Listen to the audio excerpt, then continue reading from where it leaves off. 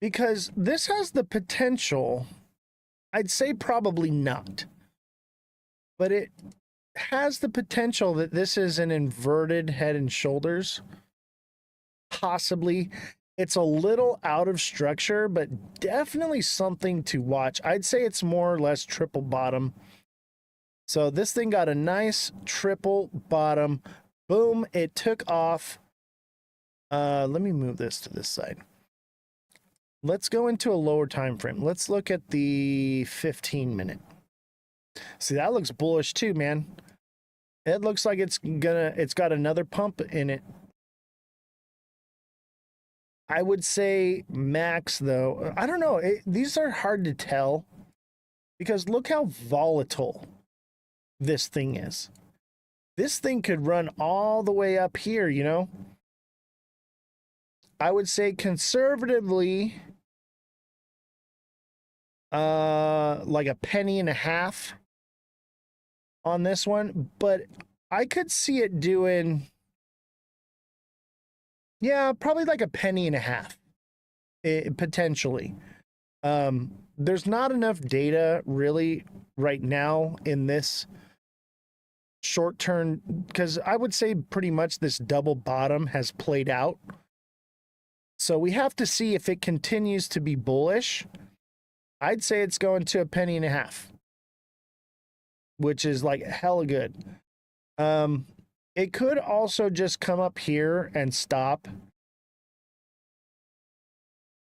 But I don't think so, because look at how volatile this thing is.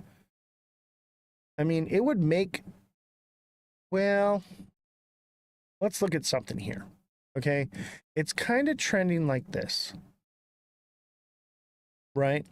So there's our trend.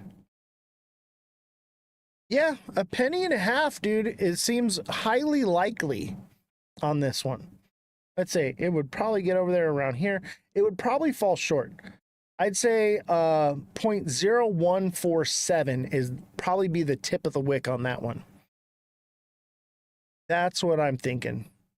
It could do a penny and a half, but that's going to be that psychological zone, okay?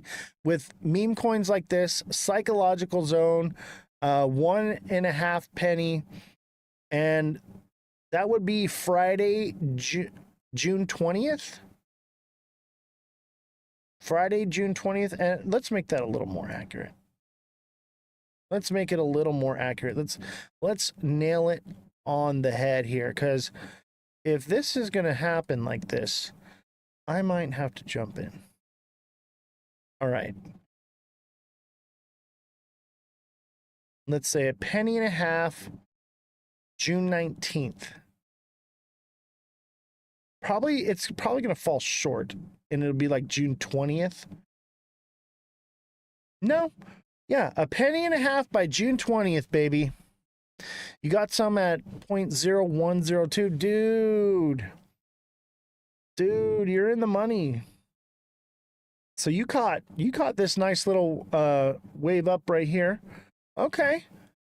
I think there's a potential that it follows this trend right here. However, CMOT, hear me out, okay? I've seen this many times where it'll double peak like this and then it'll just die off. Let me see if I can find an example.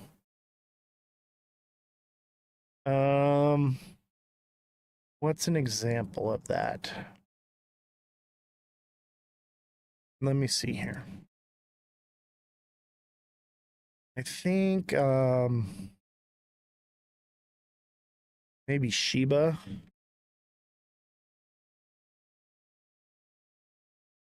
I think Shiba might be a good example. Yeah, I would keep an eye on it for sure. If it starts dying off,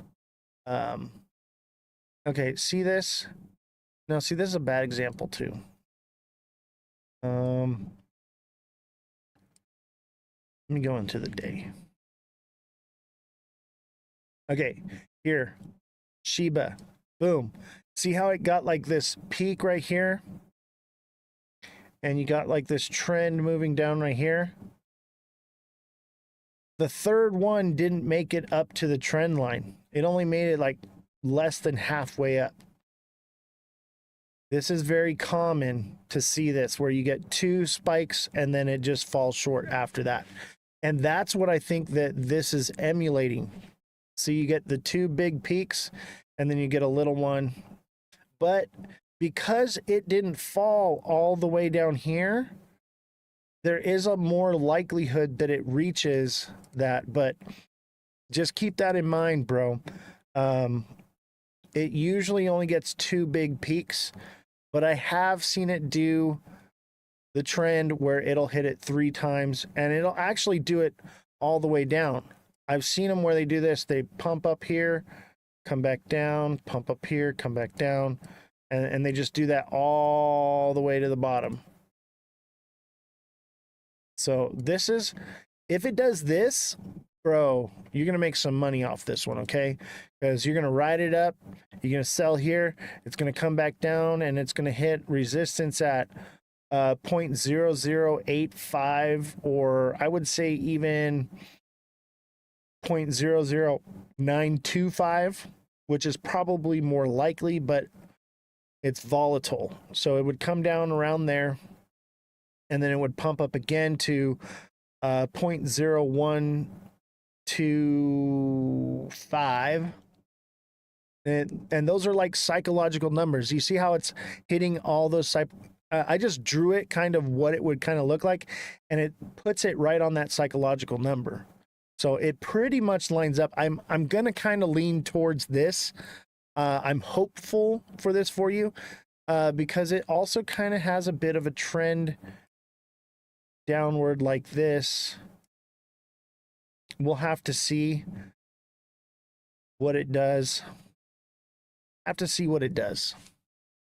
But yeah, definitely keep an eye on it. I'll tell you what though, if this one shows like it's going past up bullish and it does hit this mark, I'm going to be waiting for it to drop down here, and I'm going to pick some up here and ride this wave right here. It's one of those dangerous ones though. This is why I don't like meme coins. They're scary. Jesus, thank you for the greeting hearts. Appreciate you. Jesus is signed up for our technical analysis class. What coin is this? This is Lock-in. LOCKIN. USD.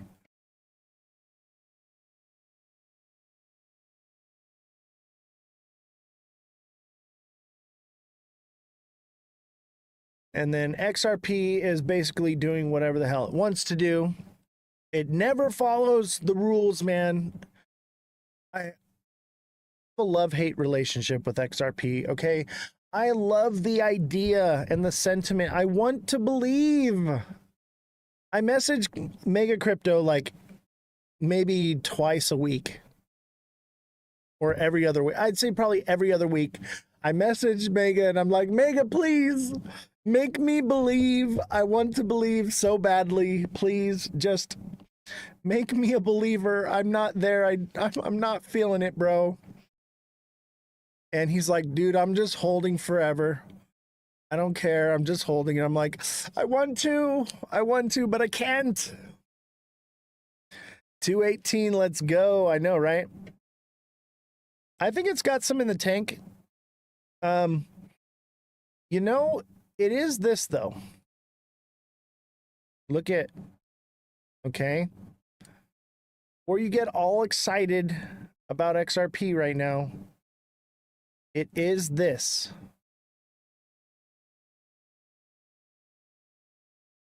And it could potentially pump up to that. That would be 238, 247, everything I've been saying that it could potentially do. But it's a bit of an ascending channel. And I would even argue that it's this wedge, but let's just go with this, okay? It's a bit of an ascending channel, which eventually it will drop down and come back down to $2. Should have bought Circle. I did, and a ton of it. I know, man. I know. Hindsight's 2020, though. You know, I've been doing IPOs since the beginning of my trading career. Okay. I started out on IPOs, and generally with an IPO, you're going to double your money and you're going to get out. Okay. Or you're going to want to buy Class A shares and hold on to them for dear life. Okay. And I should have looked at it like that. Like, I just want to have the Class A shares, but you know, hindsight's 2020. And I think about it and I'm like, you know what? Like, the hype around crypto right now, Circle was a guaranteed win. And I was gonna buy it, and I should have, and I don't know. I'm kicking myself now. I know I'll buy it. I think the deadline's coming up, and I'm gonna be forced to buy it at that price. Up $50 today. Don't tell me that, bro. No. Now I'm gonna have to drop like 100 grand on this thing to buy as much as I wanted to. And I am not looking forward to putting, you know, a lot of money into it. I wanted to have some, but like, geez, I should have bought it at 60 bucks. And I was like, no, I'm not going to buy it at 60. It dropped at like 30 something. I was like, it's already doubled. It's going to come down, because that's normal. That's usually what they do. And, yeah, I got screwed. I got screwed on it, but I'm going to buy some, and I'm going to buy the top just because I want Class A shares in Circle. But hear me out. What if RLUSD takes over the space? And Circle becomes obsolete? Because Circle's Ethereum, right? And the gas fees are pretty spectacular. I think I'd rather own shares in Ripple than Circle. Isn't it funny how their name sounds the same too?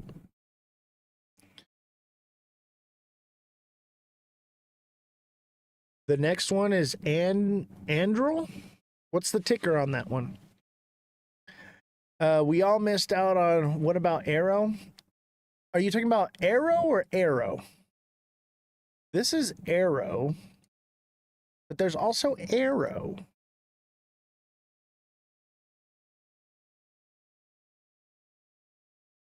Arrow.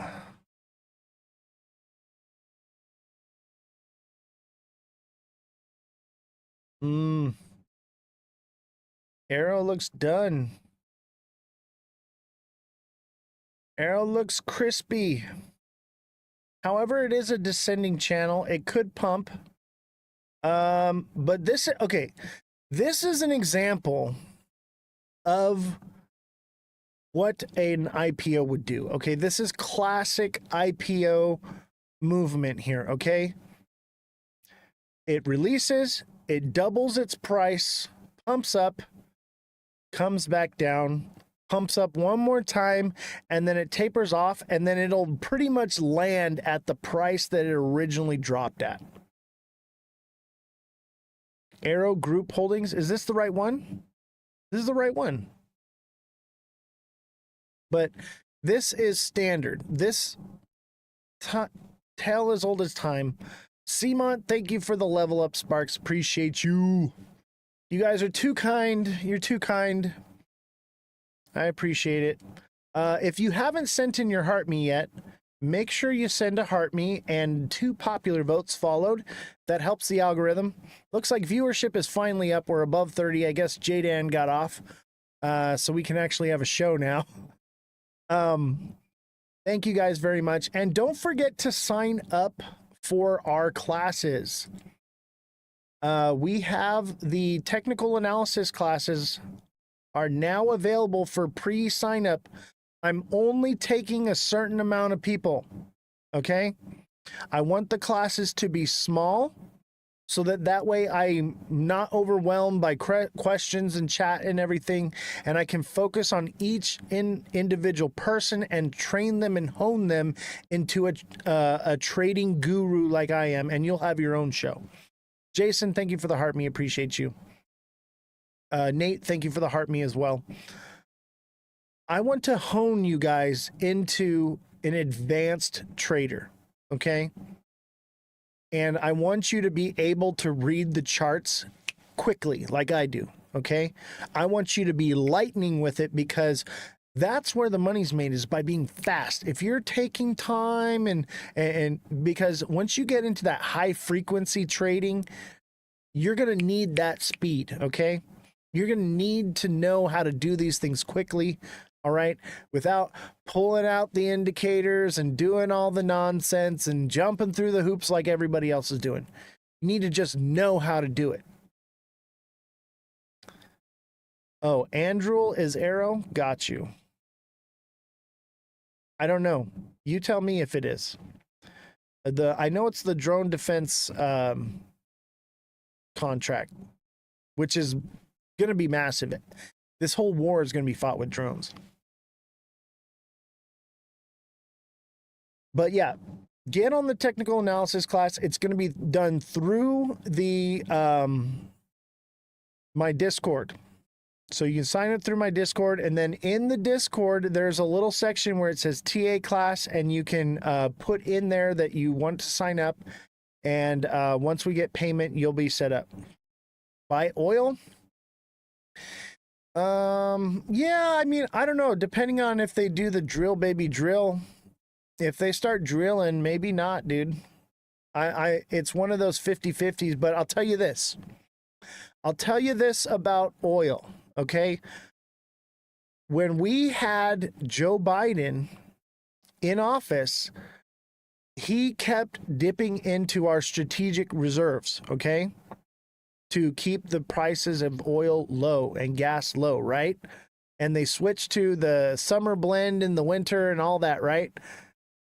Well, what happens with that is those massive amounts of barrels that we use off to lower prices for like a day, it gets burned up by the American people like within a day or two. It does not last long at all. But it depletes our reserves, and those reserves are there, strategic reserves. They're not there to lower gas prices. Neo, thank you for the 5 popular votes and the heart me. They are there for in case we have to go to war. Okay, wars run on oil. Okay, all the planes, all the ships.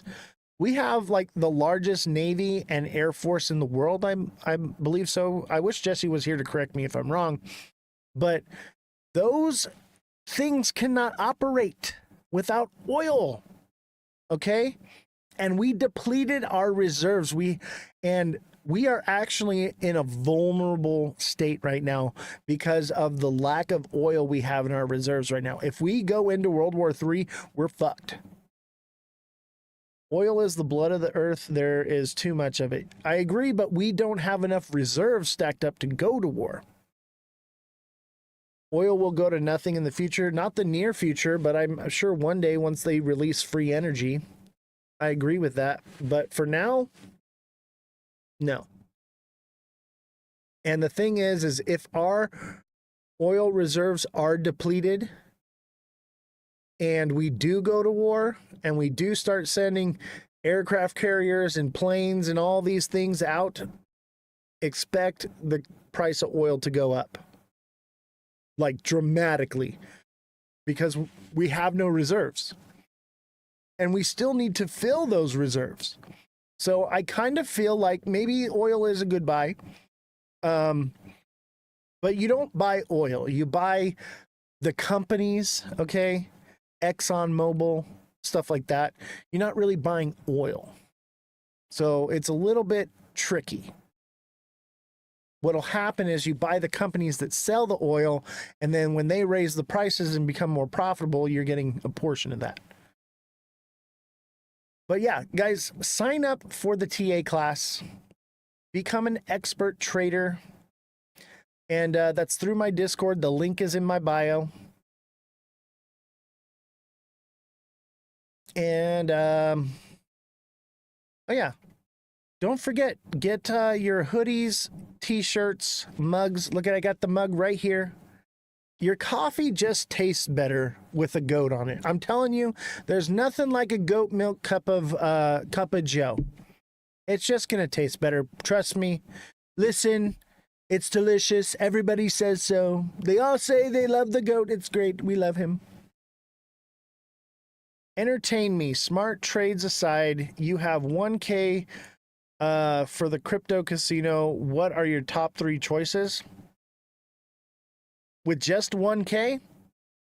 To be honest with you, let me be just completely honest with you.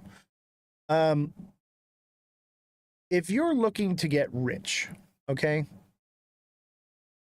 off $1,000, you want to make risky trades. I'd say something high leveraged on a meme coin, okay, and make sure you take profits.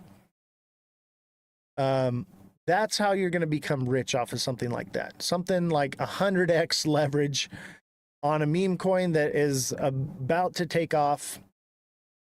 That's how you're going to get rich with it. Just 1K for roulette. You have other trades. Okay, so yeah. So the way you become rich, okay, is by taking a small amount of money and putting it into high risk, okay? And then the way you stay rich is by taking the large amount of money and putting it into low risk. That's why I hold my crypto, and I also hold my defense contracts, okay? And I hold, Dutch Brothers and different IPOs, or not IPOs, but different stocks, right? So I take smaller amounts of money and I trade them into crypto. And I use that to build up my wealth and put them into secure places like Lockheed Martin.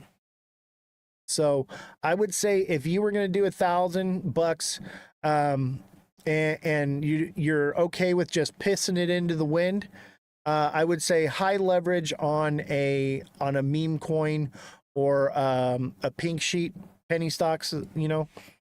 They call them for Wolf of Wall Street pink sheets, right? That's what I would say.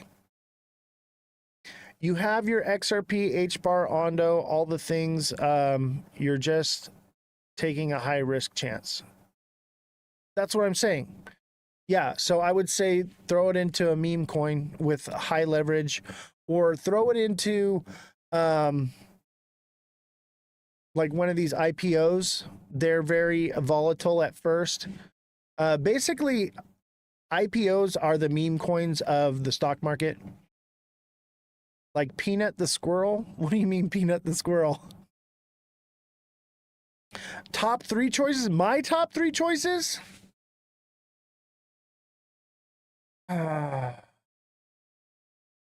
That's interesting because I don't trade those kind of trades anymore. I'm not in it. I'll tell you who would be the one to ask is CMont. CMont trades the meme coins and is just killing it. CMont, what's the next big 3 meme coins? No, I hear you, Justin. I hear you. I'm just a different style of trading because I'm retired, okay? I'm 37 years old. I'm retired, and all my money comes from trading crypto that I live off of, and then everything else is like long-term storage. You're loaded on SXT? Yeah, dude, that's probably something that would potentially, I don't think it'll go lower than 5 cents, and it'll probably rebound back to 10 to 15 cents very quickly when the market does turn around. I'm definitely into SXT. Bought a ton more this morning at the low. Good for you, man. I'm actually waiting to see it form a bottom, but yeah, where I'm at with it is it's gonna see a couple bucks at some point. It really doesn't matter what I buy it at. I'm not looking to get rich quick off of it. I'm willing to hold it until it bull cycles. You know what I mean? Which could be 4 years from now, but I'm okay with that. Let's look at SXT actually. That's a good question. Let's see where it's at, what it's doing, and if it's ready for us to buy it up.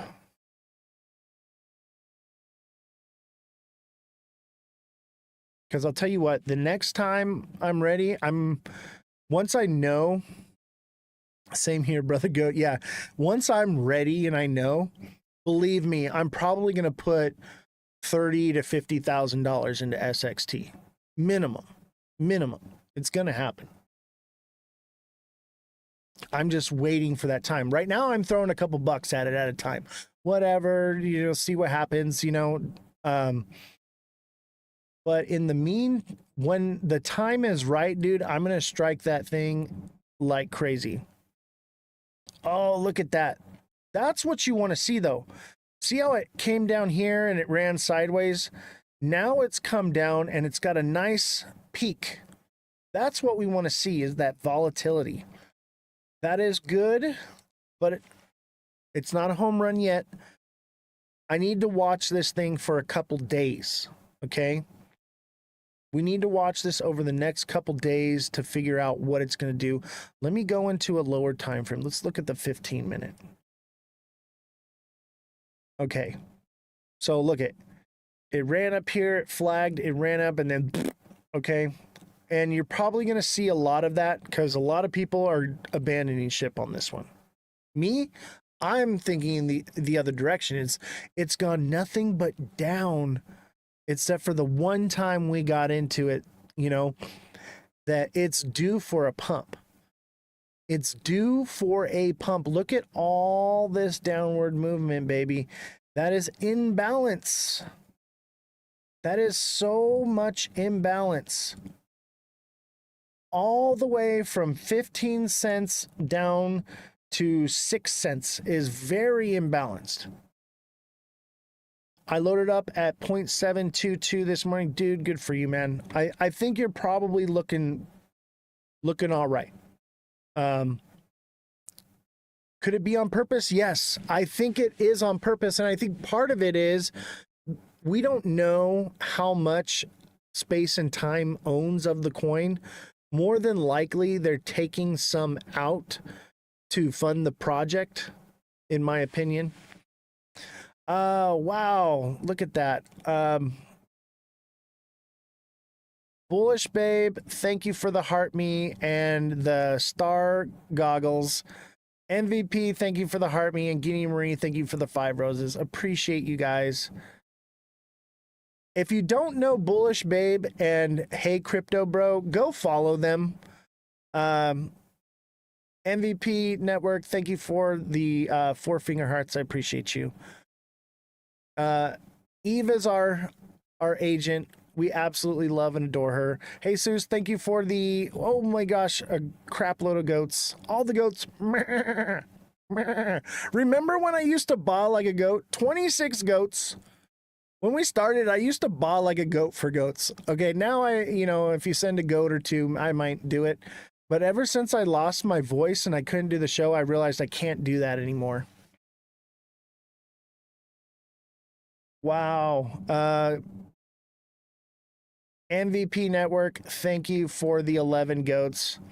By the way, chat, if you don't follow Hey Crypto Bro, it's Cosmic Crypto. His account got demolished. It's completely gone, and he's starting over from square one.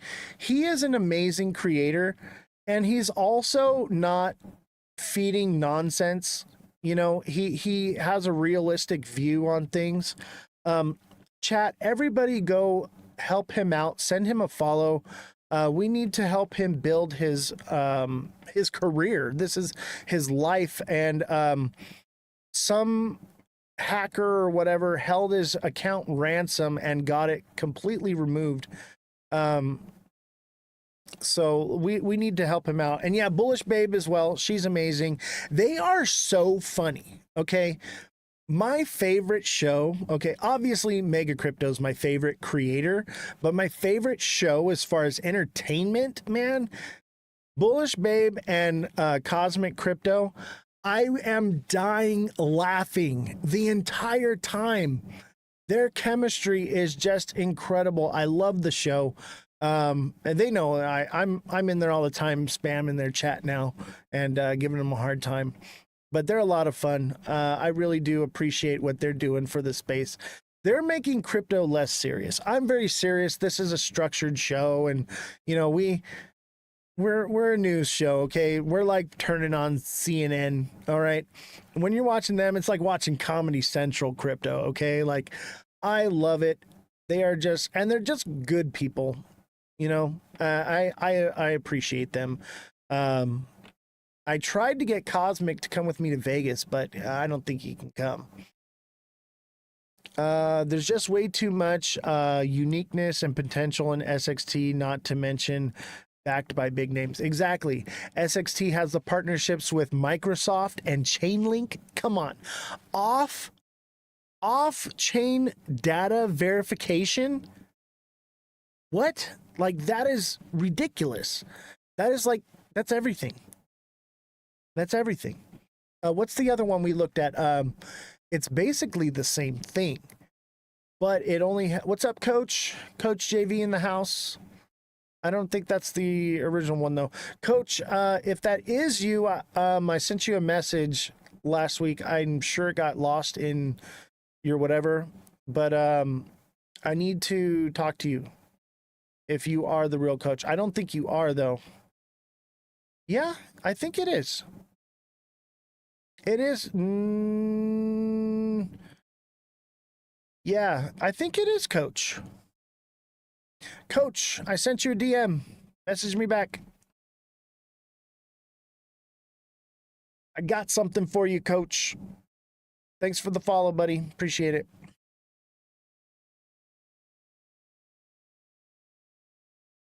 Let's see here. We need a few more heart me's.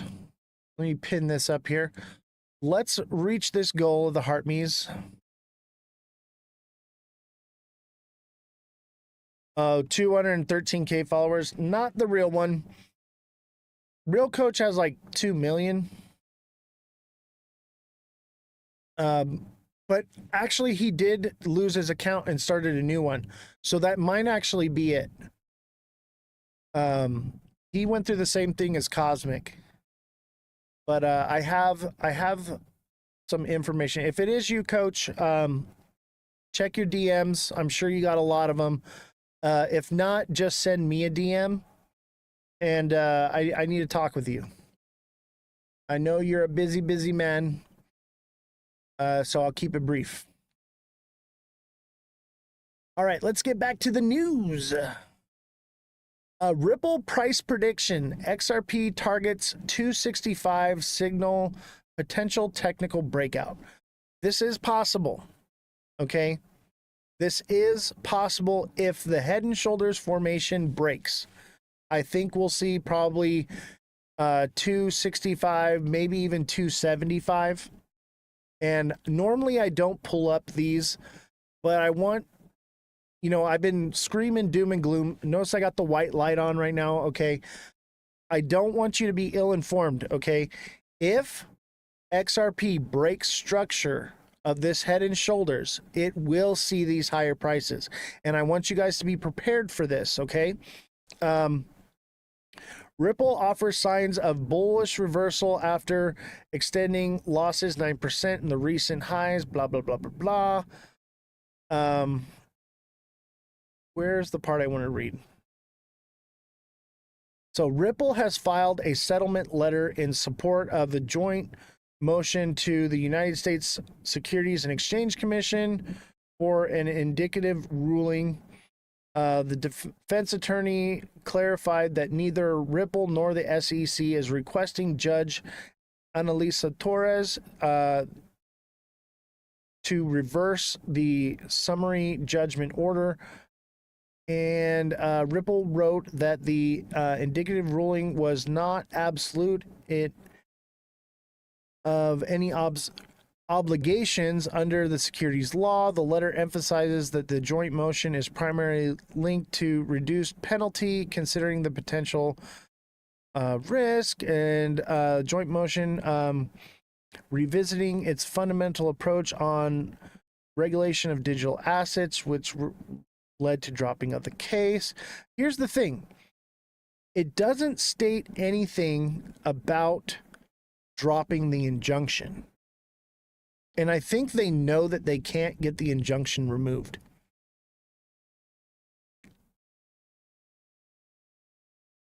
That's the issue, is the injunction. I'm from Canada and bought XRP ETF this morning on Toronto Stock Exchange. Nice. Nice. That's cool, you know. But it won't be really bullish until the US, you know. And here's the thing. Okay, this is what you guys have to understand is Ripple is admitting to guilt. Okay? They're paying a fine that is admission of guilt, okay? Which means they broke the law. And as the law stands right now, they did break the law and institutions cannot buy it. Normal people can, but institutions are not allowed to. And that's why I think they're moving towards RLUSD. But the institutional money, I don't know. The Swift money. What's up, Oscar? How you doing, buddy? Glad to see you. I don't know. But until that injunction is removed, you're not going to see above $4. Period. It's all retail right now. And I think $4 is a stretch.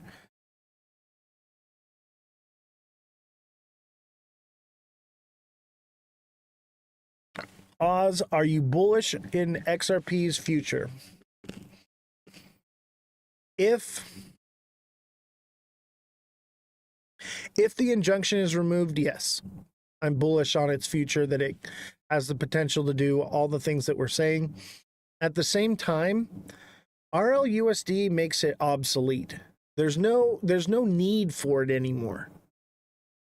You know, its purpose is a liquidity pool and facilitation of gas fees. So I'd say no. So does XRPL leave XRP in the dust? Kind of. XRP will serve a purpose, and it will probably hold a price between $1 to $3, which is where it's at right now. But even if it has large amounts of money being transferred through it, it's like trying to fill a bucket with no bottom in it. Okay, like it doesn't matter how wide open you open the faucet, the bucket will never fill up. XRP gets its value from the people that hold it, not from the liquidity that flows through it. That's the issue. I'm bullish as long as I sell it on time. That's where I'm at. Okay, I hold a moon bag because y'all be spoon-fed the moon cheese, and I'm banking on that, okay?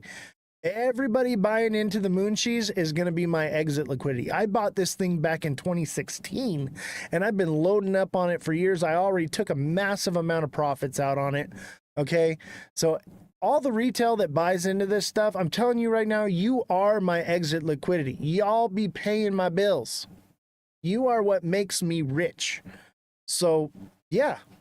Feed into the moon cheese all you want. I'm not going to feed you moon cheese, okay? I'm going to tell you the truth that y'all are my exit liquidity, and I will keep taking profits just like everybody else that got in when I did, okay? Because I'm not an idiot, okay? Man, I'm not saying you're an idiot for buying this thing. Don't get me wrong, okay?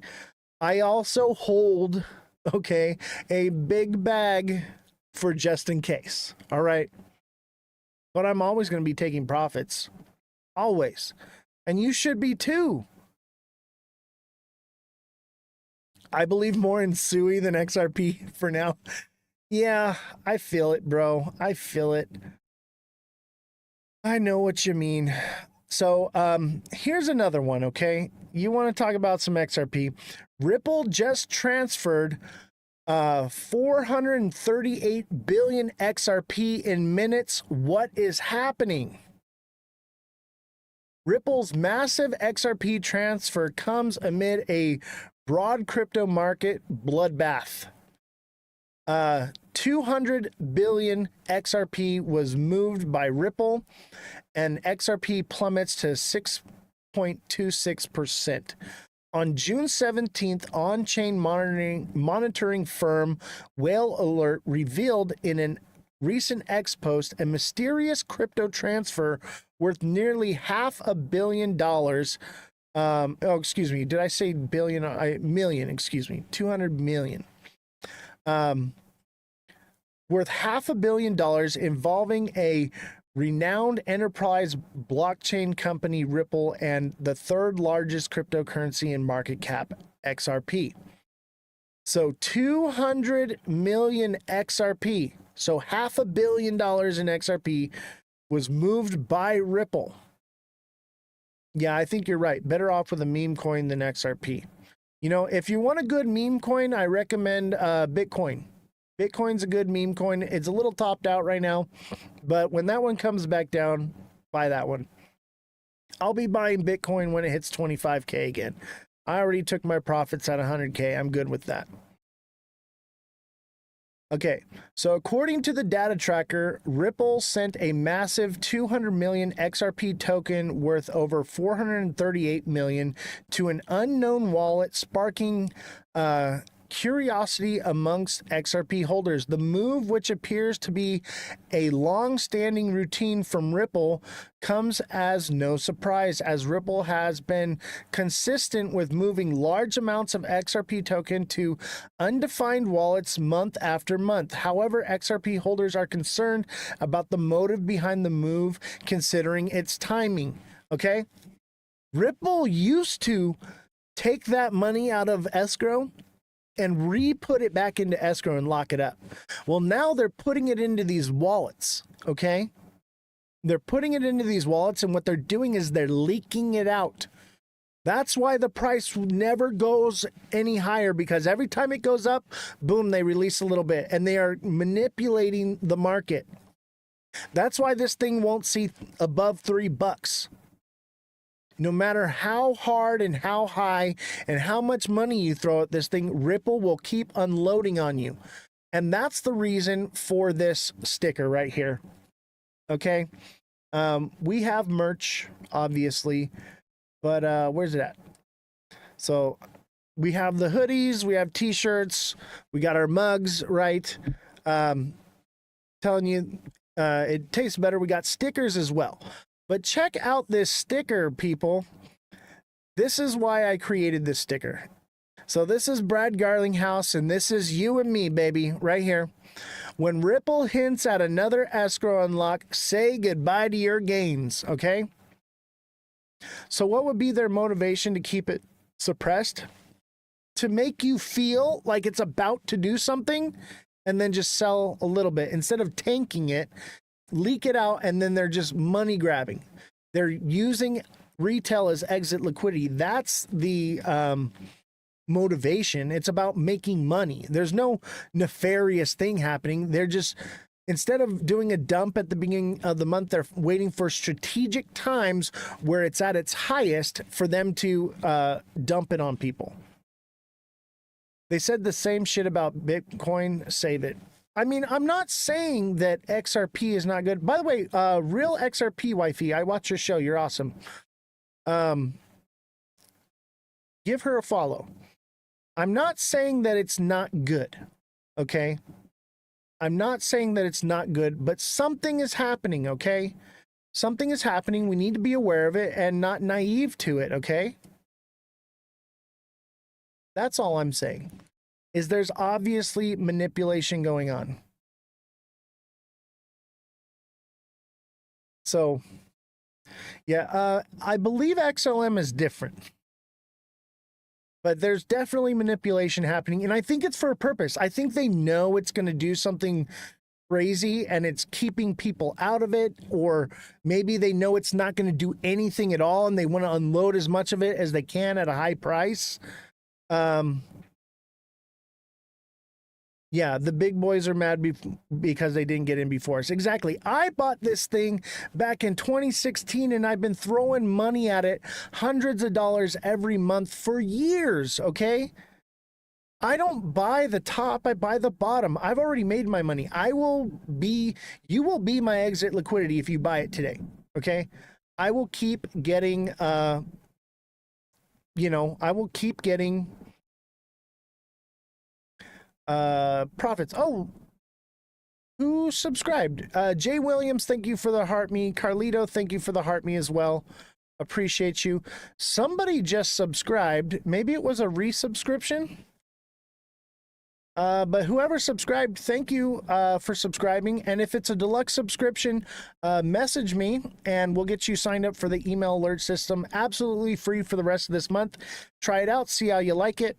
And I offer one-on-one coaching for the deluxe subscribers. So you can message me directly and I can coach you and we can come up with a strategy that works best for you. Every individual is different, okay? Everyone is different. So if you need help with getting set up and doing those things, send me a direct message. More than willing to help. Kodak, thank you for the chili. And Kodak, thank you for the ice cream cone, the dolphin, and the you're awesome. I appreciate you so much. Mad love. Yo, what's up, Zell Shops? That's a funky looking picture of you, dude. What are you doing on the ghost account for? Glad to see you, buddy. Real XRP wifey, send me a direct message. I want to have you on the show. I've been meaning to reach out. I'm just so busy, and I've gotten to the point now where I send out messages to creators I like and they never respond back to me because I get it. They're getting tons and tons of messages. So if you're interested in coming on the show as a guest, send me a message and we'll work something out because I want to help other creators. I also want to, talk about these things because I understand where you're coming from and I believe that your voice should be heard. And I believe that my voice should be heard, and we need to learn to not hate each other because we have a difference of opinions. Because I do think that you have a lot of valid points, and I want to talk about it. So if you're interested, hopefully you're still in the chat. Let's talk. TikTok seller, what's going on? He's back. The boy is back. TikTok seller, did you catch the part about the money Ripple's been moving around? So Ripple just transferred $400 million in a minute to unknown wallets, and people are wondering what's going on. Okay, so I'll read it again for you because I appreciate you and everything you do. Jesus, thank you for the TikTok live, and TikTok seller, thank you for the 4 popular votes. Yeah, this is a huge red flag. Exactly. So 200 million XRP moved by Ripple. According to data tracker, Ripple sent a massive 200 million XRP tokens worth over 438 million to an unknown wallet, sparking curiosity amongst XRP holders. This is what I've been telling you guys about this. This has been going on. Maybe they are testing the technology. No, that's not how the technology works at all. That is, I can debunk that for you right now. That is not how XRP works. XRP works for transferring cross-border, okay? And it's for exchanging from one currency to another. So we would see that. We would have knowledge of that. That is not what's happening. They're taking the money, and this is not the first time. This has been happening. They are hoarding it up instead of putting it back into the escrow. Okay, they used to take it and put it back into escrow. Now they're taking it and putting it into wallets, and they're leaking it out. Okay, and they're making money. It's a money grab. And if you don't believe that Ripple is after your money, you've lost the plot. This whole thing is about being after money. Everybody is here because they want to make money, and not everybody gets to do it. Somebody has to lose. It's a Ponzi scheme. It's just on the news now. Yeah, I know. And this has been happening for months. We've been tracking this happening since April. This is where the market manipulation comes from. Ripple is dumping on its holders and it's creating hopium. Okay. Why do you think Brad came out and said, oh yeah, we're going to take over 14% of Swift? I believe that guy about as far as I can throw him. All right. That guy is full of shit. Yeah, XRP tech will be obsolete soon enough. It already is. RLUSD makes XRP obsolete. It's useful. It facilitates gas fees, but yeah, it makes it obsolete. There's no purpose or use for it anymore. It's already old news. It was cool back in 2016 when I got it. Okay, I was like, yeah, this is it, baby. But I had to hold it all those years to finally make money and retire. I'm finally retired. I'm freaking old now. I could have retired a long time ago if I'd have got into something else like Bitcoin. It screwed me. I could have retired so much earlier. I could have retired 4 years ago. Anyway, I like the idea of Ripple. I don't think that XRP is it. They're two different things, okay? I think I'd rather own shares in Ripple than I'd rather own shares in XRP. You get what I'm saying? They're two different things. Ripple and SEC asked the court to pause appeals as they fight to end the XRP case. Dragging it out. You know why they're dragging this out? Let me tell you why. Because the longer it's dragged out, the more retail keeps buying into it. As soon as it comes out that the case is settled and the injunction is still in place, everyone is going to flee XRP and it's going to tank. Okay? But as long as this keeps going on, they can keep feeding you the hopium. Just trust us. It's going to take some time. No.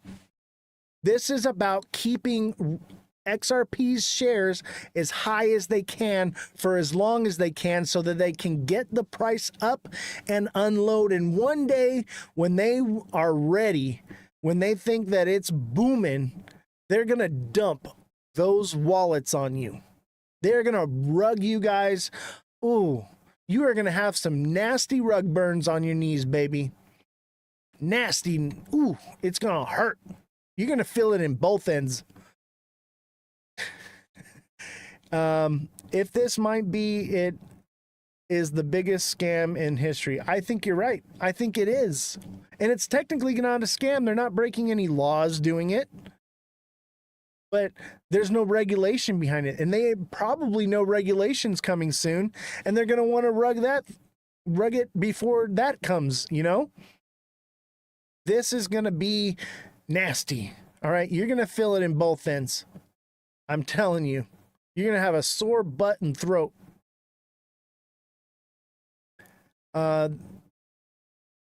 They still YouTubers preaching 1,000 XRP laughing my ass off. I know, right? They think it's going to $11 million. It's crazy. I can't take it anymore. It's just not logical, okay? Market cap matters. Period. Market cap matters, and institutions need to be able to buy it for it to go up. And even if it's used in all the crazy things that everyone says it's gonna be, it's like trying to fill a bucket with no bottom. The liquidity flows through it. It doesn't sit in it. There's a difference. Yeah, they're paid influence for sure. And that's why this show is suppressed so much, because we speak out against it. Neo, thank you for the 5 goats.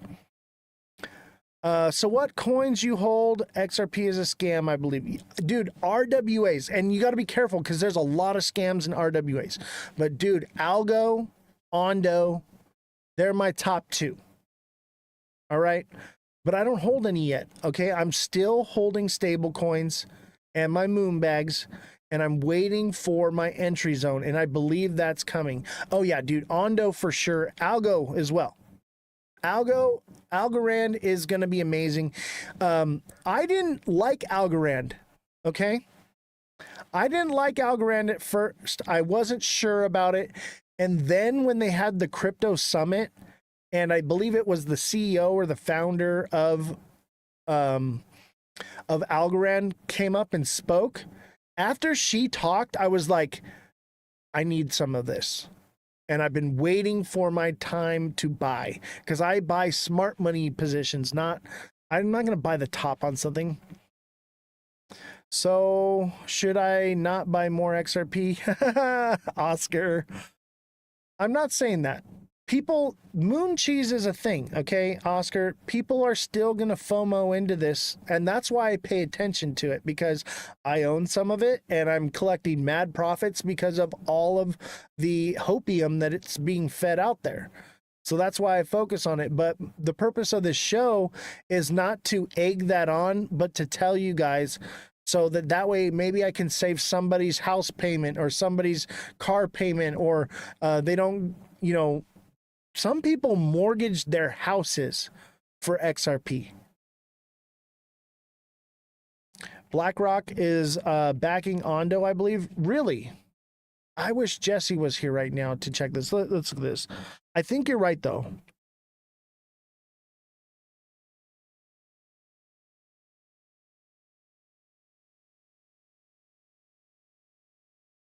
Ondo Finance and BlackRock have a strategic relationship focused on tokenization and integration of traditional finance with blockchain technology. Boom! There it is.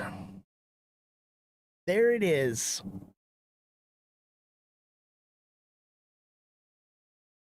Oscar messing with me.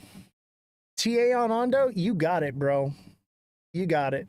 Let me pull this down. We'll get back to the news. Yeah, let's do Ondo. I'm ready to buy some Ondo and some Algo for sure. I've been waiting patiently. I'm telling you this though, right now, when this thing's ready to buy and I buy it, you're gonna see a massive God candle on these things. I'm gonna throw everything I can at Ondo and Algo.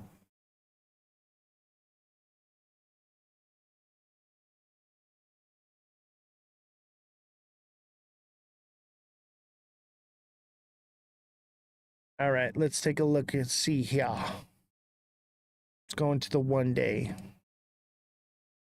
1 day is where it's at, boys and girls. Okay. Here's the thing. Overall, this is an ascending broadening wedge. Now, I know it's in the day, okay, but it's something that we should pay some recognition to. And let's say that it does bounce up here like this. That's a nice little head and shoulders right there. Bringing it right back to 20 cents, maybe even lower. Maybe we can get this thing at 10 cents, okay? This would possibly be end of the bull run. That's forecasted for like November-ish, okay? I may get a little bit sooner, right before the bump. But I'm watching to see how it follows this blue line right here, okay? So now that I got the blue line there, let's go into the hour, okay?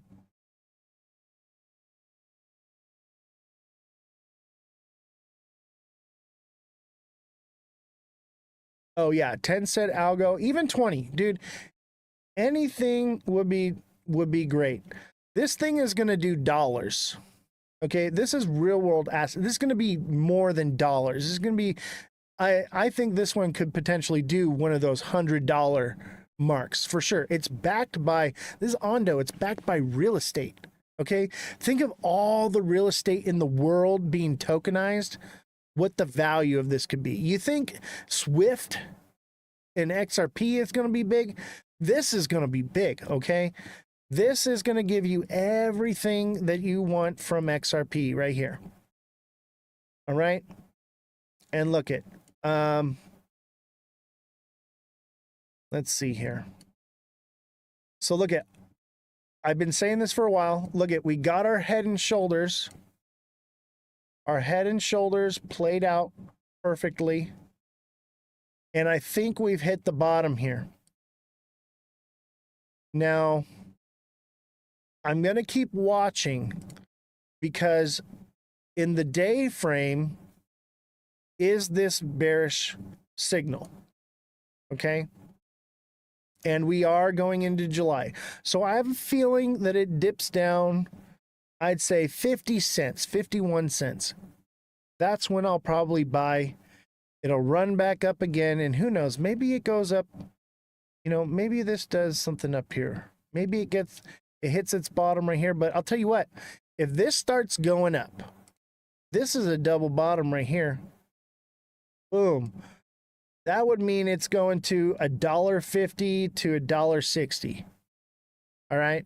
I might just buy some now. I think I might be ready to buy some of this. Okay. I think it could potentially go lower, but I'll put 20, 40, 30%. I'm going to put 30% of what I want to own of this into it now, just because this looks like a nice double bottom. Look, it did it right here too. Boom. Actually like a triple bottom here. I think this one might be ripe. The current price is 72 cents, and I would imagine that it goes up to at least $1.50. This is Ondo. I think this one's just about ripe for picking. I'm going to get a little confirmation first before it goes, but this is that move that I told you I've been waiting for. We've been tracking this one for weeks now. It's finally starting to get to that point. I think it's got a little lower. I think I have my limit order set at 0.65. Oh yeah, it definitely looks prime. Nanny Crypto, you want to come on as a guest and talk? I'd love to have you on. I know we talked about it before. I know it's not scheduled and I didn't promote it, but if you want to come on, let's chat a little bit. Let me see if you're in the list of people here. Send me a request to come on.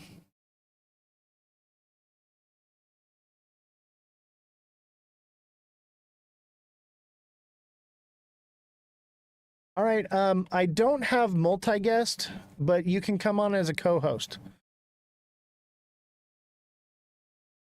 Oh, I know. Nanny Crypto is a boss for sure. Nothing but respect. Nothing but respect. Yeah, let's get you on here. Send me a request to come on as a co-host. I decided I'm not doing the guest thing anymore. I want to do co-hosts. It's proper. This is a professional show. We want to do it properly here.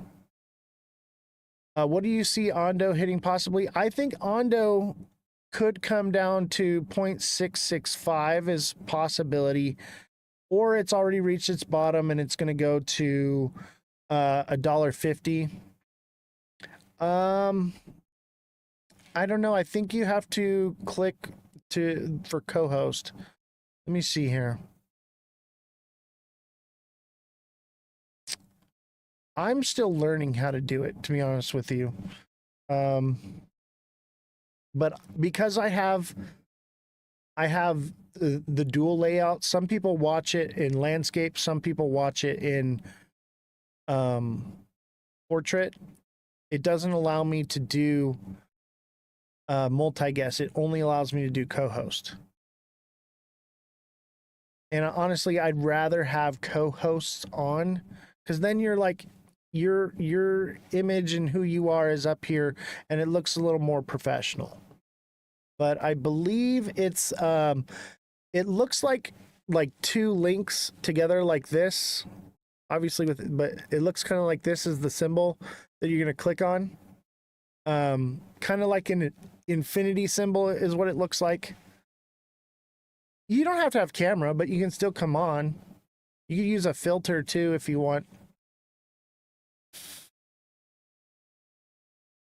Buy XRP, it's going to the moon, obviously, and stack up on XDC. Interesting, Eagle.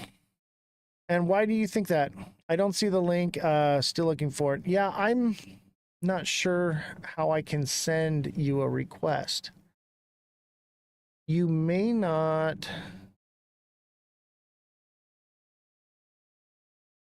I put out a request. Nope.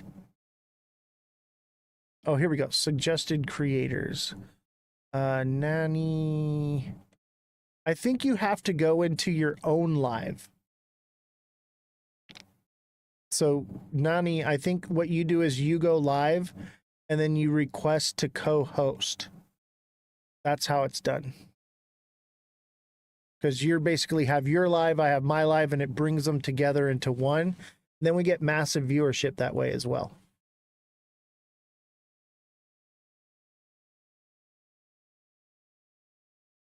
Bullish on Link, nice safe crypto for decent returns. Yeah, Link is a good one. And that's why I like SXT, because it's partnership with Chainlink. All right, Nani, I'll be expecting your request. I took a gamble on SXT and Ondo this morning at the lows. So far, gamble is making me money. Yeah, everything tanked so hard. I think it's just due for a turnaround. Everything's due for a turnaround. And I'll tell you what, I'm happy because I can pay the bills. Like, my trades pay for this entire operation. It is not cheap at all. We spent $16,000 alone just in building this studio, just so that you can't hear the airplanes.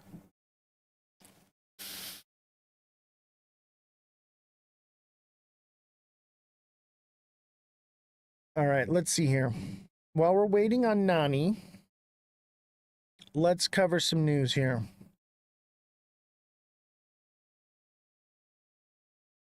Washington City bans Bitcoin ATMs amid surge in crypto scams. Oh, there she is. Live. Hello, how are you? I'm good, Welcome. thank God. How are you? Thank you so much. It was nice to see you. Yes, it's nice to see you too. How are you doing today? Good. It's Friday morning here. Is it Friday? No, it's not. It's Thursday morning. Thursday Thursday. morning. I Where are had a you late at? night. I think I went to bed.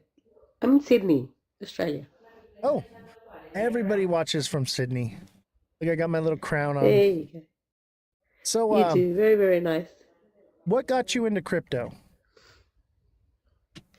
I got involved in crypto back in 2017. My dad at the time said you should buy Bitcoin. I went, you should buy what? I had never even heard of Bitcoin at the time. However, I did, I'm a big believer of trying everything, and I'm in IT, so it sounded geeky and just kind of was something that I thought would be a good idea. And but unfortunately, I bought Bitcoin at whatever it was back then, $1,200, I think it was. Put it onto a whole bunch of scam sites and lost everything. Oh, you poor thing. Baptism of fire, which is fine. However, the concept of how cool is this that I can send Bitcoin? So I'm Colombian, and just the fact that I could send crypto back home and bypass banks and all that kind of jazz without having to worry about it. I went, wait, this is really cool. So I kept on doing my digging. I learned how to do trading. Had never really traded a day in my life, so I learned how to do trading from a guy in the US. I'm like, okay, that was going well. And then a couple of years later, I was contacted by a guy in the UK who I had been attending kind of a few of his Zooms and stuff. And he's like, we're setting up an academy. Do you want to be one of the founding coaches? And I'm like, actually, that sounds really cool. So I became a coach, just like one day a week and stuff, just kind of doing workshops. And the workshops were your basic kind of what everybody should know: send, receive, buy, sell, store, that kind of stuff. And then 3 years ago, I went, you know what? I could do this full time. So quit my job, and now I'm on TikTok and I'm on all social media and stuff, and I'm just trying to get as much people aware of what crypto is about without it being an overnight, get rich overnight and meme coin going to the moon, 100x, all that jazz. But I truly believe, and I say this with my hand on my heart, this is life-changing. This is the kind of stuff that you wish you would have known about. I don't know, it's like saying back in the day when Microsoft came out and you're like, go buy Microsoft shares, and people would go, who's Microsoft? Yeah. That kind of stuff. We're so early. Yeah. We're so early. Oh, God. And that's what people don't get. Yeah. Like people say, but it's Bitcoin at $105,000. And I'm like, it doesn't matter. It's not too late. There's always a good opportunity around the corner. Just do yourself a favor, get educated, and at least make an informed decision on whether this is for you or not. Hey, it may not be. And you may decide not to get involved, and down the track, you'll probably go, crap, now I've got to do it because it's the only way to do it. But that's okay. At least you've started to learn about it. And I think, obviously the people on your live, my live, just the fact that they're here means they want to learn about it. That's So yeah, that's me in a something that nutshell. I do every time I get like an Uber driver.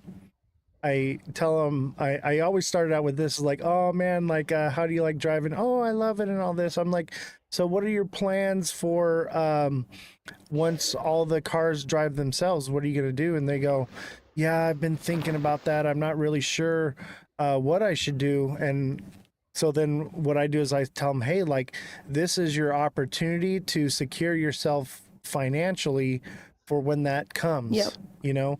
And absolutely. that's how I turn them on. So I get all my Uber drivers to sign up and turn them on to crypto. They come watch the show, and that's really what this is all about: is trying to help people and secure their financial freedoms for not just themselves, but their bloodline for years to come. Uh, but like we said, I don't think it's happening now. I don't. Everyone thinks that this is the year of mass adoption. It's not. It maybe 5 or 10 years down the road, sure, but we're just so early. So I tell people, I'm like, don't worry, don't FOMO right now. You're gonna have plenty of buying opportunities. It's a blessing, you know. Oh look, there you are. I can see your face. I I thought I'd at least get a photo of me up and running. It's yeah. I went to bed at 3 a.m., so it's way too early for me to be anything kind of camera ready right now. Well, you're absolutely stunning. I look Thank you so much. I look haggard. You do not look haggard at all, at all. Hey Look, chat, I was going to everybody. just make a comment on what you said though. And I think the one thing that I've learned, so I'm a projector. For those who don't know what that means, it just means that I get on my soapbox when people ask me about crypto because I'm so passionate about it. And it was crazy because 8 years ago when I got involved, it sounded so great that I'd ring everyone and I'd message everyone, and I was like kind of like this really bad MLM marketer, just trying to tell everyone about what was going on. These days, I'm like, one, I don't have the time or the energy to do that, and two, it's like I'm here if people want to know about it, but if people do genuinely want to know about it, the fact that we're out there just sharing with people, even if all you do is dollar cost average Bitcoin for as long as you can, as little as much as you can, I truly believe that if people start doing that, then it's our job, and that's what I do on a day-to-day basis. It's our job to go out there and just share, small pearls of wisdom to just tell people this is happening. You have this opportunity, like you said, start doing this now. You're not too late, and get started. $10 a week, $20 a month. It doesn't matter. It's get started. I think that's huge, and people really need to start doing that. I agree. What are your thoughts on XRP? I laugh because it's the question. It's the $1 million question, isn't it? Look, I've been dollar cost averaging XRP for a very long time. Um, I literally got into it. Not I'm not going to lie. It wasn't because of the technology. It was because of it was one of those coins that people were screaming the most about. So I decided to buy it, and I'm Right. still holding on to it. Right? That's what happened back then. I think these days, there's a couple of thoughts I have in it. Number one is I definitely think that the project as potential with financial systems and integration and all that kind of stuff, I really think it's there. And I think that it's going to be one of those projects that has a blockchain that makes a true difference in real life, if that makes sense. Mhm. I definitely believe that. Number one. Number two, I think that because of the amount of hype there is around that, people are getting in expecting for it to go to 10,000, whatever. And because it hasn't happened, it's like it's a scam. Right. And I Guys, think that's on if you purpose. haven't done your research, sorry, what was that? I think that that's on purpose. It's by design to keep people out of it, I think. Right. It's a So the fundraiser amount right of now. people that exactly, and the amount of people that think it's going overnight, it's going to go to 10,000 overnight, and it doesn't happen, whether you've been in it for a day or a month. I think if that's what you're waiting for, you're going to have to sit down because it's going to be a long wait. It isn't going to happen overnight. Agreed. When And it that's what comes to price, I tell my followers. I'm like, hey, like, you know, why buy the top of the cycle? Let's trade the volatility, grow our bags, and look for a smart entry zone because it's coming. 100%. And I truly believe that. When it comes to the price, as you said, I I just think, you know, whether we like it or not, there can be a lot of manipulation in prices in crypto. And it's, believe it or not, it's the people who are influential enough, call it the whales, call it whatever you want, they're keeping the price down. Who wouldn't want to buy XRP at $2? Right? It's like, think about Bitcoin. If there was a time in Bitcoin where they could have kept the price at $100, they would have. Why? Because the more people try wanting to buy it at that price. So it's the same kind of concept. Now, and I do say this on my lives, I don't know, and I don't have a crystal ball to know what the price is going to be. Is it going to be higher from this? Absolutely. That's the only thing I'm sure of. Yeah, I'm thinking like maybe $25 in the next decade. What do you Actually, think? that sounds pretty realistic to me. Yeah. Yeah. And that's what I tell people. And people think that that's crazy and outlandish that I would say that. But I think $25, 2030, maybe 2050. But I think we could be at, $25 by then. But will it stay at $25? No, it'll probably come down to 10. Um, it just depends on its use cases. There's no way for us to know. Every creator that talks like they know what they're talking about, it's all speculation. At this point, everything is speculation. But I actually believe that probably by 2030, XRP could possibly be obsolete. And Oh, wow. Okay. I believe that obviously right now there's the no CBDCs ban in the US. That's an executive order. It only lasts about a year. And what I believe is it will run its course and be swept under the rug and nobody will really talk about it. And I believe that the main goal and focus is to move towards CBDCs. I know other countries, that's what they want. And, stable coins. They want to do stable coins. And the proof is in the pudding. The first thing that came out as far as legislation was a stable coin bill. That's a red The flag Genius for Act, yeah. yeah, that's a red flag for me, right? Because if they were going to be using XRP like a currency, like everybody's talking about, and all these other coins, wouldn't it be good to put some kind of legislation out that clarifies whether or not they're securities or commodities? I think that it's um, indicative that they are moving towards CBDCs by pushing these stablecoin bills. And I think part of it has to do with what's going on with Bitcoin and Tether. I don't know if you know about that.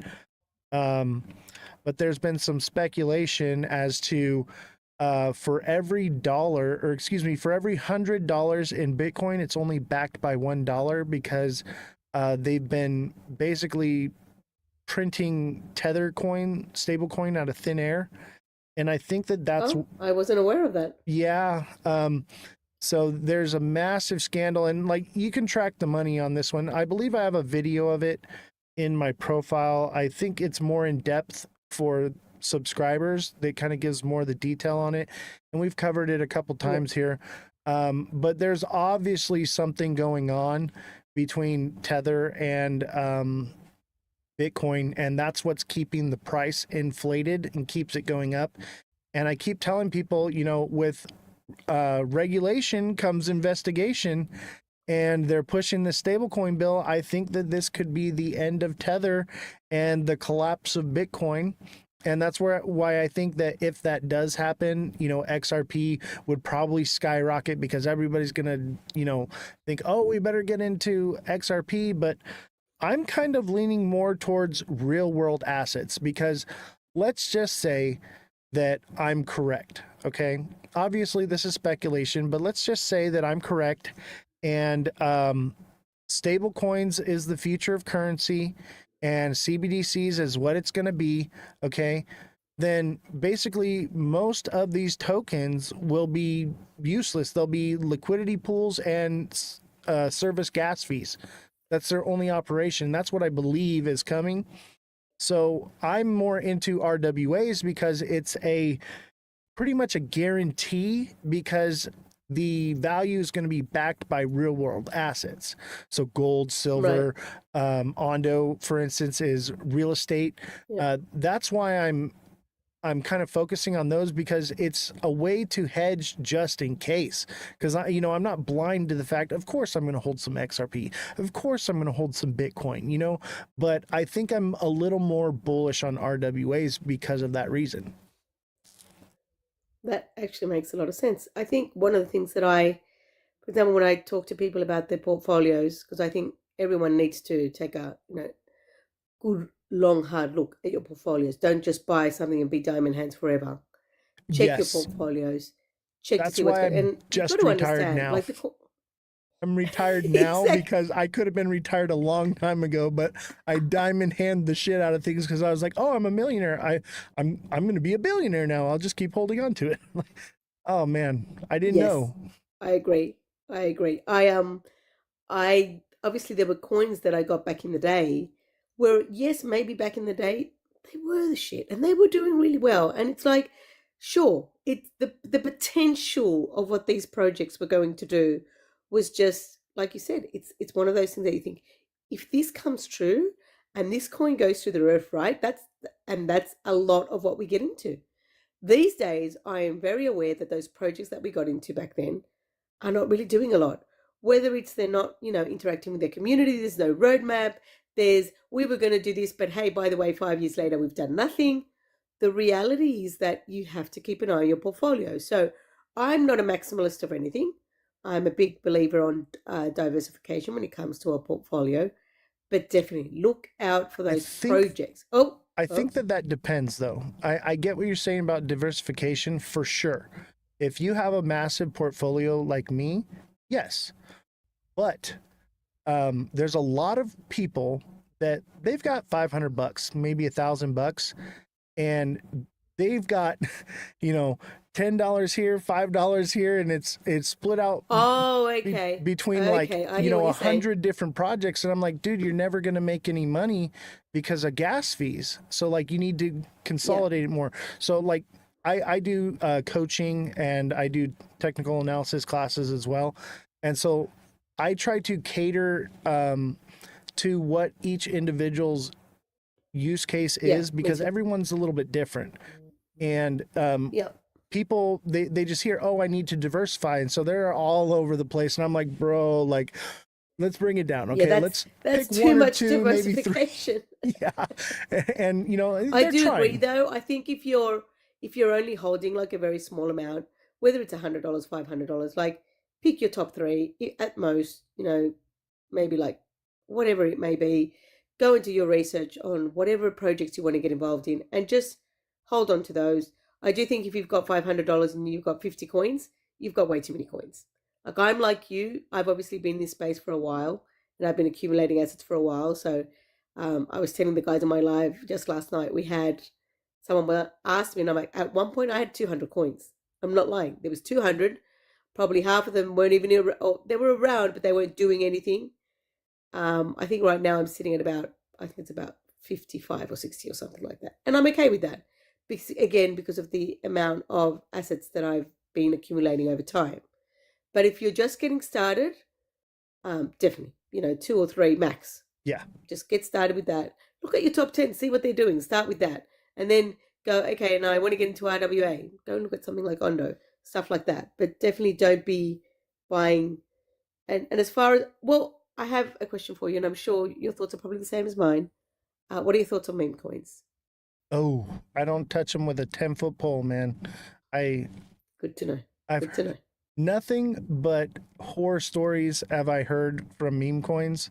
I used to do it Yeah. back in the day when it was a big deal.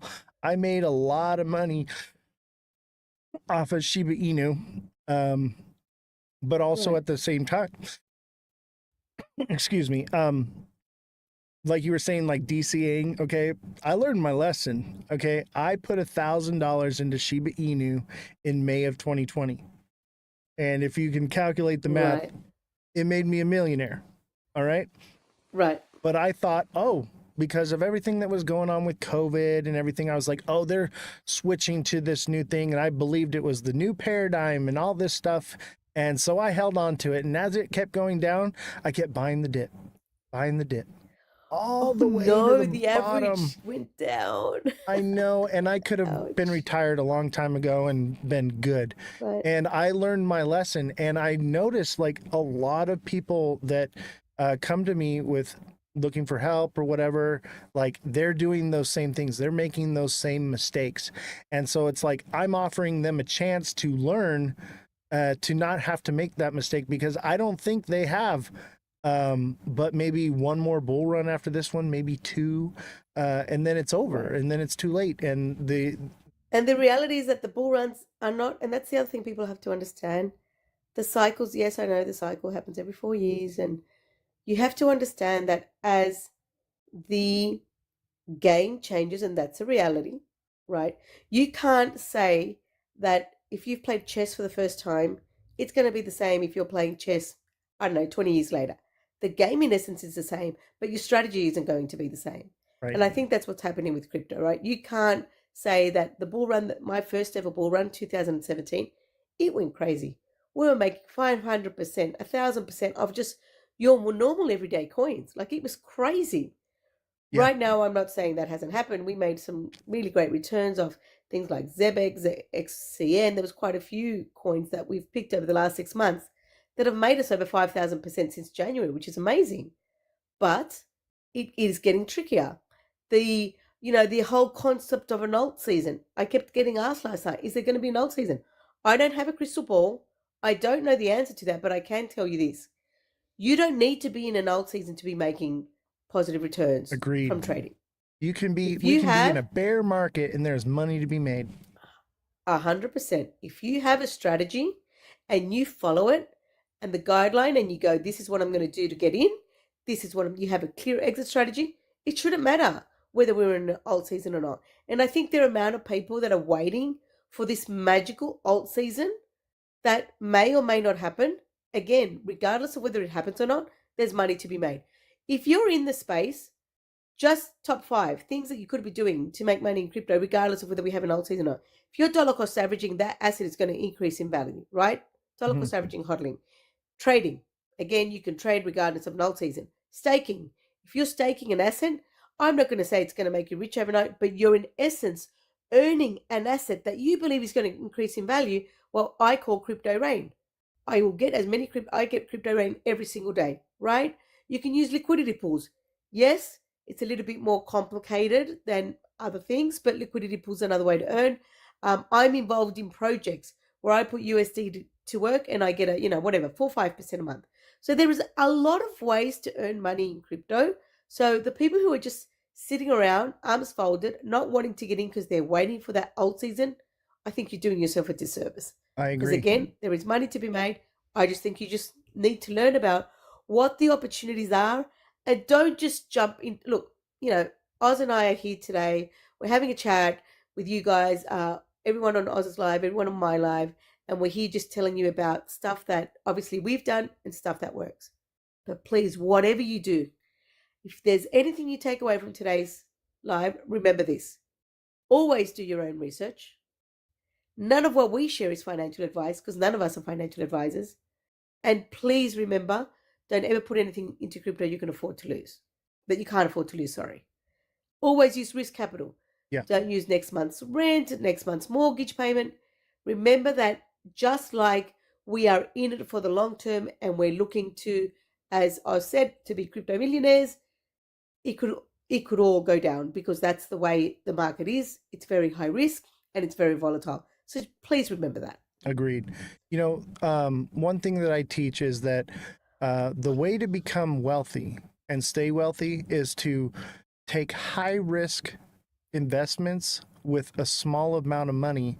And then once you reach a large amount of money, you want to take low risk investments. So I have both, I have a little bit that I do with crypto, but most of my long term that is my bread and butter that keeps me retired is in defense contracts on the stock market because it's, Right.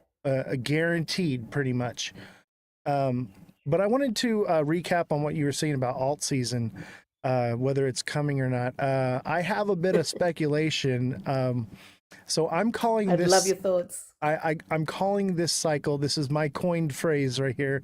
You may hear it here and there, but I'm calling it the simul cycle or the unicycle. Okay. The unicycle. Yeah. Please elaborate. So as you notice, everything is moving with Bitcoin right now, right? Pretty much. Some obviously aren't, but a lot of the big utility projects, they're all moving together in unison with Bitcoin. Not 100%, but very close. And so I can look at pretty much any project and the pattern may be different. Like one will be a head and shoulders, but the other will be a double top. It's like they're all moving together, right? And one thing else I've noticed is we have more projects than have ever existed in crypto in any other bull cycle, and the liquidity 100%. is more spread out. Okay. Yep. And so because of that, we're not seeing the big, massive pumps we've seen in the past. And then on top of it, 100%. everybody knows how the cycle goes. So there are people who are like, well, Bitcoin's already pumped. I better get into altcoins because I can get ahead of the curve. And then there's people who are like, well, why would I get into altcoins? I can get into meme coins early. And so it's just spread all the liquidity out across the board. And do I think we'll see an alt season? Maybe. And the only reason we would is because people believe it and they want it to happen, so it will. But here's the problem is everyone will be expecting returns like prior cycles, and the liquidity is more spread out.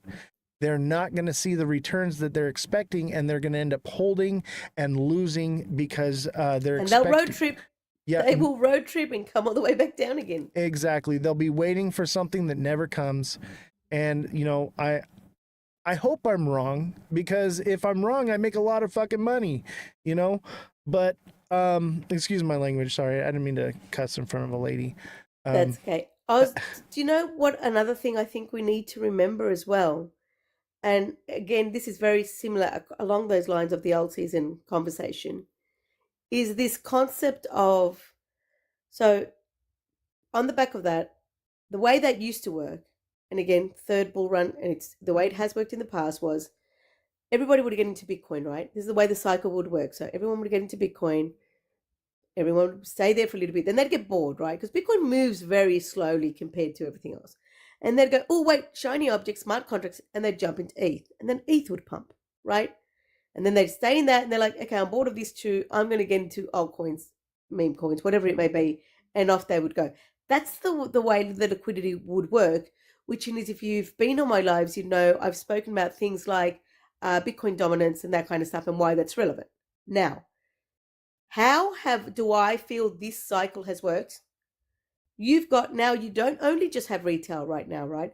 With the whole, US pro crypto plus strategic reserves plus ETFs plus all of that, big shiny bright lights has gotten a whole bunch of institutional money into crypto. So it's not just retail anymore. Right. And you have to understand something. While I can go, yes, I'm in Bitcoin and everything else, there is no incentive for these businesses to go and figure out what all these other projects are doing. They will get into Bitcoin and they will stay in Bitcoin forever, right? That is where they want to be, which is why when I looked at Bitcoin dominance yesterday, it's actually higher, even though Bitcoin's go down. It's sitting at about 64. It was 64% yesterday, right? Now, ETH significantly lower at 9%, hasn't really moved. Now, do I think ETH is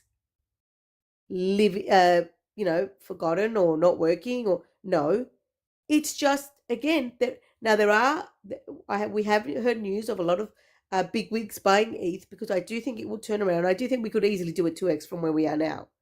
But we're not talking 10, like your conversation about something like, you know, even Ondo, right? If we're thinking Ondo could do something like, or XRP could do like $25, we're talking easily a 10x. I don't see ETH doing that anytime soon. I agree. So you guys have to understand that when it comes to cycles, a lot of the institutional money, the big wig money, it's going to stay in Bitcoin. They don't need to move. Right. So don't expect this cycle to be the same as every other. Does that mean we can't make money? Absolutely not. It just means instead of you making 500, 600%, you may be making 30, 40, 50%. Now, I don't know about you guys, but where can you make 30% on any, normal banking kind of solution that offers you?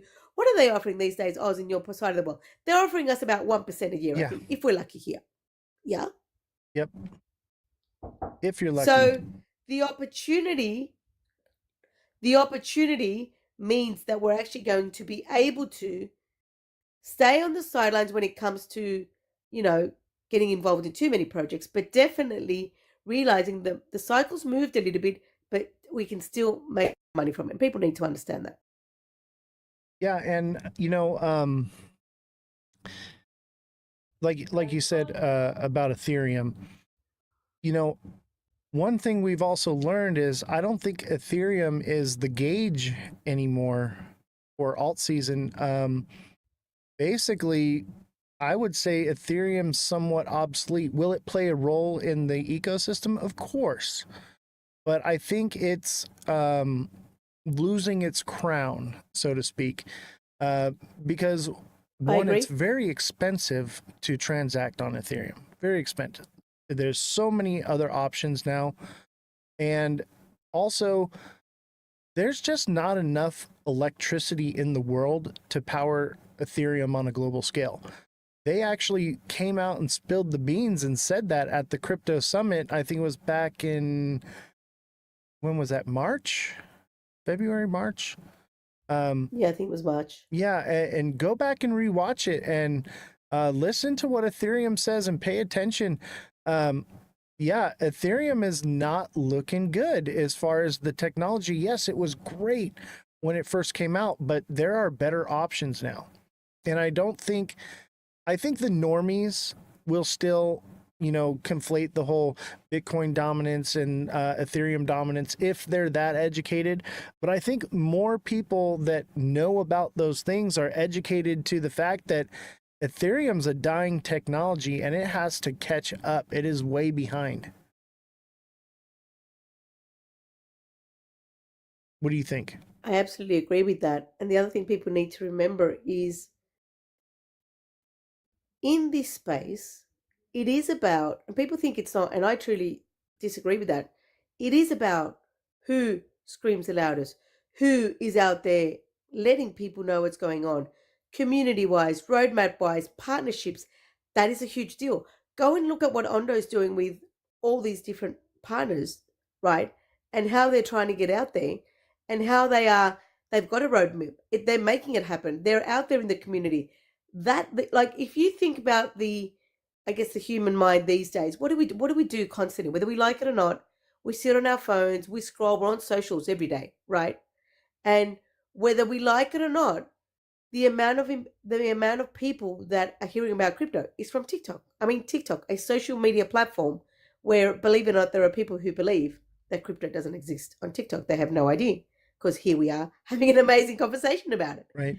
Having said that, if you are not out there telling the world, telling your community, showing us what you're doing, the way I see ETH these days, you're just not showing up anymore. You used to be the cool friend that I used to hang out with, and all of a sudden you've gone silent. I don't know what ETH is doing anymore. I don't see results, roadmaps. I don't see anything to get excited about. Now, does that mean I'm going to sell the ETH that I have for now? No. I'll wait for it to do probably a 2x and then I'll sell some more. But I do think that there are projects, the likes of Ondo, that are out there every day, even Solana, projects that are out there every day telling us why it makes sense to be involved with these projects. What do you think, guys? I mean, I do like Solana, but I feel like they pretty much already came out and said that it's the meme coin network, and that it's basically for collectors items. That's where I'm kind of at with Solana, but I do think it's great. It's fast, it's cheap, it's better than Ethereum, that's for sure. But I think the XRPL is going to probably take over Solana as well. But that doesn't mean that XRP is going to 11D, because like I said, I do think that Ripple will be the forefront of all of this technology on a global scale. But XRP is like trying to fill a bucket with no bottom in it because the liquidity flows through it. It gets its value from the people that hold it, not from Right. liquidity flowing through it. And I think more or less it's going to be stable coins. But I think that the XRPL will be the leader in the ecosystem. But I just don't think Ethereum really has much of a seat at the table anymore. That doesn't mean that they can't create new technology and they can't change and adapt. And it doesn't mean that it'll be nothing. It just I see it more as an ecosystem. There's so many people that look at like XRP, for instance, and they think that this is going to be the one thing and that's all there's going to be and it's going to take over everything and all this, right? And I get where they get Yeah. that idea from. About the proposal on the SEC website for XRP? Do you know? Um, are you talking about the one that was postponed to August 15th or something different? Let me pull it up here real quick. Oh, you people can't see my screen right now. Um, No. so there's a let me see.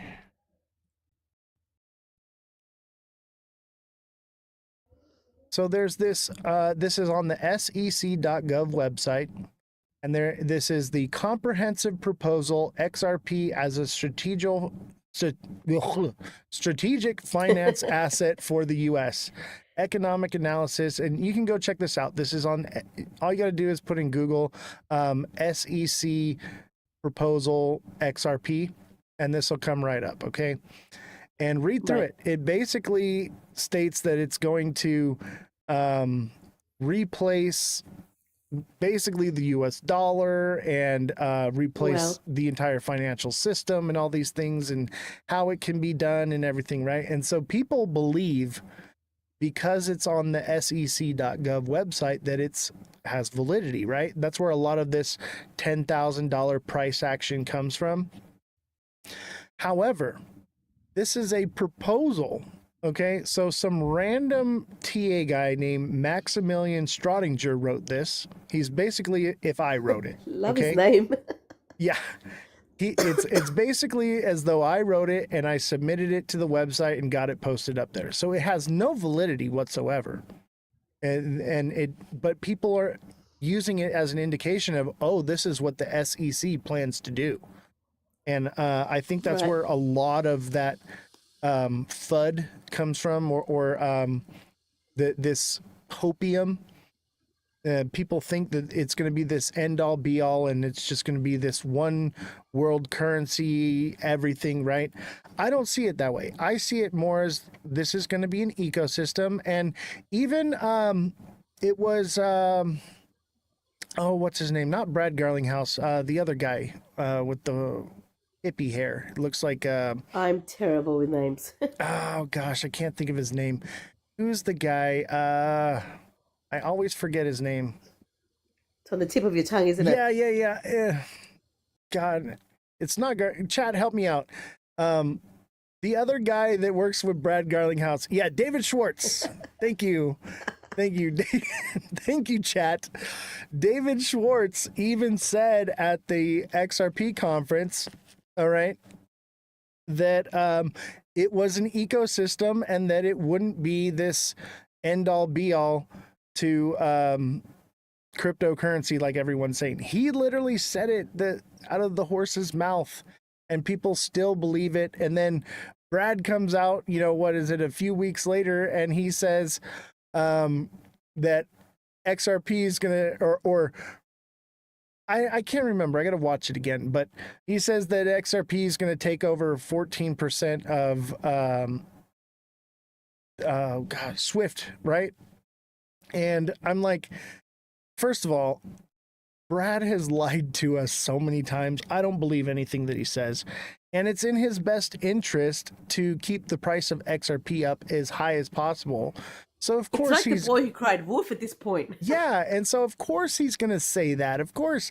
And it's all speculative anyway, and and so I don't give any validity to it. And I literally have this young kid that comes on the show, and we talk like you and I are, and he's just like, "Oh, Brad said it's going to take over 14% and this and that." And I'm like, don't you understand that it's in his best interest to keep the price of XRP up as high as possible for as long as possible? Because people like you are his paycheck. Like, do you not understand that? Yeah. And I literally have people that come into the chat and they're like, "Oh, Brad Garlinghouse is a saint and he's for the people and he wants." I'm like, "No, he doesn't. He cares about his company and the shareholders. What do you think?" That's it. And I'm like, they're so brainwashed. And that's part of why I focus on XRP, is to kind of reel people in and bring them back to reality. That's the whole purpose of this show. I'm not here to talk anything bad about XRP. I love XRP. It was XLM was the first thing I ever bought. XRP was the second thing I ever bought. I've loved this thing for a long time, but I also feel a lot of people have been lied to, and they think that they can throw $100 at something and forget about it and come back at the end of the year and be a millionaire. And that's just not the case. And so I feel like these creators and the information they're putting out are doing a real disservice to not just the crypto community, but crypto in general. They're going to put a bad taste in people's mouth about crypto, and they're not going to want to touch it. How do you feel? Absolutely. And people and see, people need to understand that. And that's why I was saying before, do I think XRP has potential? 100%. Do I think the price is going to increase? 100%. I'm not going to lie about that. But people need to understand that this isn't a get rich quick scheme. This isn't it's going to 10,000 because everybody wants it to go to 10,000. That's not the way it works. If you don't know what market cap is, go and look at what the market cap is. What do you think XRP needs to get to that price? We had a conversation the other day with the guys from the Rise Up show, Evan and Alex. Great little live we did, and he was talking about how people need to look into things a lot more than just kind of do I think 10,000 is possible? Yes, go and check out his video. He literally did a comparison between XRP and Bitcoin, and stop trying to compare that just because Bitcoin's sitting at 100,000 and it started with $10. That's what XRP is going to do. That's not the way it works, right? People need to stop comparing XRP They and think, Bitcoin. And the thing is Bitcoin only does that because of it's fractionalized every 4 years. That's why we have a bull cycle every 4 years.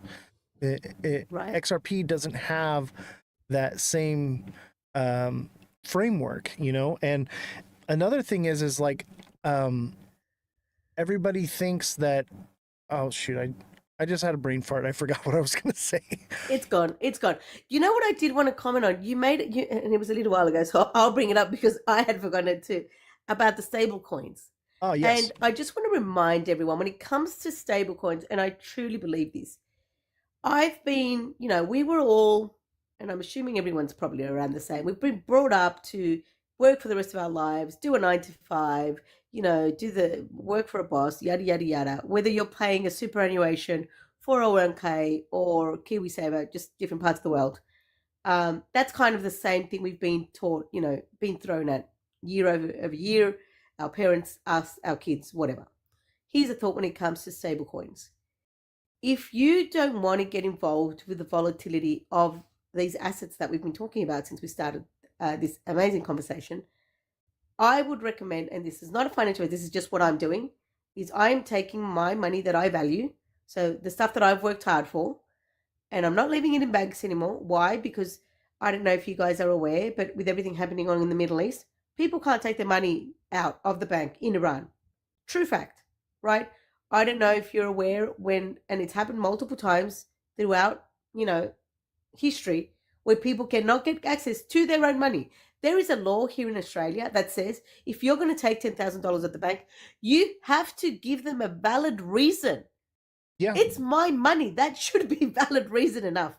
But anyway, I won't go down that rabbit hole because we'll be talking here forever. No, However, I know. if you believe that you value what you've worked hard for, because I don't value fiat. Obviously, it's a devaluating currency that is losing its value every day.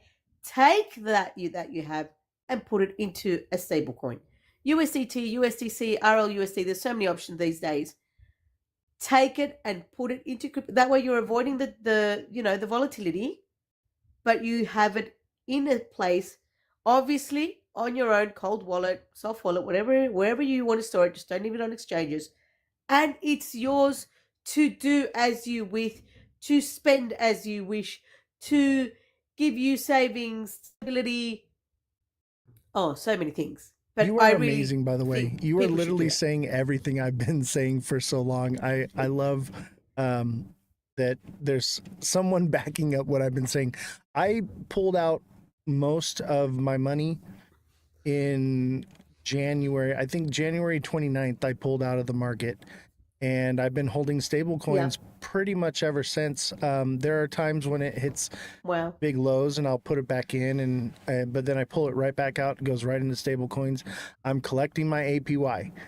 And that's where, you should be buying in at smart money zones, waiting for the bull run to come. It pumps up and then get your money out and get it into stable coins and collect that APY.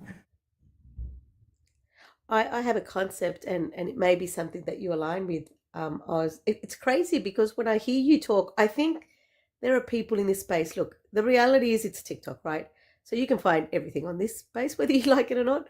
But there are people that, I've had a couple of conversations again with the Rise Up guys, with, Bullish Babe, and people who have been on my lives. And it's great because you hear them talk and it's like they're literally echoing the stuff you're thinking about. So it's great to meet other people like yourself who are on the same wave, and that's awesome. So thank you so much for what you do and everything that you offer, because I know you're helping so many people out there get educated. But what I was going to say was there's a concept that I have, and this concept came about probably 2 or 3 years ago, during probably before I started doing TikTok again. And I was sitting on one of my workshops for the academy that I was telling you guys about, and I was sitting, okay, so I don't earn a wage anymore, right? So I'm not, the way superannuations work here in Australia is you get paid a wage, and then you decide to put 3% of that into a superannuation, and then the government will put another 3% there for you. Okay? Thank you, Bill, so much for the gifts. And that's great. That's awesome. That worked for as long as you don't know any better, right? Because think about it. If the government's giving me 3%, then you're like through the roof excited. Hey, you're giving me money more than what I'm earning. So it makes sense. But more percent cash back for using my credit card at the gas pump than what the bank gives me back. Exactly. So the thought of having a superannuation means that that money is locked up, and I can't touch that. I think in Australia it's like 65 years old, and I'm pretty sure that by the time I get there, it will be like 85 years old. What makes you think that I want to even spend my money at that point? By that point, I should be relaxing on a beach somewhere. So no, I want to spend it now, or I want to go and make it work now. So that's my concept on superannuations. Think of this concept though, Oz. What if I took that money that 3% that you're, setting aside on your wage, and you go ahead and put that into the stable coin, and you turn that into, wait for it, a crypto pension. What do I mean by a crypto pension? It is a pension that you have control over. You don't have to wait until whatever old. Now, does that obviously give a sense of responsibility. 100%. I'm going to tell you a really quick story. When I was a kid, I used to be given. I was a big fan of collecting watches, and my mum used to give me a watch. I kid you not, maybe probably every birthday, every Christmas. Every time the watches would get lost, they'd get broken, they'd get right. Why? Because it was just being given to me. Whenever I can't remember how old I was. I want to say I was 18 when I first bought my first watch. I ended up with 30 watches, different colors, different makes, different really cool watches, because I got them and I took care of them. So I was responsible for this money that I had spent on these expensive watches, and they were amazing. It's the same kind of concept. So if the government keeps giving you this money that you can't touch until you're 85, why not create a pension that you control, that you have access over, that you can spend whenever you want? But of course we won't, because we are building. I mean, we can still take profits from the top. Why not? But we will build that to be a seven-figure. This is where our first goal is: seven-figure crypto millionaire, live life from crypto, never have to worry a day in your life. What do you reckon, Oz? Uh, Actually, that's exactly what I did.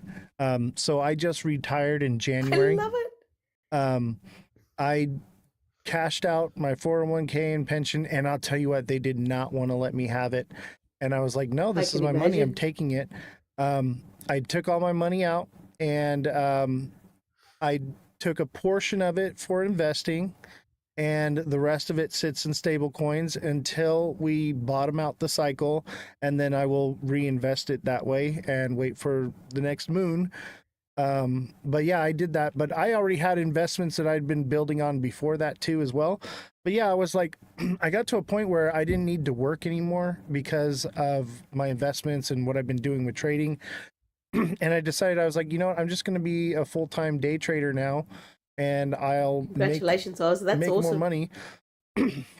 And I did exactly what you're saying, and I made that a reality, and that's where I'm at today. That's why I can go live 4 hours a day, 5 days a week, because I'm not making any money. I made $3.85 on this live. You know, um, you People know, don't understand the limited amount. Like, people say you go live to make money. I'm like, hun, you have no idea. I don't make money from my lives. I obviously, there are people who know about me, so they may go onto the website. They may be interested in doing one of the trading courses, the crypto for beginners courses, that kind of jazz. But from TikTok, I think last night I was live, and I'm not going to exaggerate when I think I was live for like 5 hours, because it was two different lives, because I got suspended halfway through it and then they gave it back to me. I think it was like, wait for it, wait for it, 57 cents. I think that was the total that I got during yeah. the 5 hour live. Everybody thinks I'm making buku bucks over here doing the live thing. No, I'm We're not. bleeding out. I think we spent just over $16,000 building the studio, and then I employ Wow.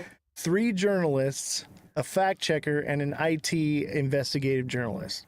So he does all the Very IT nice. stuff, but he also does IT investigation. And yeah, we're bleeding out here, and that's part of, like, why I'm like, hey, like, we need to start, But you're educating so many people, Oz. And I exactly. don't I don't know where you stand in that, but and I think people need to understand this. We're not here because we're making money from telling you guys about, the stuff that we're looking into, the wallets that we might use, the platforms that we might use, the exchange, whatever it is that we're talking about on the day. We don't do it for like, I want to go and make money by we're not making money out of it. We're just sharing with you, because I don't know where you're at when you started your journey. I know when I started my journey back in 2017. So I'm an IT consultant slash programmer. So I'm a geek at the best of times. But when I started looking into Bitcoin, I could not find easy to understand information. Everything that was out there was, you had to be a geek, you had to understand blockchain technology. And I'm like, dude, it's like you're talking a different language. I genuinely don't understand what you're talking about. So then I went, but no, but this still makes sense. So I kept on going down the rabbit hole. And then I realized, and at some point I've been told multiple times throughout my life, that apparently I'm really good at simplifying things and making it easy to understand. And I'm like, okay, what if I take the information that took me years to actually understand, share that with people, make it easy for people to get involved? Then that means I've helped someone. So Exactly. I That's the think whole a purpose of big this part, live is to help people. 100%, 100%. And It's like amazing. I am so glad I came up here today. It's just I am too. it's like having a conversation with a mate from a lifetime ago. It's so cool. I know, right? Easy to talk to. Yeah, I appreciate you Very. coming on. Um, so we also do the news on this show, by the way, in case you hadn't noticed Oh, or cool. you haven't watched the show. So we do TA technical analysis. I give out the price points, but it's also I'd say it's a financial news media outlet, but we also follow like the wars and stuff going on because I think that plays a role in finance. It does. But Yes. this is a financial news media outlet. That's what our main thing is here. I just use the TA to rope people in because I'm watching the charts anyway. Right. So I figured, you know what, make it part of the show. And part of it Absolutely. was like, you know, crypto's all the rage right now. What about when the bull runs over? You know, there has to Yeah. be something to continue on with. So, And I think that's what people need to understand. Like when we do our lives, like, I go live Wednesdays and Sundays, and yes, I will answer all of your questions because I always do. It doesn't matter what you're asking me. I was just looking at the chat. I can see a few people asking me about coins. It's a different live today. I'm having a chat here with my mate Oz, so we're not talking about coins and TAs. However, I chat. come and jump on the lives. Wednesday, Sunday will be here. But what I do want to remind you guys is we're here to help you guys get educated. And believe it or not, it's not just about that one coin that you're focusing on. It's not about that one TA that you're thinking, am I going to get rich with this coin? There is so much more to this space. There is so much to learn, so much, and I'm not just talking about and I don't know how you feel about this, Oz, and I think people are missing this part of the space. Yes, making money in this space is important. Of course it is. I wouldn't be in this space if I was making $0. That's obvious. However, think outside of the box a little bit. Think about what you're getting from a mindset perspective, from a financial freedom. Stop thinking about following governments, banks, and bosses, of devaluating fiat, of the fact that I can control my own money, be your own bank. That kind of concept, that is life changing. So Yes, whether you decide to be in crypto or not, be in it from the mindset. Learn about ways, like I don't know how many times I've heard, not just from people on the lives, but just in real life, the amount of people that say, I have more month than money, I am on a 9 to 5, and I only have a single wage. You should be having multiple income streams. You should be looking for other ways to learn, to earn. But I truly believe that crypto is a great addition to anybody's life, whether it's you have one job, whether it's you don't have a job, whether it's you're trying to find ways to get ahead. I really think you can do that in crypto. Genuinely believe that. I agree. And you know, they want you to live in the pod, eat the bugs. They want you on UBI. And this is our way to combat that. This is our way to build financial freedom for you and your family for generations to come. Generational wealth. And that's the overall goal here, is to help people to see a future that's bright, because right now the future looks bleak. But for those of us here in this space, we see the writing on the wall and we know where things are headed, and we have an opportunity to be ahead of the curve right now. I think I was having a conversation the other day with someone, and I was saying people don't get it, but it's like this matrix concept, right? Mm-hmm. Like you guys are out there in the matrix and you think it looks real, and you think it come over to where we are. It may look a bit glim. Like, look, I'm not going to say I'm, that's why I said to you, congratulations before, because I know it's not easy, to get to that point where you're financially free, you're retired, now I've quit my job. That does not mean I'm retired. I still every month I go, okay, where is rent month coming from? But the fact that I'm able to do that, the fact that I'm able to go live, the fact that I'm out there working at it every single day because I truly believe in what I teach and what I'm, obviously learning myself, that it is life changing.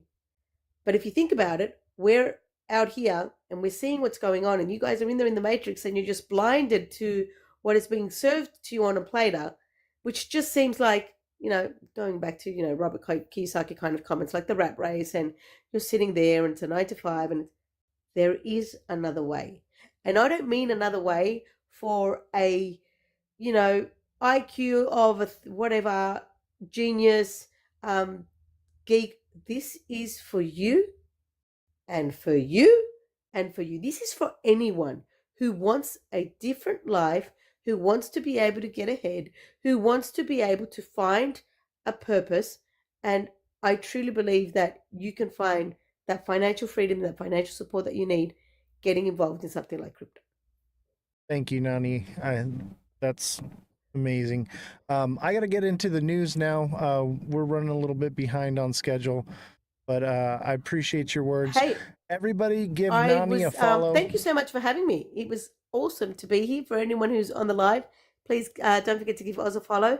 It was absolutely great. Very unexpected and impromptu live, but it was so good. It's Yeah, so good to totally. finally meet you, Oz. Yes, glad to have you, and you're welcome anytime.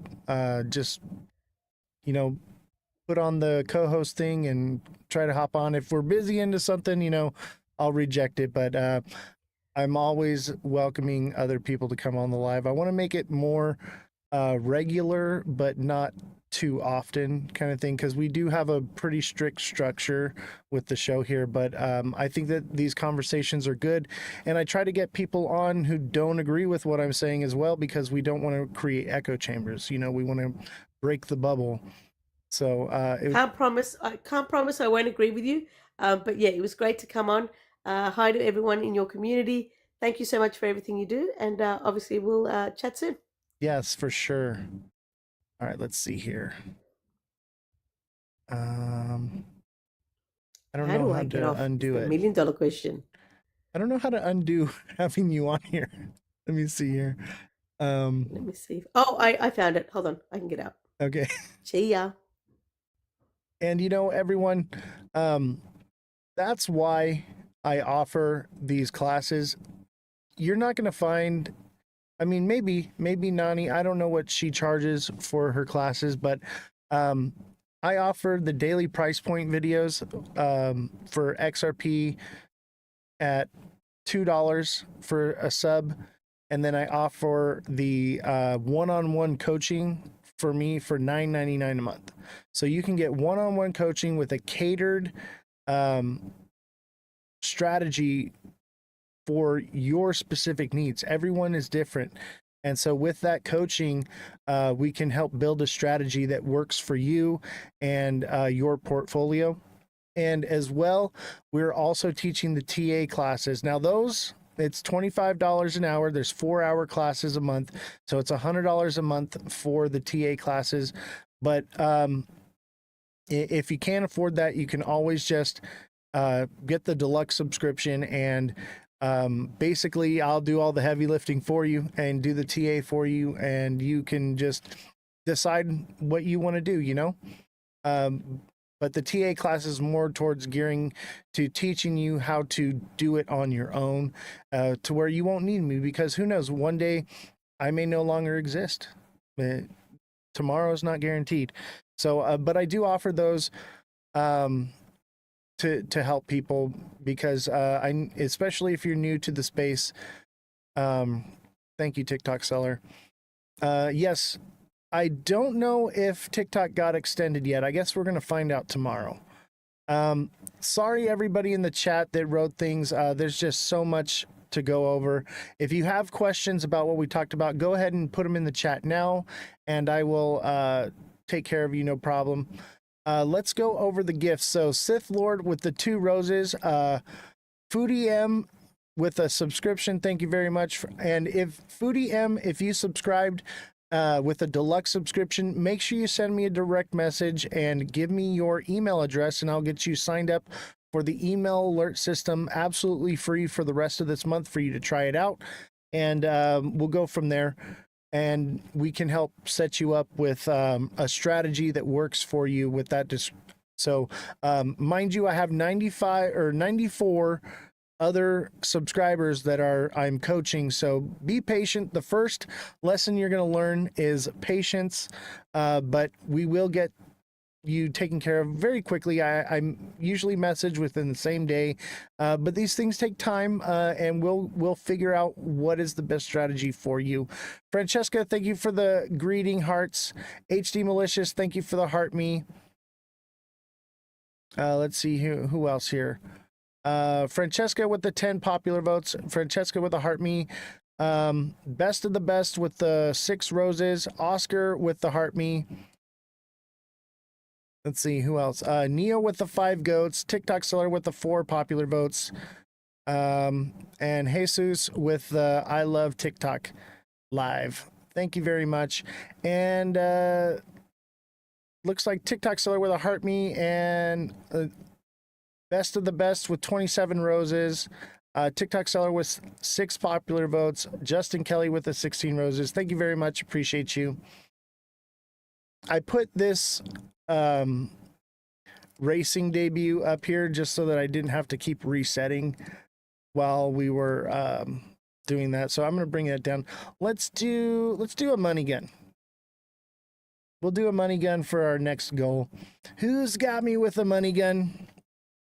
Thank you all for your support, and I appreciate all of you and what you do to keep this show going.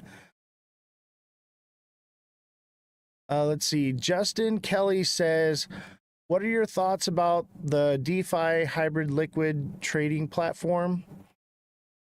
I really don't know much about it, and I really wish Jesse was here to look into it.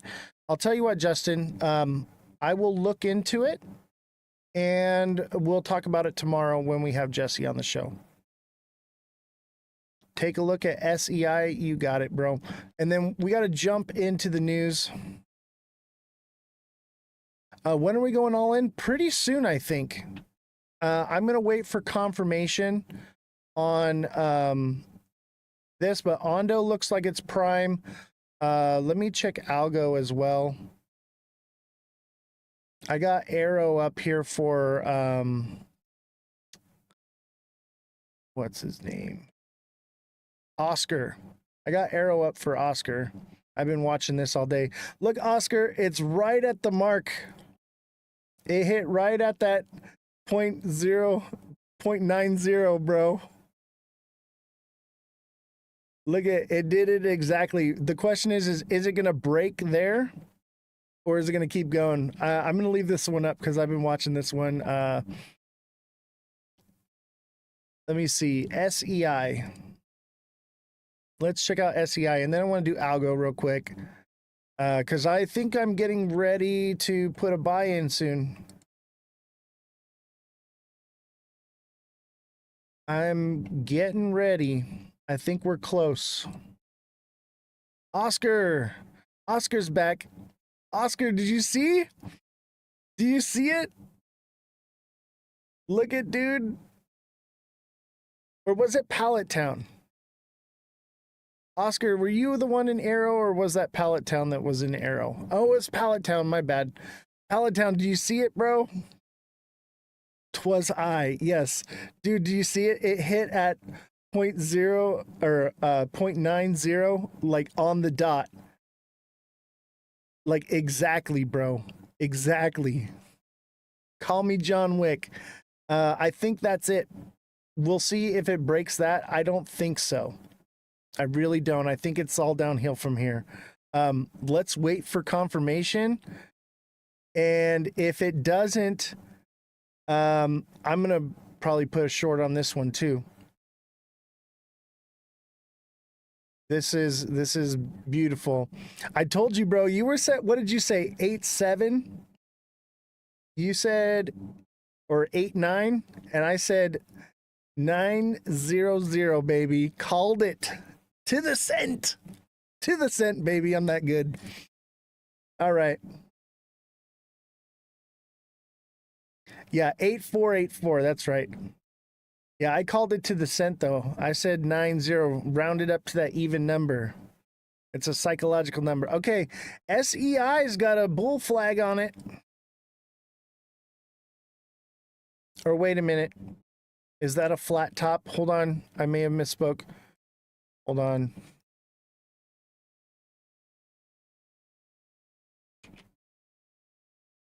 Let's just double check because these can get confusing for me. Okay, yeah, that's a bull flag. That looks like a bull flag. You're up 8%. Good for you, man. I'm giving 9K to the first 6 people that inbox me with blessed right now. Do not do that. I do not recommend it. I mean, you do what you want to do. All right, SEI has got a nice little bull flag forming right here. This should pump, I'd say, to 1892 to like 19. It might wick into 19 because that's like a psychological number. That's minimum. That's just based off of this flag. That's where it will go to. I'm thinking more like 1890. 0.1890. But it could potentially go all the way to 1941. We shall see. Look at it. It got this massive pump and just total rejection, man. Dude. Which means it could potentially make its way all the way up there. It could potentially do that over a longer period of time. But just in the short term, I'll tell you what I am seeing, though. If it doesn't bull flag here, either way, this thing's going up. Look at this is an inverted head and shoulders for sure. If that consolidates sideways and doesn't, go down too far, I'd say that could be an inverted head and shoulders. Yeah, this is SEI. This looks bullish right now.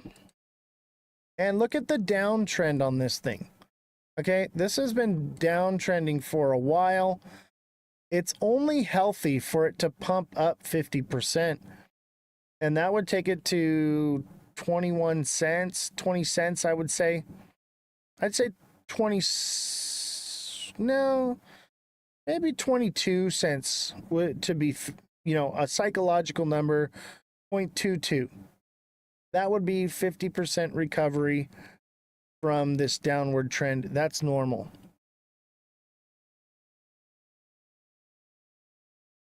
Ghost wick, I swear they always fill. I know, right? XRP had one like that. Look at XRP got a ghost wick here a while back. Let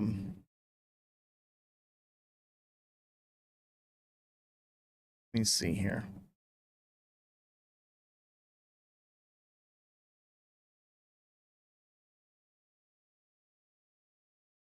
Yeah, there it is right here. This first one that was on February 3rd, it wicked all the way down to 79 and then shot right back up to 250-ish. Justin Kelly, thank you for the 16 roses. Who's got me with a money gun? I need a money gun.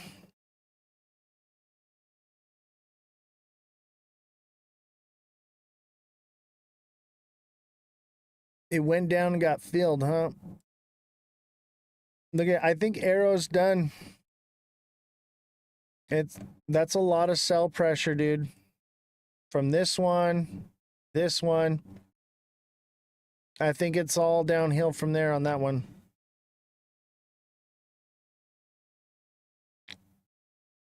All right, who's got another project? Actually, let me look up algo real quick, and then we need to do the news. We got some news we need to cover, but we'll do some more at the end. Yeah, exactly. I'm waiting for confirmation on it too. It's always, dude, don't try to be John Wick. Wait for confirmation and then go from there, find the middle ground, Know that it's on its way down and then strike. And then you know you're safe. Akram, thank you for the heart, me appreciate you.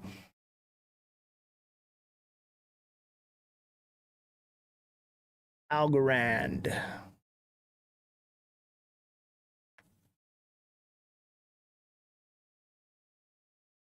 Let's see.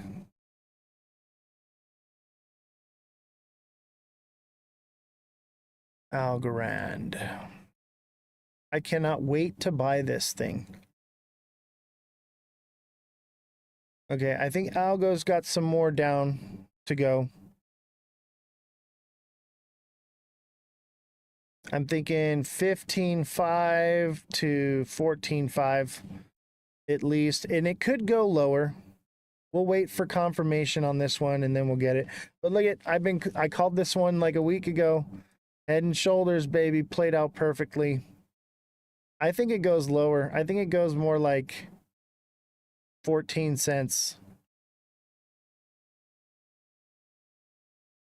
And I think it could potentially go down to like 10 cents, to be honest with you, if things keep going the way they're going in the market. And ooh, I cannot wait. I've been itching to buy. Yeah, I think you're right. I think Arrow is lost its steam. I got it pulled up right here. I'm keeping an eye. I told you I would keep an eye on it for you, bro.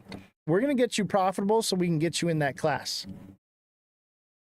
Pallet Town wants to join the class, but the class is filling quickly. So I was like, all right, we're going to make some trades and we're going to get you profitable so you can afford the class. 3 giant wicks on the 45.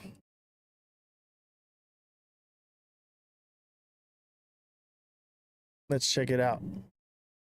I'm watching this one too.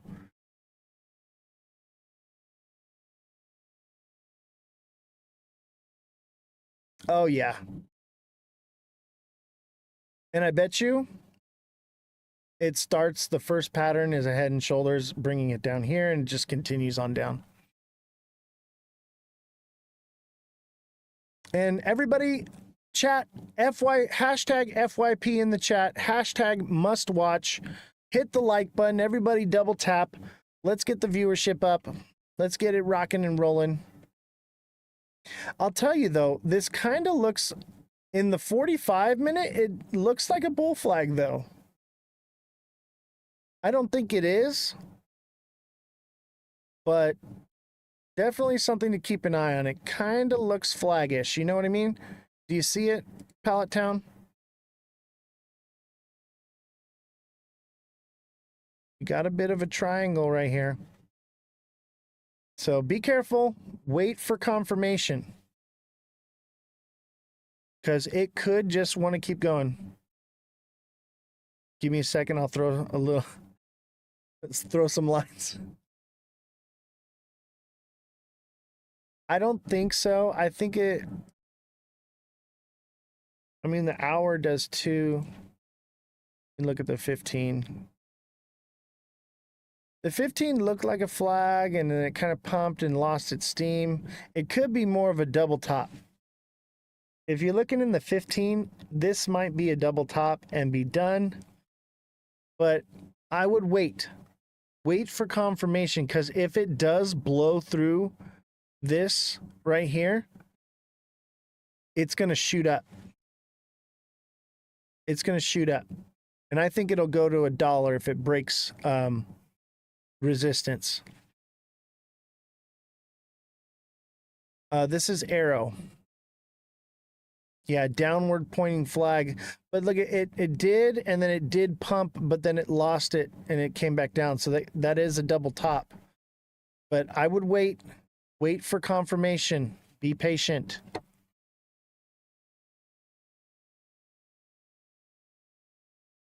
Because I'm telling you what, if it does break resistance right here, it's going to shoot up to $1. All right, back to the news.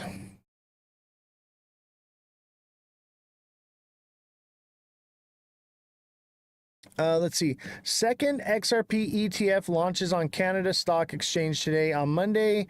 So basically, we know this got approved. It actually launched today.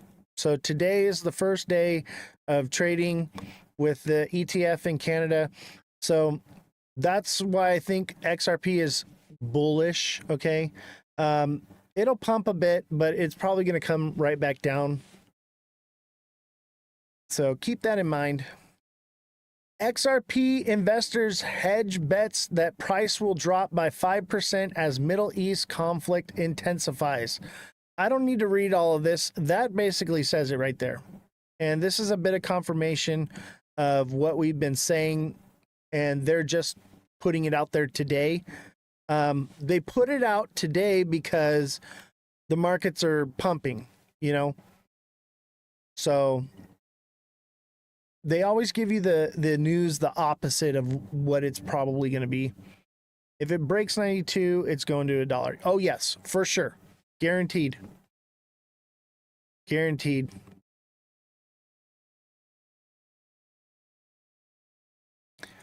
All right, Ethereum and battle for yield. What's the future? Let's listen to it. Ethereum and the battle for yield.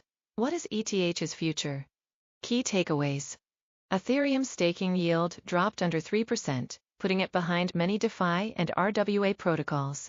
Yield-bearing stablecoins like SUST and Syrup USDC now offer 4 to 6.5% returns and are rapidly gaining market share. Syrup, Most competing yield products are built on Ethereum, meaning rising adoption can still strengthen the network's value over time. Fixed income isn't just for TradFi anymore. On-chain yield has become a core pillar of crypto, and Ethereum, the largest proof-of-stake blockchain, sits at the center. Its economy relies on users locking up their ETH, to help secure the network and, in return, earn a yield. Yet, Ethereum is not the only game in town. Today, crypto users can access a growing variety of yield-bearing products, some of which compete directly with Ethereum's staking returns, potentially weakening the blockchain. Yield-bearing stablecoins offer greater flexibility and exposure to traditional finance, with returns tied to U.S. Treasuries and synthetic strategies. At the same time, DeFi lending protocols expand the range of assets and risk profiles available to depositors. Both often deliver higher yields than Ethereum staking, raising a critical question: is Ethereum quietly losing the yield battle? Ethereum staking yield falls. Ethereum staking yield is the return earned by validators for securing the network. It comes from two sources: consensus rewards and execution layer rewards. Consensus rewards are issued by the protocol and depend on the total amount of ETH staked. The more ETH is staked across the network, the lower the reward per validator, by design. The formula follows an inverse square root curve, ensuring diminishing returns as more capital enters the system. Execution layer rewards include priority fees, paid by users to have their transactions included in blocks, and MEV, maximal extractable value, an additional profit earned from optimized transaction ordering.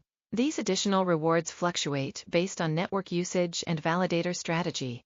Since the merge in September 2022, Ethereum's staking yield has gradually declined.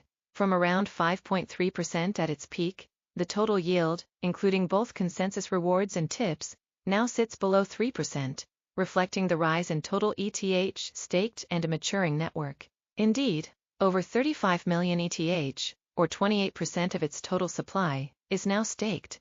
Ethereum staking reward reference rate. Source: Bikuncha.in.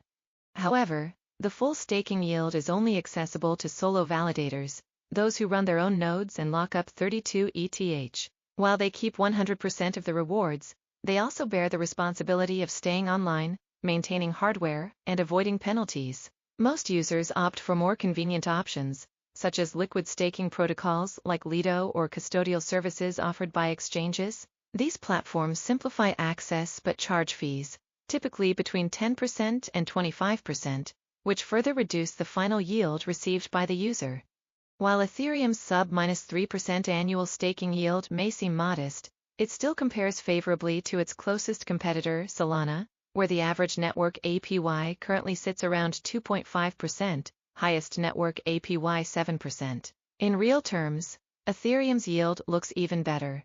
Its net inflation is just 0.7%, compared to Solana's 4.5%, meaning stakers on Ethereum face less dilution over time. But Ethereum's main challenge isn't other blockchains, it's the rise of alternative yield-bearing protocols.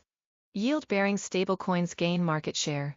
Yield-bearing stablecoins let users hold a dollar-pegged asset while earning passive income, usually derived from U.S. Treasury bills or synthetic strategies. Unlike traditional stablecoins such as USDC or USDT, which pay no yield to users, these new instruments distribute part of their underlying returns.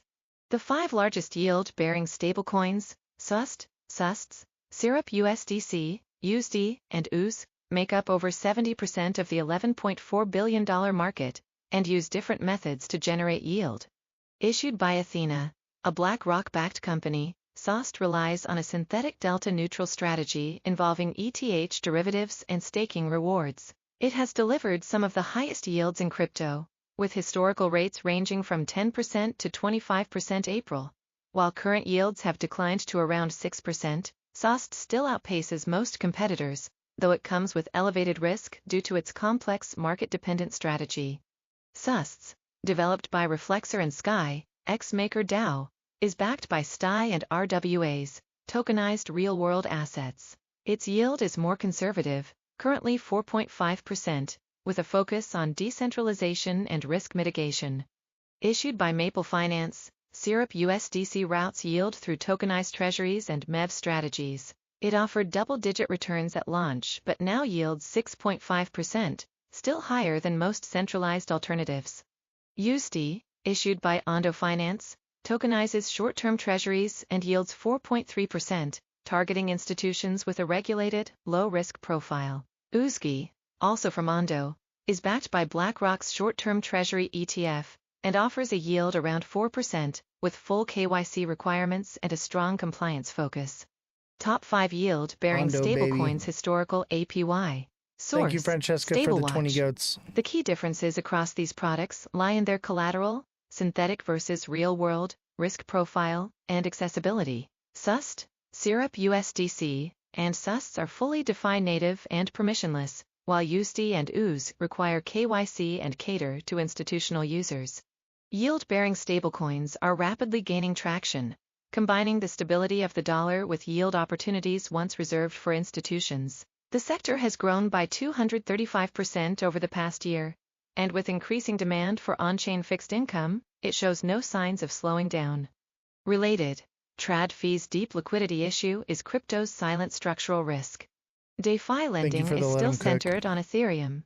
Decentralized lending platforms Everybody like hit the like Aave, button. Compound, and Morpho tap. let users earn yield by supplying crypto assets to lending pools. These protocols set rates algorithmically based on supply and demand. When demand for borrowing rises, so do interest rates, making DeFi lending yields more dynamic and often uncorrelated with traditional markets.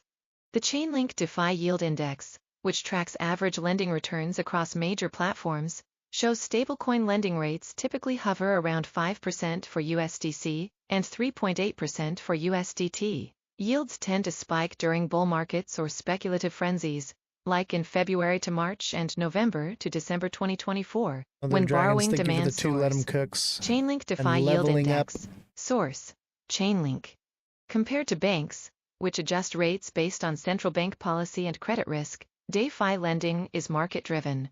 This creates opportunities for higher returns, but also exposes lenders to unique risks, such as smart contract bugs, oracle failures, price manipulation, and liquidity crunches. Yet paradoxically, many of these very products are built on Ethereum itself. Yield-bearing stablecoins, tokenized treasuries, and DeFi lending protocols largely rely on Ethereum's infrastructure, and in some cases, incorporate ETH directly into their yield strategies. Ethereum remains the most trusted blockchain among both traditional and crypto-native finance players, and it continues to lead in hosting DeFi and RWAs. As these sectors gain adoption, they drive up network usage, boost transaction fees, and indirectly reinforce ETH's long-term value. In this sense, Ethereum may not be losing the yield battle, it may simply be winning it differently. This article does not contain investment. All right. So we were talking about Ethereum earlier and possibilities of it not being as useful, but it does have its place. And that's what I was saying is there will be a place for Ethereum. It will have its use case. But I think that there will be better returns elsewhere. But that doesn't mean that it's useless. It'll have its space. It's an ecosystem. They're all going to interwork and interchange amongst each other. You know, it's not this end all be all like everyone keeps thinking with like XRP. Everything is going to play somewhat of a role in some way. Not everything. There will be things that go away, obviously. But I think, pretty much it's going to be an ecosystem. The things that actually have utility and serve a purpose will serve their place. Even things like Bitcoin, even though its purpose is to hold value. I mean, I consider it a meme coin. I think there's other things you can get in, but we'll see. We'll see what happens with it. All right, Arrow is creeping back up. Is it going to double top here and come down? Probably. I've seen this many times. This is looks like it's going to double top right here.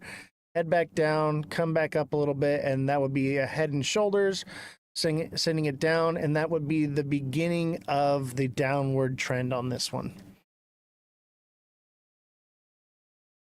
Everybody hit the like button. Everybody put hashtag FYP in the chat, hashtag must watch. It's 100% a flag, but could just channel down. Exactly. That's why we're going to keep an eye on it and wait for confirmation. All right, so as we continue to track the conflict in the Middle East, let's recap how we got here. Israel first launched a massive round of strikes on Friday. They were targeting Iran's nuclear and military sites and key personnel, including the country's top nuclear scientists. These strikes came as Iran and the U.S. were in negotiations to limit Iran's nuclear capabilities. That 60-day deadline that President Trump had set to make a deal had just passed. So the Israeli operation took out 4 top military leaders, including the head of Iran's Revolutionary Guard Corps and its Air Force. Iran responding, predictably launching ballistic missiles into civilian areas, we're told. The barrage at times overwhelming the Iron Dome and leaving behind extensive damage. Now, despite the Trump administration urging Iran not to retaliate, Iranian officials have indicated that U.S. bases and interests in the region, well, they still may be targeted. With the growing instability in the Middle East, the U.S. had pre-positioned assets capable of defending against ballistic missiles in the region and has now ordered more of that into the eastern Mediterranean Sea. I sat down Friday with Senate Majority Leader John Thune in his office on Capitol Hill to discuss all of this escalation everybody in the hit the Middle East like button. the Double state tap. of the budget Tap battle. away. Let's start domestically. You've got the big, beautiful bill now simmering here in the Senate with a lot of different kinds of objections. CBO, its latest projection it puts out is that the lowest income households will lose $1,600 a year in federal resources, and the highest earners will gain $12,000 in federal resources.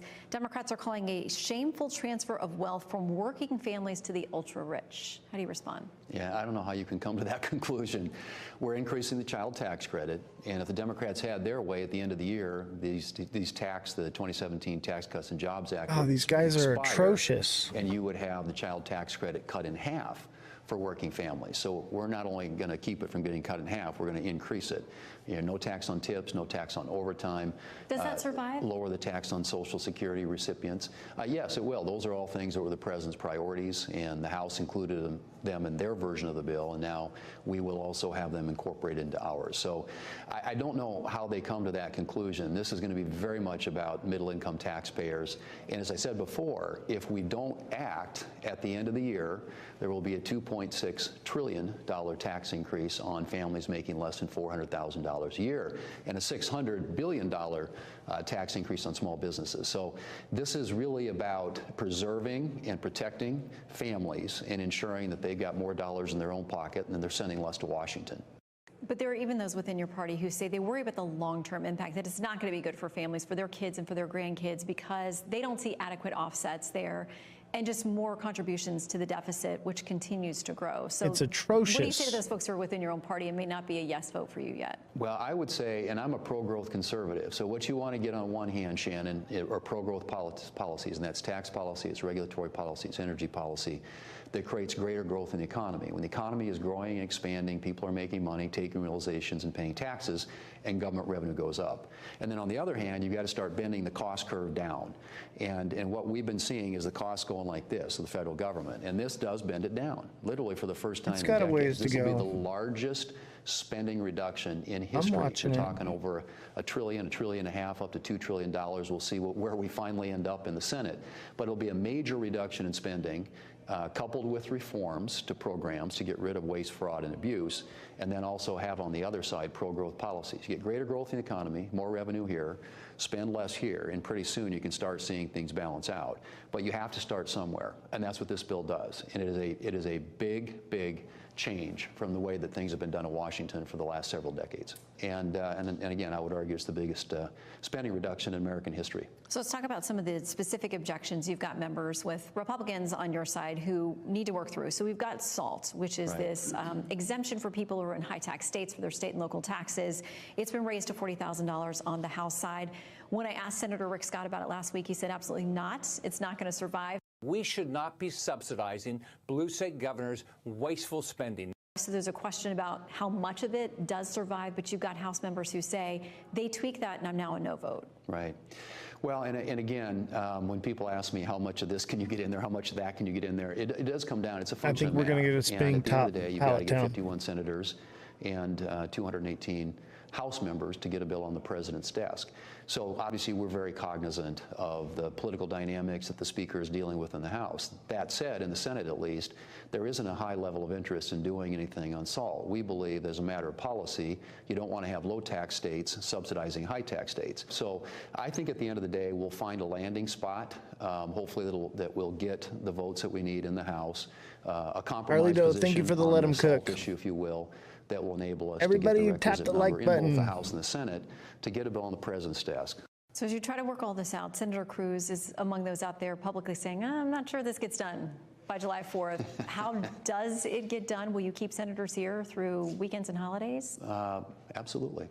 Yeah, it'll get done. I'd We say can an get it done. hour. And I think it is a huge priority, obviously, for Hour the before president. we He know. campaigned on it. This is an agenda that we are all committed to, and we will roll into the 4th of July recess if necessary in order to get this on the president's desk. Okay, let's talk foreign policy, because as you and I are talking, Israel has unleashed a number of strikes. On Iran, there have been return strikes aimed primarily at its nuclear program, nuclear scientists, military leaders, air defenses, all kinds of things. Senator Chris Murphy is pointing the finger at Israel. He says, they're essentially blowing up the talks that the U.S. has been having with Iran, that President Trump has been cautioning. Let us try to get this deal done.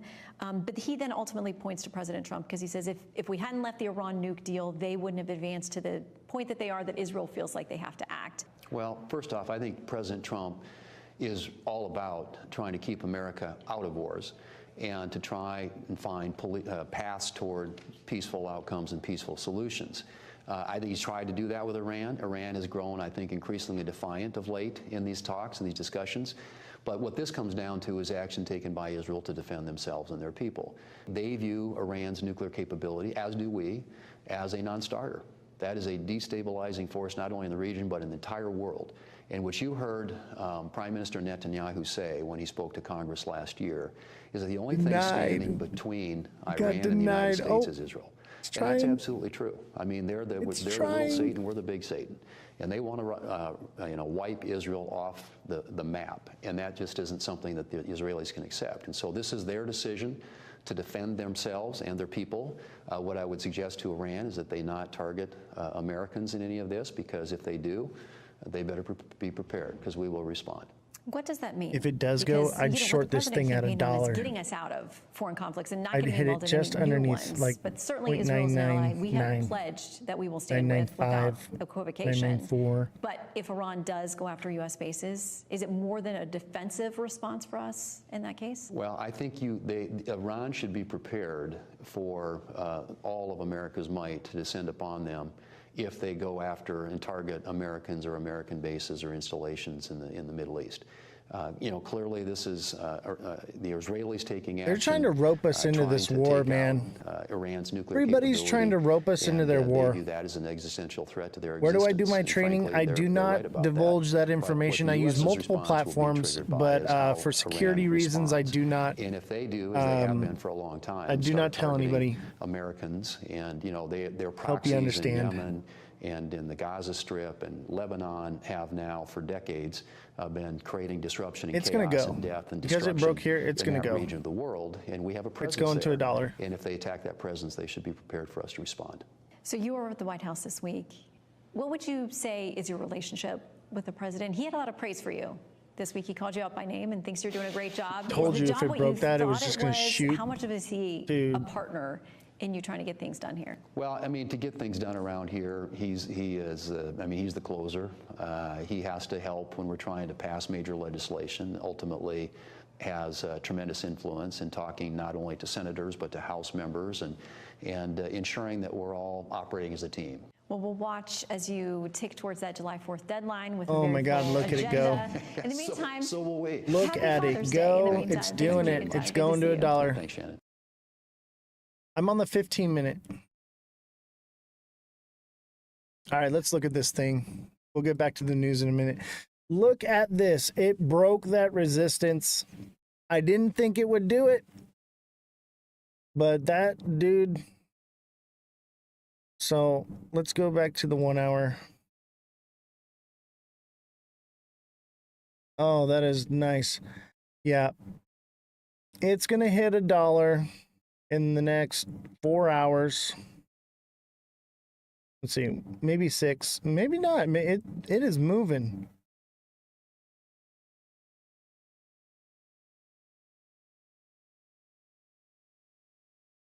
Maybe by tomorrow. Hondo? You mean Ondo? This is Arrow. This is Arrow. A-E-R-O. Me and Pallet Town been watching this one all day.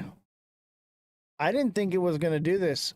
It broke through resistance, though, and it's going to keep going. I think $1, though, might just be the end of it. I could be wrong. But that's why I said we need to wait for confirmation, Pallet Town. Because you can draw all the lines you want, and if you try to catch the wick on these things, man, you'll get burned. So it's very important that we wait for confirmation before we make our moves. Dude, you got out at the right time. You closed that short perfectly. I don't even think you need me, bro. But I appreciate the support. Appreciate the support.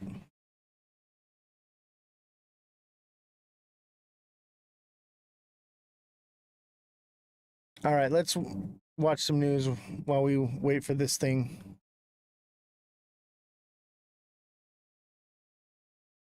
All right. Business challenge. Trump's tariffs before the Supreme Court. Citing the polarizing uncertainty created when tariffs are added and subtracted at will, 2 small businesses came to the Supreme Court on Tuesday asking the justices to quickly weigh in on the legality of President Trump's reliance on a law giving the president broad authority over economic transactions in a national emergency to impose hundreds of billions of dollars in tariffs. Until now, the companies wrote on Tuesday, no president in nearly 50 years history of the International Emergency Economic Powers Act has ever invoked it to impose tariffs, let alone the sweeping worldwide tariffs imposed pursuant to executive order challenges here. So we're going to find out on this. Trump is saying that there's no need to do it quickly. That makes me believe that maybe he doesn't have the legal authority. Maybe the Supreme Court will take it down. But with executive orders, it's kind of tricky because we are in a trade war, okay? Being in a trade war could give him those powers. So we're going to have to keep an eye on this one. If the Supreme Court rules against Trump on this one, markets are going to go parabolic, okay? All those returns you've been waiting for will come if it gets shot down. I don't think it will happen, but this is something we need to be keeping an eye on, okay?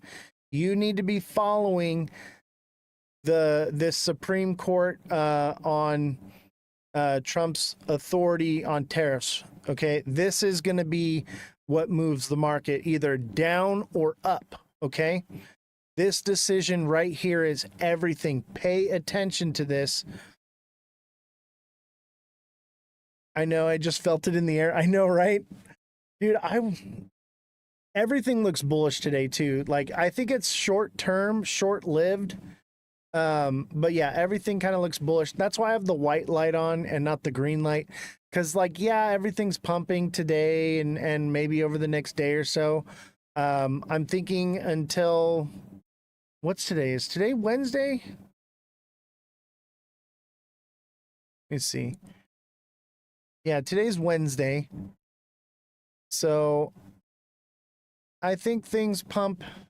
Maybe it'll pump till the new moon. Who knows? But because the moon cycle, I figured things were going to pump. But I think it's short-lived because we are in the new moon of the moon cycle. So we'll probably get a couple days of this, and then we'll see. And this may throw off the moon cycle. We got the moon up here. Our little guy, he's on the moon. We wish we were with him there, but we got cut short. We ran out of gas. But keep an eye on that one. All right. Americans cut back sharply on spending last month amid tariffs. Americans are feeling a hangover from their tariff-fueled buying frenzy earlier in the spring. Retail sales fell 0.9% in May from the prior month, the Commerce Department said Tuesday, down sharply from April's downward revised 0.1% decline.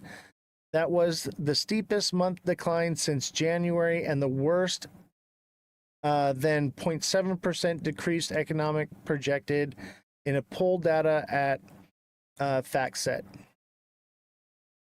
I'm not going to read all of this, but people are starting to pull back their buying. They were panic buying because of tariffs, and that is changing, and that is going to affect the markets. Okay, the question is how. Is it going to be bullish because people are going to put more money into the market, or is it going to be bearish because people just don't have the money because they've been panic buying other things? I don't think about it. Japan's exports post first drop in 8 months as U.S. tariffs hit the auto firms. May exports were minus 1.7% for the year versus the forecast of minus 3.8. Imports fall 7.7% a year in May. Japan scrambling to get exemptions from the U.S. auto tariffs. Ishiba says some disagreements persist between the Japan and U.S. So no deal with Japan. Everybody thought there was a deal with Japan. No deal. There's really like no deals. As far, even China's deal is not set in stone. The EU, no deal. Canada, Mexico, no deals. There are no deals yet. Japanese exports fell for the first time in 8 months in May. Figures out Wednesday showed overseas shipments dropping 1.7% on the year. That followed months of gains, but was at least better than expected. The nation's big automakers are in the front line of the trade war. They accounted for more than a quarter of the $145 billion in goods that Japan shipped to the US last year. Now big names like Toyota and Mazda face 25% tariffs on their cars, and the latest numbers show the impact. Japanese auto exports to the US slumped 24.7% last month, with shipments of parts also massively down. Now Japan could also face an additional 24% levy on all goods from July 9th, unless it can strike a deal with Washington. Prime Minister Shigeru Ishiba had hoped that agreement would come at the G7 summit in Canada this week. But he emerged empty-handed from talks with Donald Trump, saying that disagreements remain to be resolved. The hit from tariffs could add to pressure on Japan's already lackluster economy, which has seen growth hit by subdued private consumption. The trade war also leaves the Bank of Japan with a tough call. Does it cut rates to help lift growth, or hike them to cool inflation? This week, the central bank kept rates steady and signalled it would be cautious about future moves. So no deal with Japan. Fed holds interest rates steady for the fourth time in a row. We already knew this, but I wanted to recap it. Federal Reserve said Wednesday it is holding its benchmark interest rate steady, keeping borrowing rates elevated for Americans for the fourth straight time. And I told you this. Everybody wanted to say, they all wanted to say, no, interest rates are coming down. I've been screaming it for months. For months, it's not coming down. And here we are. And I'm also starting to lean towards later in the year, they might go up. Okay, once we actually get hit with the tariff impact in the world, unemployment is not a problem. Okay, and as long as unemployment is not a problem, rates will not go down. Okay, and here's the thing is inflation is ramping up, especially with the wars going on. Okay, we're sending aid and different things that fuels inflation. Okay, inflation is not going down whatsoever. Okay, expect possibly a rate increase. You're hearing it here first. Everyone is saying, oh, they're going to drop it. I'm telling you right now, it's either going to stay the same or it's going to go up. I'm leaning towards going up later in the year.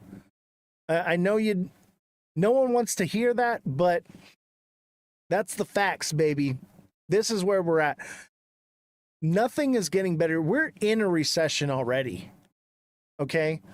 We are in a recession already. It's going to get bad. It's going to get bad, ladies and gentlemen. But not for us, because we're ahead of the curve. We know what's coming before it happens, and we're prepared because we watch this show. And that's the whole purpose of me doing this show, is to help you guys. Powell gave a B slap. You get nothing. And despite that, the markets are going up, okay, for today. But it's not going to last, okay? We just had a massive fall in the market. This is normal correction. It coming back up. It's going to happen. But the overall outlook is bearish. If that changes, I will let you know, okay? That's why the white light's on, okay? We're going up a little bit, but it's still bearish long term, I think. Over the next 2, 3, 4 weeks, possibly, it could be downward movement. And Trump saying Powell to drop rates made it obvious he was using reverse psychology. Yes, exactly. Exactly. See, you're starting to pick up on these things because you're getting it. So here's this. U.S. unemployment claims dip to 25,000, hovering at a historic low levels, okay? Interest rates are not going to come down. The unemployment is what Jerome Powell already said. He said, if there's a problem with unemployment, if there's a problem with jobs, then they'll lower the interest rate. And here we go. Unemployment claims dip, okay? There's not a problem with jobs, so they're probably going to raise it. Reading the room a lot better than 3 months ago, right? And that's amazing. And TikTok seller, thank you for the 2 roses, by the way. Thank you so much. I got some gifts coming to your live soon. I appreciate you, buddy. So, yeah. This is why I'm thinking rates could go up. I'm thinking rates could go up. Is the data flawed? Who knows? And who cares? Because if they're giving out flawed data, it's so that they can do these changes. It's so they can make these things happen.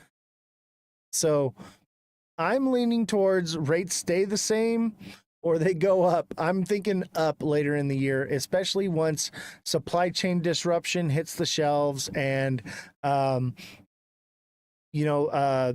recession fears ramp up more. We're already in a recession. Come on, but yeah, it's gonna get bad. And if people are already thinking we're gonna go into recession, of course they're gonna raise the interest rates because we're already there. Duh. All right. Iran warns U.S. joining conflict would mean all-out war, refuses demands to give up on disputed nuclear program. Iran warns U.S. joining conflict would mean all-out war, refuses demands to give up disputed nuclear program. Iran warned that the United States overnight that it says would have allowed Iran to continue enriching uranium, as well as attack Israeli forces. And any American intervention would be a recipe for an all-out war in the region. Iranian Foreign Ministry spokesman Esmail Baghi warned Wednesday during an interview with Al Jazeera English. He did not elaborate, but thousands of American troops are based in nearby countries within range of Iran's weapons. The U.S. has threatened a massive response to any attack. Another Iranian official apparently ruled out demands for the country to give up its disputed nuclear program. Iran's ambassador to Geneva, Ali Bahraini, told reporters that Iran will continue to produce the enriched uranium as far as we need for peaceful purposes. He rejected any talk of a setback to Iran's nuclear research and development from the Israeli strikes, saying, "Our scientists will continue their work." Israeli warplanes pounded Tehran overnight and into Wednesday, as Iran launched a small barrage of missiles at Israel with no reports of casualties, according to the Associated Press. Israel says it launched the strikes to prevent Iran from building a nuclear weapon, after talks between the United States and Iran over a diplomatic resolution had made little visible progress over 2 months but were still ongoing. President Donald Trump has said Israel's campaign came after a 60-day window he set for the talks.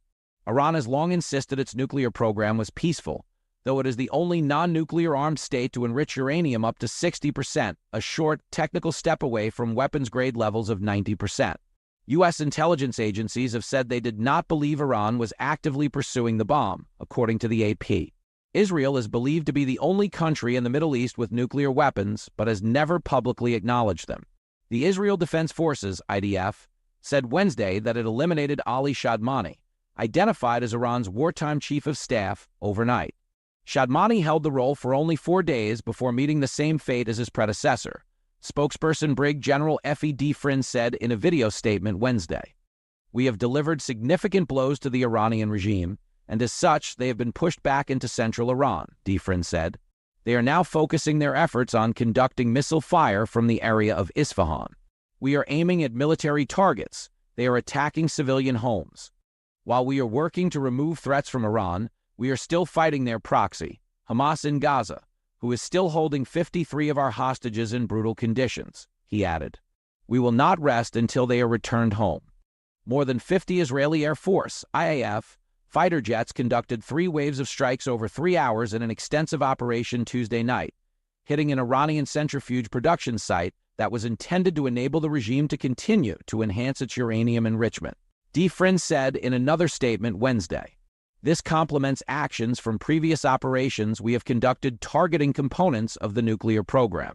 Israeli forces have struck over 1,100 different components across Iran as of the 6th day of the conflict, Defrin said.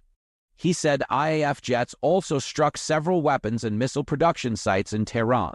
On Wednesday morning, Israeli aircraft identified and struck 5 Iranian AH-1 attack helicopters located at Kermanshah Airport.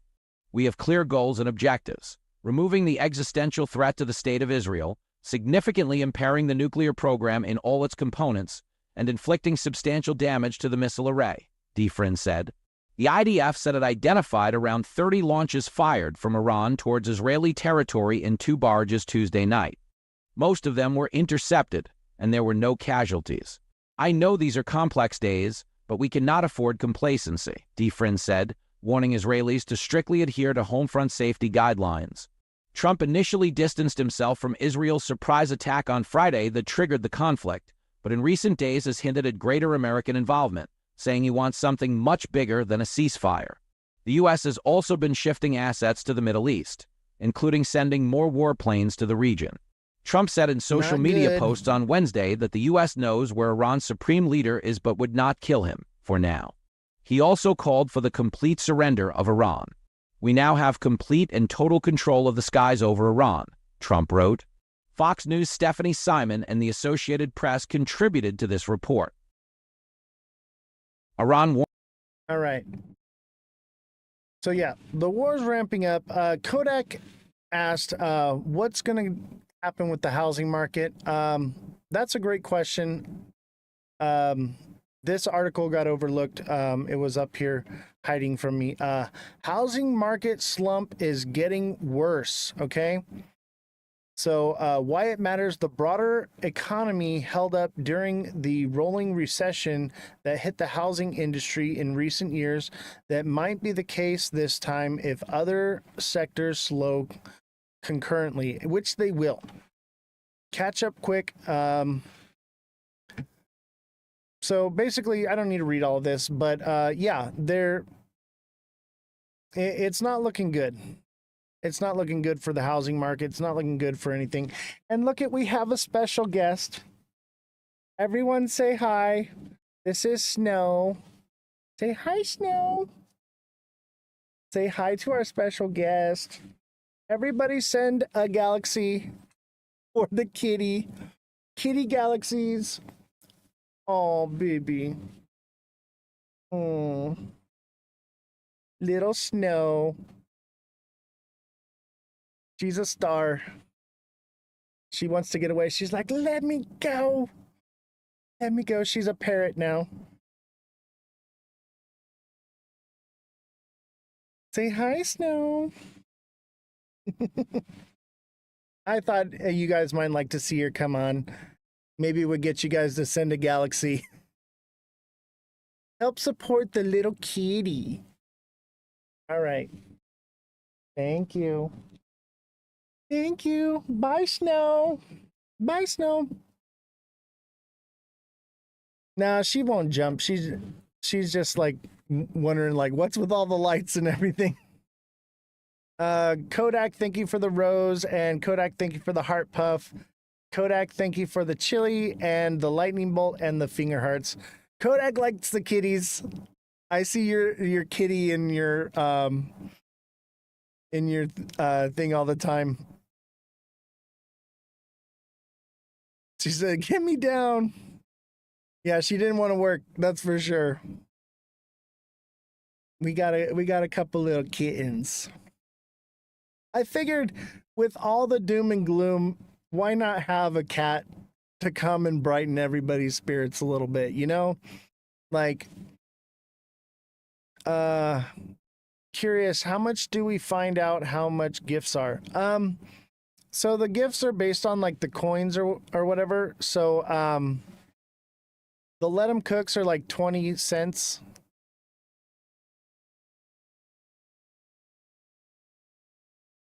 Some of them are like a couple bucks. Some of them are 1 penny. It just depends.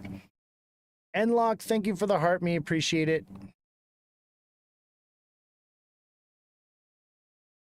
You got 4 of them? Nice. I have 2 outside cats. I have 3 inside cats. So I like to have cats. I'm a cat person. We also have Leia. She's our dog. They're all named after, like, so one of them's name is Chewbacca, Chewie. And then Snow after Snow White. And then Arthas. Arthas is from World of Warcraft. And then we have Jax from, he's from Sons of Anarchy. Jax, but his actual name is Lieutenant Dan, because when I got him, his legs didn't work in the back. We were able to get him, but when he was a kitten, he couldn't use his back legs, so we named him Lieutenant Dan. And then he got new legs, so now he can walk. So now he's got magic legs. And so Lieutenant Dan, we changed his name to Jax. And then we have Spider Kitty because she's like a spider, and she freaking broke my TV. She climbs on everything and gets, so she had to become an outside cat. She broke my TV. I had to get a new TV. I was not happy, but she actually likes being outside better, so it works. But I have all the classic cars here, so we have the cats outside to make sure that nothing like mice or anything can get into the cars and stuff. I played so much WoW years ago. I love that game. Addicting. Yeah, I actually used to work BlizzCon every year. A lot of the sets and stuff for BlizzCon I built in the shop. And the life-size like statues and stuff, like I built all those. They did like the motorcycles and stuff, like I built all those things. All right, some more news. We gotta roll through it. MAGA civil war breaks out over Trump's potential decision to join the conflict in Iran.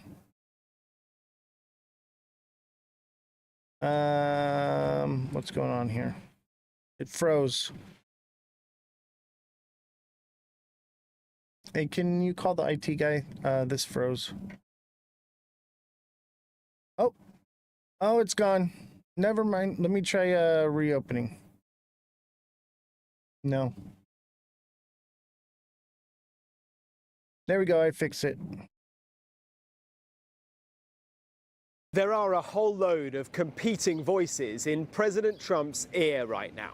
War with Iran would be a terrible idea. This is so bonkers. This thing has not been thought through. The American people have been brainwashed. So what's he going to do? He is certainly keeping the world guessing. You don't know that I'm going to even do it. You don't know. I may do it. I may not do it. I mean, nobody knows what I'm going to do. The ambiguity is intentional. It keeps Iran guessing, threaten annihilation, pull them to the negotiating table, or maybe to surrender. They want to negotiate. And I said, why didn't you negotiate with me before? They're totally defenseless. But something else is going on here. Donald Trump is in a very tricky position. He is the no wars president, the peacemaker who won the election by promising fewer wars, not more. My proudest legacy will be that of a peacemaker. His base of support around the country are isolationists. They have no interest in foreign wars. If what you want is American involvement in a war with Iran, which American troops and units would you like to see die first? I guarantee. Oh, a guarantee. If Donald Trump launch a war in Iran, not only will I not support it, I will apologize for the rest of my life for voting for the guy. And across social media and right-wing news channels, those views are echoed by influencers, politicians, and personalities. The American people have been Oscar, brainwashed thank you for the let him cook. into Appreciate believing you, that America has Welcome to engage aboard. in these foreign wars in order for us to survive. And it's absolutely not true. War with Iran would be a terrible idea. It would divide Trump's coalition and cost America our credibility and our treasure. The question is it splitting the MAGA base? Well, have a look at this from two mega MAGA figures. Donald Trump's former strategist, Steve Bannon, and media personality, Tucker Carlson. This thing has not been thought through, right? It does not have the commitment of the American people. You have to bring the American people. The American people are not there to get into another war right now. And why is the Congress not actively debating this? There's one person. Marjorie Taylor Greene is like the only... Oh, and now... Levin says this morning she's not MAGA.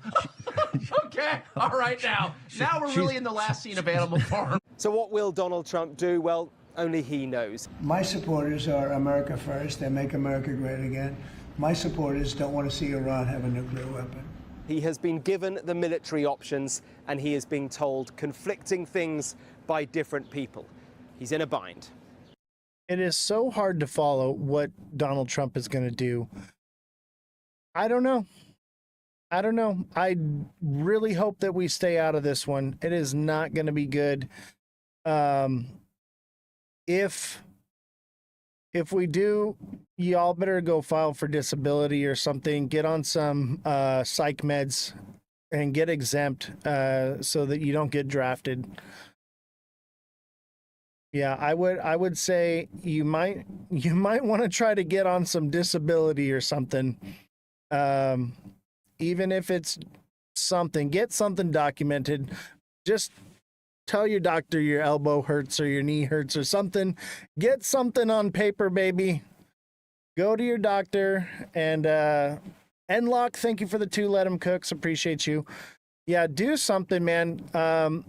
Take care of yourselves out there, because this is about to get really bad really fast. I don't see an end in sight, and I'm really worried for my children, your children, everyone in the world right now. I'll tell them Trump broke my brain. I need meds. Yes, I have Trump derangement syndrome. Good for you, Oscar, because y'all are going to need that. Do something now, because later on, it'll be too late and nobody will be able to get on it. But if you get in something documented first now before it gets crazy, you may have a chance at saving your life or your kids' lives. I don't know, just think about it, And if you want to serve your country, by all means, go and volunteer. But I'll tell you what, I don't agree with any of this whatsoever. I don't. Ukraine-Russia war latest. EU diplomat says Europeans should learn Russian if Kiev doesn't get more support. Oh my God. Y'all better start learning Russian in the EU. All right. That's what they're saying. And honestly, I kind of agree with that sentiment. At the same time, I get it's a bit parabolic propaganda nonsense. But at the same time, I don't think Russia stops at Ukraine.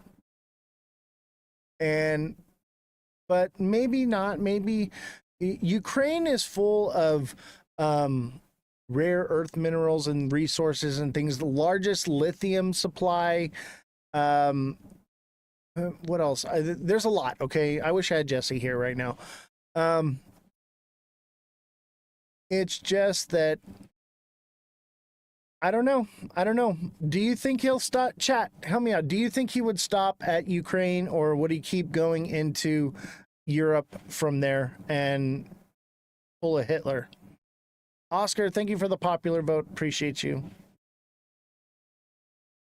Yeah, that's where I'm at. I don't know, to be honest. I feel like I understand where Putin's coming from. Okay, I try to look at things non-biasedly and understand. I get it. He doesn't want a bordered country that is with the United Nations. I get it. He doesn't want NATO on his back door. I get it. At the same time, is that what the real motivation here?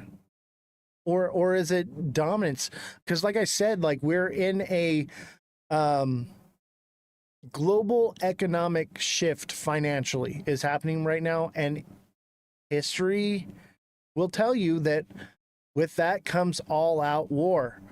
So I don't think he does stop. Very interesting times for sure. This needs to calm down or it will be scary. I don't think it does calm down. History will tell us that whenever there is a global economic shift, this is what happens. War breaks out.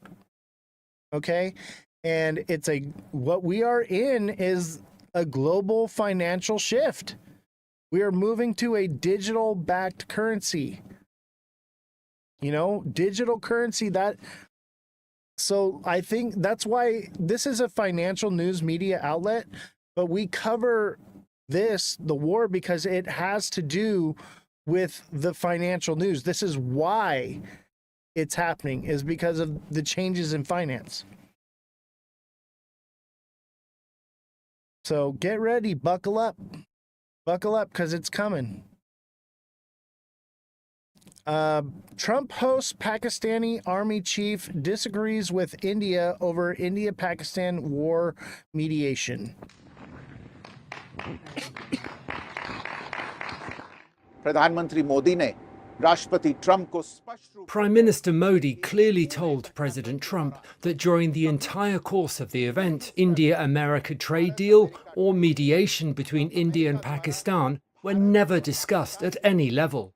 All discussions relating to cessation of military action took place directly between India and Pakistan through existing channels of the two armed forces and took place at Trump just takes Pakistan's credit for request. everything. Prime Minister Modi said with great emphasis that India had never accepted mediation, nor does it accept it, nor would it ever do so.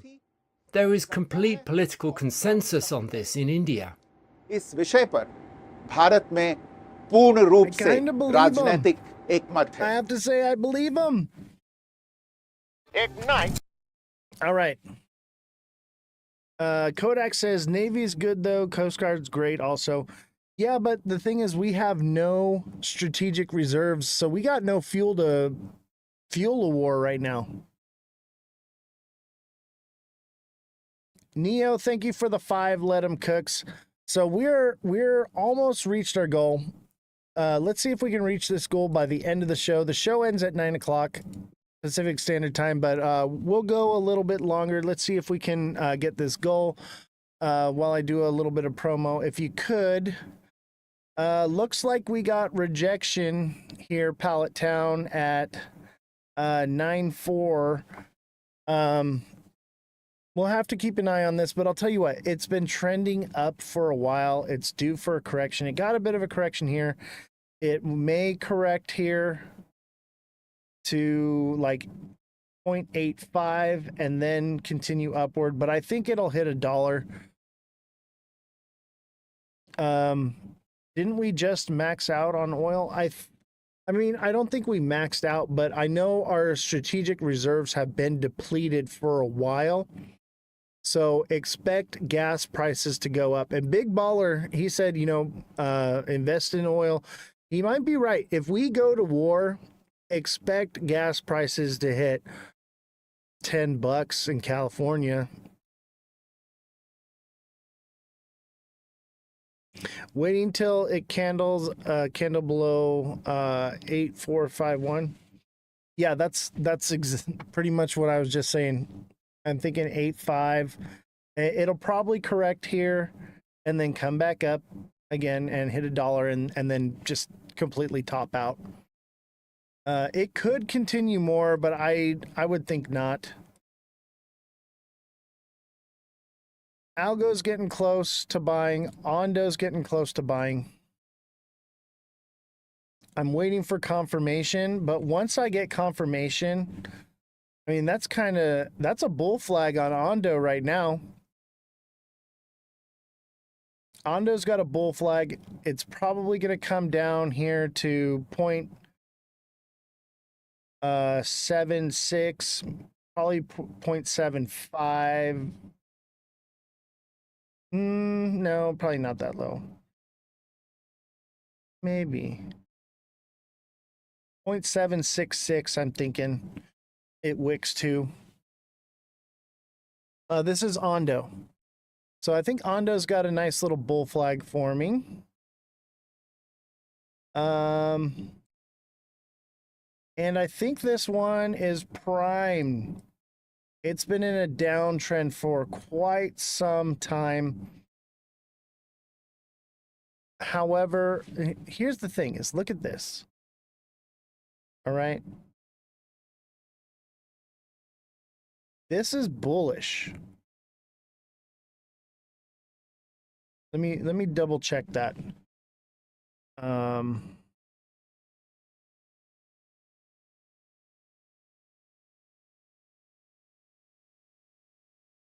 I've been double checking the wedge patterns because I pretty much have them memorized, but they can get mixed up sometimes.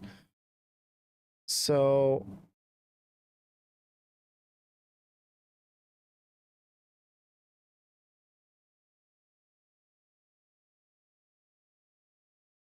none of these. Okay, yeah, here it is. So if it trends down into it and it's pointing down, a breakout upward. And that's what we have on algo right now.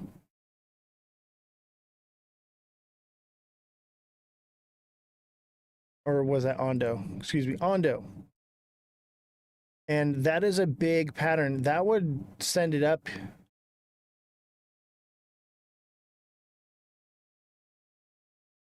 Yeah.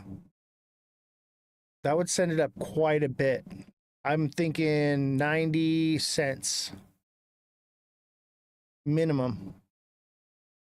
And it could, I think it could do $1, depending. What was that one? This one is Ondo Finance. Now that doesn't mean that it's not going to come up here to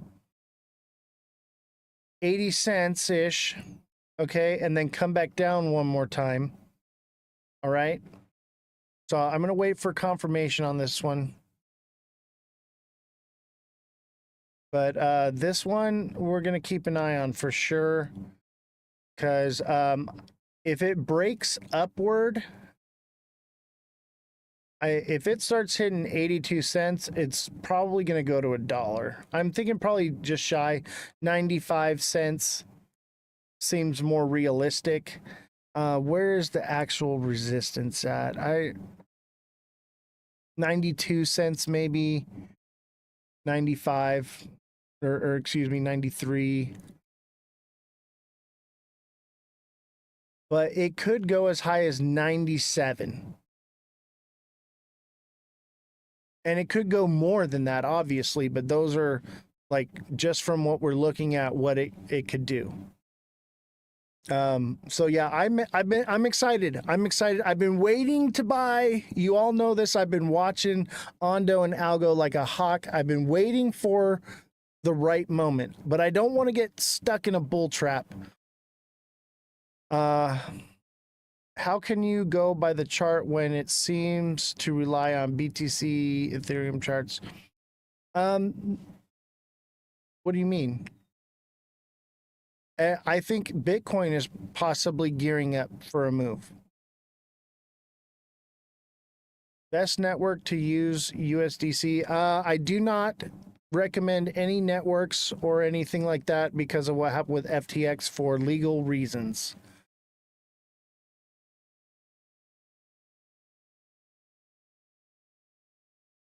I think things are gearing up for a pump, but it doesn't matter how bullish everything looks. Like he said, Justin Kelly, Bitcoin is driving everything. Bitcoin is in the driver's seat.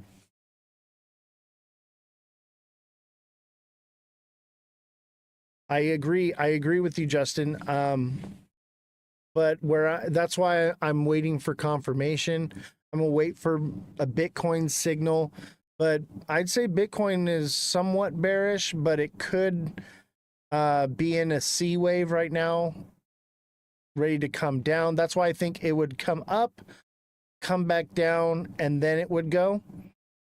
So I think if Bitcoin completes its C wave, then it could take off and do something big. We'll just have to wait and see what happens. I'm thinking once Bitcoin hits about 95, 97K, it takes off from there. That's why you scratch your head a bit when I look at some charts like traditional stocks. Well, I'm also following Bitcoin as well. It's just Bitcoin will give you the overall direction, but I don't think Bitcoin has much more to come down. And I think other projects like Ondo, for instance, it's already pretty much bottomed out. Okay. Now there is the potential that it comes down to 65, 66 cents. And that's what I'm waiting for. I'm waiting for confirmation. Okay. But I'm keeping an eye on it to see if the market does make a turnaround. But I'm thinking probably mid-July is going to be our buy point. Oh, not you, just some seem to forget that. Yeah. Is H bar entering buy territory? Let me go look. But I'll tell you this right now. I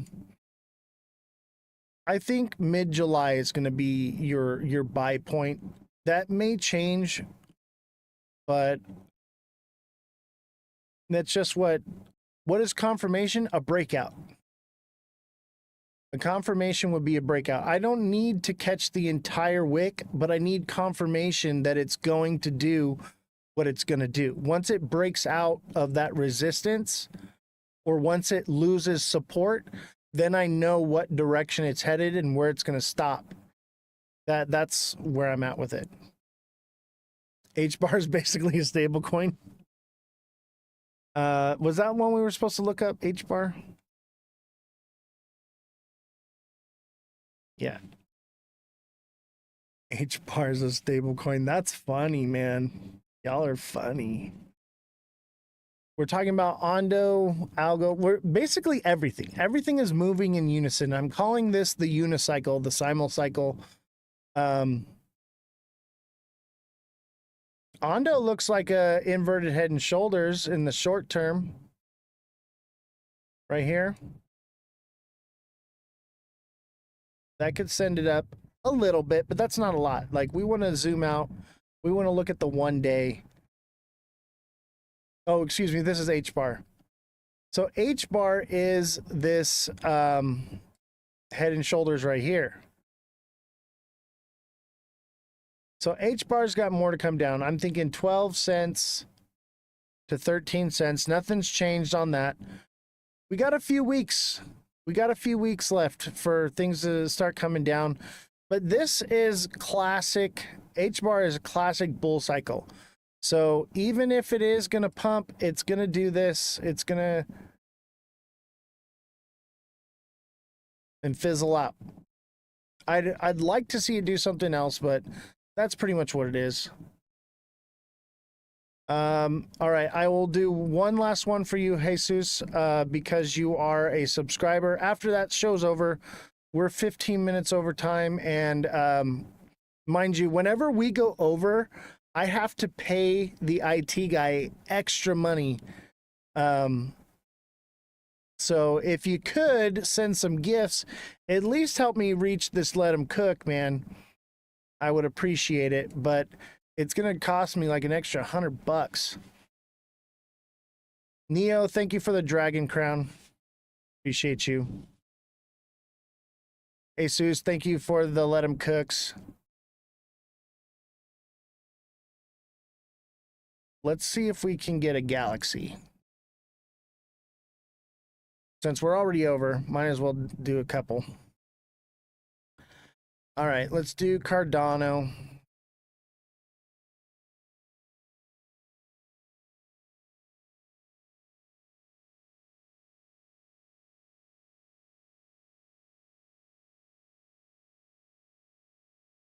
Cardano. I know we went a little bit over because we had an unexpected guest, but wasn't she incredible? She, you know, I haven't watched too much of her content. I've seen a little bit. Same thing here, inverted head and shoulders, short term. But she's actually, she gets it. So Cardano, same thing as H bar, okay? It's a little bit of an inverted head and shoulders in the short time frame, but the larger time frame, it is a head and shoulders, bringing it down to 51 to 53, maybe 55 cents. I'm leaning towards the lower numbers of like 50 cents. I think it hits 50 cents and then bounces up from there. But at the same time, it's a classic bull cycle like that. I think we're in like the 9th inning right now. Neo, thank you for the sparks. Thank you very much. Who's got me with a galaxy?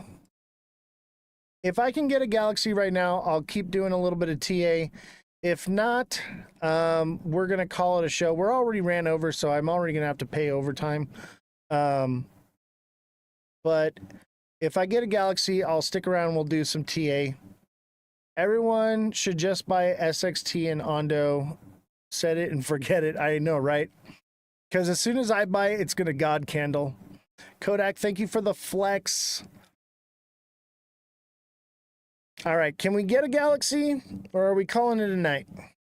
I own Ondo, but what purpose does the coin serve? Honestly, it's real world asset. So it's the tokenization of real estate. That's what it is. Tokenization of real estate. So basically, whatever real estate is valued at is what it will be valued at. It'll be backed by a real world asset.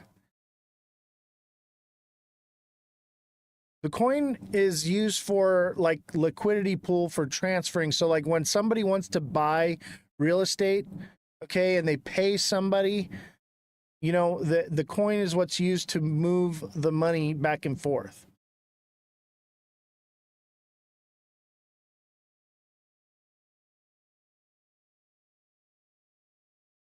All right.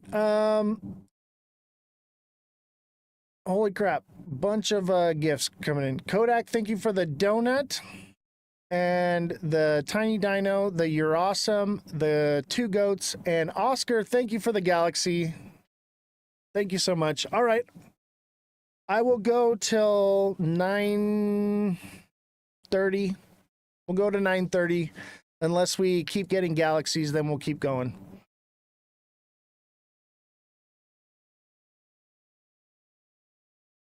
Let's see here. Actually, we'll do something bigger than a Galaxy or something similar. What do we do? We'll do a meteor shower because the more we go over, the more it costs me out of pocket. So meteor shower, and I will go till 10 o'clock. And we'll go to 9:30 now. I've read Ondo's coin is purely governance right now with potential for future staking. Interesting. Turbo for meme coin, that is now utility.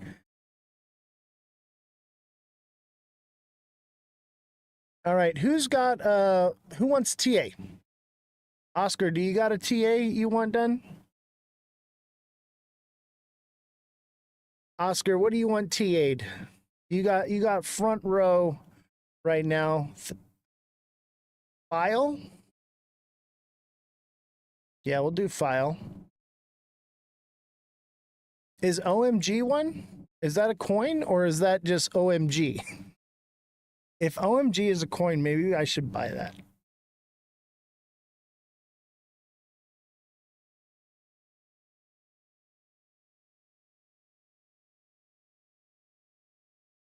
What the hell is Trump Mobile?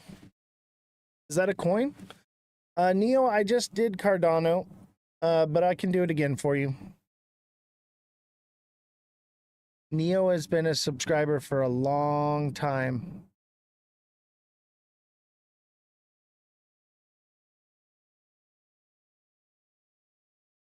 All right, slow down, chat. Let me get these done here. Riznet. Is Riznet is that a meme coin? I'll tell you this right now. I don't do meme coins. They're unchartable.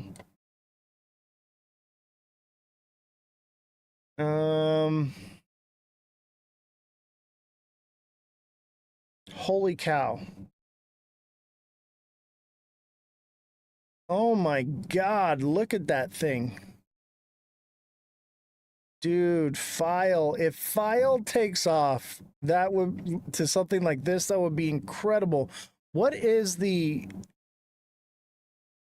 It's super new. I just got an airdrop. Who told me about File? What the fuck? That was 2021. I wonder if this one gets a bull run at all.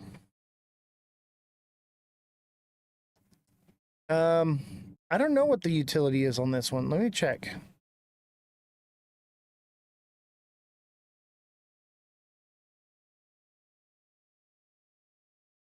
A decentralized storage network and cryptocurrency that enables viewers to rent out their unused storage space, creating peer-to-peer marketplace for data storage. Oh, we looked at this one the other day.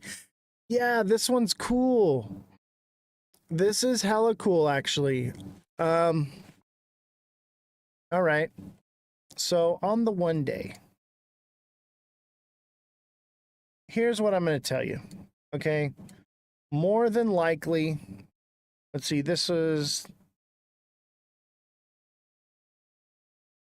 it seems like it's a bit of a double bottom. It probably has more to come down. I would say 2.9. But what'll happen with this one is it'll pump up and it will probably go there like that. So I'm thinking $6 when I think it's still got more to come down. But I think it'll do about $6 when it does take off. I think it comes down to 2.111.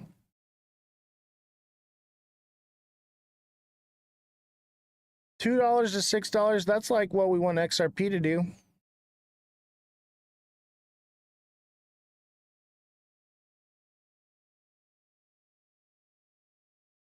All right, let's see here. You want me to do RizNet? If it just dropped, I'm not going to be able to TA it. We can do Quant though. All right, I'll do RizNet. Hold on.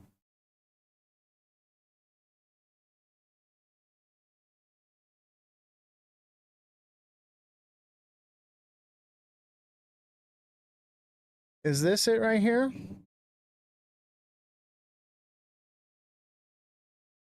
Riz?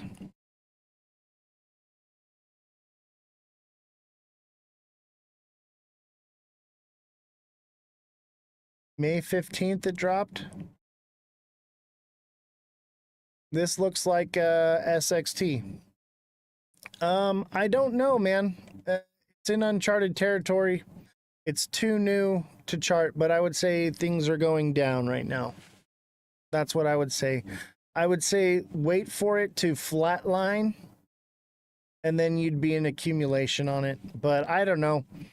What's the utility on it?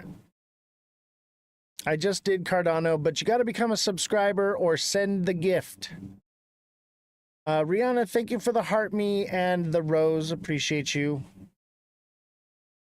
Oscar wants IOs. Oscar paid, so he gets first dibs. Thank you, Oscar, for the galaxy.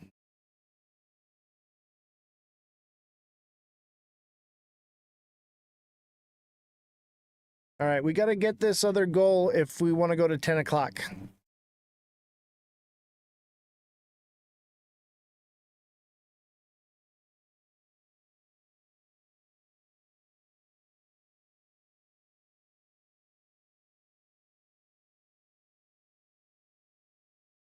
IOs network, US dollar.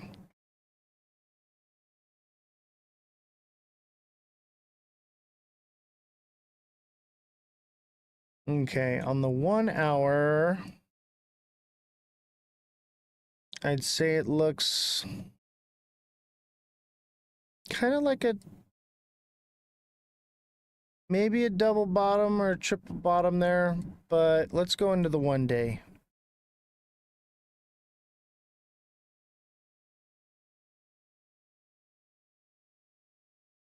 Dude, if that's a double bottom right here, if it stops right here and starts going up, it's going up to 54, 55 cents, you know, just to get started.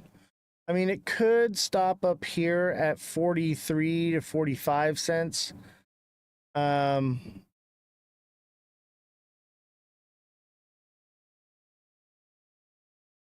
also at the same time, I think it wants to come down.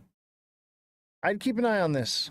I'd watch it and see if it starts creeping up here. Like, it can come down a little bit more, but if it starts creeping up, it's going to take off. But if it stops at 0.35, 0.36, it's probably going to head back down.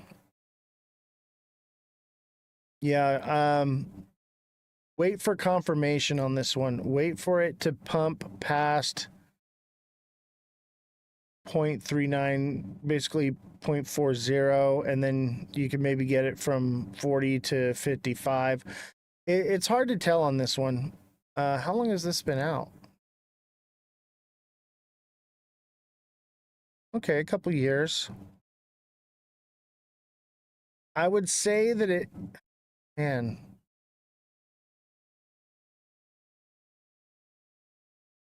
it's probably going to come down. I mean, it looks pretty nice and volatile, though.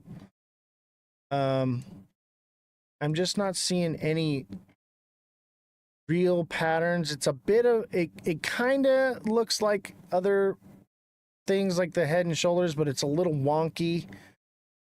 But it could be a diamond top forming, which would send it back down. But if it's a diamond top, that means it would get like a nice pump. So keep an eye on it. If this thing pumps up to 57 or 60 cents and then starts coming back down, I would say it's a diamond top and it's going to run back down here. Hey, watch the market. Whatever Bitcoin does, it's going to do something similar, just more volatile. All right, Quant. You got 2 minutes to send the gift or we're calling it a night. Rihanna, thank you for the heart, me and the rose. Justin Kelly, thank you for the paper crane. Appreciate you. We got to meet the goal. If we're going to go over 9:30, we'll go till 10 o'clock. If I can get this meteor shower. Otherwise, we're going to end it at 9:30. So we'll do Quant and ARB unless we receive the gift.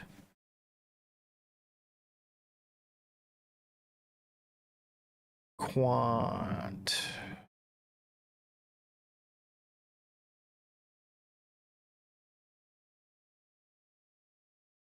Quant looks like a double bottom.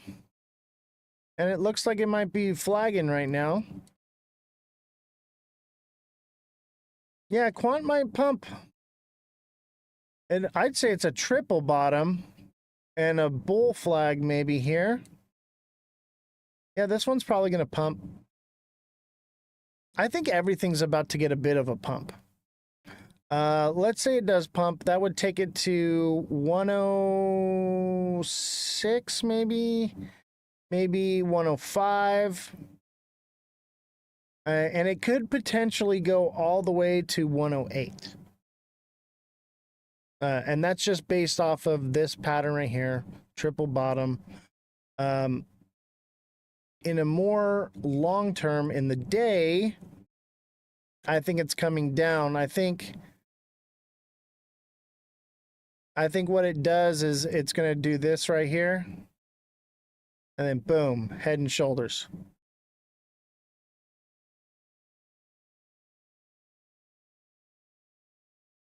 Justin Kelly, you got to send the gift because we're already over time.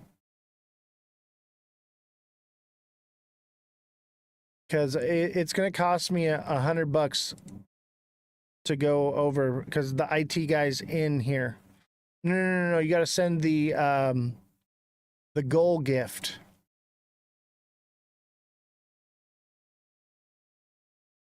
I appreciate it though. Let's see here. ARB for TikTok seller. If you were a subscriber, I would probably be like, oh, okay, but become a subscriber, man. And then you can get, I'll tell you what, subscribe right now and I got you, bro. And that way you get the perks of being a subscriber, man.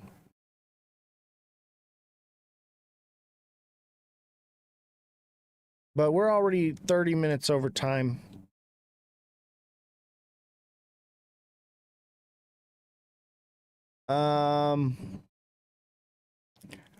Arbitrum, is that it?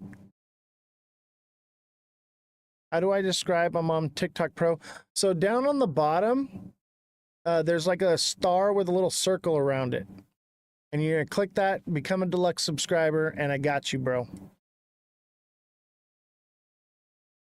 ARB looks like it's flagging too. That's a nice bull flag, it looks like. And I'd say it's a bit of a inverted head and shoulders. And that would send it up to about 33. And that's on the 1 hour. And then on the day, it kind of looks like a double bottom.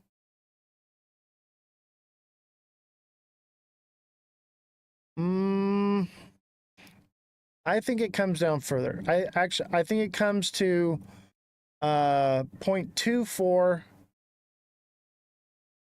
and then it just takes off double bottom, sending it up to 0.64 later on. And it could go more from there. But I'm thinking that's probably what it's going to do, because we have this one right here, and then this one right here, and then this one will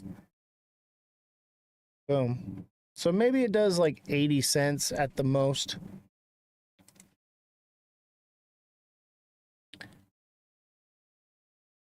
All right, Justin, are you going to subscribe? I'm telling you, with the deluxe subscription, bro, like you get one-on-one coaching with me. And real quick, if you guys want to sign up for the TA class, send me a DM. All right, I'll give you a minute. I'm going to do a little bit of promotion to buy you some time. All right. So if you're interested in doing the TA class, it is different from the coaching. Okay, so one-on-one coaching is about helping you find a strategy and on-demand TA for your projects, okay? The TA class is going to teach you how to read the charts like I do. So there is a difference. All right? This is $25 an hour, okay? For this class that's dirt cheap. All right. And so it's $100 a month, but some months have more days in it. And so you'll get a free class some months. Okay. So the price won't change, but it'll be $100 a month. And then don't forget, we're live Monday through Friday, 5 to 9 p.m. Pacific Standard Time. Every day we're here. And then we have our merch. So we have hoodies, shirts, men and women's shirts. We have mugs. I have my mug right here. Check it out. And we have stickers. And then don't forget to sign up. Come join my Discord. It's absolutely free. If you're looking to do the TA class, that's going to be done on Discord. So if you go into my Discord, there is a section that says TA classes. You can click on that and you can put your name on the list to sign up.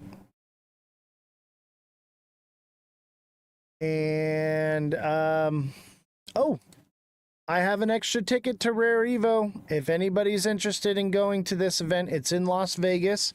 It's on August 6th through the 10th. I have press passes. I was told that they would most likely be upgraded to VIP, which are like $1,500 tickets, $1,600. So if you're looking for a VIP experience in Vegas, let me know. They are press passes. They may not get upgraded. It depends on how many VIP tickets they actually sell. So if there are availability, we will be the first in line to get those VIP tickets. But I only have one extra, so it'll be you and the goat. All right, Justin, did you figure it out?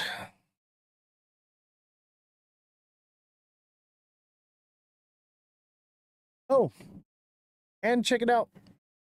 We were able to raise another $75 this month for the Save a Warrior Foundation. Thank you to everyone that donated. We're making a difference here. We're changing lives. We're doing something positive for the community. Not just being greedy. You know, we want to help people. We want to do positive things for the community, not just the crypto community, but the world in general. You know, like, that's what this is about. This whole thing is about helping people. That's the main goal here.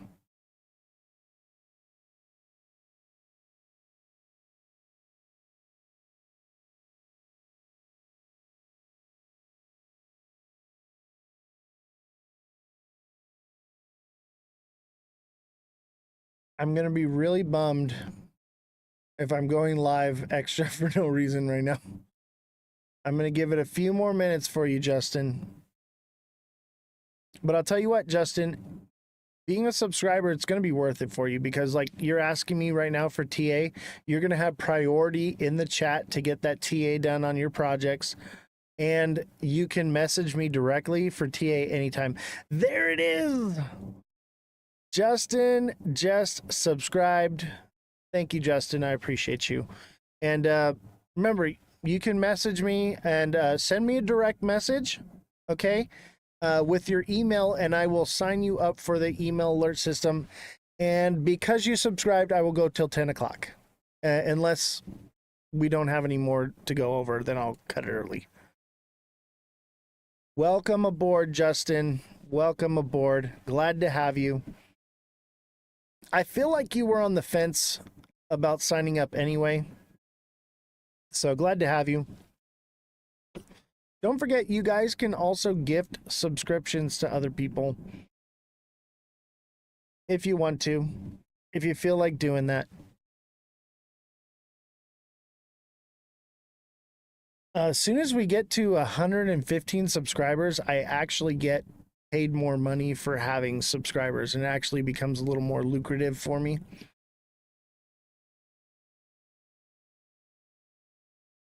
All right, Justin wanted IMX.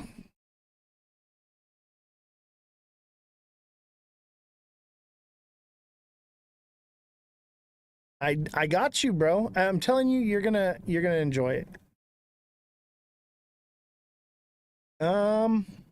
IMX is a diamond bottom in the 1 hour. So I would imagine this one's gonna pump soon. That would be at about 48 to 49 on that one. And in the 1 day,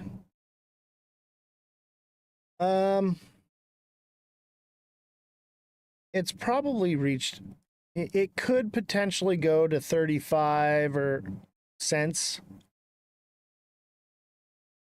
But because of that diamond bottom, I'm thinking not, which would be a double bottom, sending it up here.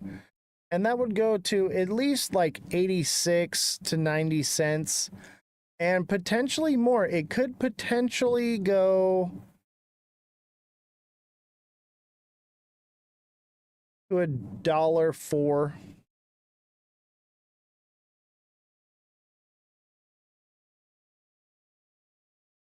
Five projects you jumped in when you got confirmation? What do you mean? Any chance it revisits its all-time high? Let me look. I'm going to say probably not. Okay, so this is common. What you're seeing, this is the bull cycle. That's probably where it will hit its top and then come back down. And by then, that would be December, end of the bull cycle. We're kind of in the final last round here. This is do or die for the bull cycle. It's pretty much almost over. No, I think probably $1 would be the most it actually reaches.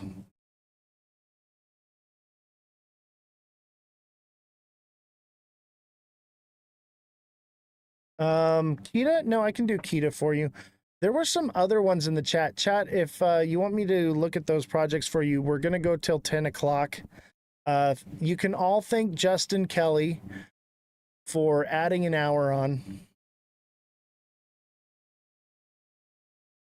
I'm not too happy about it. I'm in pain. I am tired. But we'll do it. I mean, I'd say we're in the 8th inning.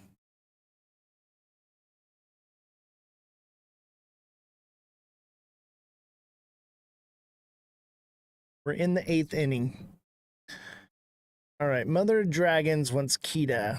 How you doing, Mother of Dragons? Kayleen, so nice to see you. Always a pleasure.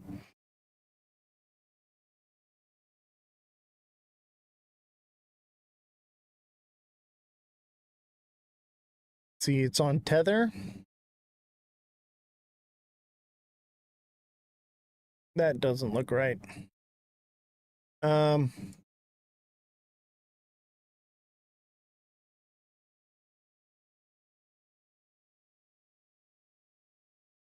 Kita. Try this one. Does that look right to you? Does that look like the right one?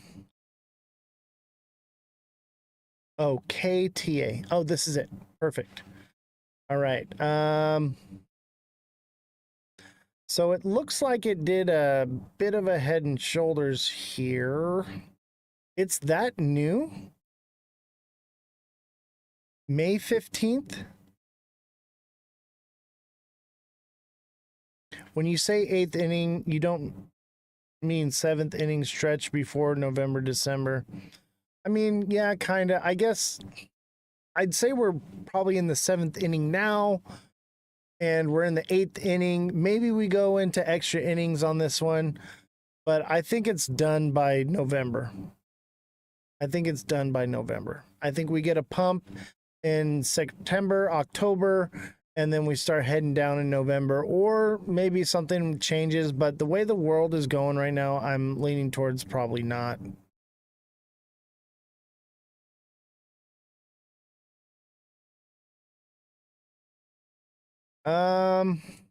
This one's hard to say, but I would imagine this does something like this. Come, boom, head and shoulders. 40 cents. Possibly. I could be wrong. There's just not enough data. There's ones like this. There's just not enough data. It is in a downtrend, which means it should turn upward soon. I'd say that 66 to 63, it could potentially come down to, and then start moving up. What platform is it on? I'm not sure. You'd have to find out. I'm sure it's on I think it said Kraken.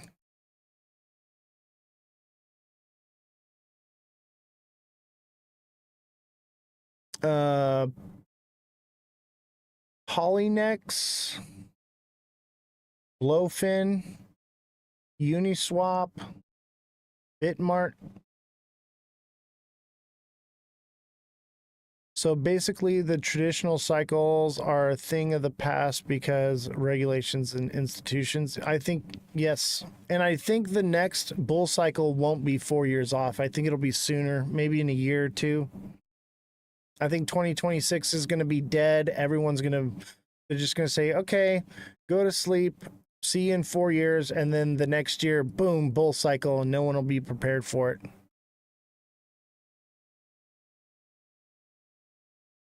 I do see crypto turning more to traditional stock market by 2030. I think so.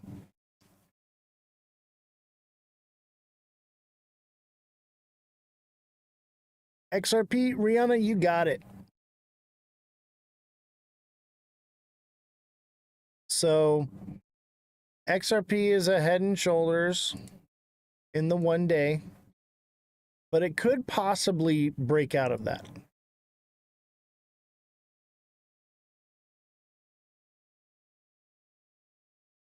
So in the 1 day here,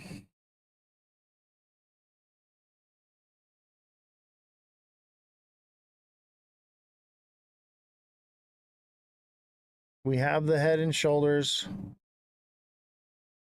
possibly sending it down to about 180 to 160 if it doesn't break structure.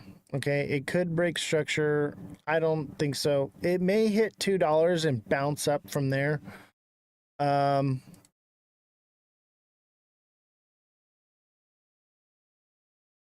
the 1 hour, it kind of looks like it's gonna pump one more time, maybe. It could see like 230 to 235. At the most, I would say 240 to 247, and it would still be within structure. But it is this pattern right here.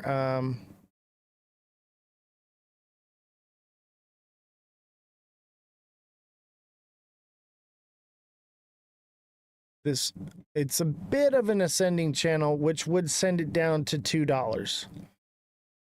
Okay, so it may have one more pump up to about 237.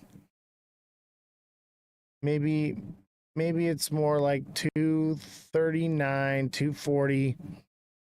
Come back down, and then it would break and hit $2. The question is it going to bounce off of $2?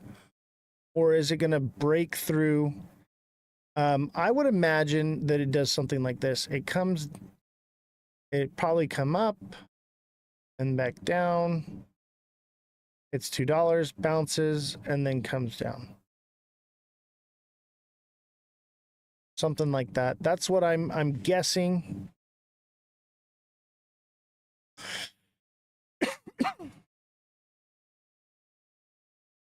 Not financial advice, but what do you personally see as the top 3 performers in the last inning? That's a good question. Probably Ondo. Maybe Algo. I don't think Algo is going to outperform Ondo, to be honest with you. If we have a meme season, I think, or excuse me, an alt season, maybe XRP. If the case gets dropped on XRP, I think it would outperform everything.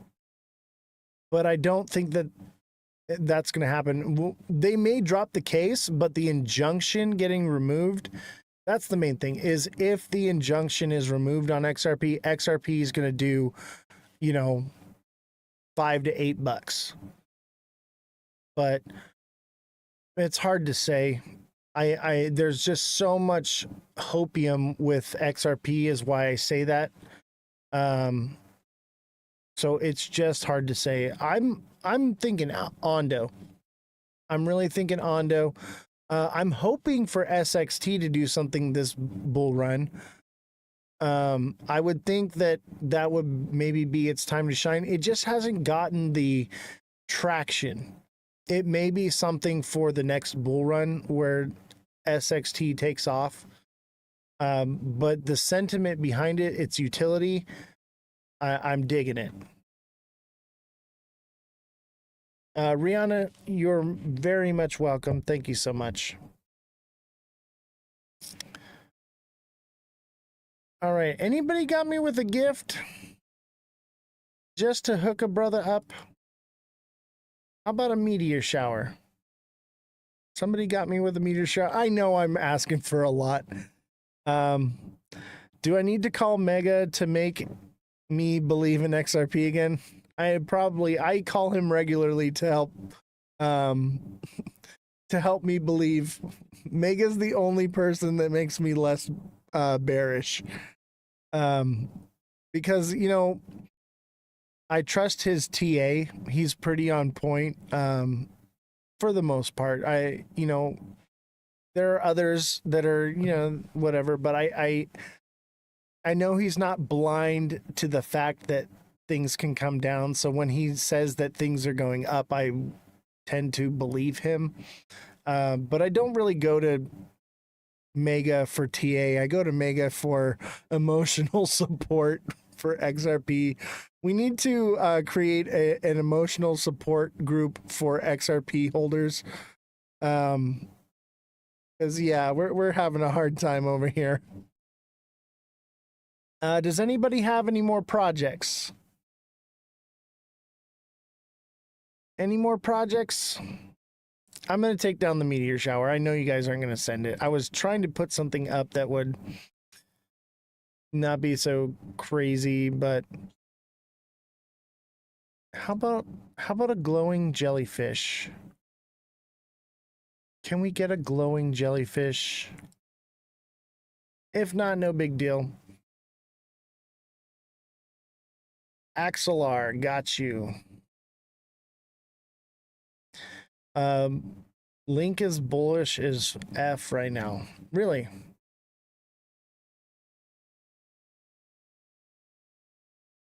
I'll look at Link.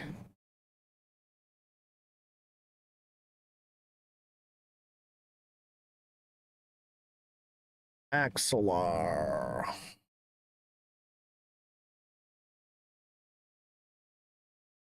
I hate to break it to you,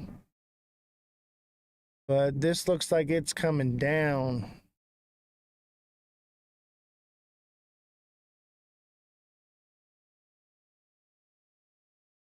Oh yeah, this is coming down. Classic. Like that. Where's that put it? In July. And then possibly run up again to right about there. I'd say 50 cents max.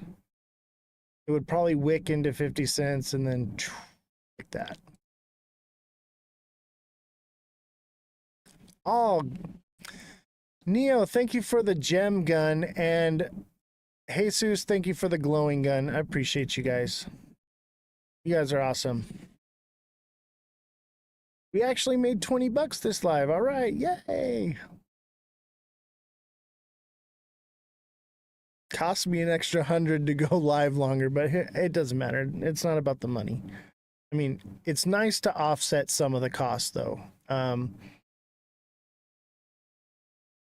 But I don't want to always, like, I don't want to be live till 10 o'clock. I want to go to bed or relax and get out of the chair. I've been sitting in this chair for 5 hours straight. You know what I mean? That's why it's like, all right, make it worth my while, you know. Link. That's what it was. I like Link. I hold a little bit.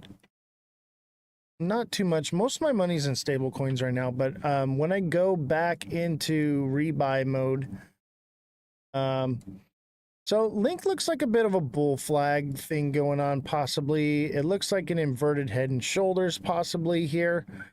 In the short term, just in the hour, I would say it goes to about 13.6. Maybe 13.5, 13.6, somewhere around there. And then in the day, it's coming down. Okay, this thing is coming down overall. This is a head and shoulders. All right. So this thing is coming down to 10. I'd say like 11 cents to like 11 to 10 cents, maybe 10.5, somewhere down here is where it's going to drop. I'm thinking right there. 10.14, 10.36. EMA ribbons are crossing on what? Arrow?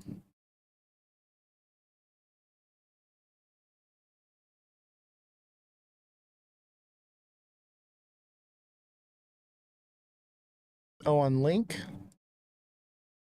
I don't use those, man, because they throw you off. But we can look at them. Just because they're not crossing.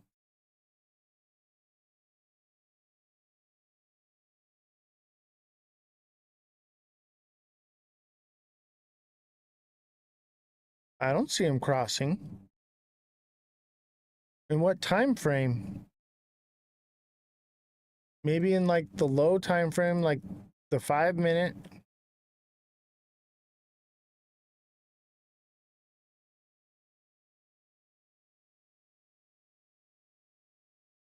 What time frame for the EMAs? Because I'm in the 1 day.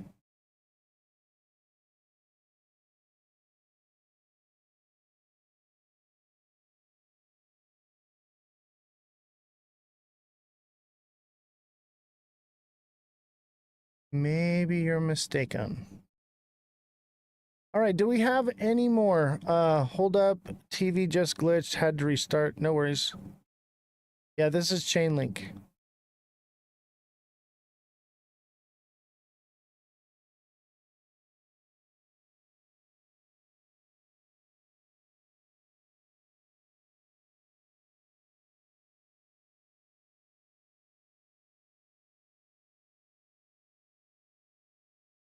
Yeah, it looks like a bit of an inverted head and shoulders. But I think in the 1 day overall, it's coming down. It's a head and shoulders right here, bringing it down. You see it? Do you see the head and shoulders? Okay, it's right here. Boom. All right, I think I got time for one more. Who's going to give me the last one? And don't forget, TA classes, if you want to learn how to do technical analysis and learn how to read the charts like I do, okay? I'm very quick with my TA. Chris Durkee wants to do Tron, but he's not a subscriber. So I'll tell you what. Chris Durkee, I will give you, either you can become a deluxe subscriber or you can send a money gun. But I'll tell you what, with the deluxe subscriber, you get one-on-one coaching with me. But you got 1 minute to send the money gun, or otherwise we're going to call it a night.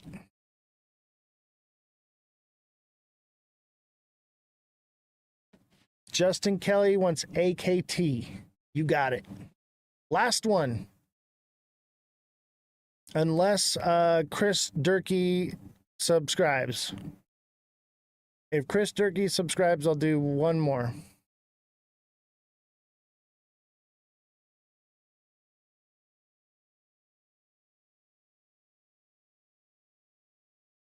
A cash network? No worries, bro. I'll tell you this right now, though, that deluxe subscription pays for itself.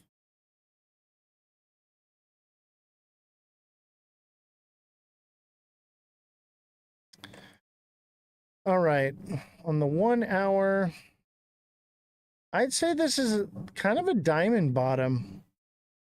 It's a bit wonky, but it kind of feels like maybe a diamond bottom thing going on here. You see it?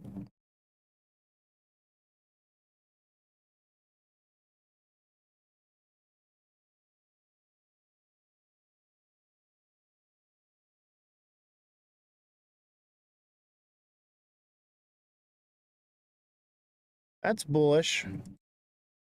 That would send it to, I'd say, 0.184, or excuse me, 1.184. But in the day,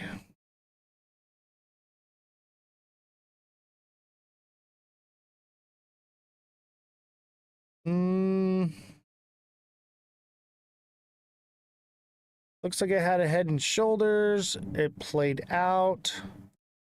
It may be going into reversal, but I would say this is a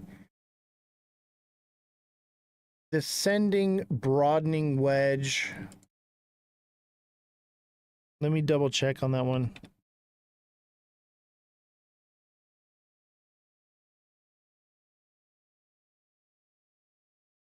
That's bullish.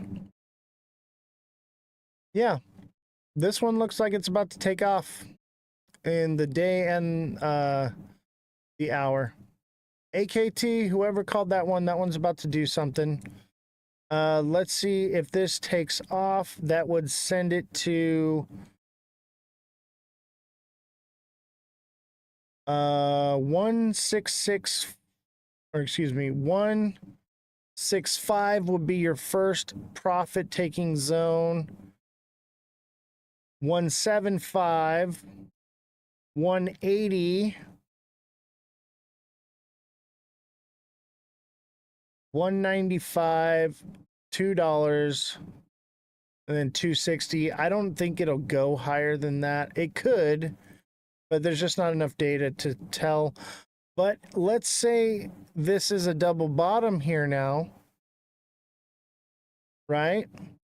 And it does that. That would send it to 230 to 240. I'm leaning more towards this right here, actually. I would say probably 216 to 220. This one looks bullish as hell. All time frames look good on this one. I might buy some of this. The problem is, here's why I won't buy it. It's only been out since March 19th. There's not enough data for it to really be accurately charted. You know what I mean? So it doesn't matter how bullish it looks. One bad thing can just this thing. So be careful on this one. I'm glad I took a look at how long it's been out. That's usually one of the last things I check, just to be sure, because this could do just like what SXT did, and it looked bullish as hell, and it just, all right. Be careful on this one. But Justin Kelly, I would say that more than likely it's going to be somewhat bullish. But be careful. Be careful. Yeah, it's like render. Man, who was it that bought render? And I told him, I was like, bro, like, he was like saying all this stuff about render, and I was like, yeah, but I didn't see, you know, from my TA, you know, and he didn't take my advice, and he lost a lot of money, and then he canceled his subscription.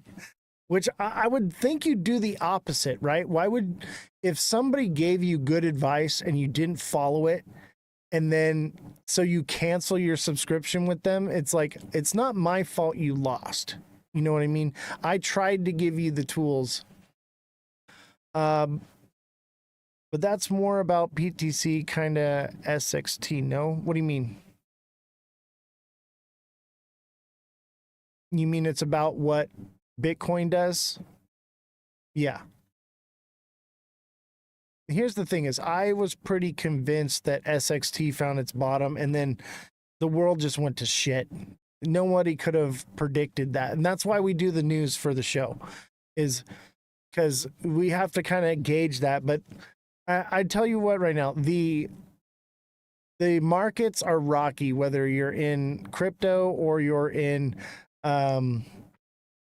the stock market. Everything is rocky right now. All right. Be careful. Not financial advice. Okay. This is just what I see. I tend to be right. But mind you, I'm only 90 to 95% accurate. So I like SXT though. I don't think it's shit. I think it's an awesome coin. I think it's just, we're too early. Too early. I'm always too early to everything, but I'm okay with that because I see the potential for SXT doing dollars, like $5, $10 to $25 in the next 5 or 10 years.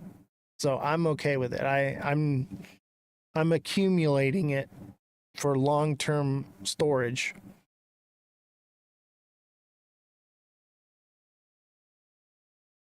Oh yeah, SXT is going to be massive. Like, people don't even know. Like, we're so early on that. Everybody that's holding SXT, yeah, in due time. I agree, buddy. That's one it's an accumulation, baby. Every time it goes down, I'm like, oh, thank God. Like, I can buy more. And I'm not throwing my whole bag at it right away. I'm putting a little bit into it every time it goes down, I'm not really DCAing it. I'm just accumulating it as it goes down. I'm like, oh yeah, baby, keep on coming down. I'm okay with it. And once it gets down to that low, then I'll throw a fucking massive bag in it. And so what? It takes 5 years for it to do anything? Fine. I did the same thing with XRP and now I'm retired. So once people read it and realize what it is, it's going to boom. Exactly. All the crypto creators, I found this one, okay? All the crypto creators, I tell them about it, and then they're just like, oh, I'm buying this. I'm like, yeah, you're welcome. I'll be like, I will take my pontoon boat in emerald green with gold fringe, please. And I want one that's powered by a Sea-Doo so that we can take chat out on the pontoon boat and we can go ride around on the Sea-Doo and do things and bring it back and dock it in there. So, all right, I'm going to end the live, guys. Thanks for sticking around and all the gifts. Justin, thank you for subscribing. Send me a DM with your email address, and I'll get you signed up on the email alert system for free for the rest of the month, and you can try that out. I asked Nani Crypto this morning what she thought of it. She didn't know, and then she freaked out. I know, right? I am like, let me tell you this. I am known for picking the best ones early, way too early. Yeah, once she did some reading, I know. That has like been my whole thing. I've always picked things that are always end up being the best later on. I'm just good at picking them. They just fall into my lap too. I don't know what it is. Maybe I just manifest it. Who knows? Anyway, Justin, I'm looking forward to hearing from you, and yeah, I'll see you around.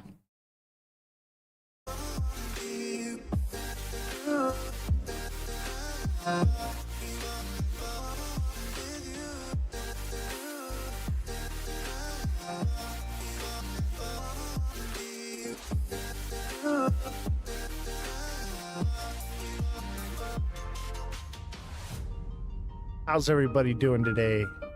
How are we doing?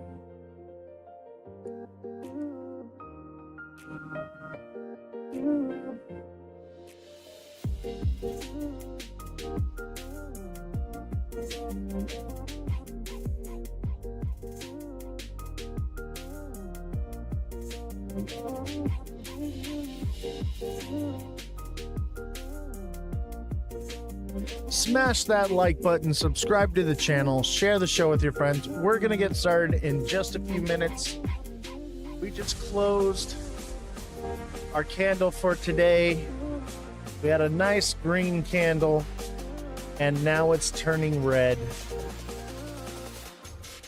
Starting to turn red, starting to pull back. Is it going to hold, or are we going to hit this line here at about 247 and bounce off? That is the real question. Are we going to be able to hold this? Or is this it? Was that our last big pump before we drop down here into lower zones? What's up, Neo?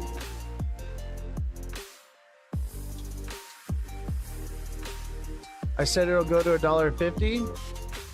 It still can.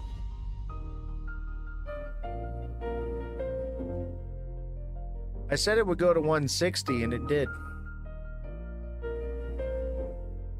I don't know. If we hit the line here at 247, let's pause the music here. It could take months. It could take months for that to happen. I would say middle of June is the time frame for it to drop like that. And I told everybody moon cycle. I told everybody that Monday was the full moon and that the markets pump based on the moon cycle. I told you all this. If you were paying attention, you would have known. So when do you predict will be the all-time high? I think we may have already reached our all-time high at 340. I think that was it for this cycle, possibly. Or we go up from here and we hit $3, but if we don't hold between $2.60 and $3, it's not going to happen. We're not going to reach above 240. And we've already dropped well below 260 and we're headed down to 250. So if we cannot hold 250, I would say that we're headed back down. But 247 is the blue line right here. We hit this line and bounce up from there. I would say the curse is broken and we've broken out of this downtrend. We can get rid of the ghost and we can start flipping the narrative, but we have not confirmed anything yet. So we got to come back down here. See these two candles? For these two candles closed is 247. All right. Now, is that going to be held as support? What's up, Ozzy Nate?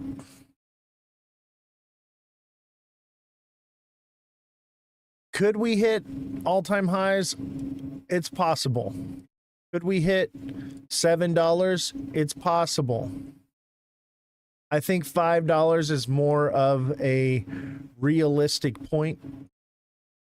If it breaks out of this trend and it blows past $3. But it could literally go up to as high as 280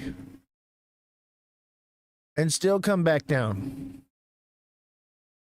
So these types of moves don't happen overnight. Okay? These are a long term. Okay? In the short term, I told you that we were going to pump till Monday, and we did.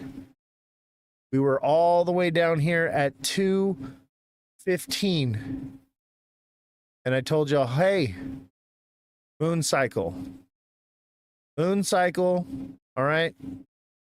Full moon was May 12th. Monday, May 12th. You put a sell order in at 280. Yeah, I think $283 will probably be it. To be honest with you, it could be it already. This could just be it right now. It could pump up again to about 260, 265 ish, and be done. We'll see. We got to give it a little bit of time. But if it holds as support, then we're looking at going up. If we lose support, we're looking at breaking downward. So I've been waiting for this to happen. When we had the show Friday, we were in this candle right here. All right? We were in this candle, and I told you all, hey, moon cycle, we're probably going to pump to Monday. Monday, boom. Lined up perfectly with the full moon. We lost support, just like you said. We'll go up if we hit 250, and it did. Exactly. Everything did just as I said it would. The question is, are we going to hold it? I'm still waiting.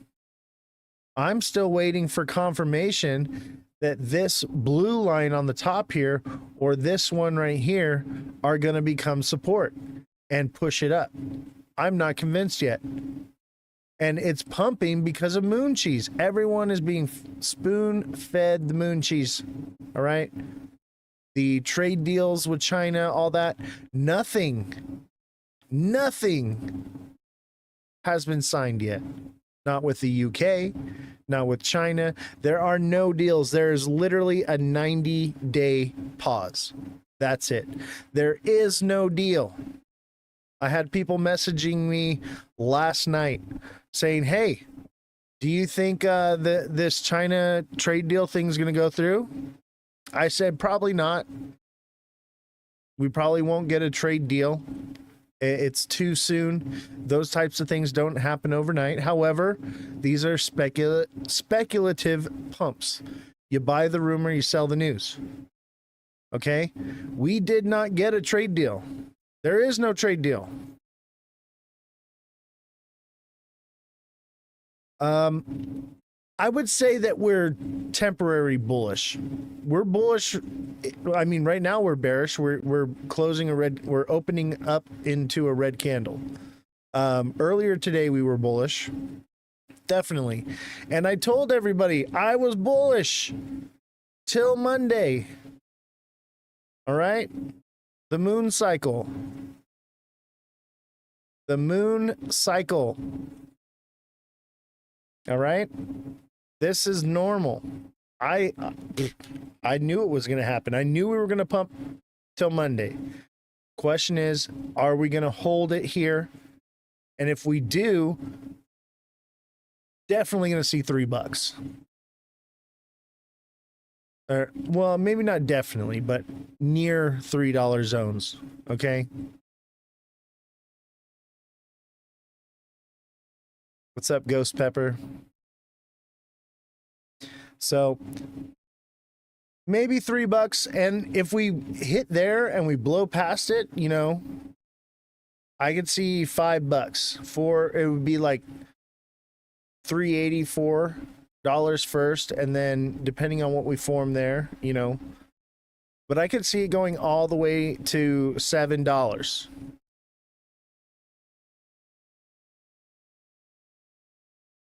I think $7 or $8 would be the max.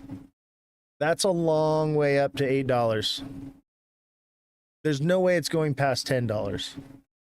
$10 is one of those super high psychological zones. It just isn't going to happen. But I think, you know, somewhere between 4 and 7 is realistic, but $5 is going to be a hard one to break. $5 is going to be a hard one to break. It's a psychological zone, just like $10.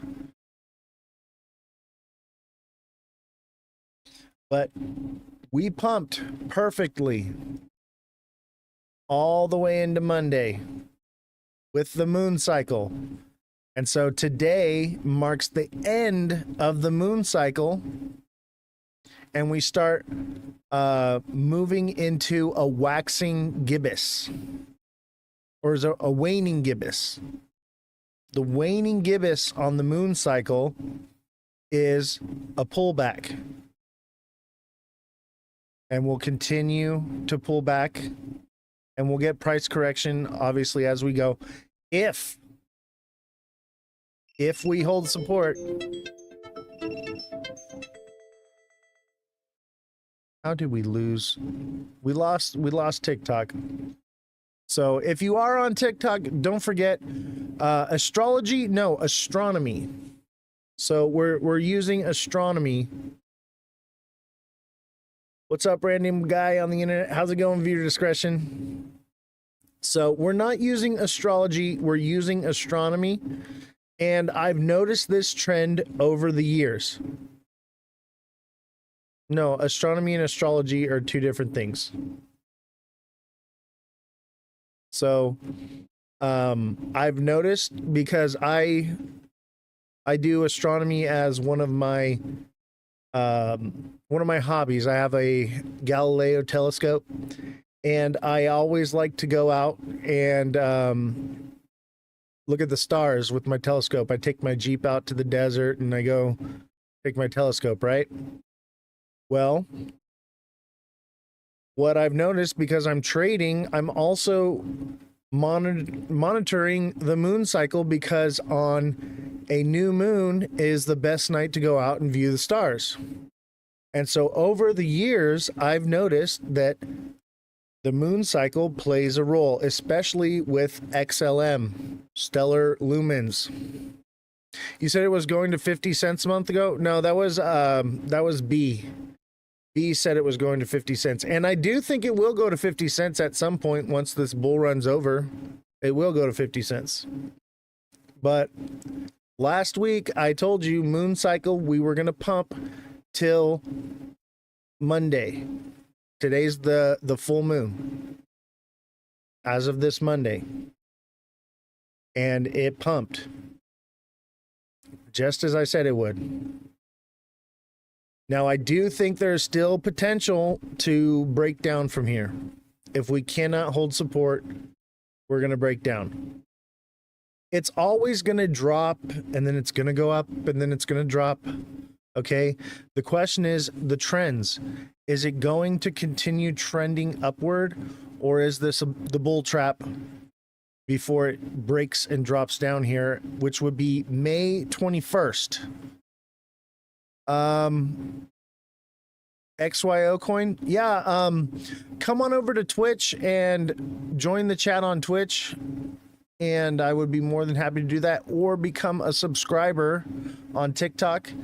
As a subscriber, I will look at any of the coins you have that you want me to look at, as well as I do coaching. So if you're looking for coaching, and I post daily price point videos of what is happening with the markets. Why is XRP going down, not up? It's going down because this is normal price correction. It's got to drop at least to 247 minimum, 248, somewhere along there. This is normal. It goes up and then it comes down, and it goes up and then it comes down, and it goes up and down. It moves in waves. So the question is, now that it's coming down, and you have to take into consideration, there are people like me that we bought all the way back here. I've been buying XRP since 2017, and all these low zones between 20 and 30 cents, I have been buying XRP like crazy. And when it pumps up, I take my profits. Okay? I took my profits here. I exited the market here, and we re-entered the market at about $2. Now, we're moving up again. The reason it's coming down is because all those people who have our moon bags we've been holding, okay? I exited the market, but I still have my moon bag. And from my moon bag, when it gets big pumps like this, I still take profits. And when it drops back down, I put them back in. That's how it works. The head and shoulders pattern is pretty much invalidated now. Not necessarily. That head and shoulders that was forming right here, yes. But it could form a new head and shoulders. It could come here and move here and go down like that. And that would be another shoulder. So it is still possible. The head and shoulders has not officially been invalidated. This original head and shoulders, yes. But as I posted for the head and shoulders, that a trade deal would more than likely influence that in a positive direction. So just because it's forming a head and shoulders doesn't mean that it's actually going to do that. And like I said, Friday, we were going to pump all the way to Monday. And Monday could be it because it's the moon's cycle. So if we're going into a waxing gibbous, we could start seeing a pullback from here on down. So we just got to kind of watch and see. But we're already down to 251. if we can't hold above 250, and I would say 247 to 250 is that support zone right there. We need to hold above that, but we could come all the way down to the blue line here, which would be 246 ish. 246, 245 even. It could wick into it, but I would say the candle close above this line. And I would say that this line is now support and no longer resistance. But we have to watch and see. Being patient. A lot of people were messaging me, hey, it's pumping, it's all the way up to freaking 260. Should I jump in right now? I said, no, just wait. It'll pull back down. If it's going to go again, we'll be able to catch it here. It always moves in waves. You know, don't buy the top and sell the bottom. You know, if it jumps up here like this, no big deal. Just wait. It'll come back down. You'll get another entry point and then ride it back up again. You usually get 2 shots. Okay? You usually get 2 shots at a price. If it's going to go up higher, it'll pump higher the second time. If it's going to go lower, it won't pump as much. Okay, I would say that we're due all the way from 161 all the way to 265, that we're due for some, at least a correction down here to 226. Okay, and then move back up.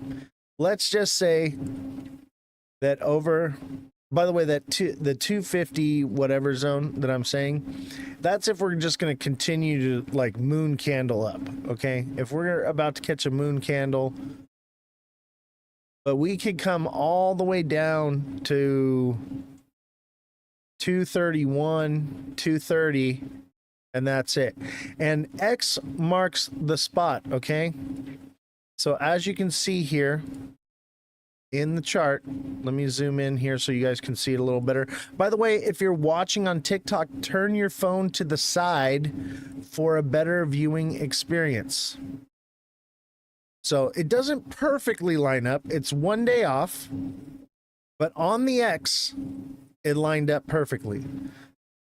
Soon as we crossed over this X on the top side, we pumped up to it, right? We had a little bit of a pullback, and then boom, we pumped again. All right? Right up to the X. Right up to it. Look it.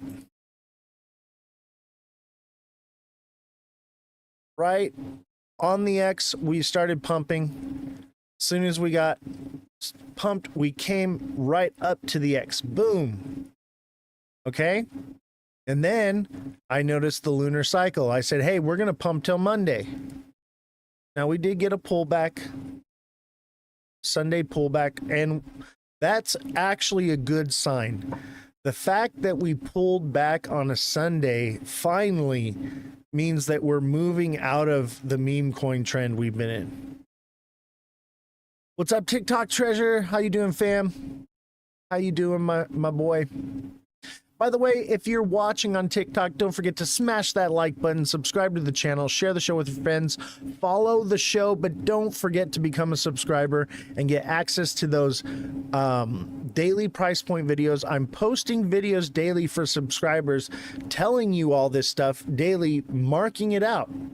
You know, I told you guys, hey, this looked like it could possibly be a Head and Shoulders forming, but the news on Monday, if it's positive, could break that trend. And what did it do? We got the news. We got the moon cheese. I'm feeling so much better today. Today is a beautiful day. I've been working my ass off on this studio. It's crazy how much work it is. And getting a construction crew to come in and work on a holiday weekend because it's Mother's Day, impossible. Impossible.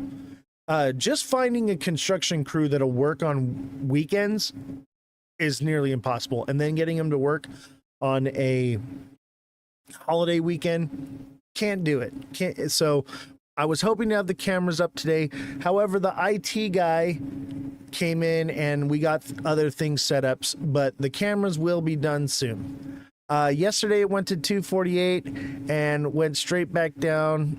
Didn't hit the 250, bro. You are calling it within 3 cents, bro. You're killing it. Thank you. I appreciate it. Yeah, we are. You know, I wouldn't even say I'm calling it. I'm just looking at the trend lines and pointing out zones of resistance. It's very simple. It's math. It's not hard. All you have to do is read the candles. I don't use any indicators. I don't use any methods or whatever.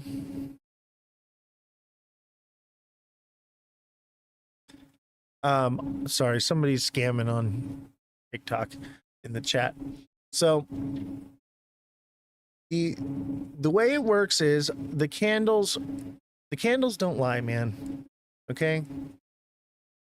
They show the resistance going back.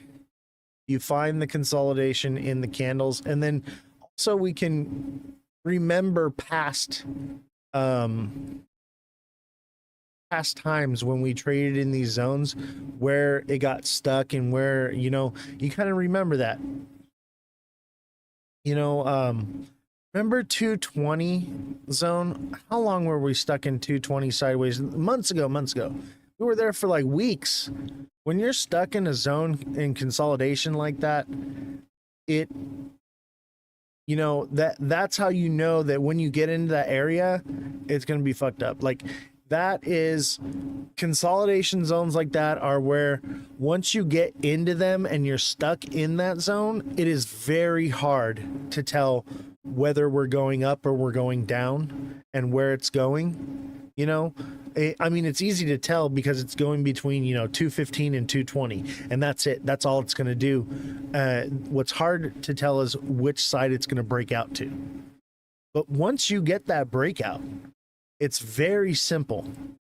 It's very simple. It always follows the trend lines because everybody else, let me tell you, all of the big time traders are doing it this way. Yeah, they're using the indicators and other things, you know, but the real way that they are trading, and when I say the big dogs, I mean these are the firms, the big players that manage other people's money. So they've got clients on top of clients on top of clients, right? And then all their clients have got millions, if not billions of dollars invested, and they cannot mess up. They can't. They have to stick to a method. And this is that method that we're using here. We're using their method. Okay? That's why using the indicators and the wave patterns and all that, they don't play off. I mean, they do, but really the way they do is trends and candles. That's how it's done. It's been done like that since the 20s, I think. But I don't think it was like measured in candles. It's more like graphs. But I guess it's a graph. But that's how it's been done. And you're looking for support and resistance and trends. That's it. It's very simple. But thank you, Big Baller. I appreciate it. However, I feel like what I'm doing is not that simple. But I get it. A lot of people don't understand this. They don't know, or they don't have the time to sit here 20 hours a day like I do and stare at this freaking thing and see the patterns and notice it. And I do know that my brain works a little bit differently. So I get it. For me, it's very simple. So if I don't mean to belittle you if you're struggling or having trouble, but let me tell you, there are a lot of people who have signed on with me and have taken advantage of the coaching. They are trading like expert traders and they are winning. Now, do we always catch every tip of every wick? Every bottom of every candle? No, we don't catch every tip, but we catch some of them.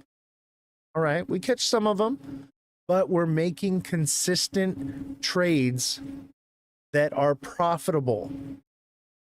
And I say that my method's probably 80%, but everyone else seems to say it's much higher. But I feel like my method's about 80%. And that's what it takes to make money in this. If you have something 75% or better, you're doing it right. I'm still waiting for it to go below $1 to buy more. I mean, if you are waiting for it to go below, you could get priced out. I have a moon bag. I have a bag that I don't care. I bought it at such a low price, and I've been holding it for all these years that I'm never going to sell all of it. I'm just going to continually take profits from it as it goes up. And sometimes I take from those profits and I reinvest them elsewhere, such as this show. I've spent over $15,000 into building this show with equipment. We literally started as I was the dude doing the live from my Twitch, or not my Twitch, my Nintendo Switch. It wasn't really a Nintendo Switch, but it was a tablet. I had my tablet and my phone pointed at it, and that's how we started this show. And now I've got 3 monitors, lights, cameras. We have a staff here. I have an IT guy. I have journalists that go through the news. I have fact checkers. I have this amazing studio that we built, and you guys can't hear the airplanes anymore. As you all know, I live my part of my property is a landing strip and an airport fueling station in the middle of nowhere. And we have farms out here, and a lot of the planes that crop dust the farms and stuff, they all come in here to land and fuel and whatnot. And so we had to build a special place just to do the show because of the sound. And we have grown so much, and it's all because of you. Brother, what happened with that dip we predicted for XRP? Well, if you're watching the show every day, these dips are subject to change. And as I told everybody last week, that we were going to pump till Monday. And that's what happened. I said, hey, moon cycle, we're going to pump. So if you're not watching the show every day, you're going to miss things. Because this is all subject to change. I am not biased whatsoever. I'm here to make money, and I'm here to help you make money. And that's it. So if you're not watching every day and you just watch one show, you can get misled very quickly. Because I'm not one of these creators where I'm just sticking to it's going to $1 and that's it. No. As the news changes, as the markets change and fluctuate, we adapt with it. And that's why we're successful. And it could still go to those lower zones, just not yet. It takes time. But I think we're due for a price correction. Hey, can you guys hear the plane right now? That was a loud one. That was a big plane. That must have been like a B-52.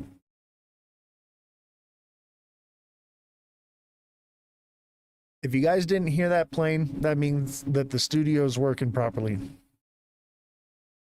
So we're going to have to wait and see. Are we going to break this downward trend? Okay, Ethereum. I'm hella bullish on Ethereum, especially if we start losing Bitcoin dominance. I think Ethereum's finally going to do what everyone's been waiting for. I think it's coming. I think Ethereum is gearing up. Can't hear it, huh? Awesome. Can literally feel it rumbling below my feet. But you guys can't hear it. That's all we need. The entire building shakes. So I feel like Ethereum, is about to get its comeback. Bitcoin dominance will serve a purpose. Do I think that we're in a regular cycle? No. But do I think a lot of people think we are? Yes. So when Bitcoin dominance drops, I am banking on the fact that Ethereum and altcoins will pump, and utility coins. If you want me to look at other projects, you gotta become a subscriber or come over to Twitch, and it's free. That's Ozthecryptogoat. We're live on Twitch as well. If you come into the Twitch chat and put in your requests, I will look at them, no problem, no charge. But I do believe that other people believe that we're in a regular cycle, and because of it, we'll get a pump. I don't think it's going to be as much as people think because the liquidity is more spread out. But we will get something because a lot of people have been waiting for Bitcoin dominance to drop. And Bitcoin's already losing some of its dominance, and it's headed back towards 100K. And if you were watching the show a few weeks ago, I told you, hey, everything looks bullish across the board. Weeks ago, I told you this. Everything had pumps in it. And then later this week, I told you we're going to pump till Monday.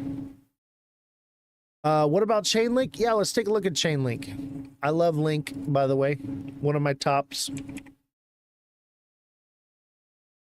Definitely one of my tops. Link could be a flag.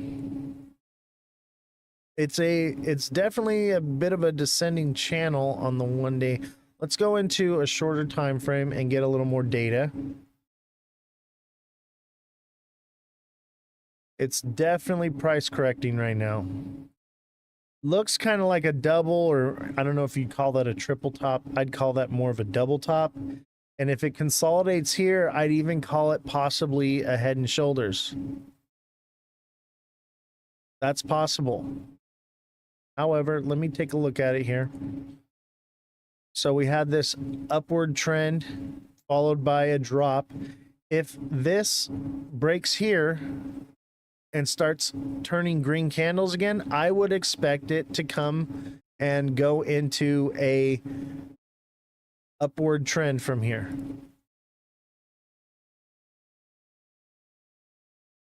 And it could see 217 again in the short term. I swear you've been bearish on XRP and it's gone up. You're not watching the show every day. It changes every day. The market changes every day. So it just depends on when you're watching. Did you hear that Coinbase is joining the S&P 500?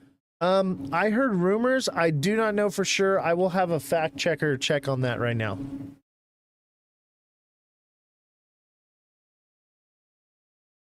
Let me get the fact checker.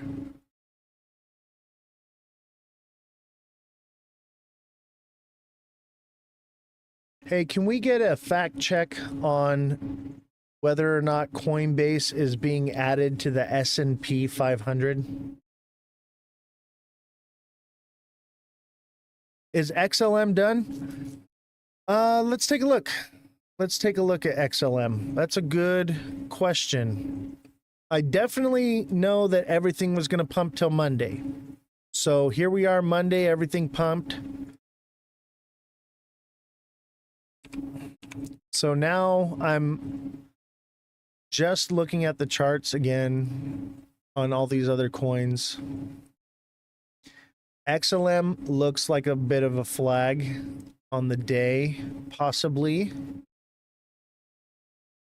Let's look at the 1 hour. I think everything's due for price correction, but I would say XLM's probably going to double bottom here and come back up to at least 33. Now, XLM didn't quite hit 35. XLM didn't quite hit 35 yet. I think it's still got more in it. Possibly. However, this is an ascending, broadening wedge. Okay? this pattern right here tends to be bearish. So I would imagine that XLM would pump and then come back down. And that would put it right under 35 cents, maybe 34 cents. So I think that this is the pattern it's forming. I think it'll probably double bottom where it's at right now, hit this zone of resistance, come up, and then come back down. And that lines up with middle of May. Middle of May is when we dropped in the last cycle. So we kind of have to wait and see, but I think it's got at least 233 to 234 left in it. I'm not sure it's done. Hopefully you took profits as it went up. I would say 230 and 233 to 235 would be the next spot. Obviously we peaked here, 233. I would say if it pumps again, I'd take profits at 233 and 234. I did sold at 233. Good for you. Good for you. Giddy Marie, I am so proud of you. You are the fastest learner I've had in this whole thing. You have come so far, and I'm so proud of you. And your patience has grown so much. That's another big thing here is patience. Those of you who are waiting for $1, Kirby, thank you for the heart me. The patience is what pays off. If you're waiting for a $1 zone to buy in, be patient. It will come. If you're waiting for, today or tomorrow's trade, it's not going to happen. $1 XRP is not happening tomorrow. But it is going to be available for $1 at some point, I believe. Maybe $2 is the lowest it ever goes. I don't think so. I think at least $1.50 again. So these are all about time frames. If you're looking for things to hit these numbers overnight, then you're doing it wrong. Okay? That's not how this works. We have to be patient. We have to wait. We have to wait for breakouts. We were in this bearish trend here, which could still very well be a bull trap. And we could come right back into this and hit right here. X marks the spot. And this X right here lines up perfectly. This is May 21st, May 22nd. Okay? In our previous cycles, look what happened last time on that date. Big red candle. May 19th, May 20th, May 21st, May 22nd. All the way down here. So we still have to understand that just because things pumped because of some news and the moon cycle does not mean that we've broken out of the trend yet. So I'm sure there's a lot of you that are waiting who didn't get in, that were a little fearful, even though I said we'd probably pump till Monday. There's a lot of people that didn't enter because of this pattern, and I understand. I get it. I get it. However, if you missed it and you believe that it's going to continue once we hit the blue line, 247, 248, even possibly wick down into 244, 245. That would be your entry zone again, because you would have jumped in at that point anyway a few days before. Now we have, yeah, the news was fake news. That's why I'm not buying it yet. Once I see solid news, okay, once I see a real deal go through, once I see a real dropping of the case, then I will be less reserved. But until that happens, I feel like this is being propped up for some reason, which I believe they are trying to feed people BS to keep the markets from crashing, which means that we could be headed down. Frogs in a pot, people. Yeah, stock market too, everything. Frogs in a pot. The best way to boil a frog is not to boil water and throw the frog in. It will leap right out. But if you slowly turn the temperature up on the frog over time, the frog will enjoy that warm water, think it's taking a bath, and eventually it'll get so hot that the frog will cook. One more pump before it dumps? I don't know. Maybe. But I would say if it does pump and it doesn't get a lot, 255, if it does. But this could be a nasty Head and Shoulders. This could be a nasty Head and Shoulders forming, and that would bring the price all the way back down to 212, 215. And don't forget, guys, smash that like button, subscribe to the channel, share the show with your friends, send in those gifts if you're on TikTok.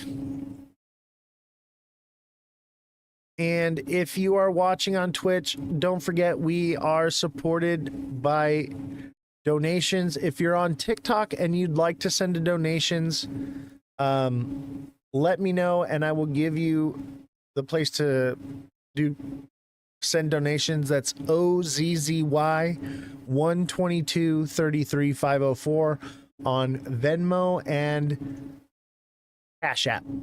You can send donations there to keep this show, because we don't make any money off of TikTok. We don't make any money off of Twitch. What we really make money here is off of our trades and by supporters like you. And like I said, I have a whole staff here. We have fact checking. We have IT support. And speaking of fact checking, who was it that asked about... Baller, you asked about whether or not Coinbase was going to be on the S&P 500. According to AI, and it says Coinbase Global Incorporated coin will be added to the S&P 500 index, replacing Discover Financial Services DFS before trading on Monday, May 19th. This move marks the first time a crypto company will be included in the benchmark index. And I see 3 articles supporting it. Oz, have you looked into Richard Hart, Pulse Chain, or not yet? Yes, I have. TikTok Treasure, I posted a video to TikTok, and I wrote an article based on it just because of you. I wrote an entire article. Go ahead and check out that video on TikTok if you haven't seen it yet. I'm moving more into the journalism side of this show. I'm realizing that journalism is a big part of this show, not just technical analysis. So I'm now things such as your inquiries into certain things, I will be writing pieces on them. XPF. Okay. Here's my thing about XPF. I did look into XPF. Okay. And I on the fence. I was going to throw about 10K, maybe 20 at it. Yeah, no problem, TikTok treasure. I was going to throw some money at it. However, if you guys know who Jimmy E is, Jimmy E is one of the people that bought it on here. He bought it, jumped through all the hoops, added the trust line, bought it through Zaman Wallet, and the way he linked into it was through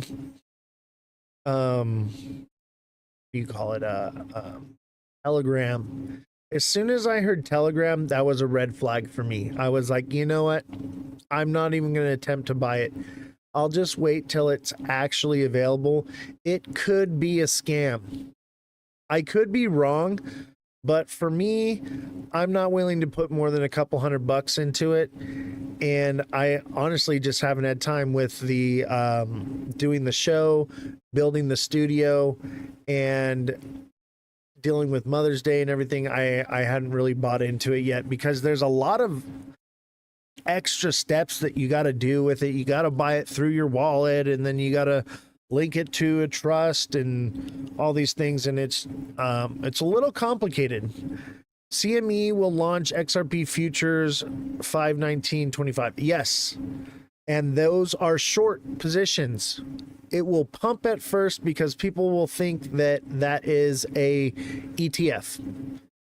People will think that CME futures is an ETF, and it will pump, and then they will get scammed. Kirby, XLM is an ascending broadening wedge, which is a bearish pattern, but I think it's got one more pump in it up to 233 to 235, maybe even just 234. Kirby White, thank you for the roses. Retail Well, thank you for the 2 roses. Appreciate you. But XLM looks like it's forming a double bottom here. And this is in the 1 hour. So I would imagine that XLM's got another one in it. And it may not go all the way to the top. It may fall short and just pump to 32 cents. But this pattern is that right there, baby. I just tried to describe. Did it go through? It looks like it did. Thank you for subscribing, Kirby. Much appreciated. And don't forget, with a deluxe subscription, you can message me directly and I can help coach you with your trades. Everyone that I know that has deluxe subscribed and takes advantage of the coaching has been doing very well. Very well. Is it in the next few days? For the rest, I want to sell them. Okay, so if we're in the 1 hour chart, it's within the next couple days. I would say probably tomorrow or Wednesday. If we're in the 1 day chart, it's within the next week or so. Zebek. Yeah, let me check out Zebek. Hold on. Actually, I'm gonna leave this XLM up.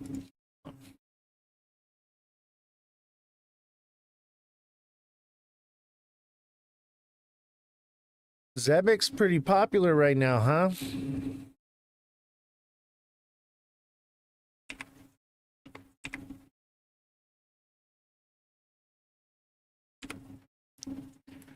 Zebek Network USD on Ethereum. No, that's not a good one. Some of these are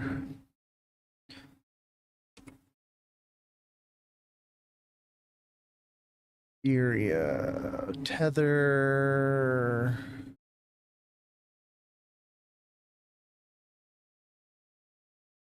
I don't see it on Ethereum here.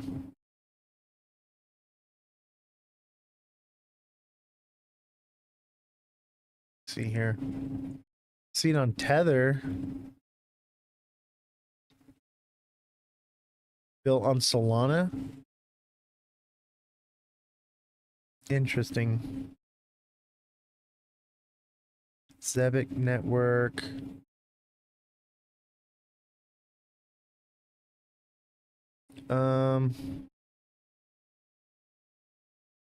It looks like it's on OKX. Let me try the trading view version. I believe this is by market cap though. Does that sound right at 0.001 price? Man, y'all into them penny stocks, huh? You want the pink sheets? All right. Zebic is a double top and came down, and it could drop. Well, it looks like it did. It dropped to this zone right here, recovered, and if it is a descending channel forming right here, I would say more than likely it's going to pump up, probably drop down again, and then break out upward, and that would put it at about 0.002 cents, and anywhere as low as, yeah, I would say 0.002, 0.0022.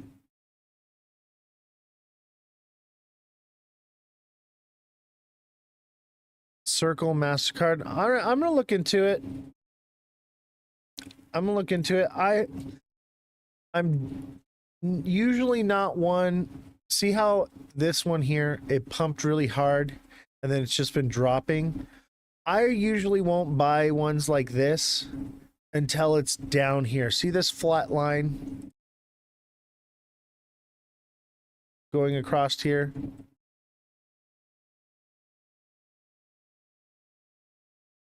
This is the zone I would buy in, generally. If I was going to make a trade and I was looking to buy into this project, I would buy down here. Because these things are so volatile. They are almost impossible to track. And it can make whatever trend you want. Let me explain to you. Here's a perfect example. All right. This is an indication of this move upward here. However, right here is the exact same indication. And look what happened. It collapsed. It did not follow regular trends. It collapsed. And generally, I don't buy these low market cap coins up here. I want to buy anywhere in these zones. This would be 0.0008 and 0.0007. Do I think it could still possibly? However, based on prior trends and the type of coin it is, I would say that it's probably not going to follow. And this is a double top. And even if it is a double top, it could drop even lower to 0.0004. So it's very risky buying up here and trying to chart this. Could it do this? Yes. But I would say that you are definitely making a risky move. Oh, you want me to do algo? I would love to do algo, but you got to become a subscriber or you got to come over to TikTok, and I would be more than happy to go over those projects for you. It's got a lot of hype, though. I know it's very popular right now. I've had a lot of people asking about it this week, and you know it makes sense. Since end of April and May, it started pumping again, so it's getting hype because it's pumping again. But you're really buying the top right now. By the way, if you are watching on TikTok and you want me to go over one of these projects that you're naming out, I would be more than happy to do that. However, you got to become a subscriber, or you got to come over to Twitch and put it in the chat on the Twitch side, because we do get hit with guidelines. And so sometimes we are stuck on the Twitch side. So it is our safety net. You've been in for 2 months? Oh, good for you. I'd definitely take profits. Make sure you're taking profits. That would be my advice. That's a free one for you. Take profits. Keep a little moon bag, baby. But if you guys want me to look at a project for you for free, all you got to do is come over and put it in the chat on the Twitch side. That's Ozthecryptogoat, all lowercases, no spaces, on Twitch. So come on over, and don't forget to smash that like button, subscribe to the channel, share the show with your friends. We're at 666 likes. I don't like that number. Start smashing the like button. Let's see if we can get up to 50K likes. We usually average 50 to 100K likes, and those are rookie numbers. Louis Vuitton, thank you for the likes. Keep smashing the like button. Don't stop. Let's get up to 20K. Thanks again for looking into Pulse Chain. That video was awesome. I appreciate you for putting in light for me. We did cover that story, but I didn't deep dive into it like I did for that one. So we covered that there were, what had happened and that he was, being investigated. But the fact of how it actually ended up turning out was incredible. If you guys have not seen that video, go to my TikTok page, and I posted a news article that I wrote about Pulse Chain, the guy that scammed everybody and got away with it. So check out that story. Awesome story. Thank you, TikTok Treasure, for pointing that out to me. And if you guys are on Twitch and you throw something like that by me, I'm going to look into it for you. And I'm going to start, doing these news articles, and I want to do journalism. And we're going to start doing shows where I'm going to be going out, and I literally have all the equipment. Some of it is still in the mail, but it's getting delivered today. And I am going to be meeting people. Hold on. TikTok wants me to, 2 objects that are the same. TikTok wants me to prove that I'm still here.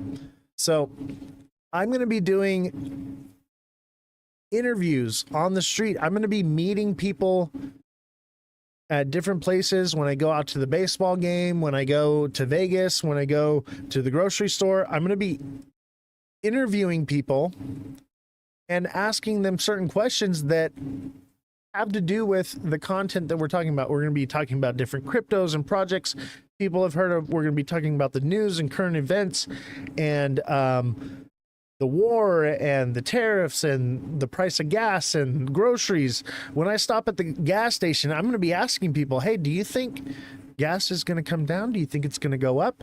Where do you generally buy your gas from? Is this a place you always go to? Do you buy Chevron? Do you buy this? And try to get an idea of, because some people are disconnected. Some people have more money than other people, and I want to go into different areas. I want to go into rural areas, impoverished areas, richer areas, suburbs, and ask the different people the same questions and see if there's still a consensus. So look at my charts. If you want me to look at any of your projects, you got to become a subscriber or come over to Twitch. That's Ozthecryptogoat, all lowercases, no spaces, on Twitch, and I will do it for free.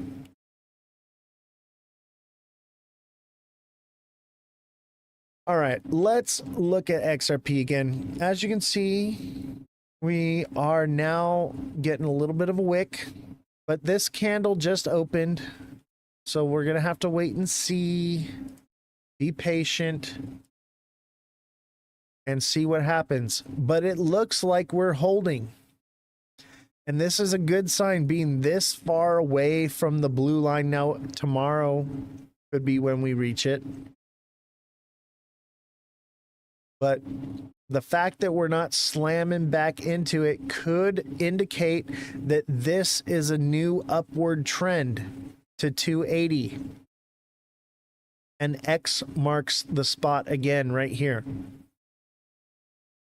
So this would be June 17th, which lines up with what I've been telling you. If we do trend along here like this, we could hit this X and blow, I would say, to all-time highs or higher, $4 and beyond possibly.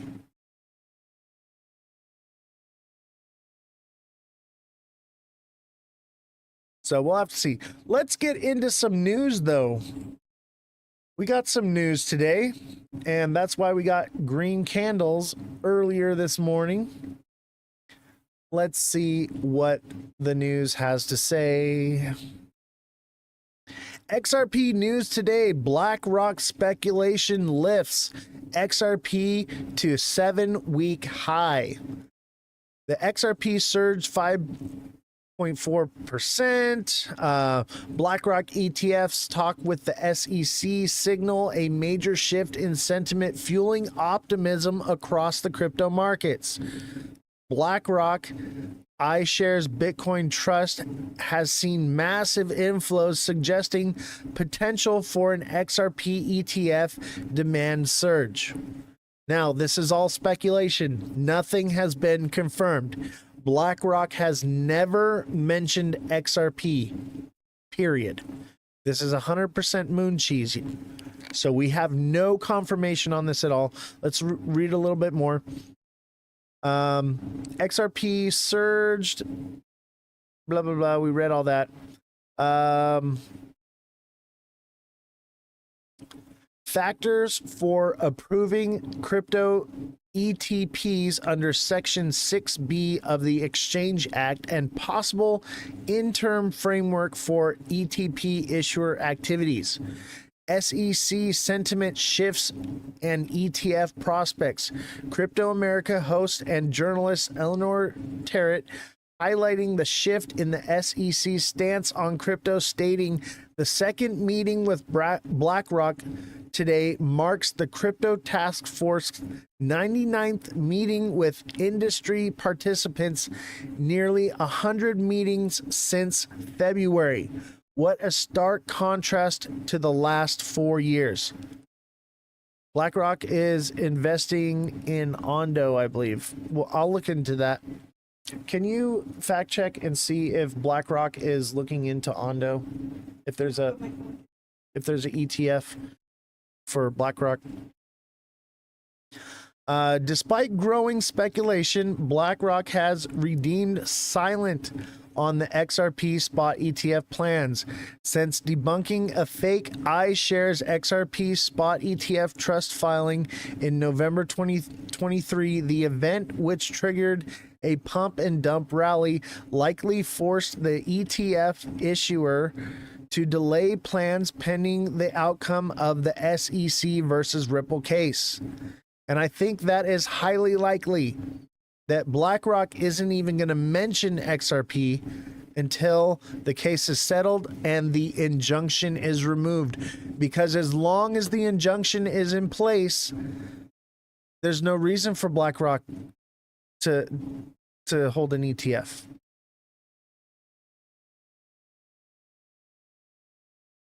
Let's see here.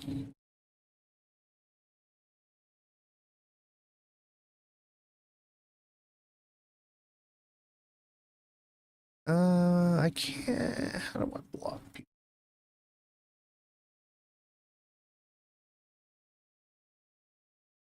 There we go.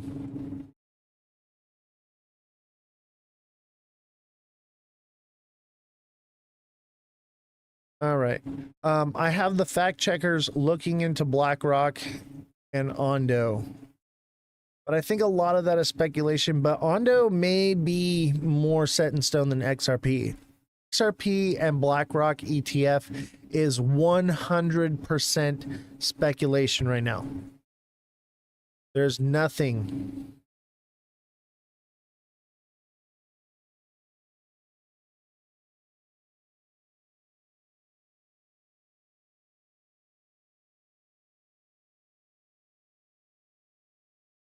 All right. Let's see here. I think that's pretty much it. And this kind of just confirms what I've been saying, but I don't really go off of the EMAs and all of that. I read the candles, and I get it. There is something to take into consideration, and these are all of these little arrows are indications of things that happen. SEC, Gary Gensler, Trump wins, announced re-election, RLUSD approved rumors, RLUSD approved, and Fed rate cut and projection, blah, blah, blah, blah, blah. All of these things. We all know what's been happening. We've been watching. And if you've been watching this show, you are on top of all these things, and we are covering them and getting the truth. And then right here it says SEC drops appeal. What a load of malarkey. That is not true. The indication that they put here, let me zoom in on this. This is some BS. This is why we do this show. It says SEC drops appeal. What a load of crap. Let's see here. I think I gotta zoom out more. SEC drops appeal. SEC didn't drop anything. Brad Garlinghouse said that they were gonna drop it. They didn't drop anything. That was all Brad Garlinghouse. And it was all moon cheese. None of it has been real. Even the U.S. tariffs paused. Right here, there was no pause. There was no pause at all. But because of this fake news, it's continued to go up. And then SEC filed the settlement request, which was a letter that they proposed. Nothing has been official yet. The SEC may have filed a letter saying that they agree, but the judge has not ruled on it yet. And the judge is the one that decides whether or not the injunction can be lifted. The judge may rule on it and say, okay, but if they're paying a $50,000 or $50 million fine, that to me shows admission of guilt, which means they broke the law, which means the injunction may not be removed and institutions cannot buy XRP. No pause, and China left the meeting earlier within 20 minutes. I know. The news is all garbage. It's all garbage, fake news. They want Trump to look good, so they have to let the markets look good. And that's the only way it's going to do it. There's got to be rallies. There's got to be an upward turn from the downward sentiment we've been stuck in. Ondo is tied to BlackRock, though. I do have the fact checker looking on that right now. Let me double check with them and see if they've got that included yet. Sometimes the fact checkings take a little bit because the journalism team does dig through these to make sure and verify that we are putting out the right information. Let's see. Ondo Finance Utilities BlackRock USD Institutional Digital Liquidity Fund as a core component of its tokenized treasury offerings. Ondo's short-term U.S. government treasuries token is backed by a large holder of BlackRock. So OUSG and BUIDL are BlackRock backed. Ondo itself is not backed.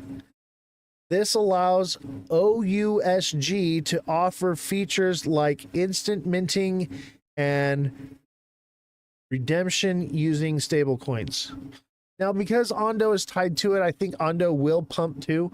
But the two coins that are actually tied to BlackRock are BUIDL and OUSG.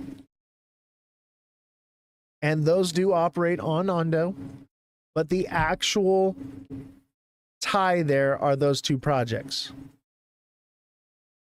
So that is the facts. Man, I really like having the fact-checking stuff. It really just brought this whole show. All right, XRP news today. XRP rallies on Trump support amid legal turbulence and $360 million sell-off. XRP finds itself in the spotlight again following an unexpected endorsement from Donald Trump, who recently suggested that Ripple's native coin could serve as a strategic reserve currency. Trump's remarks posted on Truth Social hinted at XRP potentially rivaling the US dollar, a comment that ignited strong reactions across political and cryptocurrency circles. Trump's endorsements, okay, sources close to the endorsement incident says, sources close.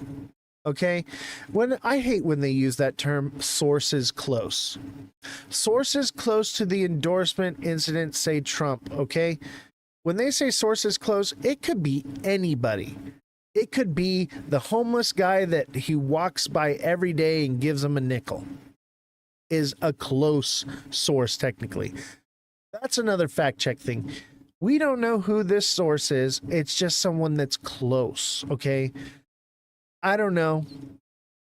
I'm not, when I see that, immediately that raises red flags of, is this really true or not? Because anybody who could say that they're close could say this because they want to sway something one way or the another, or to have a story to even write. Okay? So keep that in mind. Sources close to endorsement incited say Trump may have been misinformed by advisors or pro-XRP influencers, prompting the token as a government-backed digital asset. This could be an example of how misinformation in the crypto space can sway powerful figures, said one analyst. The move stirred debate not only over XRP's suitability for such a role, but also over the growing influence of digital assets in the political discourse. Okay, so we do know that Trump did post on Truth Social XRP. He did state it.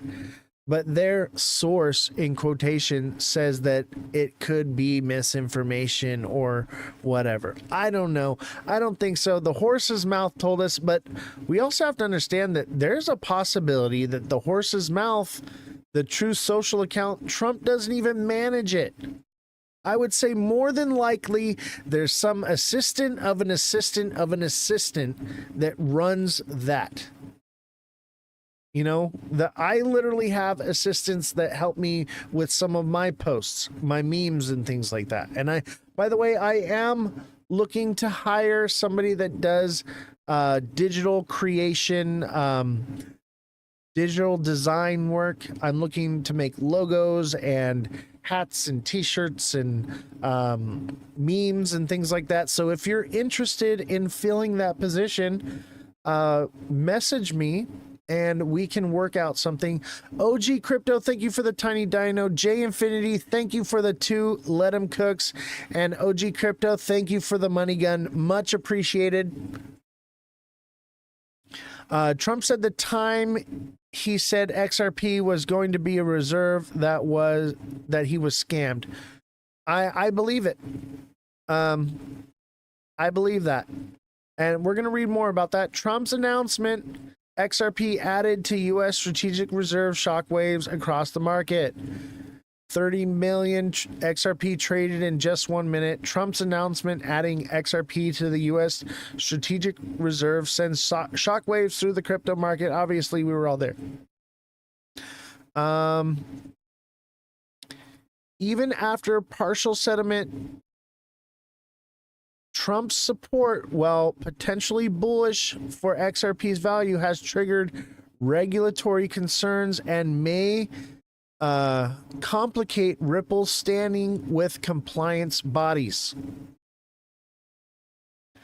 Despite the endorsement, XRP's price failed to sustain its upward movement or momentum over the weekend. On Sunday, May 11th, XRP dropped 2.7% to 241, underperforming the broader crypto market where Bitcoin and Solana saw notable gains.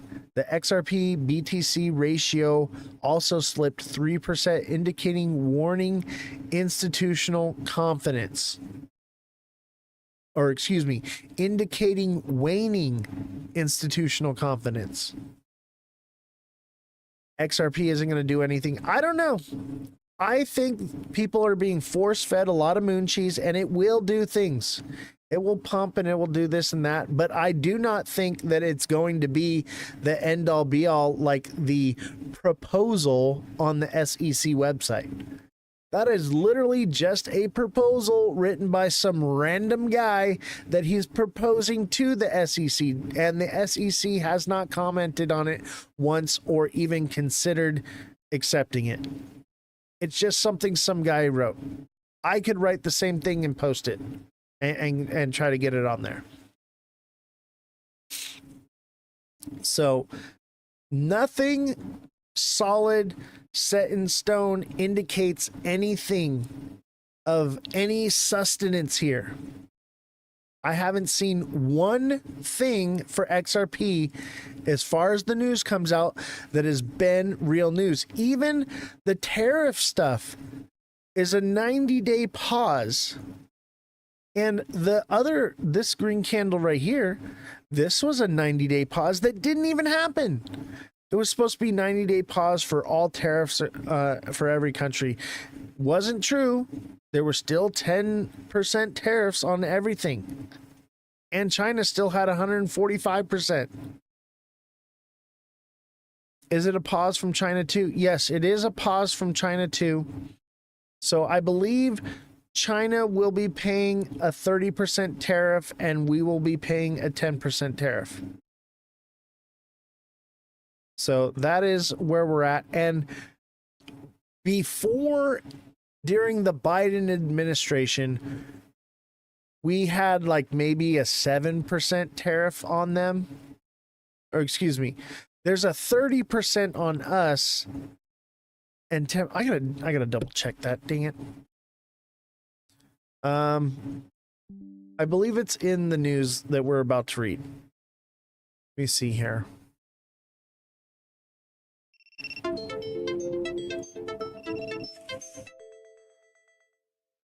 Oh man.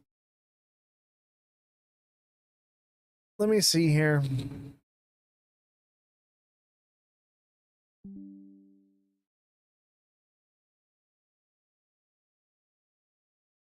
Let's see.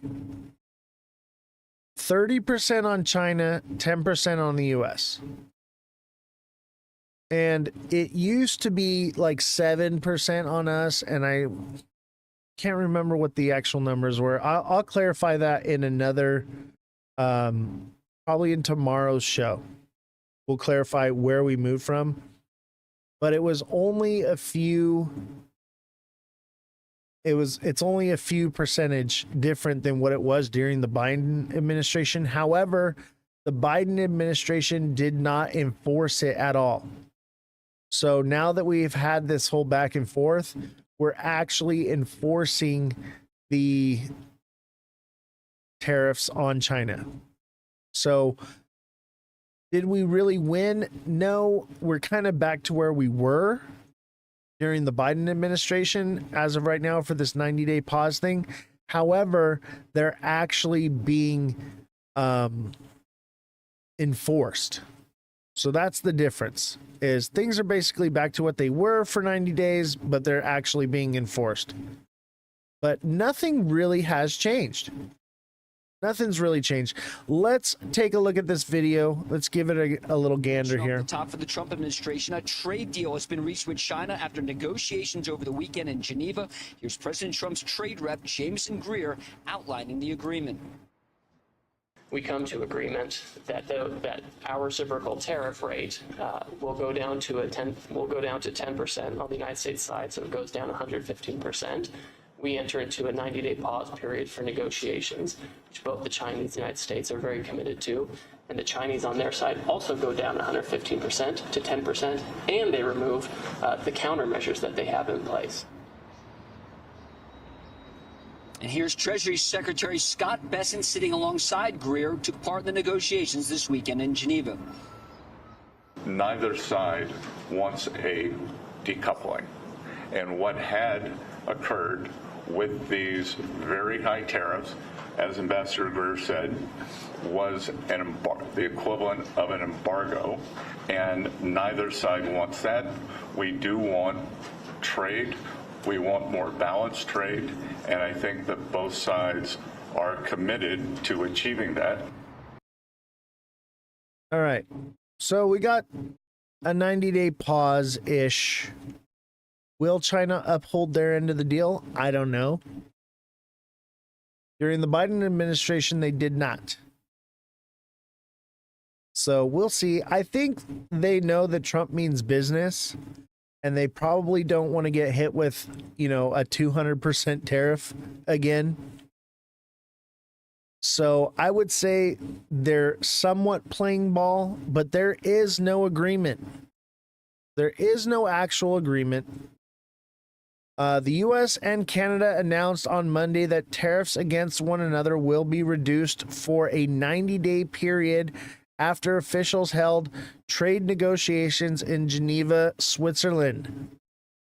The tariffs President Donald Trump announced against China on April 2nd are being cut by 24 percentage points for this temporary period, while retaining and remaining aid valorem rate of 10% from that announcement, according to a joint statement.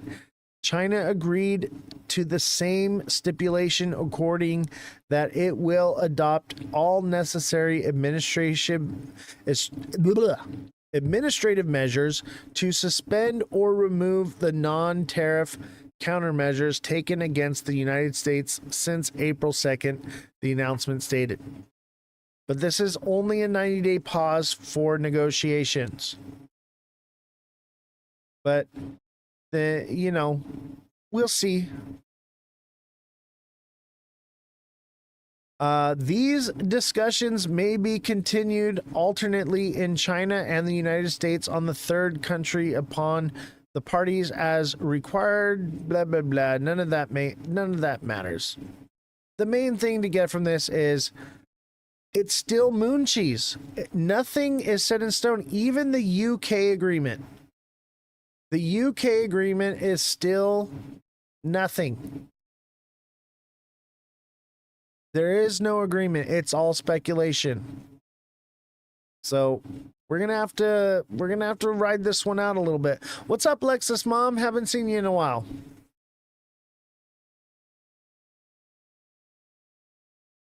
All right, next news article. Let's see here. Let the ads play. We don't get free news here. No free ads.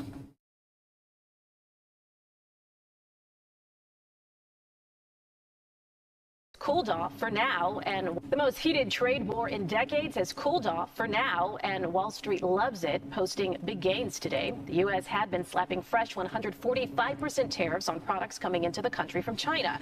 China responded with 125% tariffs on incoming American items. This morning, we learned for 90 days, those tariffs are on hold as the two sides hammer out new deals. No Illinois industry does more business with China than agriculture. But as Chris Ty found out, today's tariffs trim isn't doing much to calm the concerns of Illinois farmers. We are nearing the end of what's called planting season here in soybean country, like here in Marengo. And while today's news on the tariffs is having positive effects on Wall Street, around here, not so much. We have to deal with Mother Nature. We have to deal with the markets. We have plenty of things that are out of our control. For over 180 years, the Bartman family has navigated that uncertainty, delivering corn and wheat and soybean to the world. But this latest round of uncertainty strikes different. This is a man-made problem, and this is something that can be fixed. This is bad governmental policy that's affecting farmers. The effect on farmer John Bartman is a fresh mentality of simply get through the season. 100% of the soybeans that I grow are exported to Asia, and a lot of it goes to China. And so that's a major hurdle for us. If we lose that market, we're really going to be hurt. Are you on the cusp of losing it? Well, I think we are. Illinois farmers sell nearly $1.5 billion worth of product to China every year. No other industry comes close, a number that soared in the last decade. But farmers are entering a challenging period as competition from Brazil and Russia intensifies. Now so there's the competition. Fact that the tariffs are coming down. Does that make it supposedly? Supposedly. Does that make it more Supposedly likely that coming you can down. remain a player in the game with China? You'd like to think so. We hope that the talks continue and that they become fruitful, and that we can continue to sell our products around the world. And Todd Main represents the Illinois Soybean Association, whose members are watching these talks with their largest trading partner carefully. And so I think we're going to have to take a wait and see. Yes, we want to be optimistic. Yes, we want to have it be successful. But at the same time, we have to sort of trust but verify. For Trust those that but know verify. land, trust on this matter. We is need a to slow trust grow. but verify. I'm not really optimistic right now at all, honestly. This is a season We're you just want hoping. to make it through. That's the joys of farming, right? Nothing There's is always- set in well, stone. The joys of farming, there's always next year. In Marengo, Chris Ty, CBS News, Chicago. All right. Looking for when they go downtown. A lot of the neighborhoods that we grew up in are. All right. And let's watch this one. So basically the sentiment is, and we all know it, that these are all speculative talks. Okay? They're 90-day pauses. Nothing has been agreed upon. Nothing is set in stone. Let's watch a little bit more here. CNBC senior economics reporter Steve Leisman has the very latest. Hi, Steve. Hey, Kelly, thanks. Yeah, futures markets quickly priced out a summer Fed rate cut after the U.S. deal with China for a 90-day pause from the most extreme tariffs. Markets pushed ahead the first cuts of the fall, now see just 2 cuts this year. Meanwhile, comments from a Fed governor suggest the economy, at least in her opinion, is not completely out of the tariff woods just yet. So the probability of the first cut coming in July has fallen to 42% from 69% on Friday. September now priced with an 82% probability of that first cut. A second cut now in October, just barely priced in, maybe a little bit towards the 60% weight, with more confidence in December. And the third cut in December is now priced out. Markets clearly bet that the Fed would meet the stagflation threat by ignoring inflation. And the sentiment for the rate cuts is dropping daily. Every single day that goes by, people are waking up to the idea that rate cuts are not coming. And I've been telling you this. I've been screaming it from the mountaintops. Everyone's been like, no, man, they're going to lower rates in May. No, they're going to do it in July. No, they're going to do it in October. It's not happening in July. I can tell you that right now. Maybe in October, but probably not. There's no reason for the Fed to do it. And with all this tariff uncertainty, inflation is through the roof. There is no indication whatsoever that rate cuts are coming. So keep that in mind as well. And don't forget, if you're watching on TikTok, smash that like button, subscribe to the channel, share the show with your friends. And don't forget, we are also on Twitch, but make sure you are hitting that like button or sending those gifts. I need some Let 'em Cooks. I need 8 Let 'em Cooks. Help me out. Help me reach my goal here. And also, remember, if you want me to look at a project for you, all you got to do is come over to Twitch and it's free, or become a subscriber on TikTok and I will be more than happy to do that for you. And don't forget, as a subscriber, you get access to my daily price point videos. I tell you where the market is going every single day. It changes. Some days it's going up, some days it's going down. It fluctuates, and we have been nailing it to the cent. Within cents, we are there every single day. Every single day.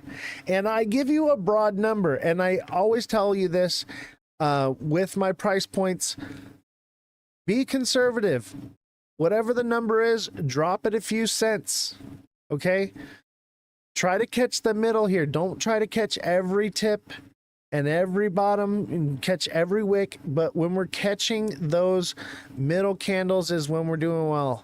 What's up, TikTok seller? How you doing, buddy? Good to see you. And don't forget, smash that like button, guys. We're only at 2K likes. Those are rookie numbers. We need to bump those numbers up. We have been failing at the likes lately. We really need you guys to help out, help keep this show alive by hitting that like button on TikTok. And by those of you who are on Twitch, thank you for your support by coming here. This is our safe space from when we get hit with the guidelines, because you all know that we get hit with the guidelines. TikTok seller, I see you on TikTok, smashing that like button. Thank you very much. I appreciate you very much, my friend. And don't forget, if you want to support the show, send in your donations. Thank you, TikTok seller, for your weekend donation. If you do message me on the weekends, remember I am off on the weekends, but if you need coaching on the weekends or help or answers to questions, I'm still going to help you out, but it's on a donation basis. So TikTok seller, thank you for that donation you sent. I'm much appreciated. I don't mind helping out, but I have to put some kind of a limit so that I can get somewhat of a day off. But if you need that coaching or you need that validation or whatever it is you need on the weekend, I will still answer those questions. But please send a donation if you're going to do so. So that way it allows me to have some free time. I did get many messages on Mother's Day, and I'm trying to do things and have time with my family as well. So, but I do take time out of my life and away from my family. So I do appreciate when you guys donate. It does help support the show. Mind you, we have a staff here. We have an IT guy that does all the technical stuff here, and I could be doing all this. I could be doing it. However, I have so much on my plate. I'm reading the charts like 20 hours a day. I'm going over the charts. I'm going over the news. I'm building in the studio, dealing with the construction crew and the IT guy and management between all these different departments that we have now. So it's a lot for me to take on. So having people here to help support the show makes it a great show, having the fact checkers, having the journalists. And I'm also going to be doing the street interviews soon. We've already begun filming for the street interviews, and that's probably going to be a separate show that's going to be YouTube exclusive.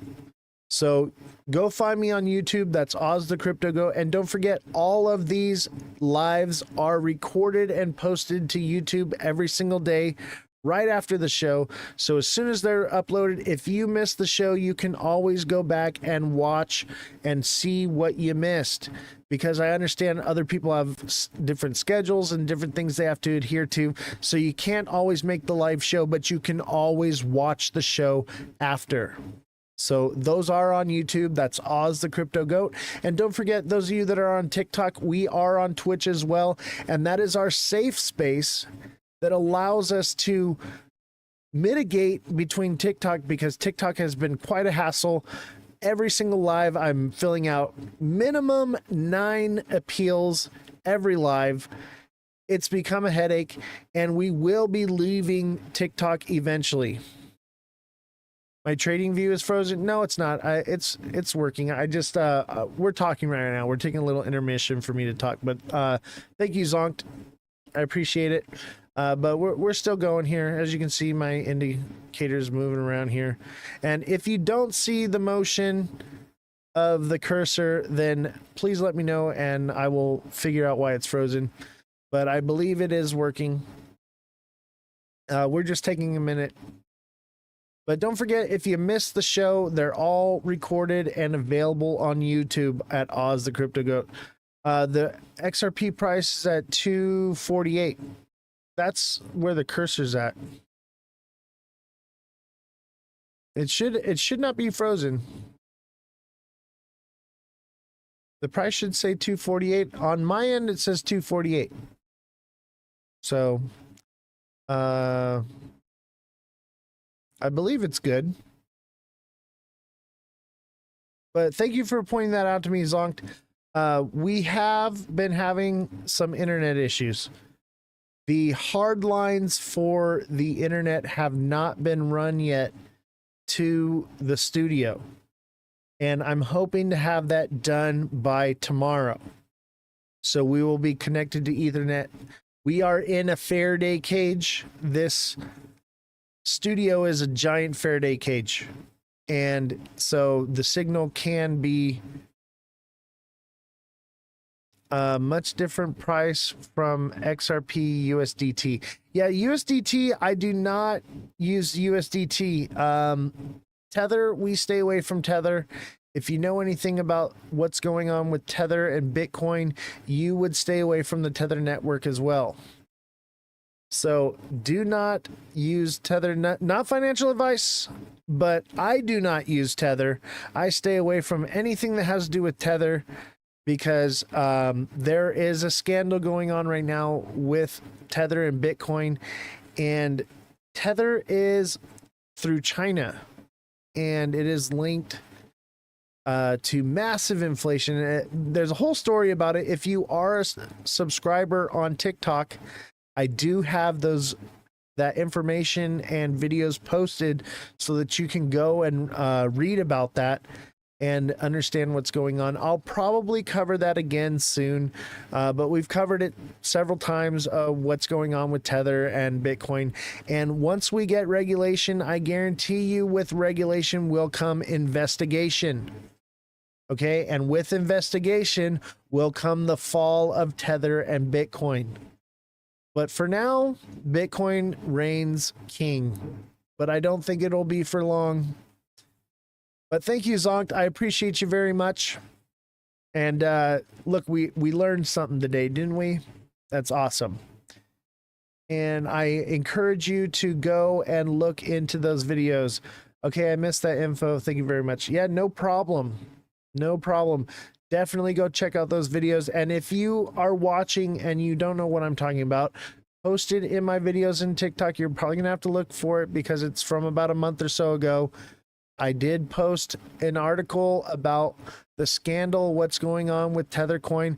And then on one of the lives, we did a deep dive. So you can go to YouTube and you can look for the past live that aired and watch that video and find out more about that. But I believe we will deep dive that one again because I think that is probably the most important thing that people need to know in crypto right now and understand, because a lot of people are Bitcoin maxis and they're all on Tether network, and one day, maybe not today, maybe not tomorrow, but one day it is going to be a problem and it will bite you in the butt. It will come back to bite you.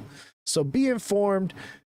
Watch the show because we fact check and deep dive into all of these issues because we are in the Wild West. Crypto is the Wild West, and there are lots of scams, lots of snake oil out there. So don't get sold a false bill of goods. Watch the Goats show here at the Ledger Lounge with Oz the Crypto Goat, and I will deep dive into all those issues for you. And if there is a question you have and you want me to deep dive into something, go right ahead and let me know, and I will have my fact checker team look into it. And if it's a bigger story, I will write a piece on it. All right, so let's get back to the news here. Addressing the weaker growth side. The Fed last week threw some cold water on that, saying risks to both higher inflation and unemployment had increased. Well, the risks to both would now seem to be lower, though they have not yet disappeared. Adriana Kugler, Fed governor, said at an event this morning that even at current tariff levels, the economic effects will remain significant from the tariffs. There could be some permanent tariff inflation effects that she's concerned about, but hard to judge the pace of U.S. economic growth because of the impact of front-running of tariffs and the decline in expectations. Policy, she says right now, however, is well positioned to deal with either eventuality. Despite the agreement, some tariff-related price increases will still hit the economy. 30% tariffs on China, still pretty high, and uncertainty now extends 90 days out. But clearly, recession odds have declined. They're lower now, and it would seem the possibility, this could be key, of lower tariffs on other trading partners have increased. Kelly? Do you have a feeling, Steve, of how all this now is shaking out in terms of, as we hear from Fed officials and so forth? Is it a coast is clear kind of signal for the economy, or are people still mired in confusion and concern about, what exactly is going to happen on the tariff and trade front? Before we find out what this guy has to say, what do you guys think? How do you feel? Do you feel like the economy is turning around and things are going to get better and the prices are going to go down?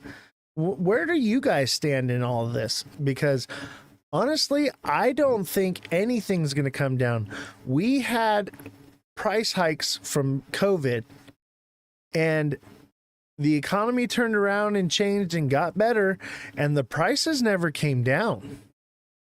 We literally got one shipment from China since the tariffs have been put into place, and those items are about to hit the shelves.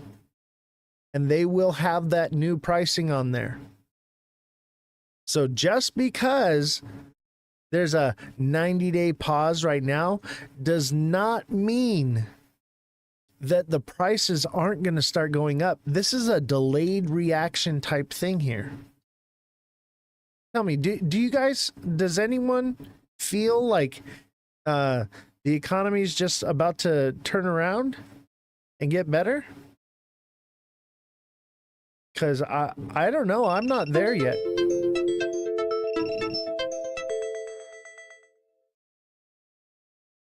TikTok seller says, nope. No, this is just the beginning. What's that noise? That is TikTok Studio being ridiculous. I am not a fan of TikTok. I wish I could use OBS. TikTok has my stream keys locked, so I can't even use OBS. Hi, AV, how are you?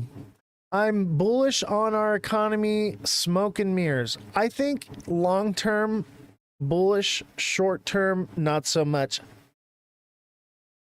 I think in the next year or so, things could turn around and get better. But we haven't even felt what's going to happen because of these tariffs yet. We're going to start feeling it in the upcoming weeks and months. It's going to, that sting that Donald Trump was talking about, we haven't even felt it yet. We felt it in the markets, but we have not felt it on the shelves. We have not felt it at the pumps. And that's why I'm getting out into the field, and I'm going to start reporting on this and interviewing people. And I'm going to be doing it throughout the next month or so and watch how the sentiment is going to change. I don't think the economy is as bad as people think. People are still buying at inflated prices. The inflated prices haven't even hit yet, Neo. The inflated goods that just came off the ships from China haven't hit the shelves yet. We're still buying new old stock. So once those new items hit the shelf, that's when things are going to change. That's when the prices are actually going to go up. I think they've only gone up a little bit so that way when those new things hit the shelf, it doesn't seem as crazy. Oh, we keep getting disconnected.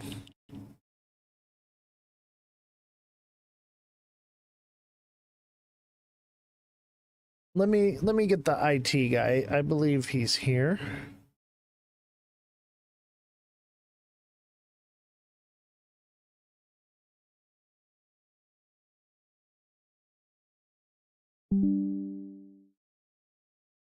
All right. We've been dropping like crazy. I'm going to see if I can get the IT guy to run a hard line. I don't even know where that equipment is yet. We're still building the studio. Still building the studio, so it's not 100% set up as the Ozthecryptogoat S.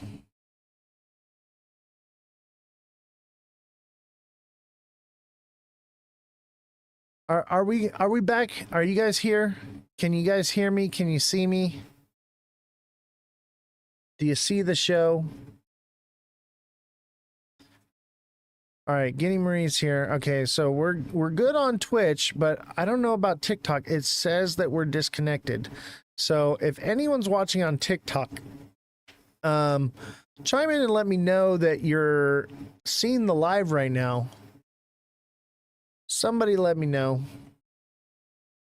We have been having a lot of issues since we moved into the new studio here. We're not ready for it. However, a lot of this equipment that's being moved in here had to go in, and the fourth wall is being built right now. It's being built into the studio. So once it's in here, it will not be able to leave unless we take the wall down.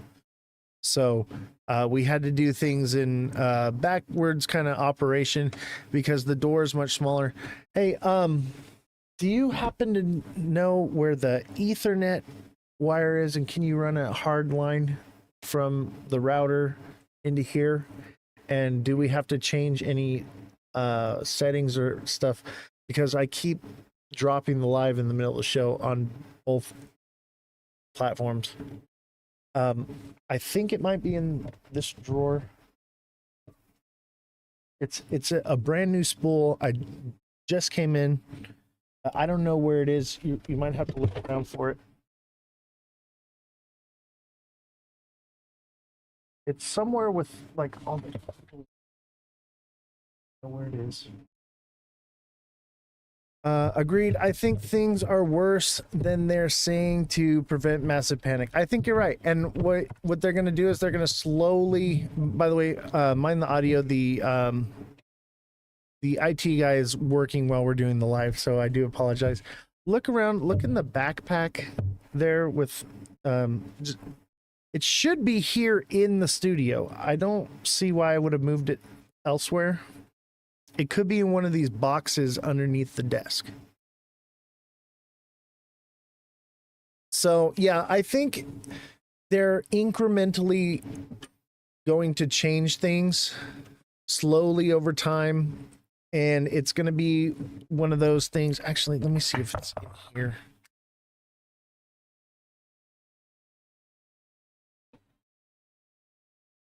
Things are going to change slowly over time, little bit by little bit. They're going to raise it up just a bit. Sorry, I apologize. I'm a little distracted right now. All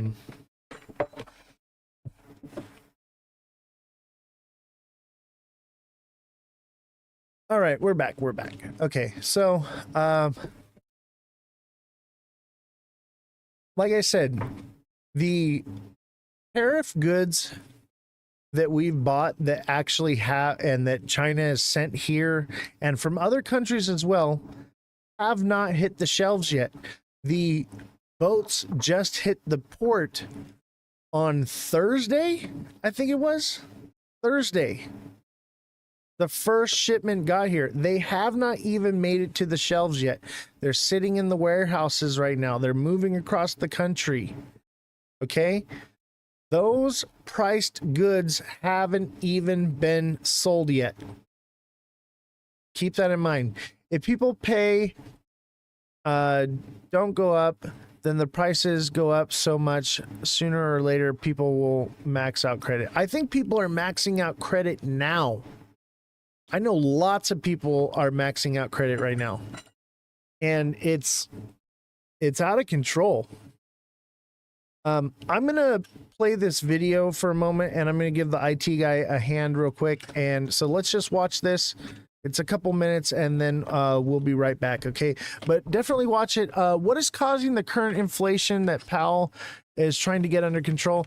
That's a good question. Okay, so 3/4 of the inflation in this country comes from the way banks lend money. Okay, so if you put $100 into the bank can now lend out $90 of that $100. Okay, but if you take that money and you take a loan out on it, right? Obviously $100, say $100,000.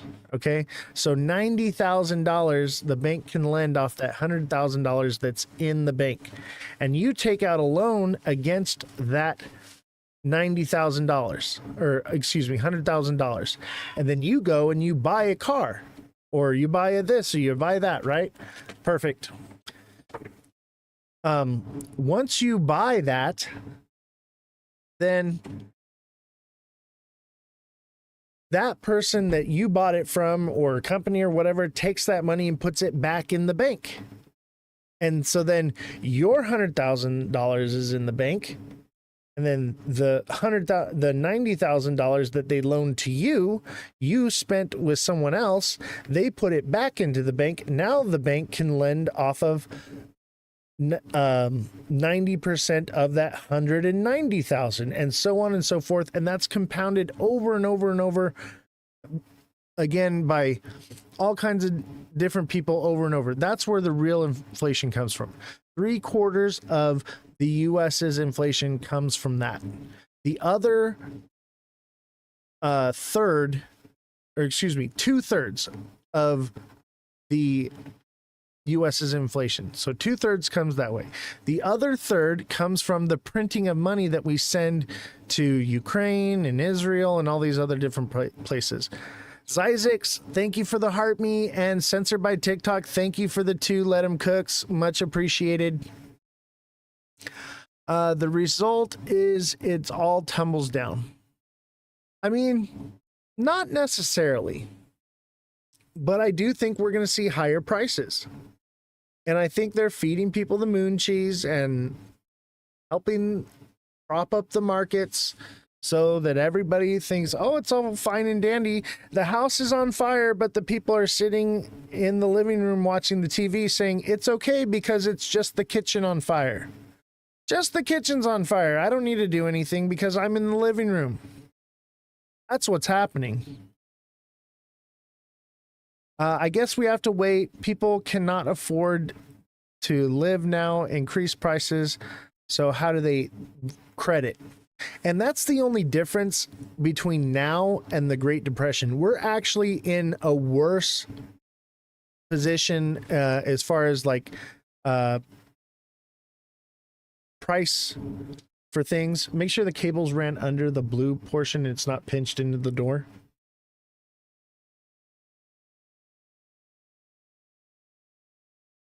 And so, sorry about that.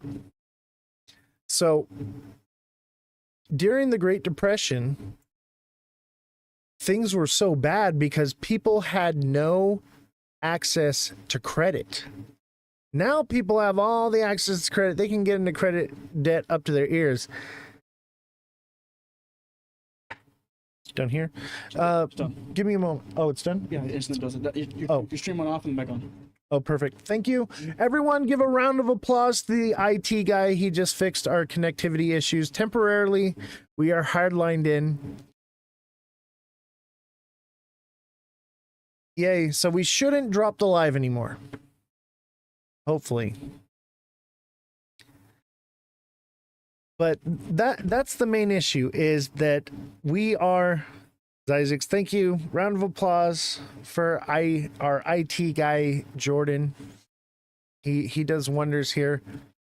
He is basically here every day from 5 to 10 p.m. So he is here during the live to make sure in case anything happens, and then an hour after the show to upload everything and check the computers, update things. He once a week dusts and vacuums all the equipment and everything. Really, really great young man. What the hell is XRP doing? It's just a liquidity coin. I agree. It's XRP gets its value from people that hold on to it. They buy it and they hold it. That's where it gets its value. It doesn't get its value from its purpose, because liquidity flows through it. It's like trying to fill up a bucket that has no bottom. Yes, they do dump on their holders every month. And that's something we call out. However, what is the price is what someone is willing to pay for it. And people are fed the moon cheese. Do I think XRP will do crazy numbers? $10,000? No. But I think we could see 5 or 10 by 2030. Mr. Zen says, but they have a mad following, borderline cultists. I mean, every coin has their maxis. You know, they have their cult-like following, whether it be XRP or Bitcoin or Shiba Inu or whatever it is. They all have their XRP army, Shiba army. That's just how it goes. And they're, you know, people who believe in what they're holding. And I get it. I believe that XRP is going to have a bright future. I also believe it's not going to be the end all be all to the financial system. I think it's going to be more of an ecosystem, and all these different coins and platforms are going to play its role. Unfortunately, prices won't go down unless the economy crashes. I think you're right. I think you are right. And I mean, I don't think they're going to allow the economy to crash. What they're going to do is normalize the prices. You know, even with gasoline, we've become normalized to paying, you know, $5-6 a gallon here in California.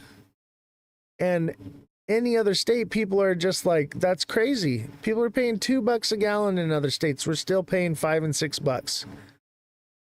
And that's what happens, is people get numb to the idea, and all it has to come down is 10 or 20 cents, and they feel like, oh, it's getting better.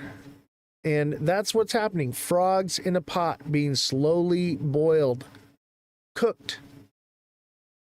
Everyone's getting slowly cooked. If you boil a pot of water and you throw a frog in it, it's going to leap out. But if you put cold water in there and you put the frog in there, you slowly turn up the heat, eventually the frog will get cooked. And that's why every time we're about to get bad news, right before it happens, something crazy comes out. Gavonomics, yeah. I mean, I don't totally hate Gavin Newsom. I think he does a lot of good things here with this state. The only real thing that I have against him is he killed like hundreds of thousands of people.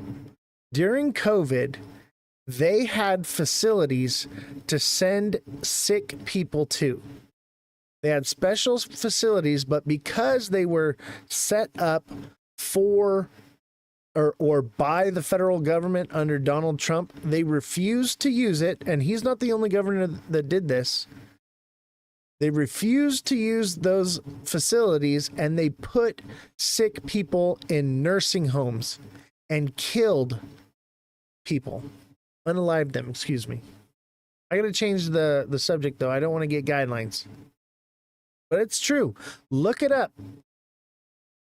Look it up.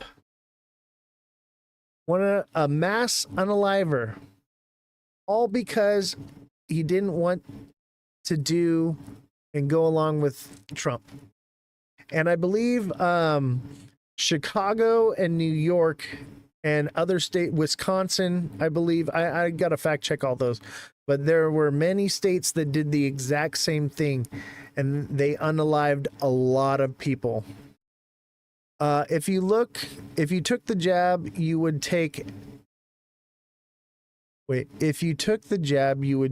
elsewhere. No hate for the rainbow community. I don't understand what you mean by that. And I love the rainbow community, by the way. I love everybody. And what you decide to do with your own time, that's all on you. Mr. Zines, thank you for the 200 TikToks. Thank you very much. Much appreciated. What does not make sense? Kitty Marie, what does not make sense?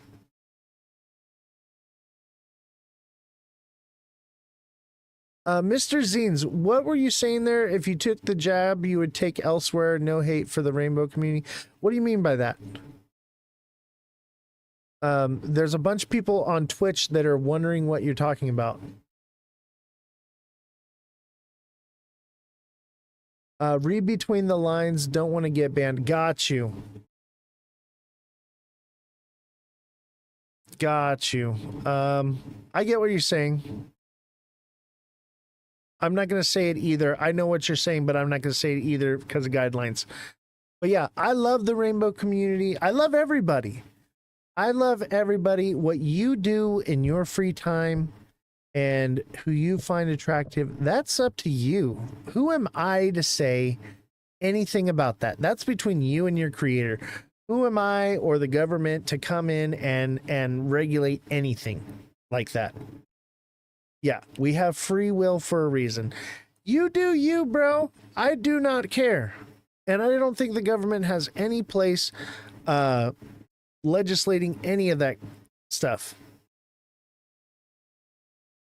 Guinea Marie, I am on TikTok as well, so we can't talk about that. But however, save that because I will probably cut TikTok a little bit early and we'll do a secondary part of the show for Twitch so that we can talk about whatever we want. I think I'm going to start doing that. We're going to do the show in the last 30 minutes. We're just going to do like back and forth talking on Twitch only so that we can say all the things that we want to say. But traders can't be controlled or canceled. I like you, Mr. Zines. And don't forget, Mr. Zines, smash the like button, subscribe to the channel, share the show with your friends. That goes for everybody, but especially Mr. Zines. Become a subscriber, join our community here, and get access to our daily price point videos. You can message me directly, and I can help you and coach you with your trading. Whatever project it may be, I get you're not really into XRP. I look into a vast amount of different cryptos. I focus on XRP, one, because of the moon cheese these people are being fed, and two, I think it stands out. It stands out, and something about it calls to me, and I think it has potential for something. But everything is speculation with it right now. And I think that that's why I cover it so much. It's important that people are not misinformed about this stuff. XRP under 246. So is it just going to keep dropping? I don't know. I think we'll hit the blue line here. Let's take a look. I think we'll hit the blue line, which is at about 247. And if 247, 250 becomes resistance, or excuse me, support, then we're looking good. But we could break all the way down to 235 and still be, I would say 235 is really conservative. 237 to 235 ish, and still be on the top of this trend line here and have the potential to bounce up and go higher. Or we come down here and we consolidate a little bit, and then if we drop, oh, that's a nasty head and shoulders. A nasty head and shoulders. Hold on, it's not letting me draw.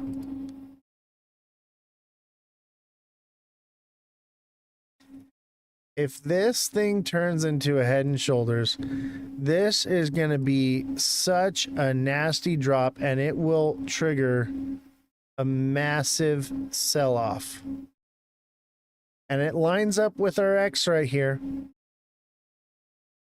Okay, so let's say we drop down. Oh man, it's really falling. It's really falling. Let's say it drops down here and then it recovers and it pumps back up and all the way to 260 again, or maybe even just 255-ish. That could be a head and shoulders. I'm good when it comes to trading, bro. No worries. But I will share your profile with my people. Definitely appreciate you. And that's the best way that you can help the show. Mr. Zines, thank you for the 200 TikToks plus another 94. Thank you very much. No one's expecting that ABC macro correction. I agree. And I don't understand why they don't see it. It's a bull trap.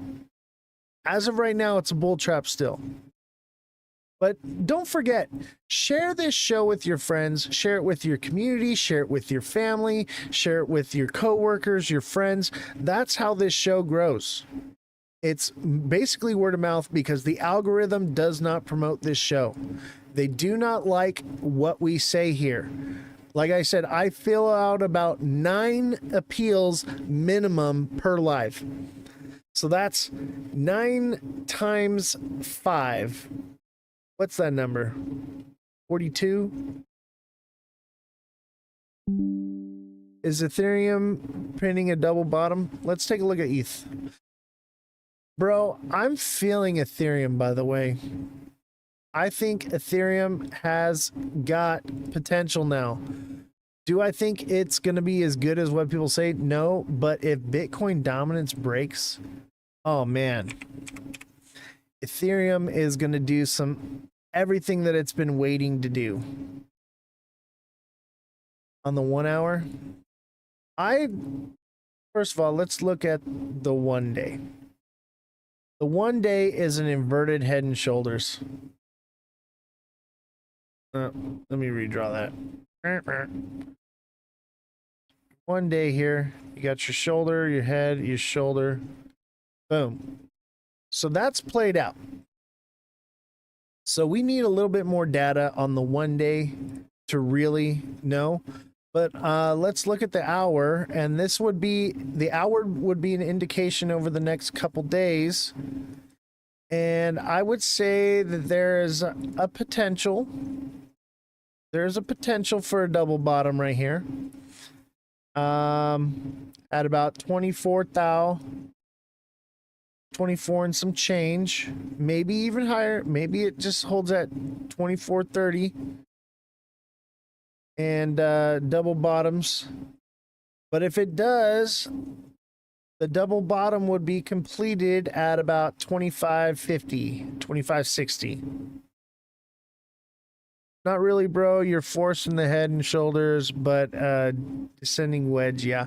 Well, the reason I say that head and shoulders, let's go look at that. The reason why I say that, okay, is it's a little bit off.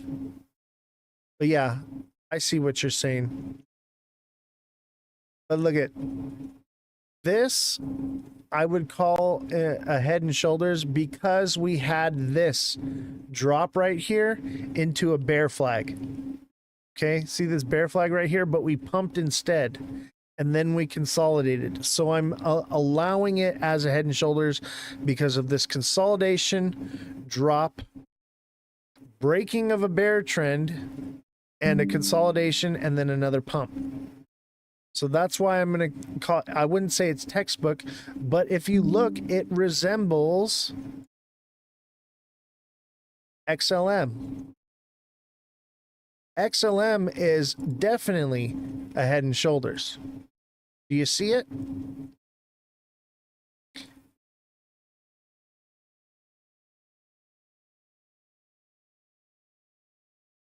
And that's why I would say XLM still got more in it.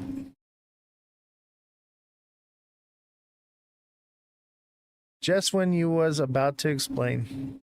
Oh, I know.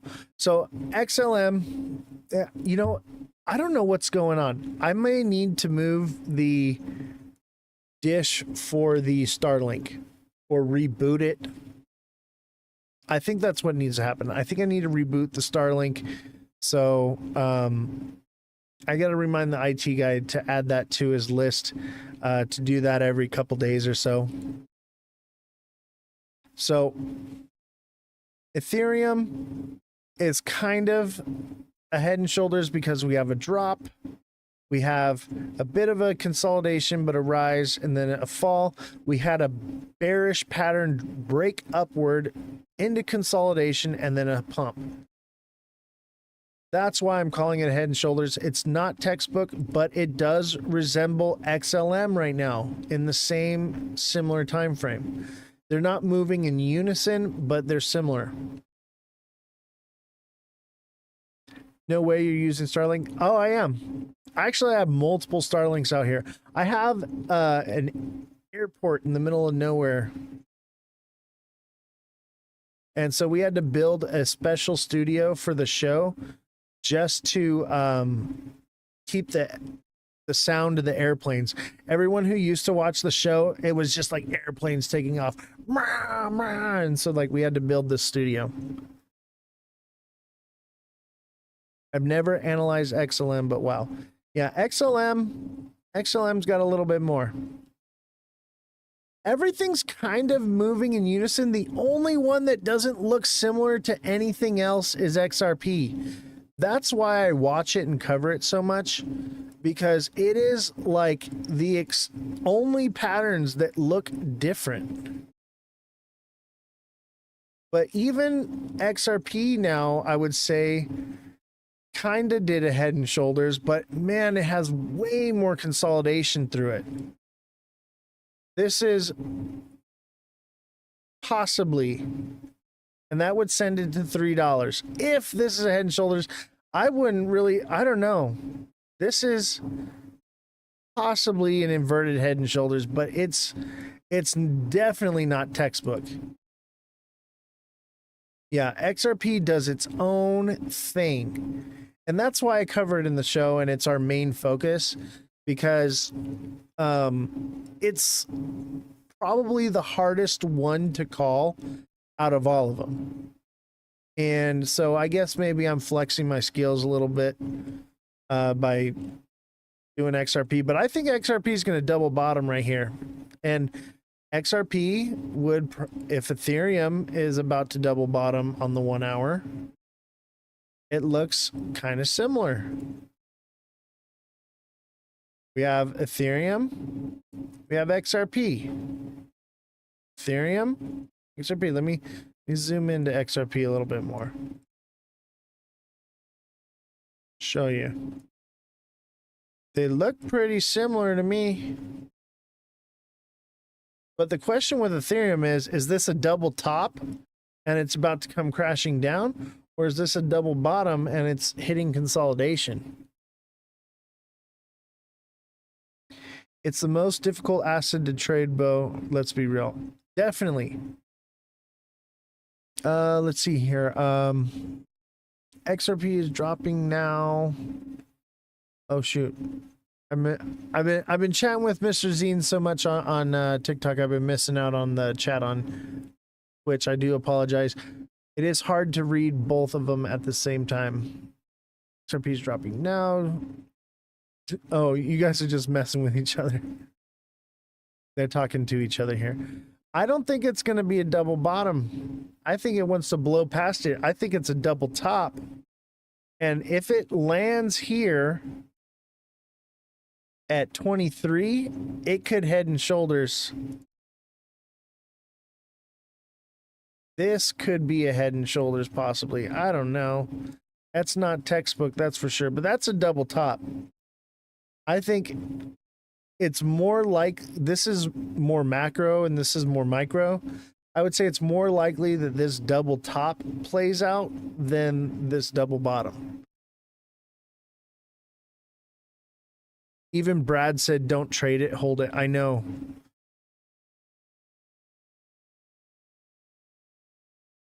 It's blasting through trend lines.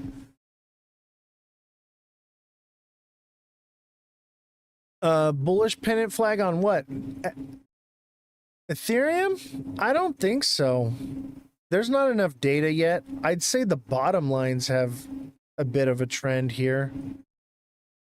But the top,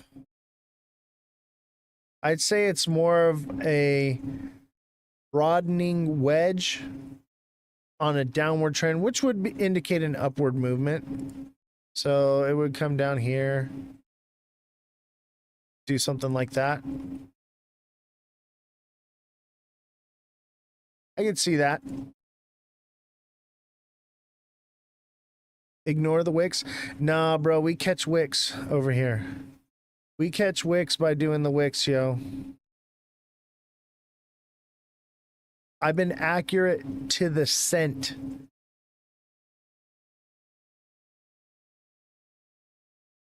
I know they're liquidity grabs. However, I predicted XRP to drop to 161, and we adjusted that to 163 to make sure that it hit. But 3 months ago, I called this, and a lot of the people that watch the show caught this wick because of the way I trade. So we are the most accurate within the cent. And so we're putting in limit orders for our trades, so they're hitting. Do you have a chain link price target? Yeah, if you want to do chain link, go ahead and become a subscriber, or you can jump on over to Twitch and put it in the Twitch chat, and I'll do it for free. So that's Ozthecryptogoat on Twitch, or just become a subscriber, and I'd be more than happy to do link for you.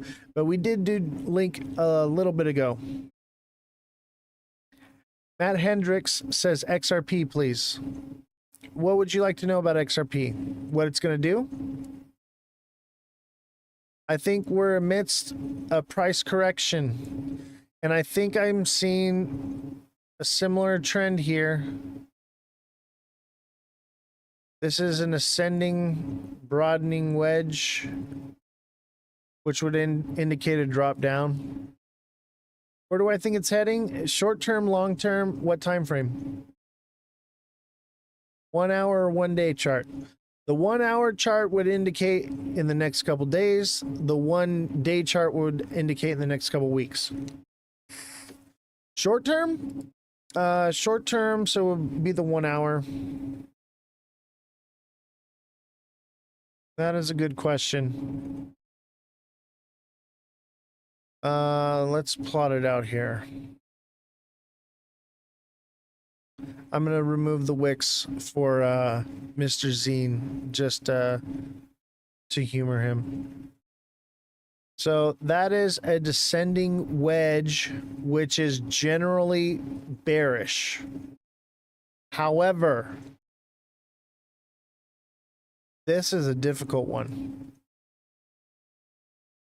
It's so difficult with XRP. I think it's going to come back up to the blue line here, or it's going to touch down to this blue line here. I'd say probably 237 in the next couple days, or it's done dropping and it's going to consolidate at 247.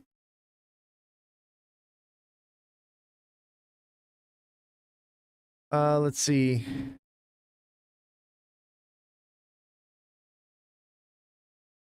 Do you have chain link price target? I don't have Twitch. First time I've ever seen you. Just want to answer how do if I want to sub. Just click on the, I want to say it's the top. It's like a star with a circle around it to become a subscriber.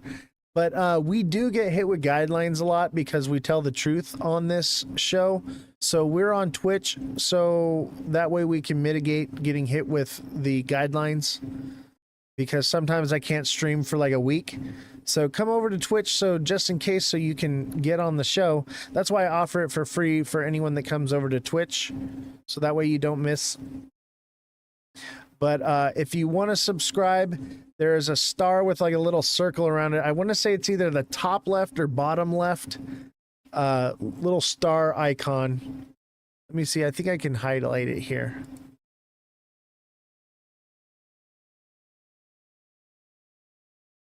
I think what you can do is also click the follow goal at the top. That may take you to it as well. All right, Matt Hendricks, sorry, I got a little sidetracked there. A lot of, if you want me to look at Sui, you got to become a subscriber or come on over to Twitch and I'll do it for free. That's Ozthecryptogoat on Twitch, or subscribe. I got stuck with ads for the next 2 minutes, so I can't hear if you replied to this last message. No, I didn't. I did not answer it yet, so I'll do it now. Perfect, because I got caught up answering other questions. Mr. Goat, how are you, friend? Juan, how are you doing, brother? Hold on, I'm getting a lot of...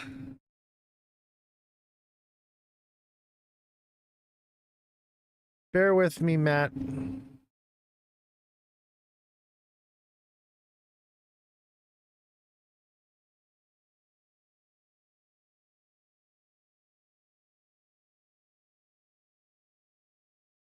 All right, Matt is back.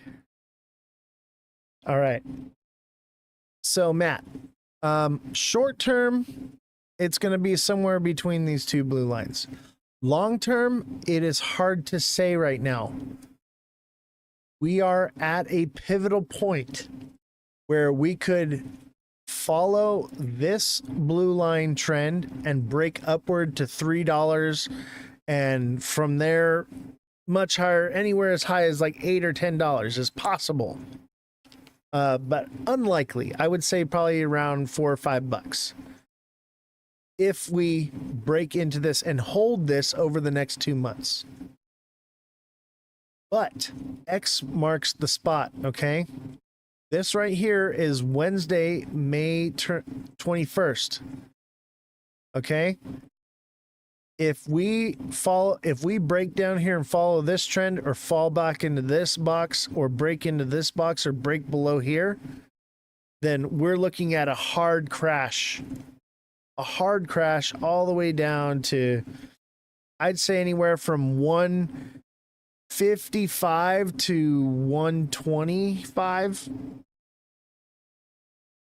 Very unlikely. If it hits $5, it will dump so fast you'll lose your hairline. Yeah, I think you're right. I think 480 would probably be its max. I think even $3. I'm thinking if it does, it's gonna have a hard time breaking $3. It's just another one of those psychological. Even the all-time high of 340 is gonna be just really hard to break.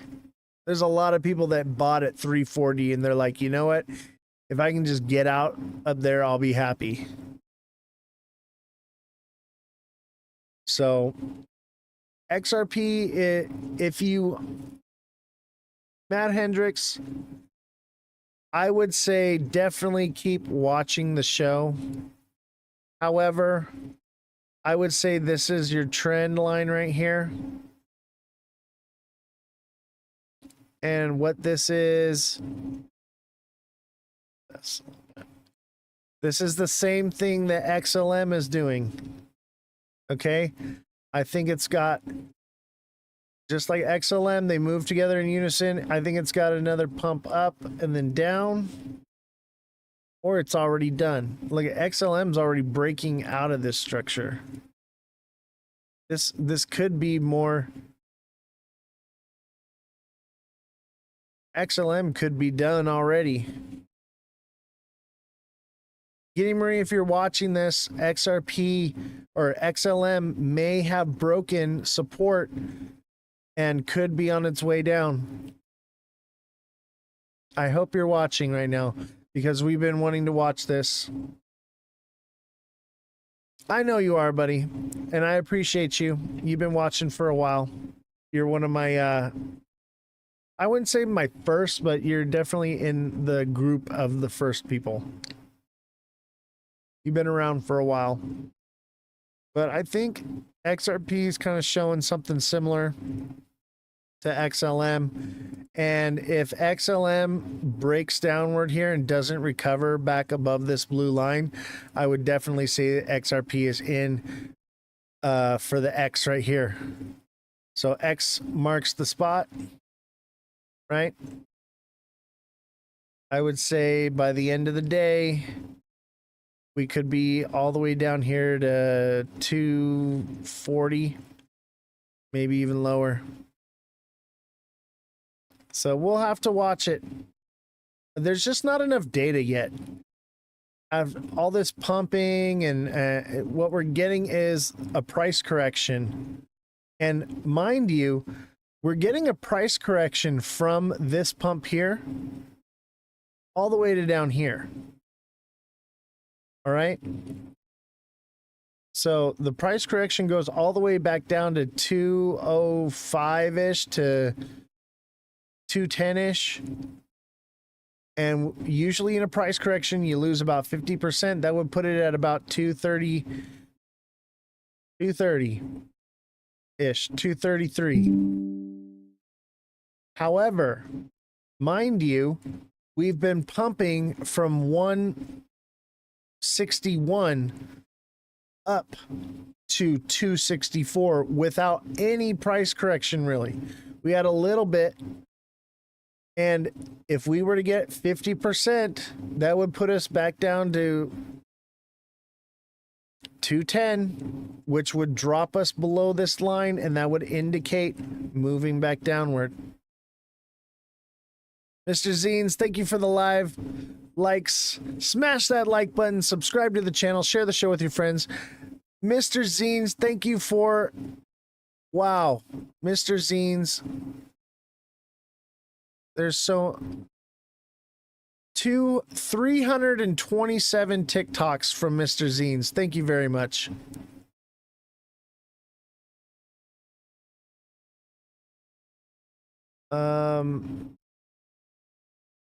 Matt Hendricks says, I gotta get going to bed. I'll catch it later. I appreciate you. Hey, Matt Hendricks, don't forget, I record all the lives and they are posted to YouTube. So you can find me on YouTube. That's Ozthecryptogoat. And you can watch all of these lives if you miss them. And don't forget to, hit the like button. Become a subscriber on YouTube as well. It's free to subscribe on YouTube. And you'll get the notifications for all those videos and watch them.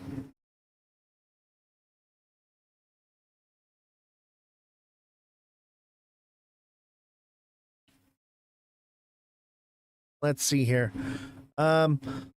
Let's go over the news. We got some more news to cover. It's only about 7:30 though.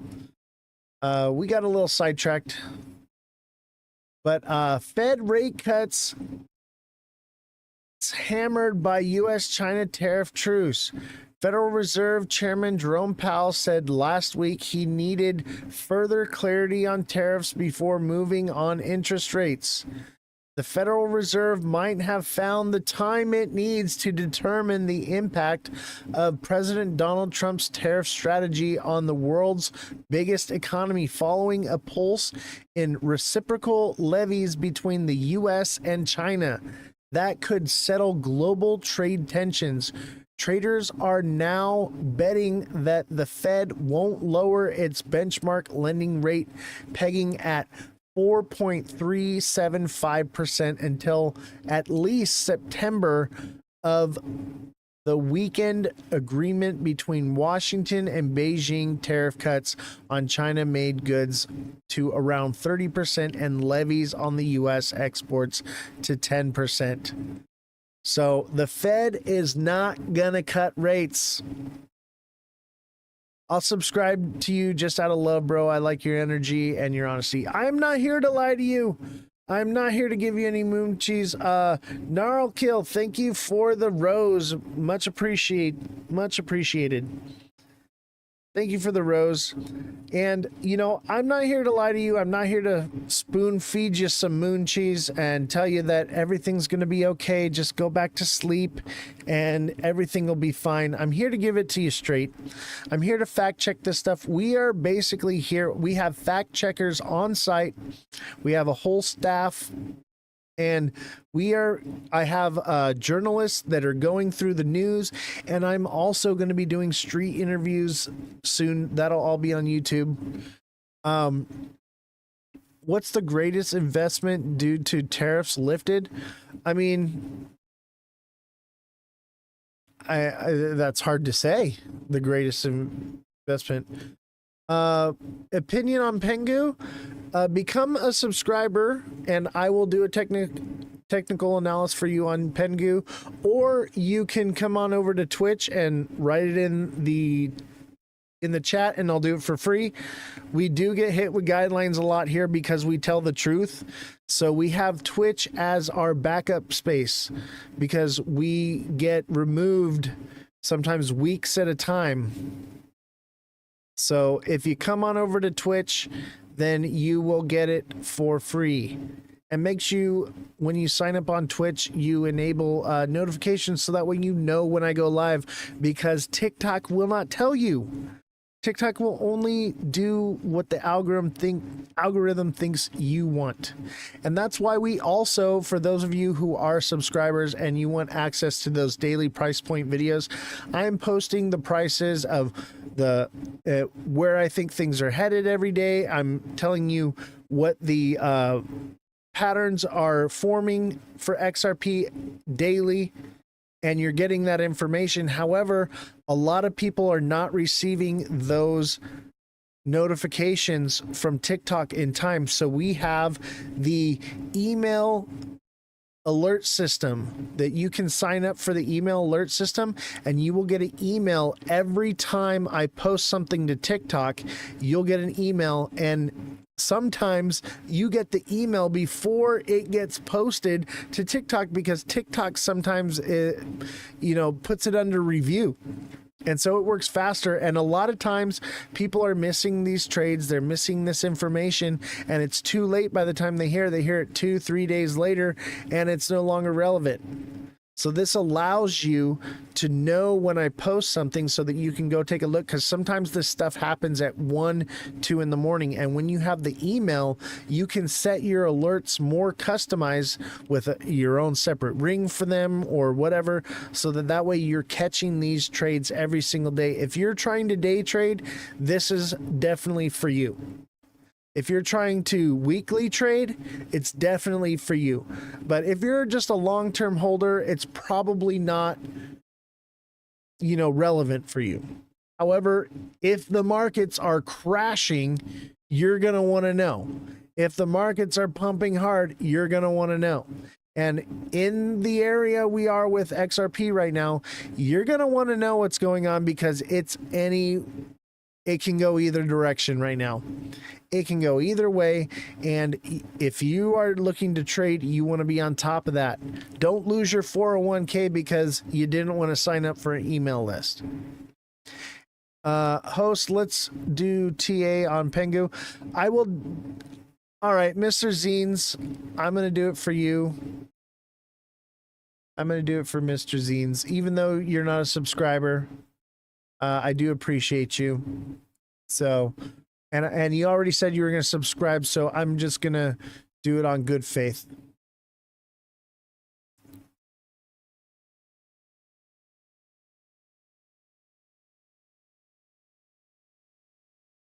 All right, let's do Pengu. I think we did Pengu earlier.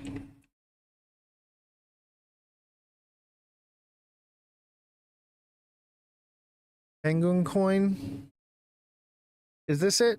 Pengu?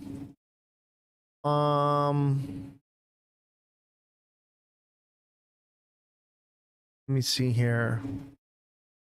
Pengu, penguins, pudgy penguins, US dollar. There it is. Ooh.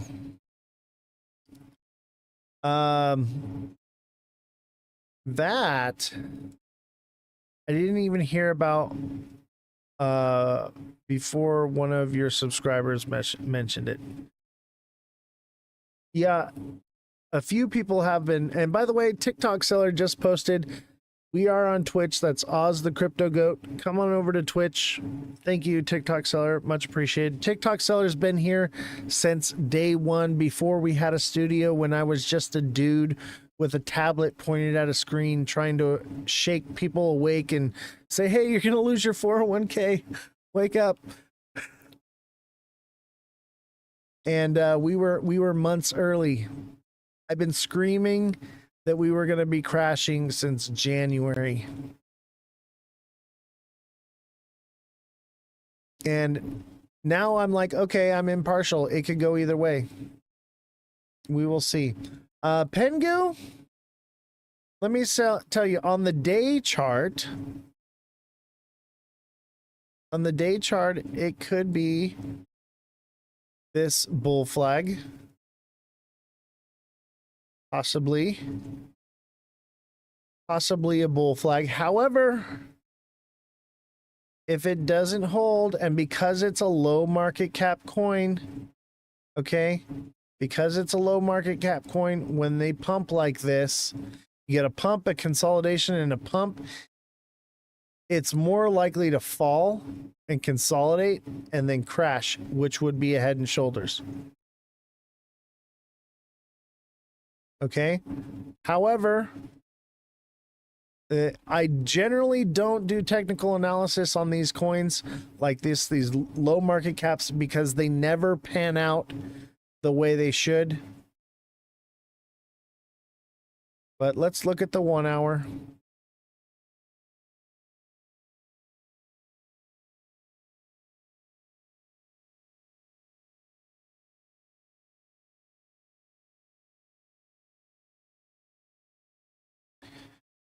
I don't know. That's a hard one to call, man. See, this is a clear bull flag. That's a bull flag and a pump. But look, this was another flag right here. This was a nice pennant, and it freaking broke downward. And it looks like it's forming a spinning top right now. So it could go either way. I would say it's probably more likely that it's going to break down, just to be honest with you, because it's a meme coin, right? So being a meme coin,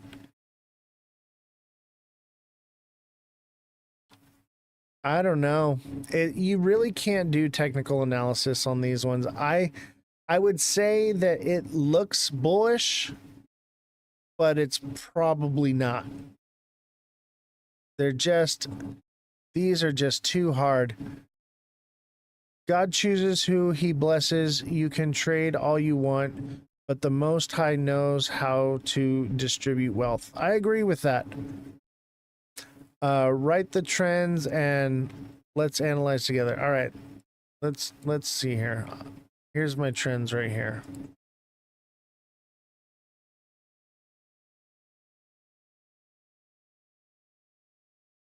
This is a flat bottom. And it broke down. And that would indicate that this pattern already moves. And I'd say that this is, I know it looks like a pennant, but it's not, because the bottom is a straight line.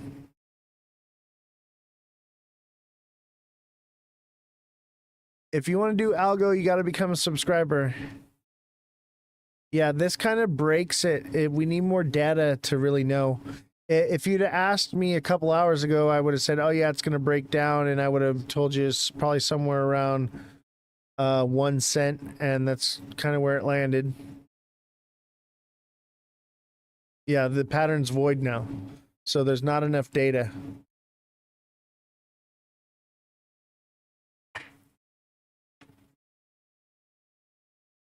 And that's kind of where everything's at right now. Not enough data to know. If you want to do algo, don't forget to become a subscriber or come on over to Twitch. All you got to do is write it in the chat on the Twitch side, and I will do it for free.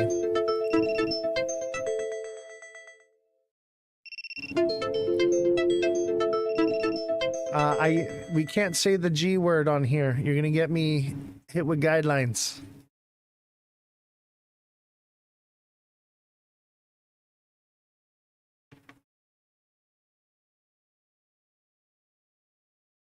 Please don't say the G word again.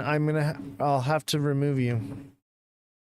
Yeah, I can't. We have to be very careful because we are already like walking an edge with TikTok. I'm gonna have to.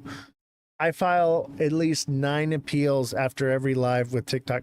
That's why we are moving to Twitch, and eventually TikTok will be gone altogether. So it's a problem. I can't even say the B word. I have to say guidelines, because if I say the B word, then they start flagging it, and it's bad. So yeah, don't even write it in the chat, the word. There's just certain things we can't say on here. It's so ridiculous, and that's why I'm fed up with TikTok, and we will be moving to Twitch, and that's why I offer the services to look at any other project on Twitch for free, because we will be leaving this platform. And most of the people on Twitch, they end up liking the show better.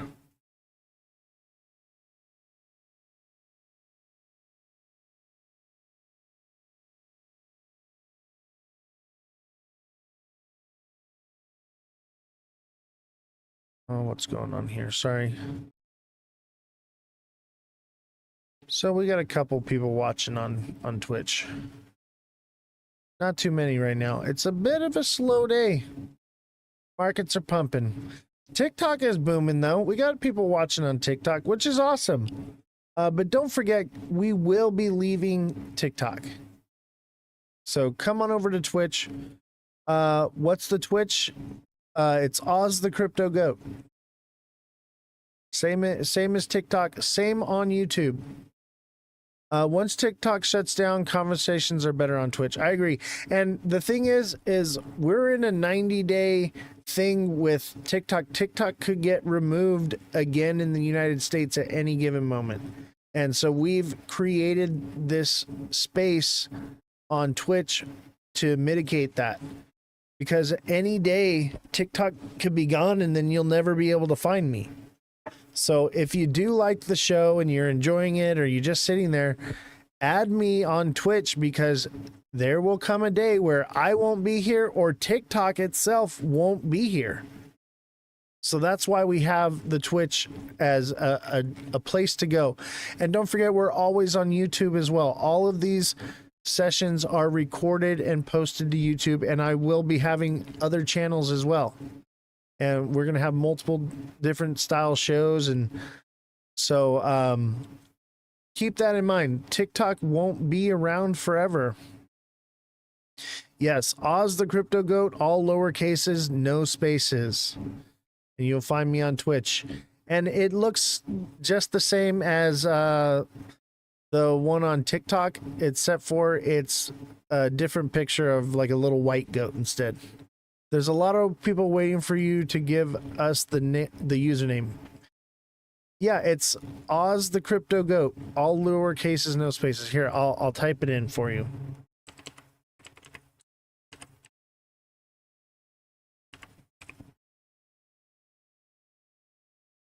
Oh, caps lock is on. Dang it.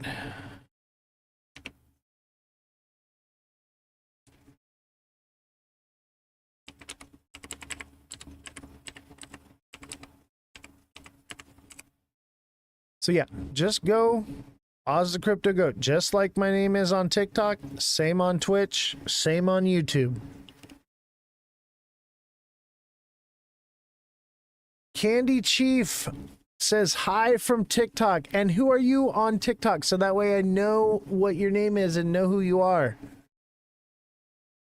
Mind you, if you do come over to Twitch from TikTok, make sure you shout out what your name is on TikTok. It'll take me a little bit of time to remember and learn you, but as you keep chatting, I'll remember who you are. So Candy Chief, my TikTok, my username is Flacco. What is up, Flacco? How you doing? And I believe, Flacco, you had a request to look at a project. What was your request?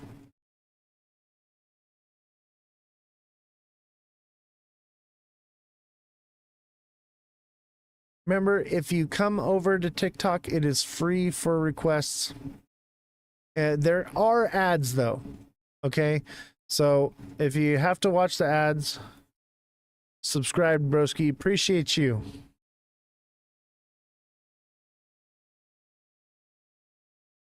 Appreciate you so much.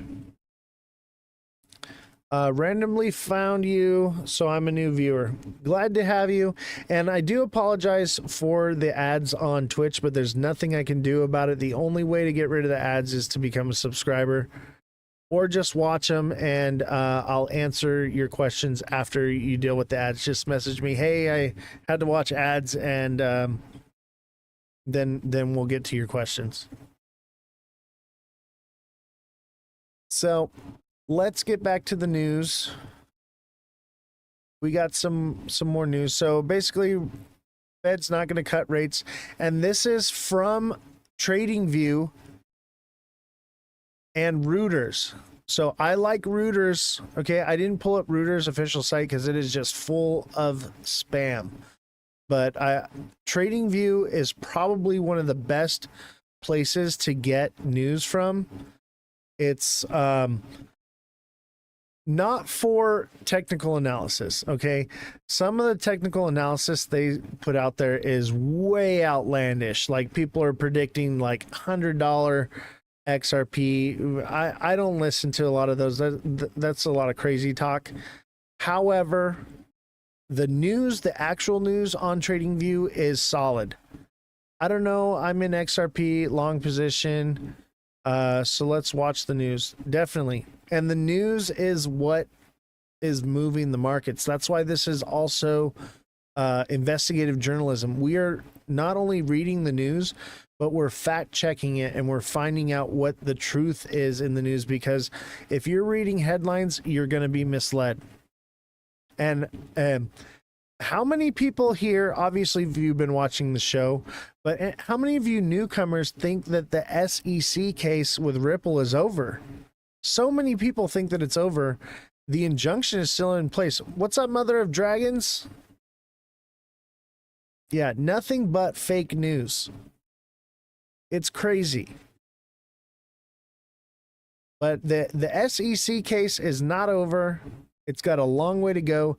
And institutions will not be able to buy XRP until the injunction is removed. And the only way it can be removed is with a judge banging the gavel. I've been saying this for months. Glad to see you back, Mother of Dragons. It's been a while. Glad to see you so much. All right. Market prepare bets on Fed rate cuts following U.S.-China tariff delay. It's a delay. It's a pause. Oh, you see me on Twitch? Oh, I don't know what your name is on Twitch. I'm glad to see you on Twitch. Texas Bear, hey, just came over from TikTok. New follower. Also new to crypto. Awesome. Texas Bear, much appreciated. What is your name on TikTok? Yeah, tariff pause is not a trade deal. Also, the UK has not signed a trade deal as well.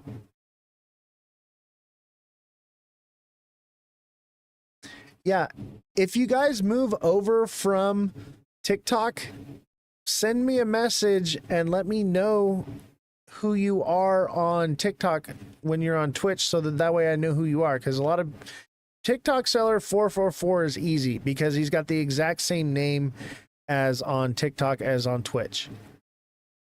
And where's the earth-shattering G news for all Americans? You talking about what Trump said? That there was going to be shattering news? You want to know what the shattering news was from Trump? They're going to raise the prices of medicine in all other countries and sign an executive order that we have to pay the same. So instead, everyone notice how our healthcare goods and medicines cost more than other countries? That's because we pay extra for them for basically the testing and things that go into making the medicine, and the other countries get it at a discount, and we pay those extra costs. Well, now what they're going to do is they're going to raise the prices of all pharmaceuticals in every country, and the US will have to pay a little bit less. So the cost is going to go up for everywhere around the world, and the price will go down in the US just a little bit. We're going to share the cost of pharmaceuticals.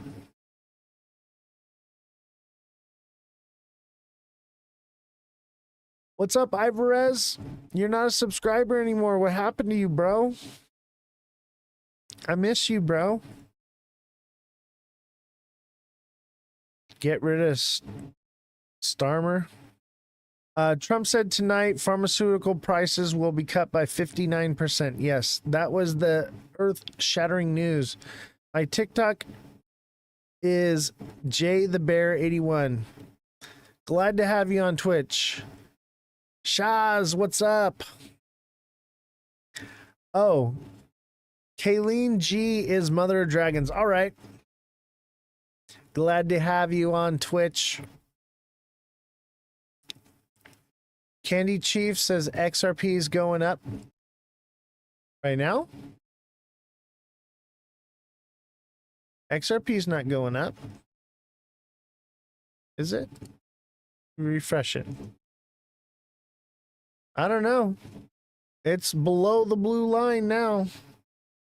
We're down to 245. We hit all the way to 243. We could go up, but I think it's coming down. I think we're coming down. We'll have to watch and see. I like to watch the day chart. It gives us a clearer picture of what's going on. There's just not enough data in the 1 hour to even, and I don't want to look at any other chart really, because it's just gonna get you hyped up. I always tell everybody, Ivorez knows this, get off the 1 minute chart. Get off the 1 minute chart. Start watching the 1 hour and the 1 day. Okay. The 1 hour will show you what's going to happen within the next day or so. And the 1 day will show you what's going to happen in the next week or so. Ivorez says, not the 1 minute chart. Yeah. Dang, Mr. Zine. With so many gifts.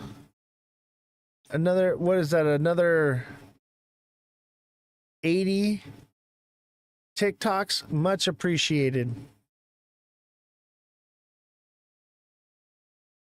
And don't forget to smash that like button, subscribe to the channel, share the show with your friends, send in those gifts. We have 6 out of 10 Let 'em Cooks. Let's see if we can reach this goal for the Let 'em Cooks.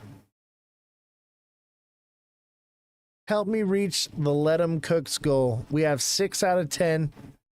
I've been trying to reach that goal for like a month now. It's a great medication, will be cheaper for Americans. I think medications will be cheaper for Americans, but for other countries, they will be more expensive.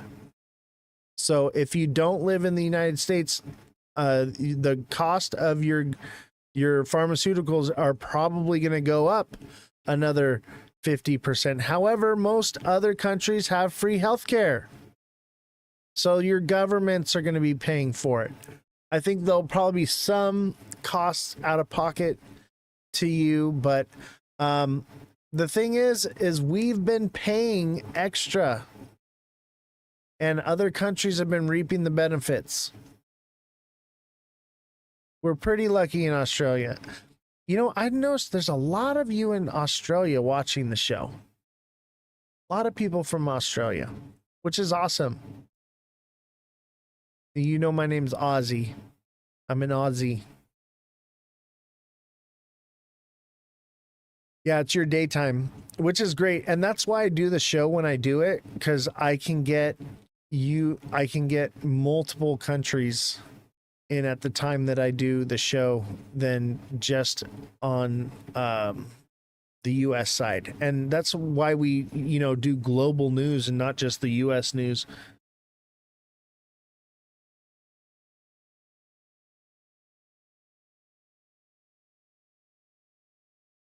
All right. Speaking of news, we need to read this. This is important.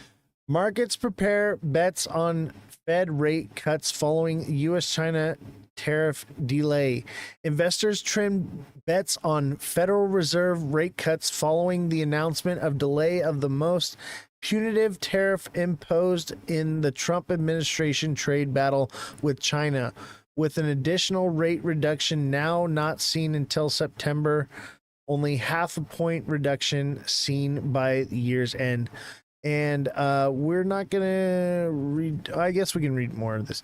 With U.S. bond yields rising and stock futures pointing to higher equity prices, contracts tied to the Fed's benchmark interest rate reflected a lower of concerns about U.S. growth and the Fed need to bolster it with rate cuts sooner rather than later. A dollar rising after the announcement that tariffs would be lowered for now would also, all things equal, help temper inflation. Markets have been expecting a quarter-point cut at the Fed's upcoming June meeting and 2 more over the course of the year, according to data from the CME Group FedWatch tool. Those expectations shifted out after the U.S. and Chinese negotiations said they would limit initial tariff increases for 90 days while discussing more comprehensive deal. The U.S. lowered and we know what they already lowered it to. So some people are saying that rate cuts are coming. Some people say that they're not. I don't think they're coming yet, because our real inflation comes from the banking system. The banking system, 2/3 of inflation comes from the way the banks lend out money. It has nothing to do with all these things. 1/3 of the inflation is due to this. The problem with inflation right now is everyone is living off of credit cards, credit card debt. They're borrowing from Peter to pay Paul. And that is the problem. All right, let's get rid of this. We're done with these. Let's move on to the news with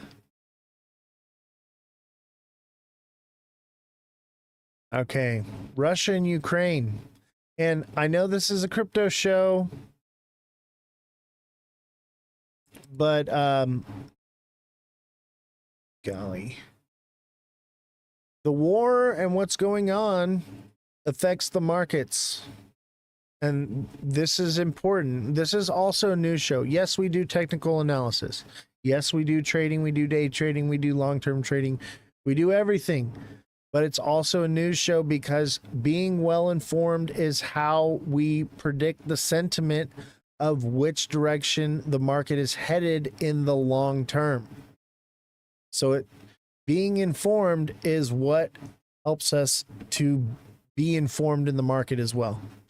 Neo with the Let 'em Cooks. We got 8 Let 'em Cooks from Neo and 2 from Censored by TikTok. Thank you so much. We have 6 out of 10. All right. Ukraine says Russia launches barrage of drones amid calls for truce talks. Ukraine authorities says ceasefire proposals are being ignored as new drone attacks damage civilian infrastructure. Now, this picture, I don't see anything except for trash in the road. I do not see a drone. I do not see anything. Who knows? But this is what Ukraine is saying. Ukraine says Russia has fired more than 100 drones overnight despite attempts from Kiev allies to get Moscow to begin a 30-day ceasefire and the prospect of direct talks proposed by Russia this week in Turkey's Istanbul. Ukrainian President Vladimir Zelensky on Monday welcomed the possibility of the United States President Donald Trump's participation in talks with Russia and Turkey on Thursday and said he hoped Russian leader Vladimir Putin would not evade the meeting. He added that Turkish President Recep Tayyip Erdogan can indeed host the highest level meeting. In his nightly address, Zelensky said Moscow has remained silent all day regarding the proposal for direct meeting, a very strange silence. Ukrainian Foreign Minister Andriy Sybiha said earlier that Russia is completely ignoring a 30-day ceasefire proposed by Ukraine and European powers that was to have begun on Monday. That's today. Ukrainian air defenses destroyed 55 of 108 drones that Russia had launched since 11 p.m. on Sunday, the Air Force said in a statement on Monday, the day the ceasefire proposed by Kiev and its European allies, Russia, was to begin. The attacks also included 30 similar drones that were lost along the way without hitting anything. The Air Force said drones were shot down in the east, north, south, and central parts of Ukraine. It added, one person was wounded. The buildings were damaged in the southern region of Odessa. Its military administration said the attacks also damaged railway infrastructure and wounded a train driver in the eastern region of Donetsk. Ukrainian National Railway operator said ceasefire proposals are being ignored and the enemy continues to attack on railway infrastructure. Ceasefire calls proposal of direct talks. Kremlin spokesperson Dmitry Peskov said on Monday that Putin was serious about trying to find peace and direct talks with Ukraine that he has proposed with Turkey, but could say no more about the talks about Kiev demanded Putin himself attend. Sybiha, speaking in London at a meeting with several of his European counterparts, said Russia continues to reject the full and lasting ceasefire proposed to begin on Monday. He insisted Moscow is intent on prolonging the war instead of seeking peace. Let's see here. There was more to this, or maybe it's a different. I think we got a little video though. Let's take a look. No free ads. Let's read the chat while we're waiting. You got all 10 of the Let 'em Cooks, and they registered. They're not registered on your goal. I know. I don't understand what's going on with TikTok. They are really just trying to hurt me. TikTok is not being friendly to me. It's a little disheartening what TikTok's been doing. Russian President Vladimir. Hello, welcome to the program. Ukrainian President Volodymyr Zelensky says he is ready to meet with Russian President Vladimir Putin face to face in Turkey on Thursday. But Zelensky says he's waiting for Russia to agree to a full ceasefire starting on Monday before the talks take place. That's after a series of diplomatic exchanges between key players to end the 3-year Ukraine war. On Saturday, Ukraine and European leaders called for a 30-day unconditional ceasefire at a meeting in Kyiv. Let's go now to Zain Basravi, who joins us now live from Kyiv. Zain, I wonder if you could clarify exactly what Zelensky has been saying in his latest statement. Is he now saying he will meet with President Putin on Thursday, regardless of that 30-day ceasefire, which he has been insisting on until now? This is really an interesting political chess game that Zelensky is playing. And it has to be said that this really feels like the moment that the Ukrainian president has been working towards for some weeks now. He's been calling for more pressure on the Russian government, backed by sanctions, calling on international leaders to put more pressure and the threat of sanctions on Moscow to bring them to the table. And that seems to be playing out now. We had this high-profile visit on Saturday by EU leaders backing that plan, and the White House of U.S. President Donald Trump on board with the idea of a 30-day ceasefire. And now we see Zelensky over the last few days pressing the idea of a ceasefire backed by the threat of sanctions. And now we see this statement. Let's look at the latest thing that he said. He has said, taking to social media, we await a full and lasting ceasefire starting from tomorrow. That's Monday, May 12th. And he goes on to say to provide the necessary basis for diplomacy. There is no point in prolonging the killings, and I will be waiting for Putin in Turkey on Thursday. Personally, I hope that this time the Russians will not look for excuses. Keir Starmer, the British leader, said something very interesting when he was here. He said that together the world was calling Putin out. And in this sense, we hear it directly from Zelensky himself. He seems to be doing the same thing. So to answer your question, what we know are two things now. That Ukraine will indeed be represented at those talks in Turkey. They will be going. And the main man himself, Ukraine's President Volodymyr Zelensky, will be going to Turkey to try and take part in those talks. Now, what we are hearing from several observers and analysts and experts on these political matters is that this is an expert move by Zelensky because he wins either way. He goes and shows that he is leading from the front, that he is willing to participate in talks to end this war, serious talks, not just a ceasefire that lasts for a few days. And if Putin does not show up, it works in his favor. It illustrates what Ukraine has said all along, that Russia is not serious about stopping the war.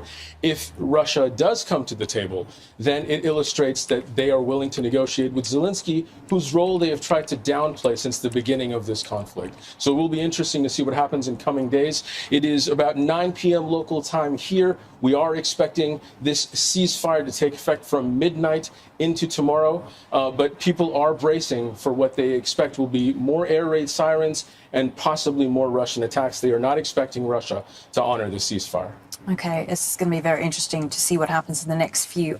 You know, people like weeks ago were like, oh, there's going to be a ceasefire and they're doing all this and it's going to be fine and the war is going to be over. And I'm like, wake up, guys. This is not over. And it's far from over. Honestly, I think it's just getting started. I think the tariffs is the beginning of a hot war, possibly, and it's showing where allegiance lie. We're finding out who our real allies are, because I think we could be headed into World War III. I really do. I think when we look back on history, they're going to say that this was the second Cold War or this was World War III. And I firmly believe that. And this is just the beginning. This is just the beginning.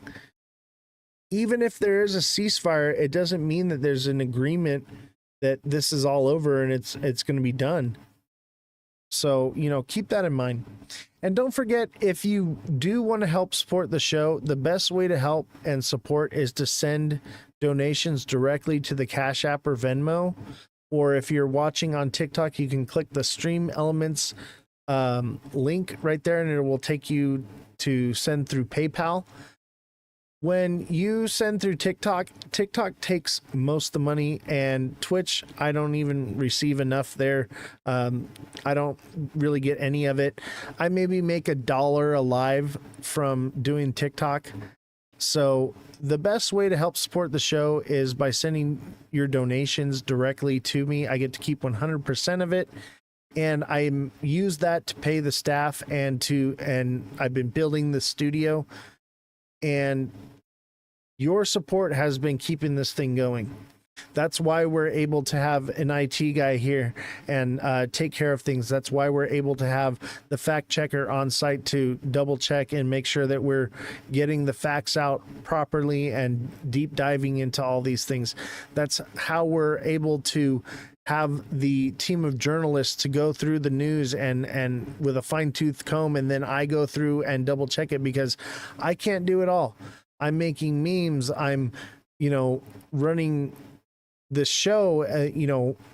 I'm doing 4 or 5 hours, 5 days a week. I'm watching the charts like 20 hours a day. I'm doing the technical analysis, and I'm going through the news. It's a lot of work. And so you guys, when you give to the show, you help support and pay for all those things. We're basically PBS. Without you, this show doesn't continue.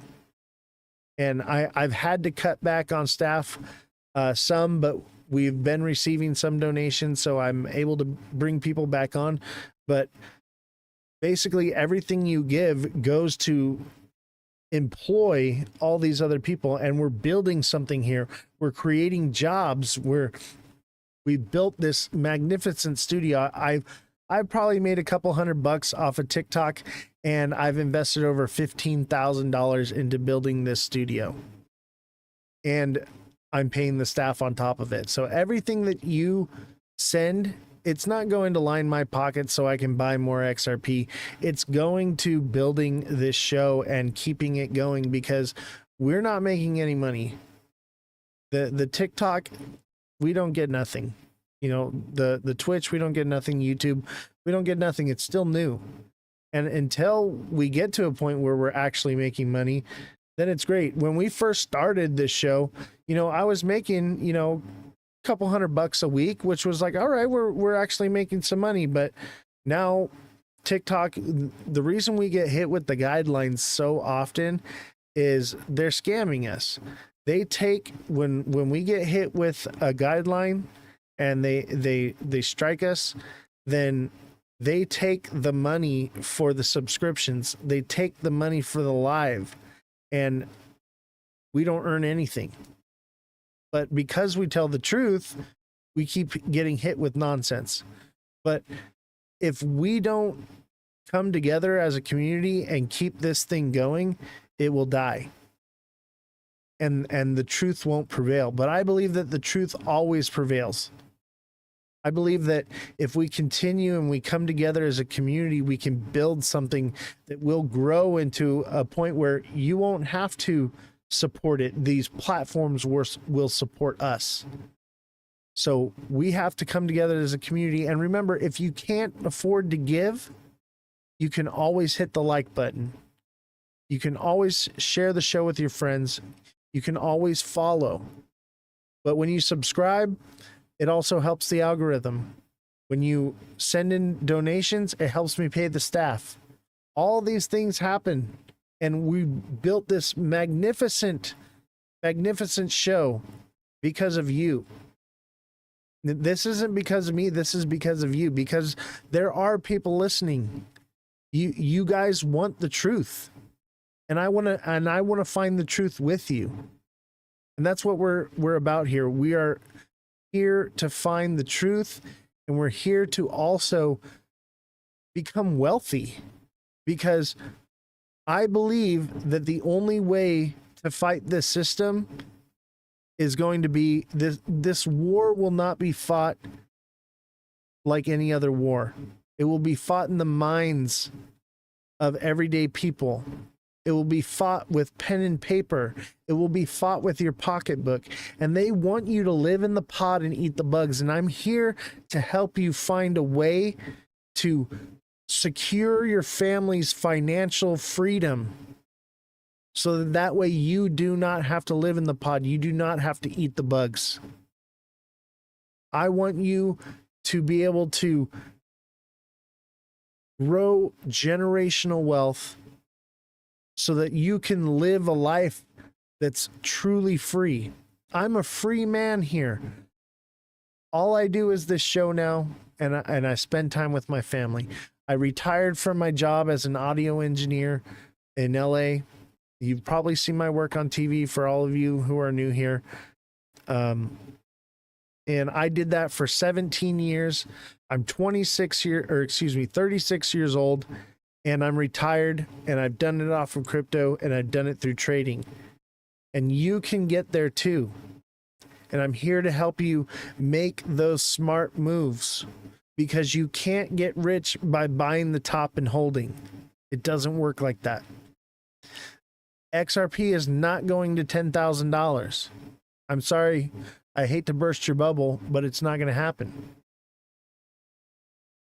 So if you're looking to trade and you're looking to make money, become a subscriber, because that is going to help you. As a deluxe subscriber, you can message me directly and I can help coach you.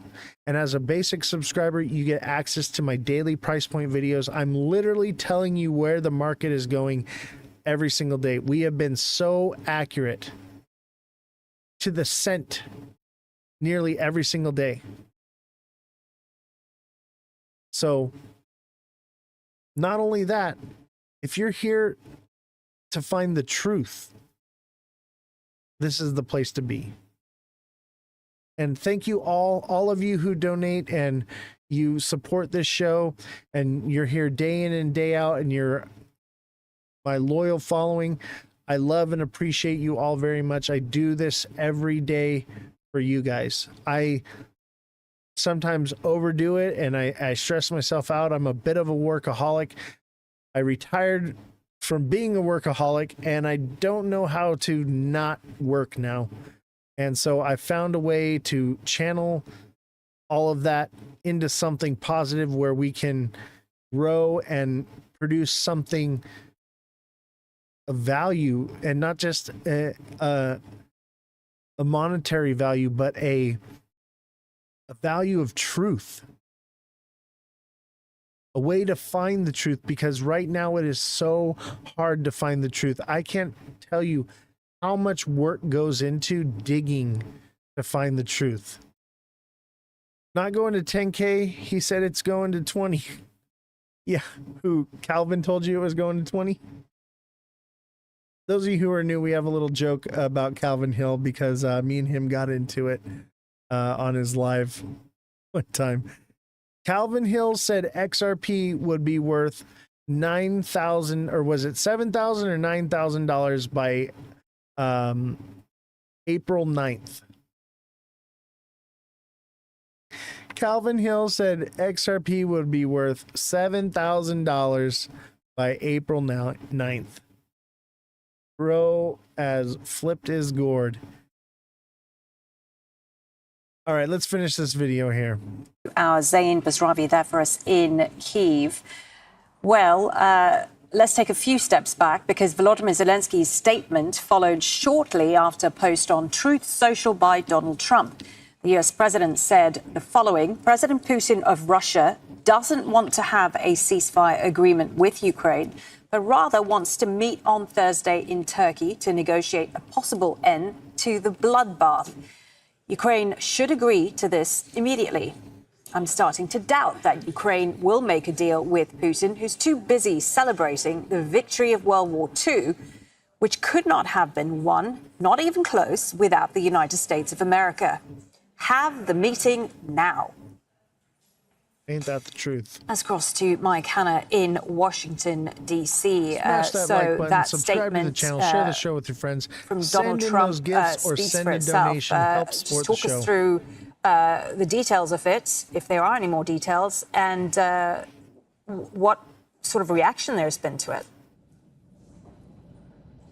Well, in reading out the statement, you provided all the details completely. But it is interesting in the timing of Zelensky's confirmation that he will be going to Turkey for that meeting, because before that he was insisting on a ceasefire as a preemptive step before going to the meeting. However, then we had this social media post by Donald Trump in which he urged Zelensky to go to the meeting regardless because, says Donald Trump, we, by which he means European leaders and Ukraine, will know where Russia stands finally and will act appropriately. So Donald Trump's social message apparently goaded Zelensky to agree to take this meeting without Russia accepting the ceasefire, which previously had been his absolute insistence. So now you do have a situation where President Trump has intervened and would appear to have persuaded the Ukrainian president to attend that meeting in Turkey.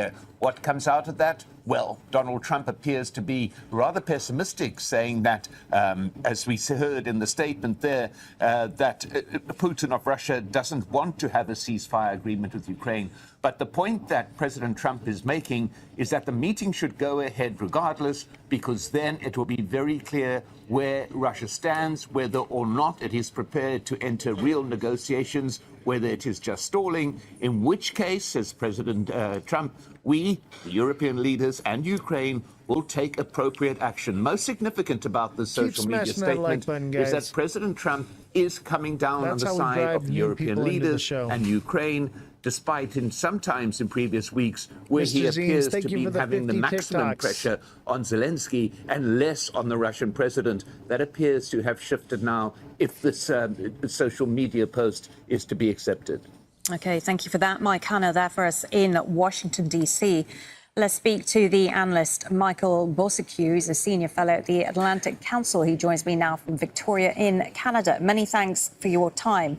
So, Michael, what is your sense of where we are at right now? Is, in terms of how our correspondent put it, is this a political chess game that President Zelensky is winning right now? Yes, well, we couldn't ask for a better, more dramatic chess game, geopolitical chess game than this one. And it looks like President Volodymyr Zelensky of Ukraine had just checkmated Mr. Putin by saying, OK, I'm going to show up in Turkey on Thursday, and I expect to see you there.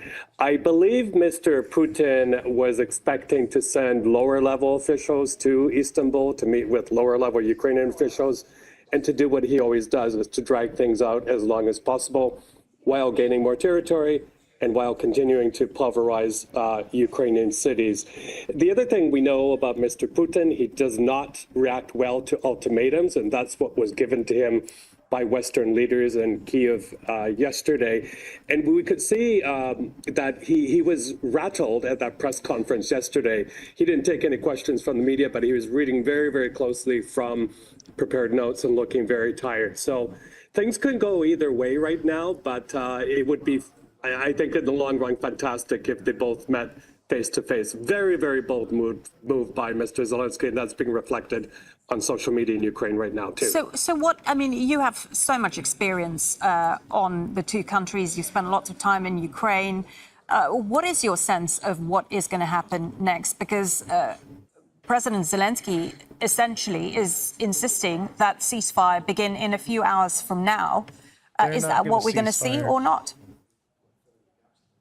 Well, the only way we will see Russia adhere to that ceasefire is if real teeth are put in place by not only the Europeans but also the Americans in terms of sanctions. But it needs a broad-based, across the globe approach. And what I mean by that is they have to get their friends in the UAE, in Turkey, in Thailand, to really threaten to put the noose around Mr. Putin and his circle of oligarchs.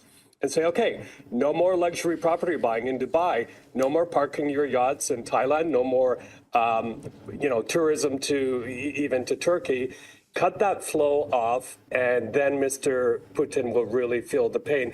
Just quickly on this one, I mean, we saw the huge disruption the Ukrainians caused to Russian tourism and aviation when they sent drones over the course of 3 days, interrupting operations at 13 airports. That really brings the war home to Russia, to ordinary people. What's your question, Mr. Zines? You want me to replay it?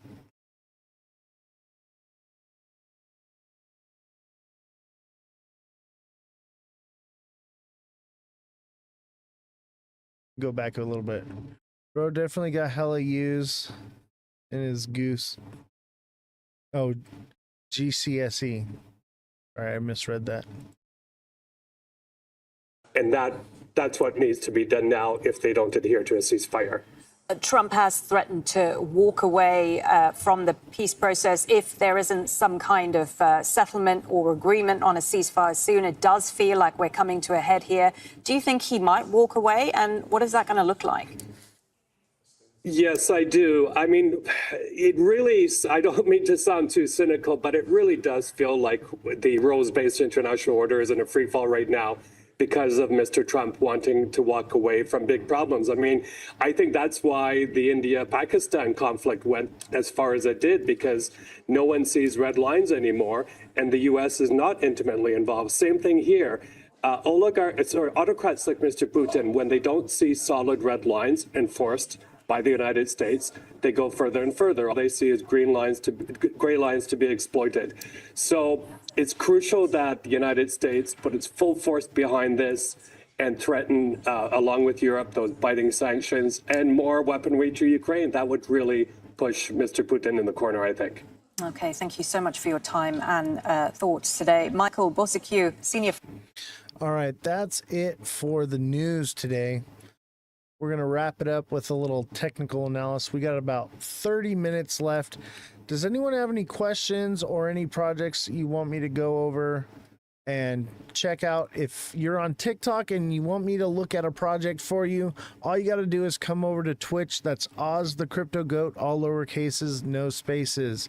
And you can get that for free, or you can become a subscriber on TikTok, and I will go over those that technical analysis for you.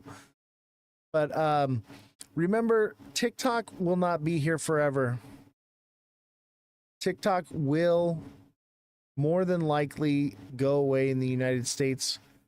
Either way, the censorship is ridiculous. So come over to Twitch. It's our safety net, because we get hit with guidelines all the time because we tell the truth here. Because we tell the truth, more than likely we will get hit with those guidelines. And this is our way of doing things so that when it does go away, which it will, it may not be today or tomorrow, but you're going to need a way to find me and still be able to see the show and find the truth, be a part of what we're doing. Bro, you're going to make me download Twitch. You should, because one day, and I'm thinking by the end of the month, I'm not going to be on TikTok anymore. Just by choice, just because I can't handle hiring someone just to deal with legal issues. I'm to a point where I'm going to have to hire somebody just to deal with appeals. Harley Dan, I just found you. What's going on? Danny Gibson, how you doing, buddy?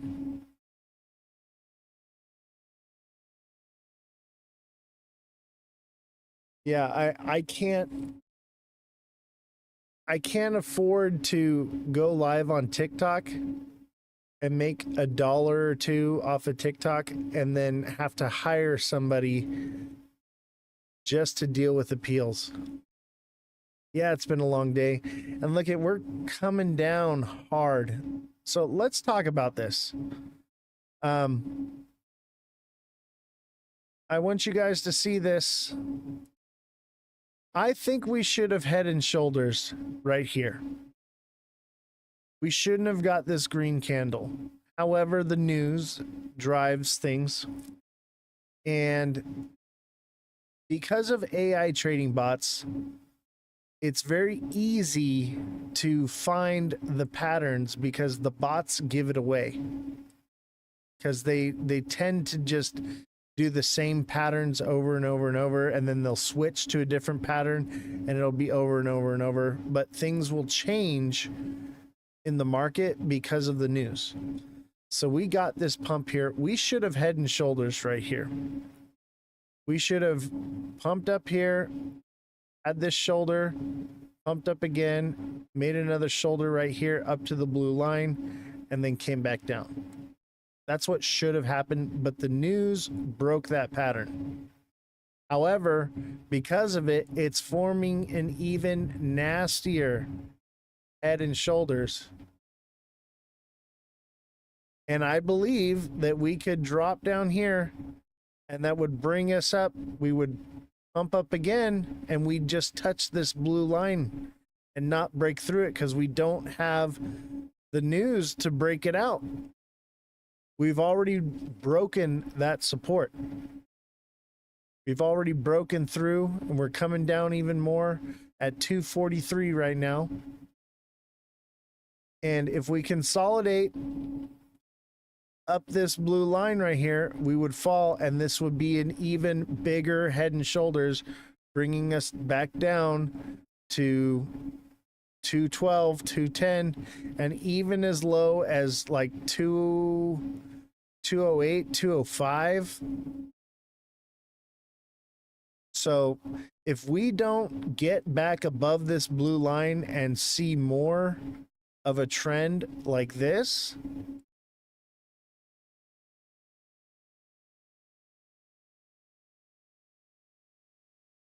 but even then, this is a broadening, ascending wedge. This is a broadening, ascending wedge, which is also bearish, which means we could drop down here to the X, pump back up one more time, and then fall. And that lines up with this X. Remember, X marks the spot. We got one here, and we got one here. Double X'd right here. We got a double X indication of a drop down. So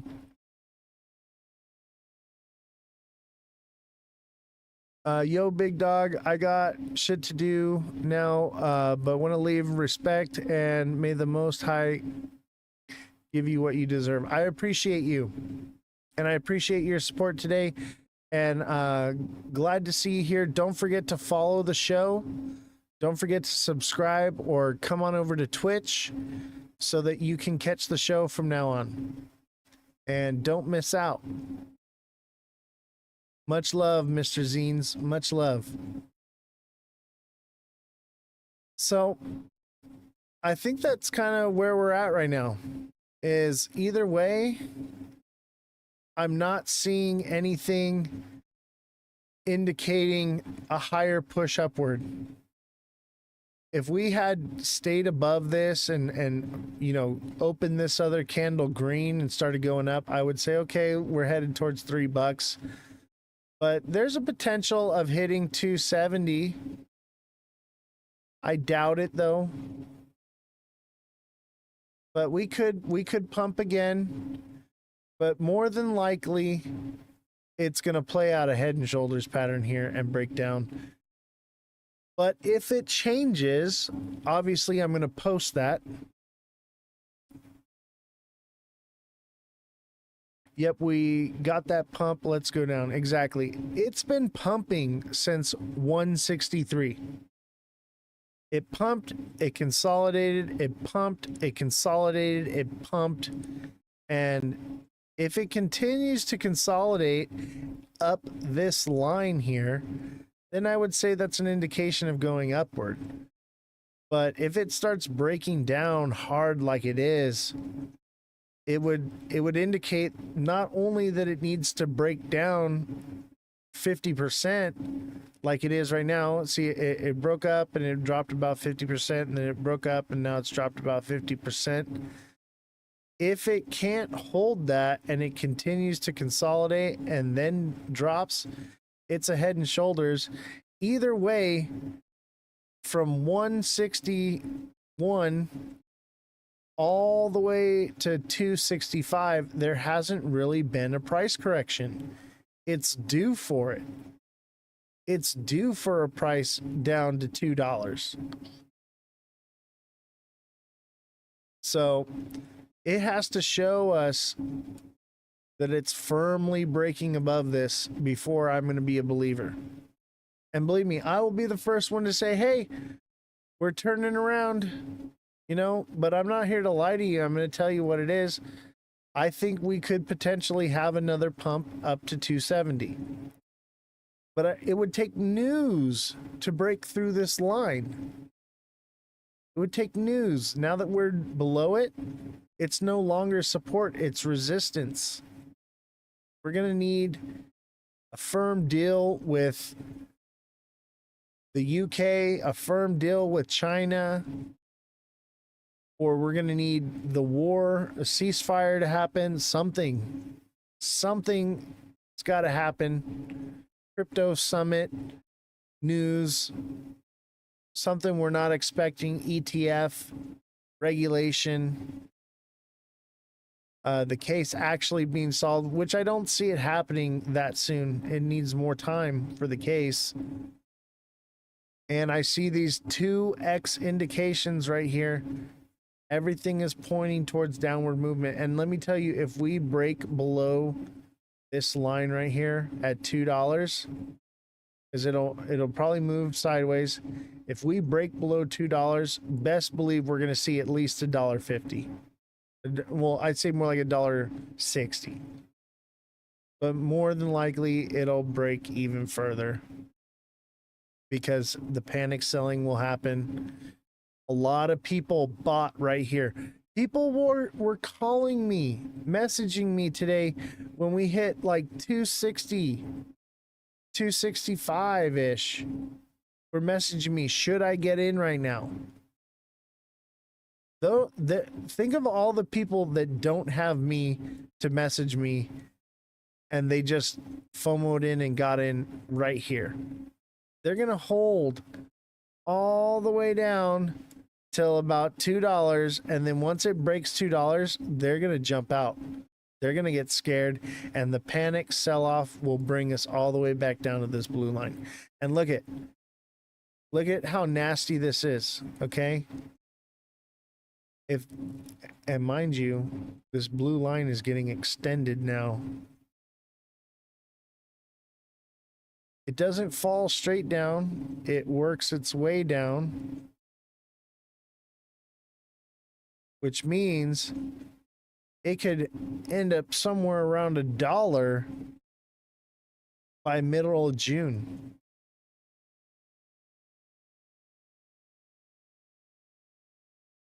Middle of June, beginning of July, we could be down to $1. If it breaks down, but every indication is a bearish trend. We have this bearish trend line here. We have this bearish trend line here. We have this bearish formation of this ascending wedge. We have this bearish formation of an ascending broadening wedge. Every indication going down from macro to semi-macro to minor to the most minimal indication, everything says bearish. Everything does.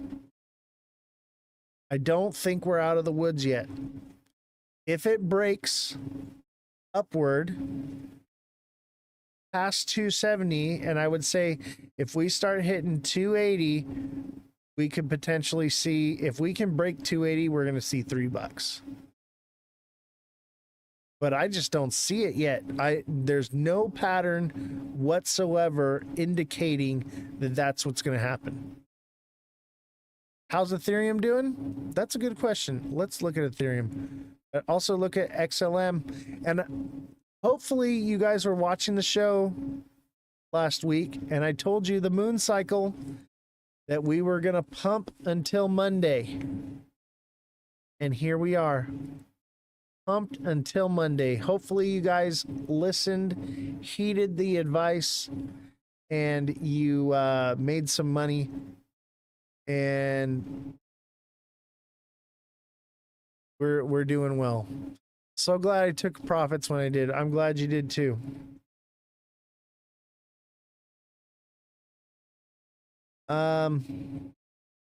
Ethereum, there's just not enough data. There's not enough data. If Bitcoin crashes, I would say Ethereum's got a real shot at getting its alt season. However,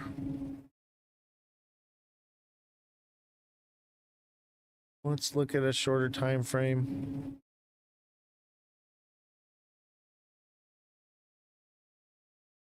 Ethereum is this ascending channel.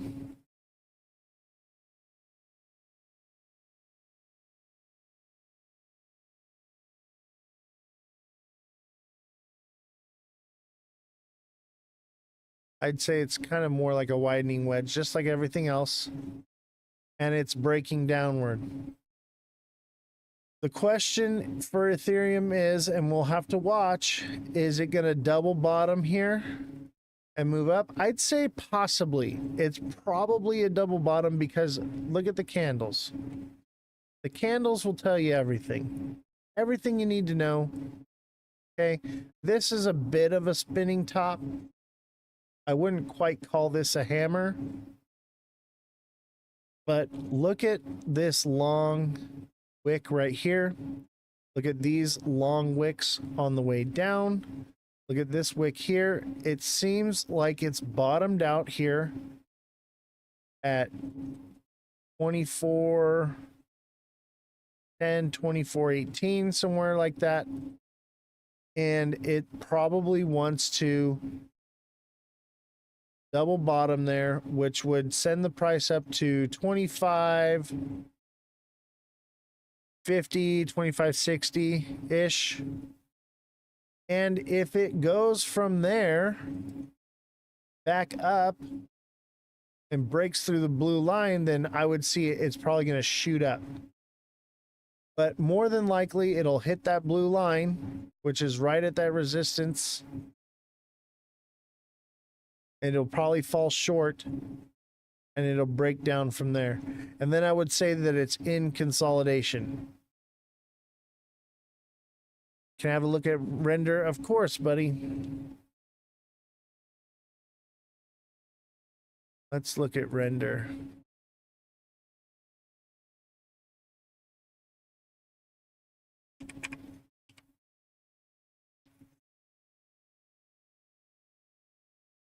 What was render's tag? Just REN or REND? Here we go. Render US dollar.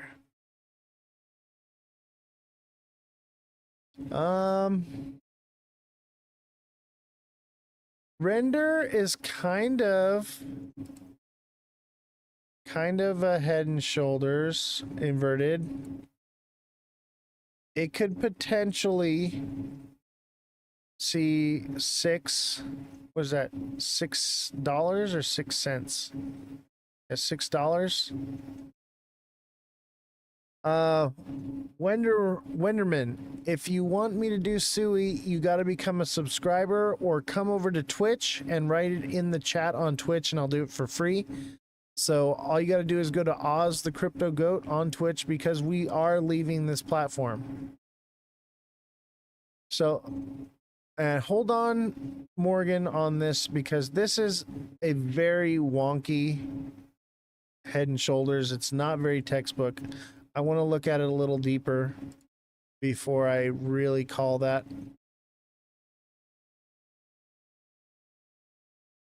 I would say that this in the short term is a descending channel, which would indicate a movement of at least back up to where it was at 546, but it could double top there and start coming back down. So definitely something to keep an eye out for. I would definitely take profits at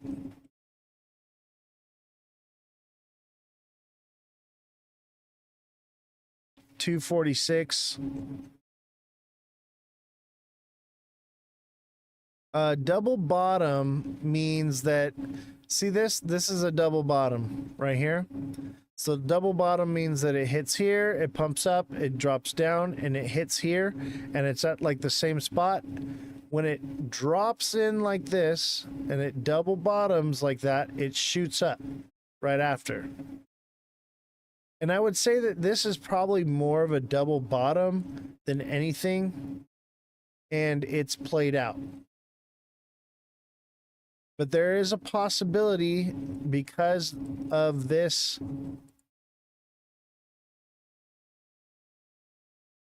formation,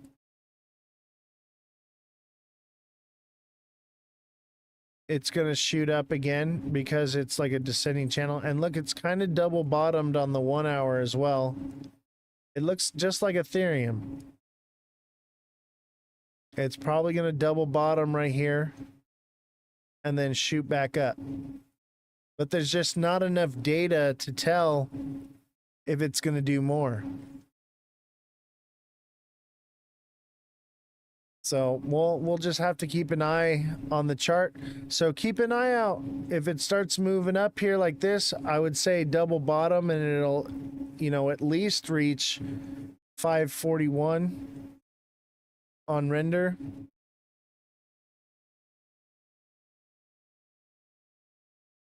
But you gotta just watch and see what it forms. So, Morgan, if you want coaching or on-demand technical analysis for render, all you got to do is become a deluxe subscriber, and you can message me, because I would say that it would be Tuesday, Wednesday when we finally have enough, maybe even Thursday, enough information to be able to call this what direction it's going. Everything's kind of in a limbo right now.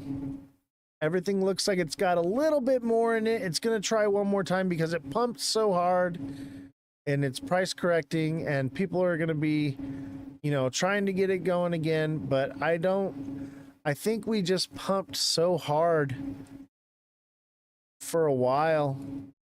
Look at renders pumped all the way since 249 all the way up to 552. It is due for a nice price correction of 50%, which would be about $4 minimum. It's due. So it's going to take news. If anything's going to continue upward moving, it's going to take news. The only reason we didn't drop today is because of the trade deal. So I say the news. Mr. Zines with 50, 60, 78 TikToks. Thank you very much.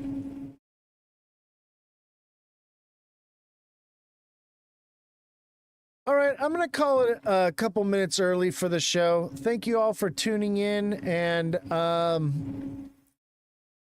have a great night. I'm going to get some rest, much needed rest.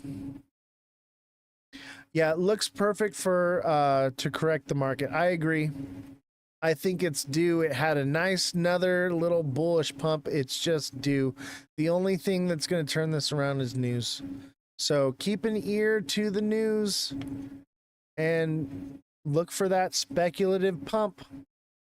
HD Malicious, no problem. Much appreciated. All right. Yeah, I think that's it. Y'all have a good night.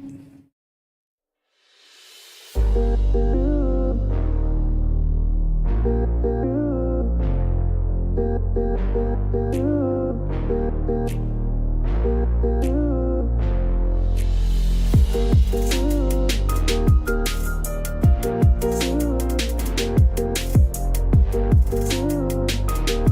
happened with that trade stuff, right? What do you mean nothing happened?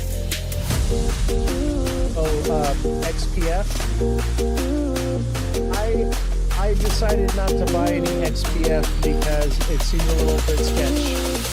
You have to go through Telegram to sign up to their trust fund thing to get it. I'm just gonna wait for it to hit the market. It's too risky. I might throw a couple bucks at it, but I can't in good conscience recommend it to anyone because I don't know if it's a scam yet.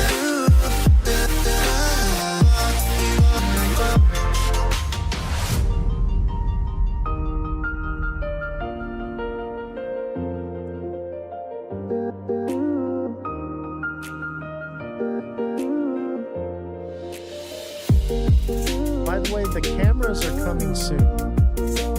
Very soon you'll be able to see my face.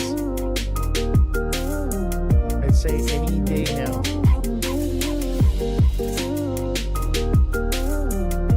I'm gonna have to get a haircut. I hate getting haircuts because nobody can cut my hair right. And it's really not hard to cut.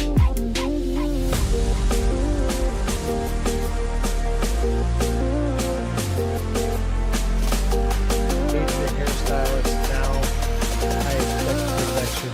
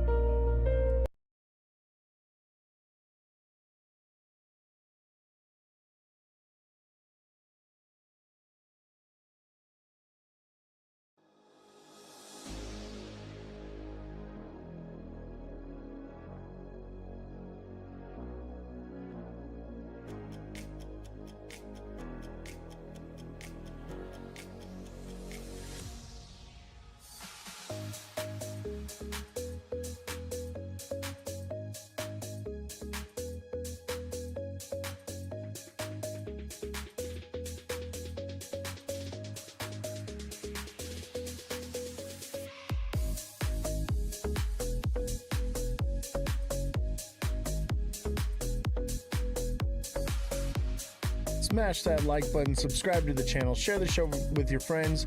Welcome to the Ledger Lounge. This is Ozthecryptogoat, and we are opening up a new candle for the day here, and it looks like we are opening up red. I got the red lights on. We're gonna have a red candle today. So it's gonna be downward movement over the next several weeks. Okay, we'll have recoveries, but I would imagine right now is your opportunity to get out while you still can. Not financial advice, obviously, but yeah, we're about to close another big fat red candle, okay? And if we break below 206, it's done. Mark88, how you doing? Hopefully everything's good with you. What's gonna happen? I'm doing all right.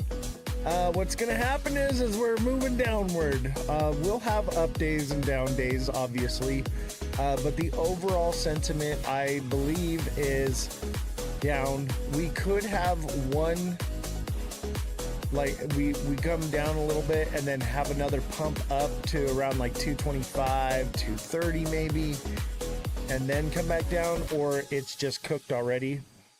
But pretty much it's on its way down. It's forming a nasty, nasty head and shoulders. I'm thinking 160 minimum. Minimum. Bitcoin with all the news. There's news about Bitcoin. What Bitcoin news? I didn't see anything. I got some news here. Let me see here. Maybe I have it here.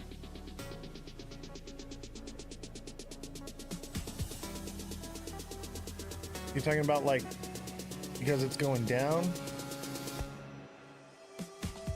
I don't really have any Bitcoin news. Bitcoin, Ethereum wobble as recession fears resurface. This is what I got.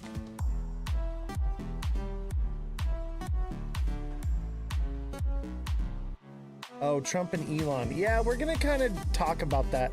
We'll get into the Trump Elon thing. I know that's all everybody wants to talk about. I think it's a bit ridiculous to think that that is what is causing all of this. This is sell and may go away. This is normal. This is so normal. And we had what it really is it's 50% tariffs on the EU on steel and aluminum. Just went into effect yesterday. Okay? There's no deal with the EU. There's no deal with Canada. There's no deal with Mexico. There's no deal with China. There's no deal with any country. There's not one single deal. And everyone thinks that there is, and there isn't. That's what's happening is people are finding out the truth now that I've been telling you for months. That's what we're seeing right now. Don't forget to smash that like button, subscribe to the channel, share the show with your friends. Everybody on TikTok, start hitting that like button. Let's go. How do I become rich overnight? Oh, that's funny, man. I'll tell you, I can't help you do it overnight, but I do offer coaching. So if you're looking to learn how to chart the way I do and my strategy and the things that I do, and just on-demand technical analysis, one-on-one, become a deluxe subscriber and you can message me directly and I can help you out with that.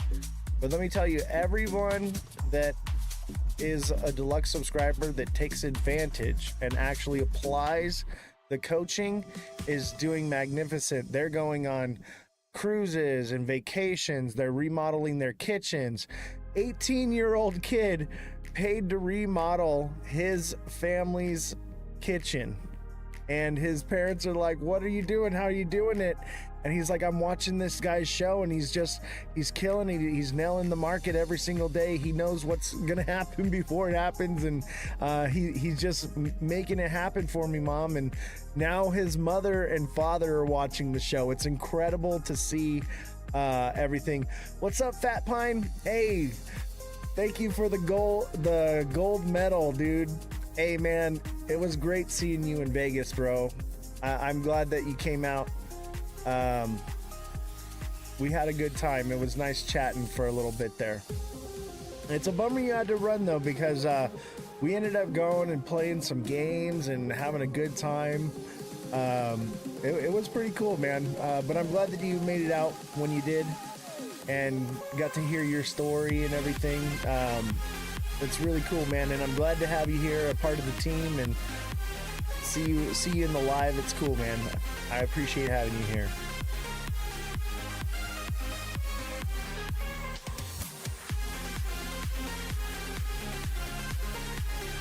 I guess I need to cover the Trump and Elon stuff so I can get some likes. If you guys want to talk about Trump and Elon, start hitting the like button, and we'll jump right into Trump and Elon. Start hitting the like button, guys. We got one like. We've got one like.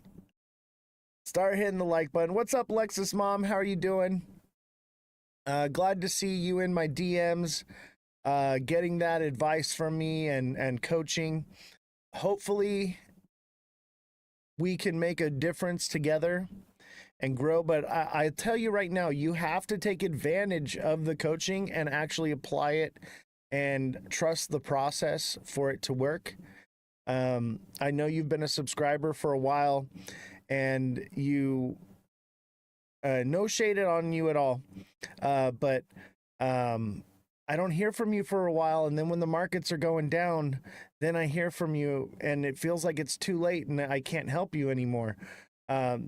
People like TikTok Seller, they're plugged in with me every single day. Guinea Marie's plugged in with me every single day, and we're learning and going over tactics and price points and trades together daily, and we are just growing our bags together as a family. So I would encourage you to take advantage and stay in contact with me. Lexus Mom says, at Ozthecryptogoat, thank you for your help. Life is crazy, but calm down. So great time to dig in. Exactly. I want to help you. I want to help you to grow. And I want to teach you guys these strategies, these tactics. If you guys keep coming to me every time the markets turn red, it's too late. Because if you're here with me every single day, the market sentiment is changing every single day. And we are nailing the bottom to the cent to the date. And we're nailing the top to the cent to the date. So you know exactly when to buy, and you know exactly when to sell and wait and get back in. And it's actually quite phenomenal. Being with you guys together doing this, I mean, I knew I was onto something when I started trading, and I knew I had a gift in all of this, and I knew I was doing well. But now seeing what it's done for other people by sharing this talent that I have and sharing these tactics and everything with you has just been the craziest journey to see the success stories when all around me, all I see is people with horror stories. You know, they're just need help on every live. The markets are going down and everybody's whining and crying to their creator. What happened? You told me we're going to the moon. When moon? And then those of you that are here with me, we're cheering every day and just ecstatic because we are growing like crazy with our bags, and we're not losing, we're not taking losses, we're doing exactly what needs to be done to be successful here. And it seems like these other creators, they're just shilling out nonsense to keep you engaged and keep you throwing money at projects to use you for exit liquidity. And we're not about that here. I'm here to help you guys actually grow and build financial wealth. That's what they want to sell you. That's what they want to tell you. That's what they want to feed you, is that, oh, you're going to be rich overnight. We're going to go to the moon, all these different things. But they're not teaching you that the money in crypto is made from trading it because of its volatility. You can't just throw $100 into a project, hold it for 10 years and think you're going to wake up one day a millionaire. It doesn't work like that. But that's what they want you to think, and that's what they want you to do, because when you take that money, you just keep throwing it at it, and holding all the way to the bottom. They're extracting that money from the system. They're extracting your liquidity. Do not become someone's exit liquidity. I've said this so many times. You have an opportunity to be blessed by being in this live right now. Something brought you here today. I don't know what it may be, but you're here for a reason. And your reasoning right now of being here is to find someone that you can trust and you can lean on in these times. And what I would encourage you to do and implore you to do is to stick around and stay engaged with this show. Paran Goods, thank you for the heart me. When you stay engaged and you stay plugged into this show and you become a subscriber and you take advantage of the coaching, it all pays for itself and you are going to grow massively. But the people who just come running whenever the markets are down, help save me, there's not much I can do for you. You have to stay engaged with this show. You have to stay engaged every single day. We can't just try to throw some money at something and then fall back asleep and think that everything's going to be fine. Gibby, thank you for the heart me. It's just not how it works. So I would implore you, stay engaged, subscribe to the channel, become a deluxe subscriber, take advantage of my coaching. If you've seen this show before, then you know the proof is in the pudding. Day after day after day, I prove myself to you guys and prove that we are doing incredible things here, where every other channel is quite the opposite. And you just don't see the accuracy on any other channel. And I'm literally giving you the exact information I'm using and dealing with and everything that I'm doing, and these other creators, they're telling you the opposite because they want you to give them wealth. They're greedy. They don't care about you. They don't care about your bags. They don't care about your family. The whole reason I have this show is to help people. There's no other purpose for this. It's not about gaining fame or to, get paid off the internet. I make like a couple bucks a live here. I'm not making any money going live. It's not about making trades and using people as exit liquidity. Nothing about that. The whole purpose of all of this is to help you grow generational financial wealth. I do not want you to live in the pod and eat the bugs. That's what they want you to do. And what they're doing is it's like crabs in a bucket, okay? You throw a bunch of crabs in a bucket, you don't have to watch it. The crabs will never escape. Even though they can climb out of the bucket, they never escape because as soon as one is about to climb out, one of the other crabs will grab it by its leg and pull it back into the bucket. That's the problem. We're not a bunch of crabs here, okay? We're sharks. I wouldn't even say sharks. We're pirates. Hey, mate, appreciate the stream. Could you have a look at Apex AI and share more? Yeah, dude, all you got to do is come on over to Twitch and put that in the chat, and I would be more than happy to do that for you. You're a turtle? Yeah, dude, I'm a turtle too, man. Turtle power. Everybody put turtle power. A turtle and a lightning bolt in the chat. Turtle power. If you want me to look at a project for you, I do that absolutely free.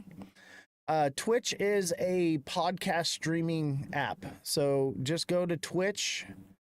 I think it's twitch.tv or twitch.com. And you go there and type in Ozthecryptogoat and it'll come right up, and just put it in the chat. So we're simulcasted live on both platforms. But TikTok will be going away on June 19th. So this is where we're moving to. We'll do Algo as well, but Marco, you gotta come over to Twitch. Let's see. Paul on Twitch says, Paul on Twitch says, hey Oz, can you briefly talk about the young guy's strategy when renovating his parents' kitchen? Yeah. The strategy is being engaged in the show every day, watching the show, understanding the market sentiment, where things are going, knowing the price points, messaging me directly on TikTok, and I coach you one-on-one. That's how he was able to do it. TikTok seller, go into Twitch and tell him your success story, buddy. Let him know. Turtleneck power. Is XRP going to go down more? Definitely. Rusty, yes. It will have up days and it will have down days, but the overall movement is down. There is a possibility that we come down here and we recover up a bit, probably somewhere around where it's at now, maybe as high as 230. I doubt it, but then that'll be it, and it's done. Are you a profitable trader? Yeah, I'm 37 years old and I'm retired. You tell me.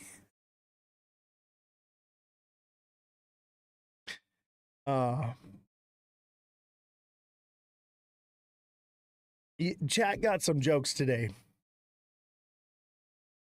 But yeah, Paul, what I would encourage you to do is I don't know if you're a deluxe subscriber on TikTok or not, but what I would encourage you to do is to become a deluxe subscriber and reach out to me and direct message me on TikTok, and we can do one-on-one coaching.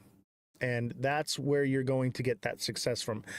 Everyone that takes advantage of the one-on-one coaching is doing amazing. The thing is the keys are in your hands. You have to make the choices. You have to make the trades. You have to do these things. You have to engage. You have to ask the questions. You have to be plugged in and locked into it for it to work. If you think you're just going to show up in a live and ask one or two questions and it's going to solve everything, that's just not how it works. Okay, I didn't know you could do one-on-one coaching. Yes, I do one-on-one coaching. Anyone that's a deluxe subscriber, I do one-on-one coaching, and I have an email alert system. So when you're a deluxe subscriber, you can give me your email address, and I have a newsletter an email alert. So anytime I post things, because sometimes it's like 3 a.m, I'm posting, hey, market's about to do this. You know, this is what you got to do. This is your action. You know, this is the price. How do we go above the deluxe level? Right now, I'm only offering the deluxe level. So the above and beyond from that would be to come over to Twitch and to subscribe there as well. But with the email alert system, I'm offering it for free for 1 month, this month only, for you guys to try it out and see how you like it. And you can get those notifications more on point, because time is money. Time is money with this stuff. And sometimes TikTok doesn't notify people. They don't even know that I posted something for 3 days, and then it's too late. And then they see the post and they're like, and they think that it's relevant now, and they don't even realize that it's too late, and they make poor trades because of it. So I designed the email alert system to help you to be engaged. Unless you're actively going onto my page every single day and checking and making sure everything I post, then you don't need it. But if you need to be notified at 3 a.m, like, hey, market's about to do this, this is your chance, you better hurry up and get on it, then that's what it's for. But I'm offering it for free right now. So you can become a deluxe subscriber and you can try out the system for free. And let me tell you, like TikTok Seller, Guinea Marie, they take advantage of the coaching, the email system, everything that I offer, and all of it together creates this ecosystem and bubble for you to basically, I got you right here. I got you right here. And anything you need, I got you. Questions, setting up your wallets, any questions with new projects, on-demand TA for any project you need. That's how it works. And everything changes in the market every day. It's different every day. So you can't just come into one live and think that, okay, I know what I need to do now. That's not how it works. It's a daily engaging thing. And let me tell you, the first thing you're going to learn is patience. You got to be patient. You can't expect this to happen right now. You can't expect these things to happen overnight. You got to be patient. Rusty Spokes says Coinbase has a limit, has me on a limited, so I'm going to wait until XRP hits low 15 limited. Yeah, Rusty Spokes, become a deluxe subscriber and reach out to me, and I might be able to facilitate with helping with that. We can look into that more. I don't do short trades. I do smart money trades. But if you're looking to do short trades, I can give you the TA to help you do that. It depends on what you want to do.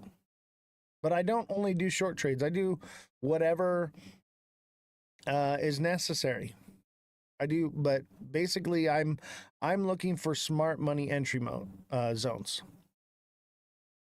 Elon versus Trump, how will this affect crypto? I mean, that's going to affect everything, but they're using that as a way to FUD why this is actually happening. This is actually happening because 50% tariffs on the EU. Yeah, selling may go away. This is normal. Normal. Head and Shoulders and Quasimodo hump. Yeah. This is what we got right here. Look at this. This is a Head and Shoulders right here. That's where we're going. We're going down to 160, 150 for sure, and maybe even lower. We're going down.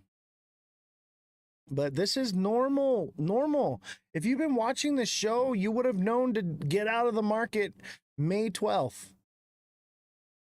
May 12th, you would have sold out of the top of the market, had all your profits, and you'd be laughing on the way down right now. What's smart money? Smart money is entering at these low points. So entering down here. Oh, you guys can't see that. Hold on. Smart money is entering down here, taking profits up here, re-entering at the bottom of these wicks as they go down, and taking the profit at the tops. That's a smart money trade.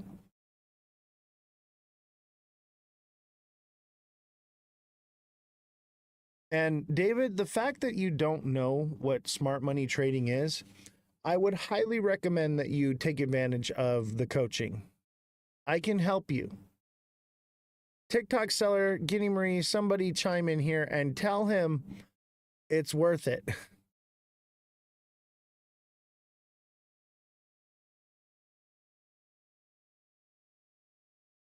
Coaching where? As a deluxe subscriber, you can message me directly on TikTok and I will one-on-one message and coach you. I'll do it right here on TikTok. So you can just reach out to me and we can talk one-on-one. All hours of the night. TikTok seller, tell him 3 a.m, baby. I'm here staring at the chart.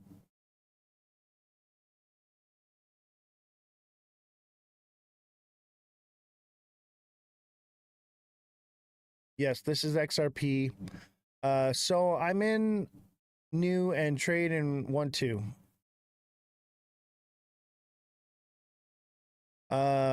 Par and goods. So I'm in new and the trade in I want to. Highly recommend you become a deluxe subscriber. Learn more about it, and I'm trying to set up everything this weekend. Yeah, dude. Send me a deluxe subscription. I got you. The weekends, I do have my time off. But if you are looking for coaching on the weekends, I do that for on a donation basis. So you would get your deluxe subscription. And then as you need it on the weekends, you would just send me a donation whenever you can help with the show. And then you can send that to Cash App, Venmo, PayPal.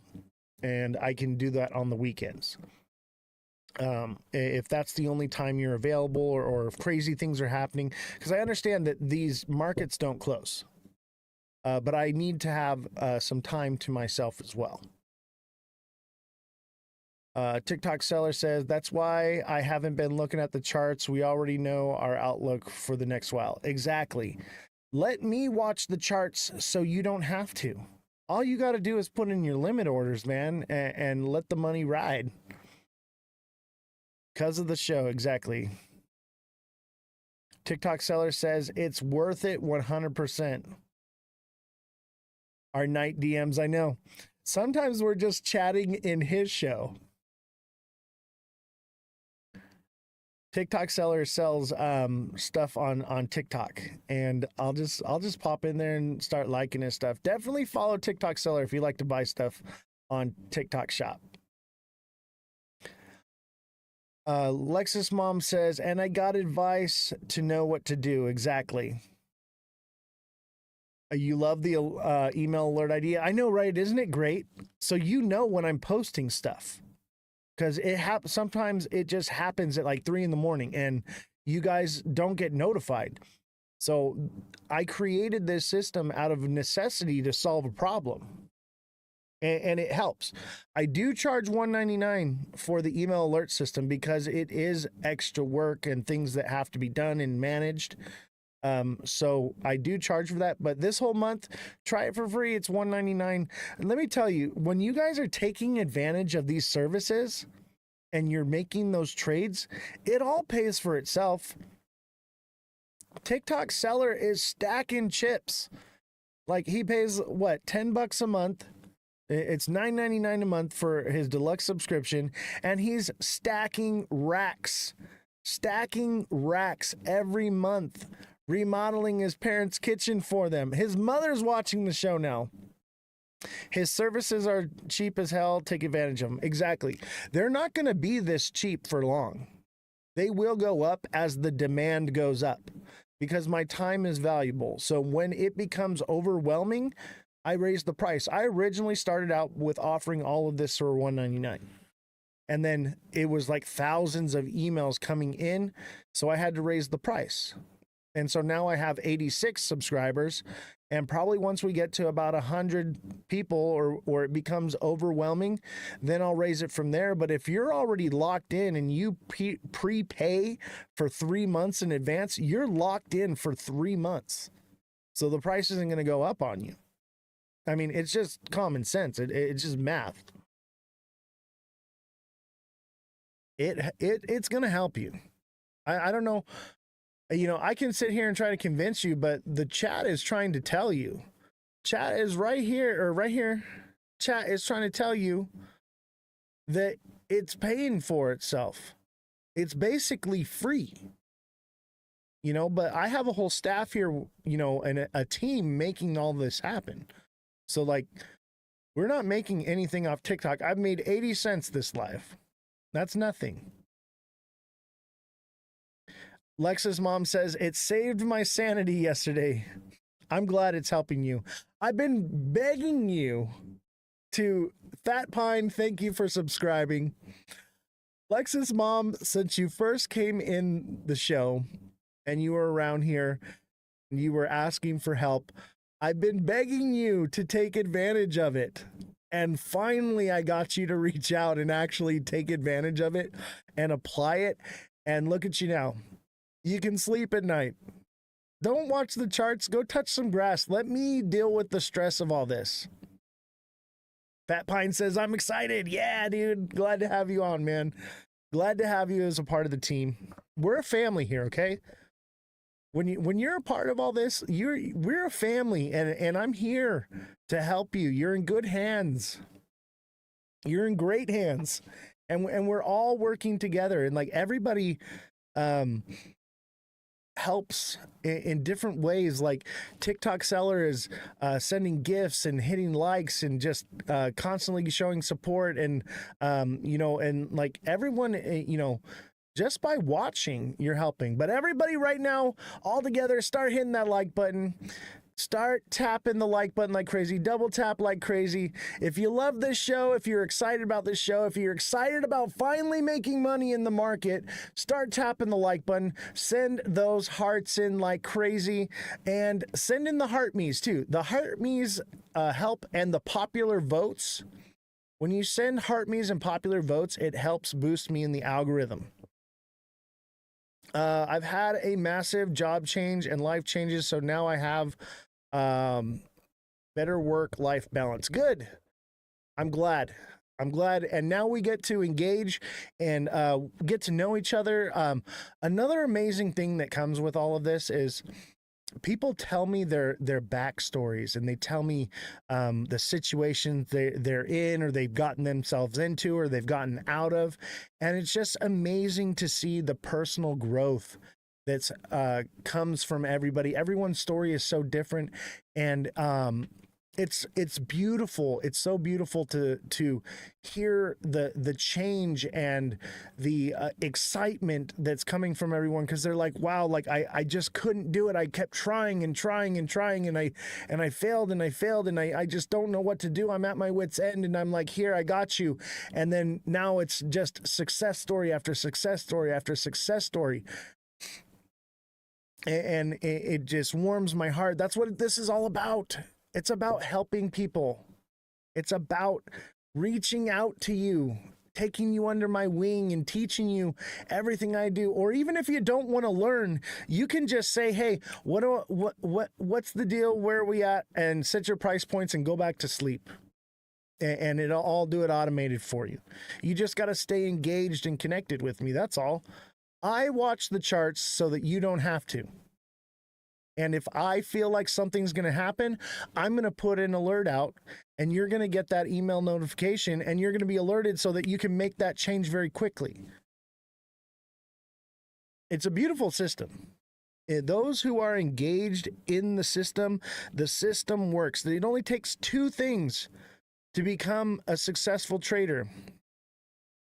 Do you teach or show? I do both. But if you need proof that I'm actually doing well, either watch the show or go watch previous shows, and I call the market every single day to fractions of a cent. Call me John Wick, man, because I am picking up wicks over here. Do you know the Kraken app and had to give me instructions to use it? Yeah, I got you, bro. Just DM me and we'll go over it. I've been needing a mentor. I got you, bro. Bearded G, I got you. I'm a Bearded G too. Check it out. This magnificent beard I got. You're wanting to start? All you got to do is deluxe subscribe, man. Deluxe subscribe. Send me a DM with your email address. I'll get you on the email alert system, and we'll get started. But let me tell you all, the first lesson you're going to learn here is patience. That is the very first lesson you're going to learn, because everybody wants to ask 1,000 questions. You got to remember, I'm coaching 87 other people. All right. So you have to learn that there is a bit of a learning curve. There is a bit of patience. But once we get the foundation built, it's printing money, baby. You're going to be printing money just like I am. We're over here printing money every freaking day. Whether the market's going up or going down, we are printing money. Yeah, bro, we got to stick together. What app do I use? I do not disclose what app I use, but I do use multiple.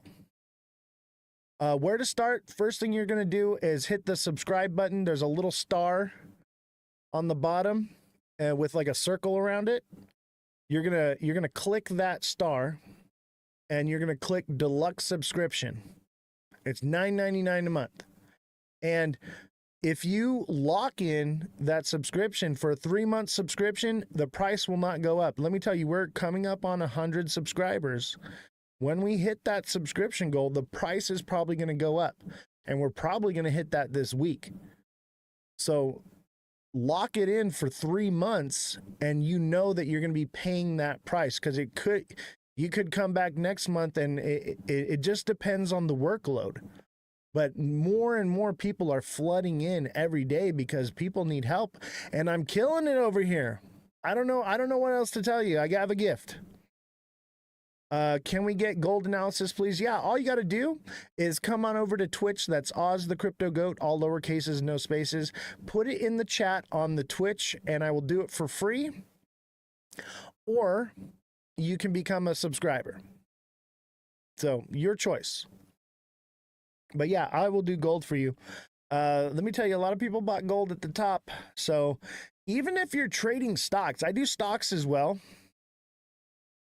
I need to buy coins. All right. Thanks, bro. I appreciate you. I need to send you some coins. I got a little stockpile. I'm a little low because I've been going out to other creators. Basically everything I'm making on TikTok, I'm giving out those coins to other creators to help try to boost them and grow them, because this is about building community, building a family, about helping other creators who are doing the right thing. People who are out there telling the truth, I'm giving back to them because I want them to succeed.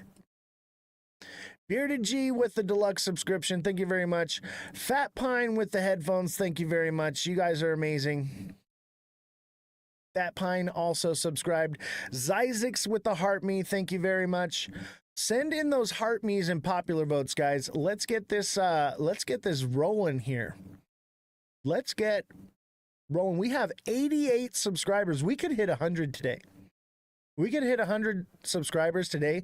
So make sure you lock in that 3-month subscription.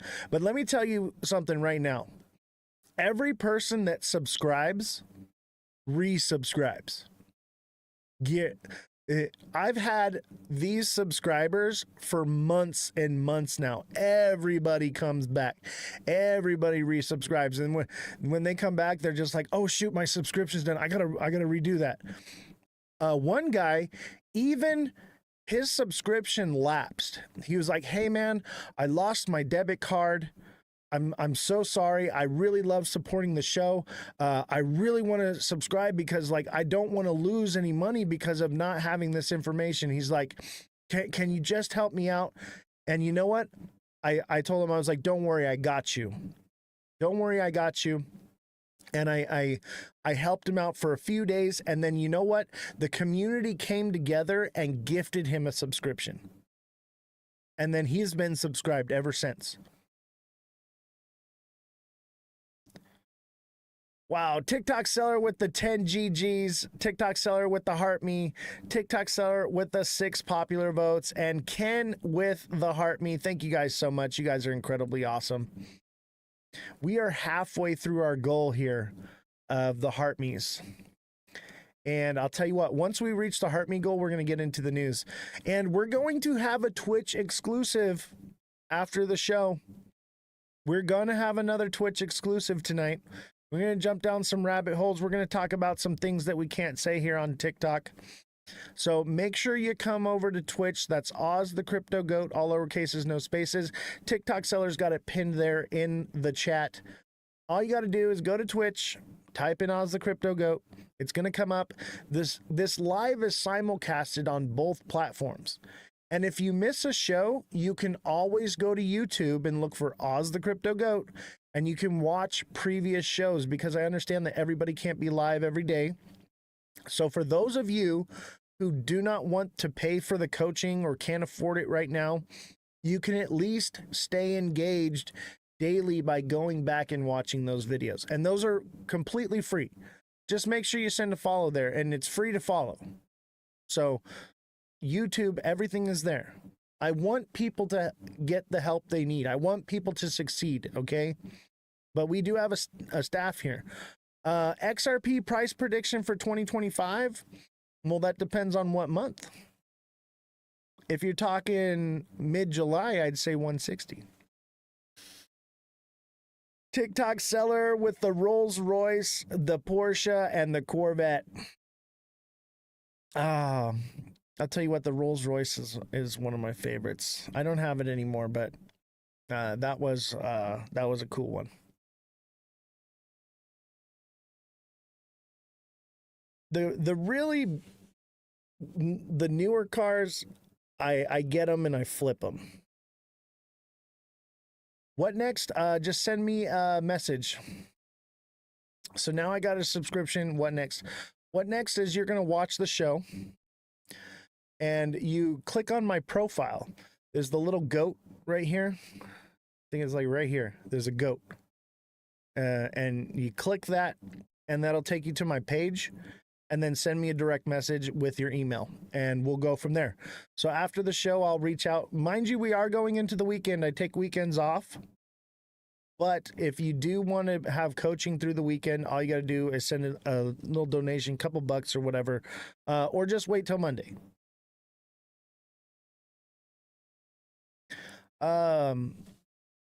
Miss Poshi, how you doing? Jessica with the palm trees. Those are the stickers of the palm trees. Those are pictures that I took with my phone from the vacations that I go on because we are doing great. You want coaching too? All you got to do is hit the subscriber button. So down on the bottom here, there's a button and it looks like a star with a circle around it. You're going to click that and you're going to click deluxe subscription.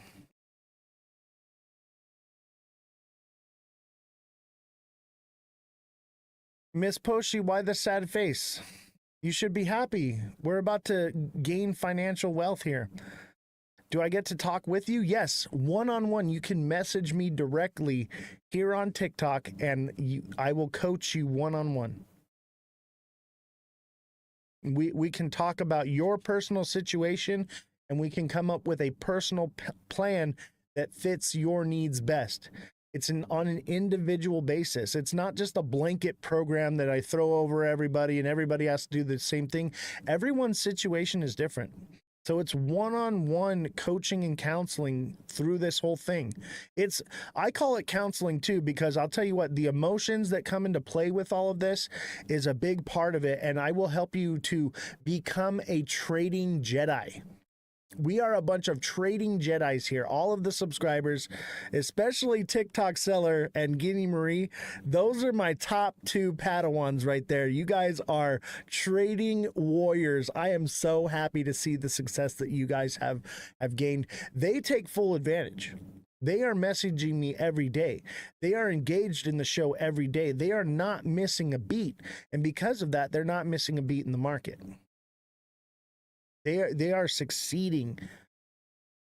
Like TikTok Seller's 18 years old and he's remodeling his parents' kitchen, and now his parents are watching the show like, what did you stumble onto, little kid?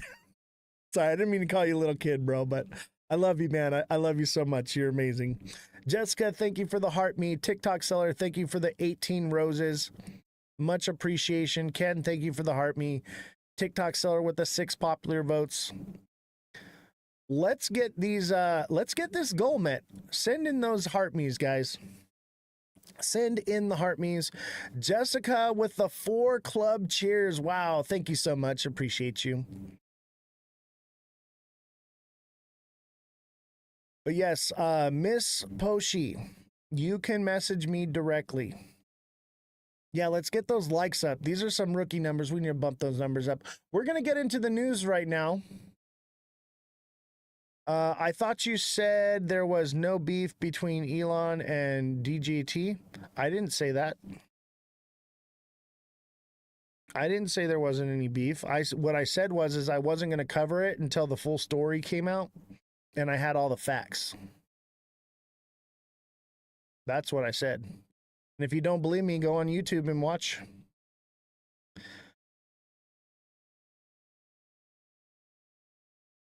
TikTok Jesse and TikTok Seller say, yeah, he didn't say that.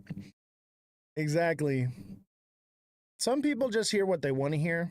You know, you can't do anything about that. And I'm not, no shade on you, Pete. Some people just misunderstand or misinterpret. And that's why you want to become a deluxe subscriber, because you can message me directly and engage with me, and we can talk about these things so that you get a more clear picture of it, or you can just ask in the live, obviously, if you're not trying to do that. But the engagement and asking questions, that's how we understand what is going on. You know, you have to ask questions, you have to be engaged. All right, so let's read this.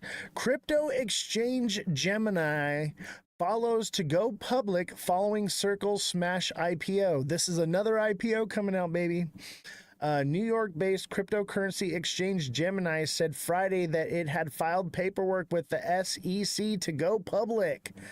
Crypto exchange Gemini announced that it's planning to go public. The New York-based company said in a press release Friday that it confidently filed a draft registration statement on Form S-1 with the U.S. Securities and Exchange Commission for a proposed initial public offering. Gemini did not immediately respond to Decrypt's request for comment. This is awesome. Missy Poshi, thank you for following, but don't forget that following is not the same as subscribing. They're 2 different things. So being a subscriber is, there's a little button on the bottom here and it looks like a star with a circle around it, and you're going to click deluxe subscription. I told you Elon released a statement, and you said no, Elon was... It was Elon time? What?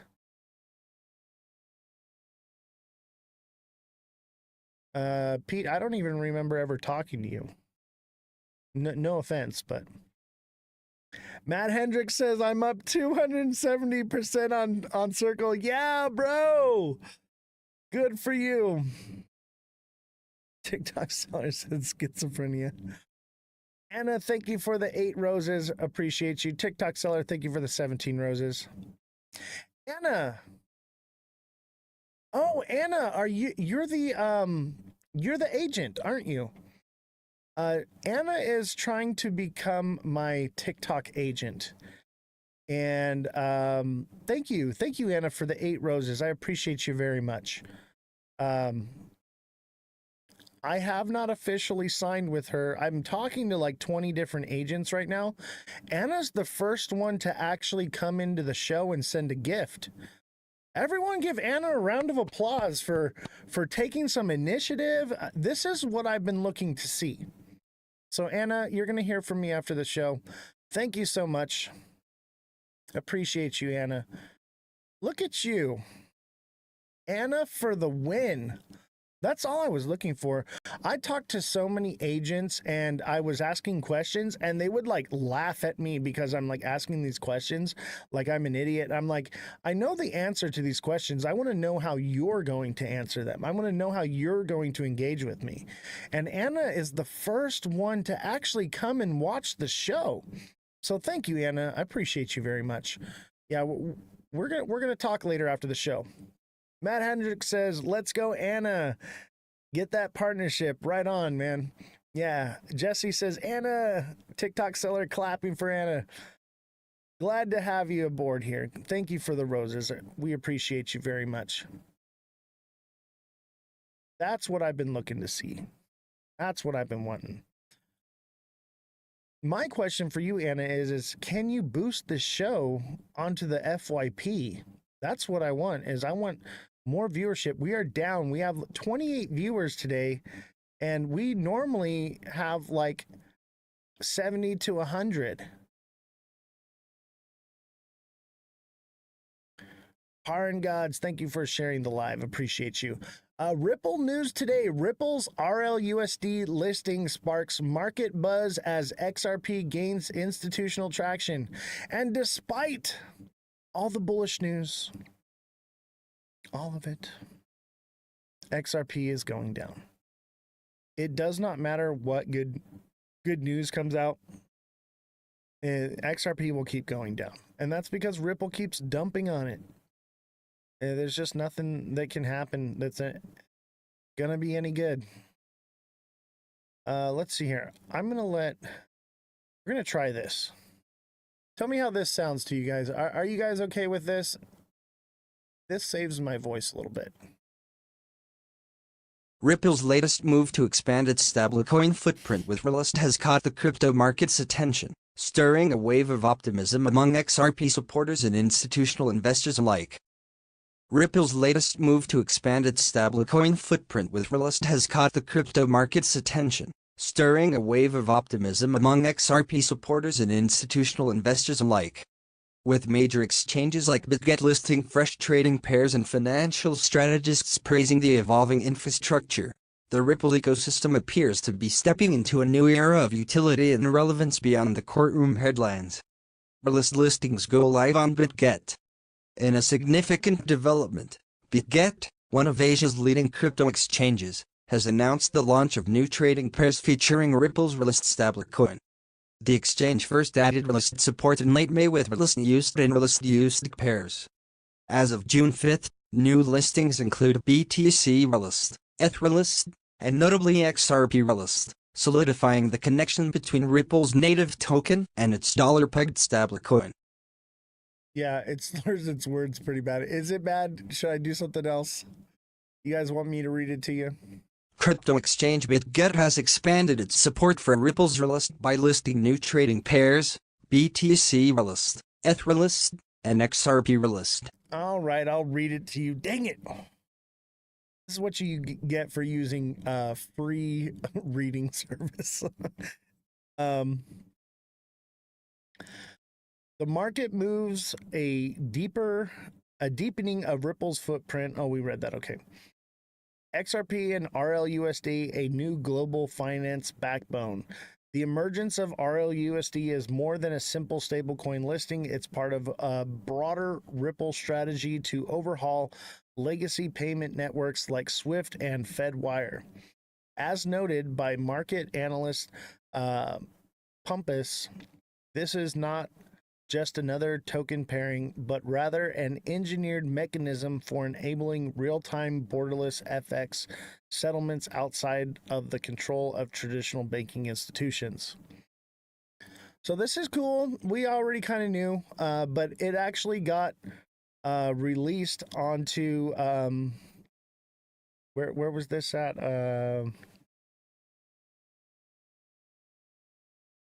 Sparks Market. Oh wait, no. But yeah, it's listed on Asia.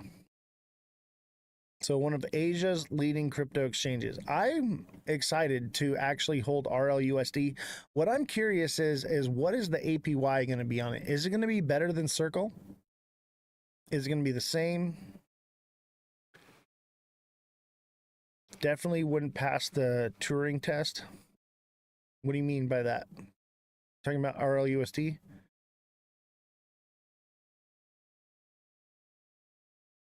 Or are you talking about the AI?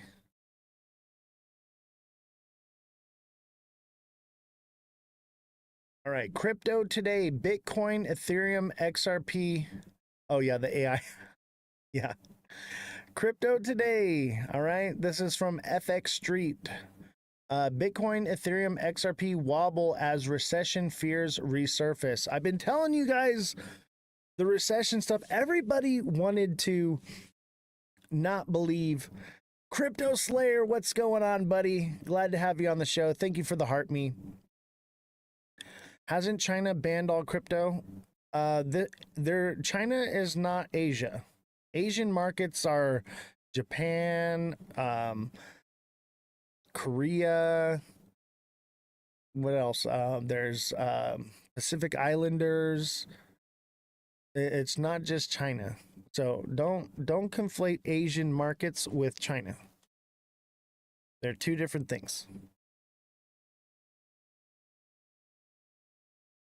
Crypto Slayer, glad to have you in here, buddy. We were supposed to have a guest on today, but my guest canceled on me last minute. And let me tell you right now, guests that cancel probably will not be booked again. Hey, Crypto Slayer, glad to have you here, man. I don't know what you're learning from me, man. I hear you in Waddy's live all the time, bro. You're on point, man. You're on point, but it's good. It's glad to have you, dude. I be listening. I be there. I'm watching you.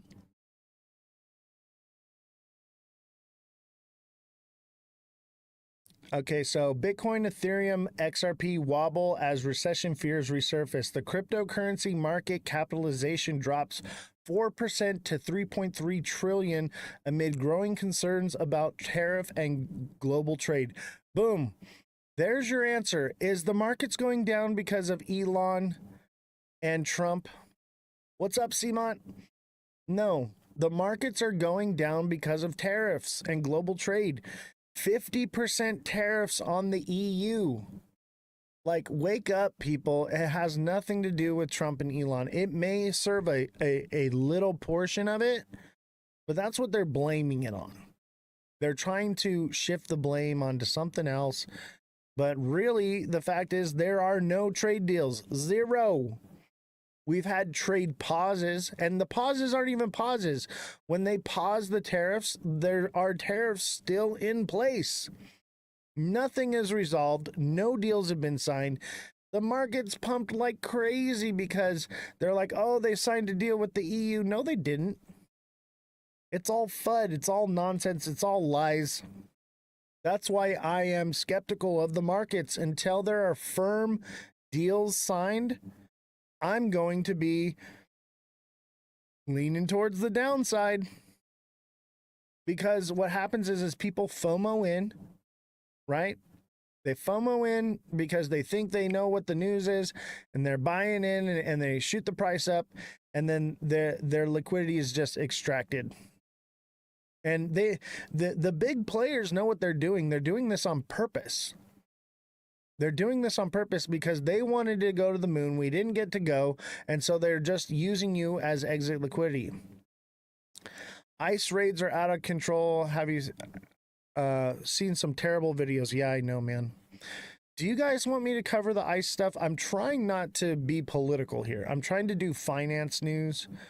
But if you guys want to do a political show, I suppose we could do a separate show, a political show. But I'm trying to be very center of the line, fence riding goat over here. Milk toast, centrist, middle ground, no bias at all. Like, that's where I'm trying to be. Jesse says, let me say that. No, Jesse, you are the fact checker. You are not allowed to have a bias. You cannot. You must remain neutral, center line.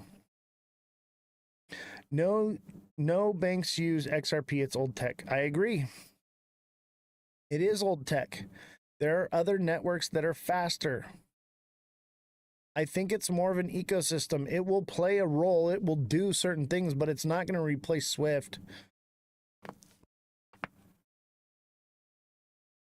What's up, Iceman? How you doing? I feel like anyone would agree it's bad. Yeah.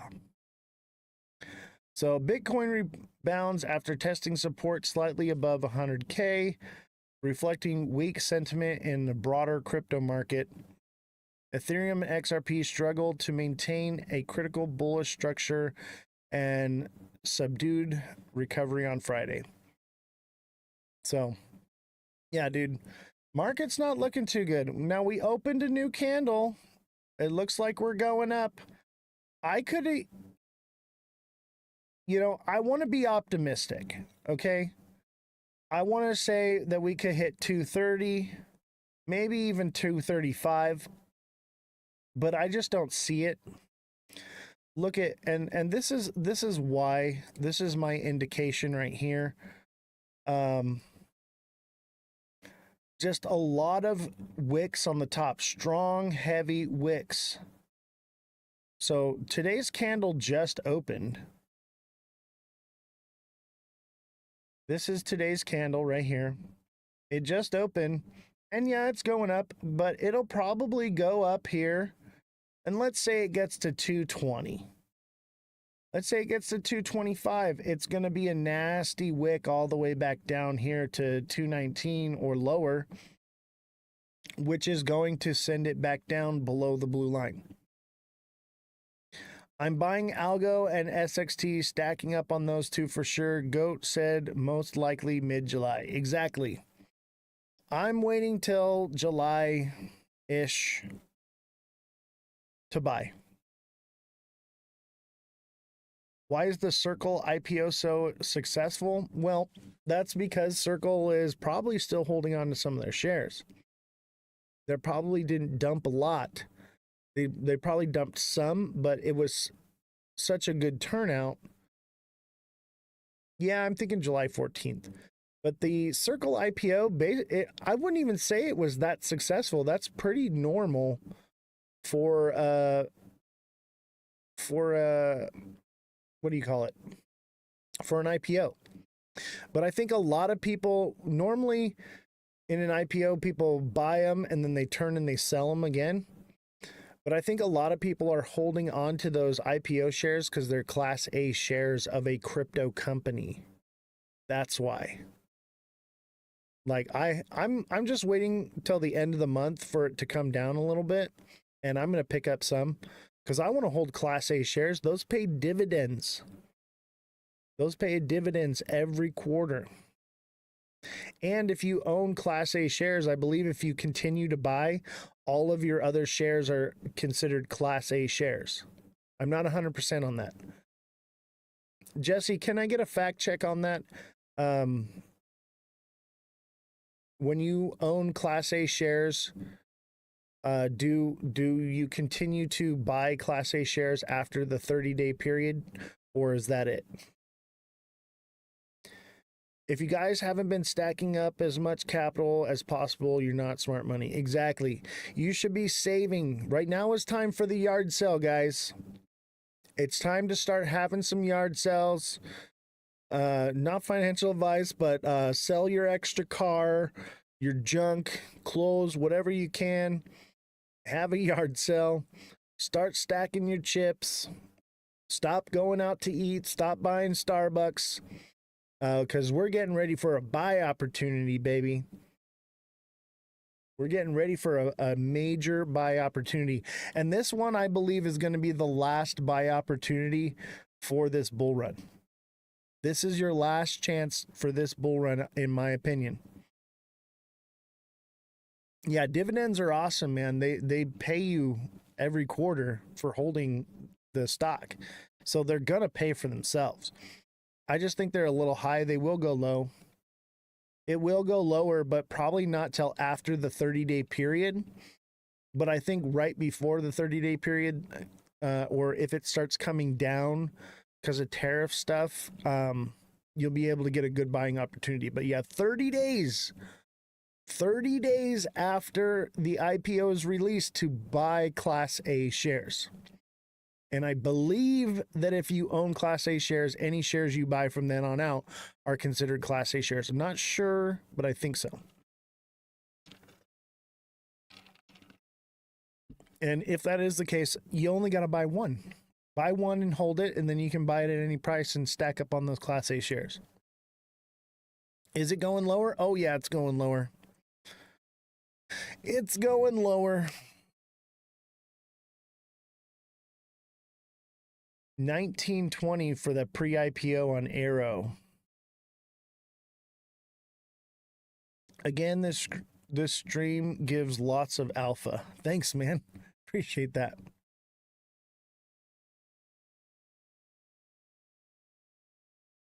All right, let's see here.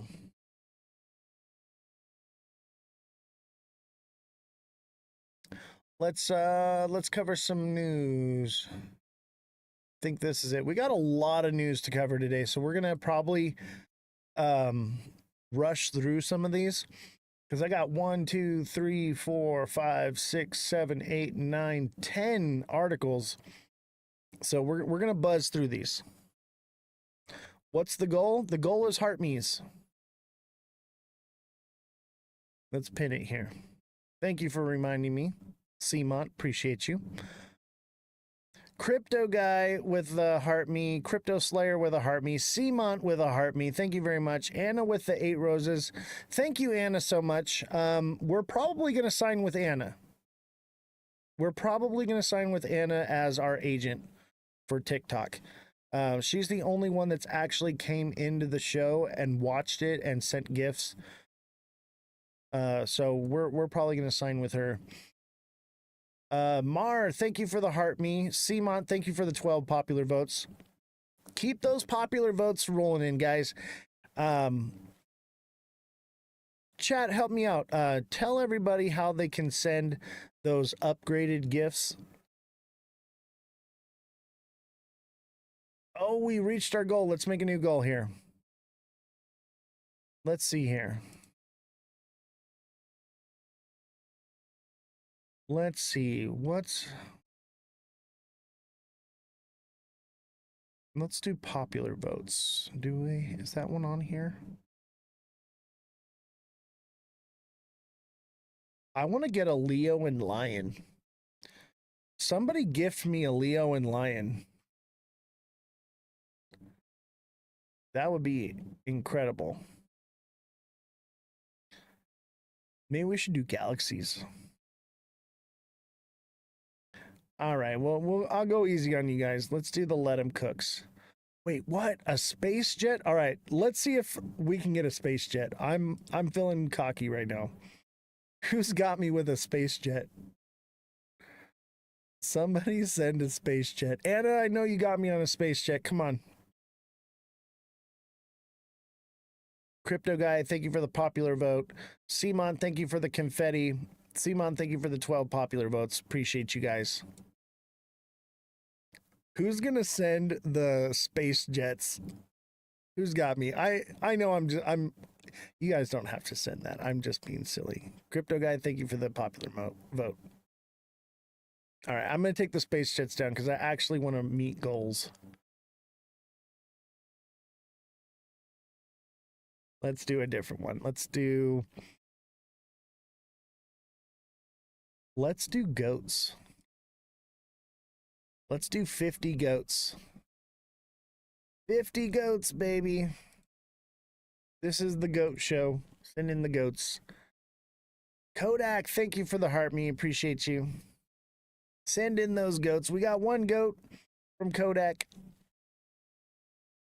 Send in those goats. All right. Trump tariffs prompts record plunge in U.S. imports.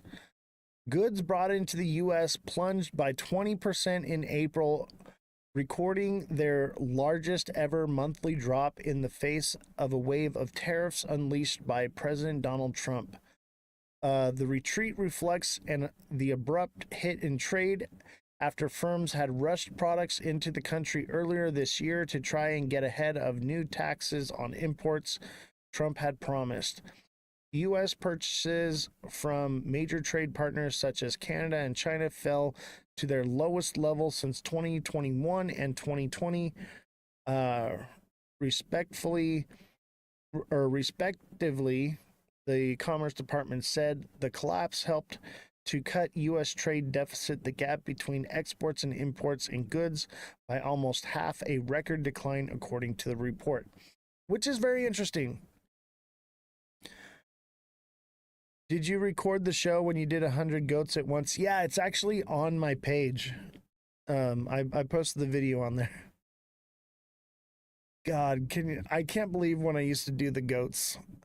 Seamont with 56 goats. Kodak with another goat. Thank you guys very much. Let's see. Let's do a new goal. Let's do a money gun. TikTok gives me like advises me like you should ask for this. If I meet goals that are this much, then it automatically puts me in the FYP. So let's see if we can get one money gun. TikTok seller with the 26 roses. Thank you very much. Appreciate you. Let's see if we can get one money gun. This is going to help a lot. All right. Next news. Detroit Axle says it could close within weeks due to crippling tariff policy. Detroit Axle, a large aftermarket auto part dealer based in Ferndale, says it may go out of business within weeks unless it gets certain tariff relief. The goods into imports from China. The company sued President Donald Trump's administration last month over the tariff policy that ended the de minimis exemption, which previously allowed small value packages from China to enter into the country duty-free.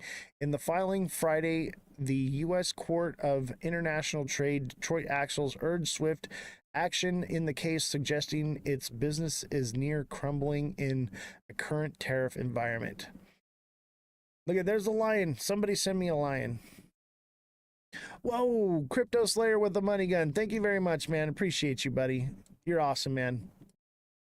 All you guys, everybody that's gifting, liking, commenting, engaging, subscribing, all of you, thank you all very much. You guys are incredible, and I appreciate all your overwhelming love and support to this show. You keep me going. You guys keep this thing alive. Let's do another goal here. Let's do something. I'm trying to find something that's not too crazy, like something that's around what TikTok wants me to ask for, but not out of control. Here we go. Let's do these. Here we go. 20 finger hearts. Let's see if we can get 20 finger hearts.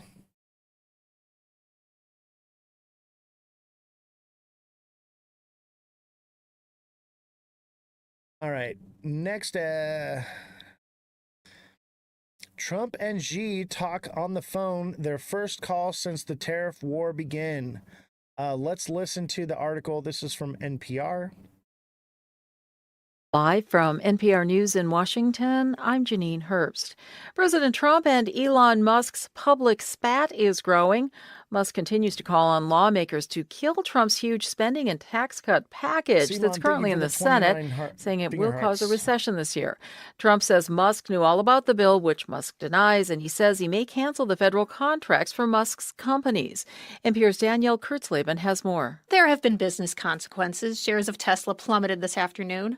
Another point is that there are very tight margins to pass that big, beautiful bill on Capitol Hill. So if Musk has some pull with even a few Republicans, that could very much hurt that bill's chances of passing. But there's one more really important point here. Amid all of this today, Musk posted, quote, "Without me, Trump would have lost the election." Now, that's a reminder. He's saying that he dumped more than $250 million into the 2024 election. NPR's Danielle Kurtzleben reporting.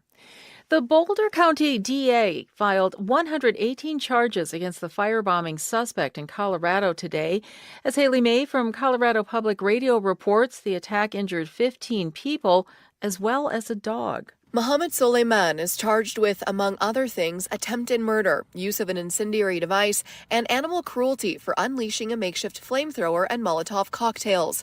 The victims were members of a group that met regularly to call for the release of Israeli hostages in Gaza.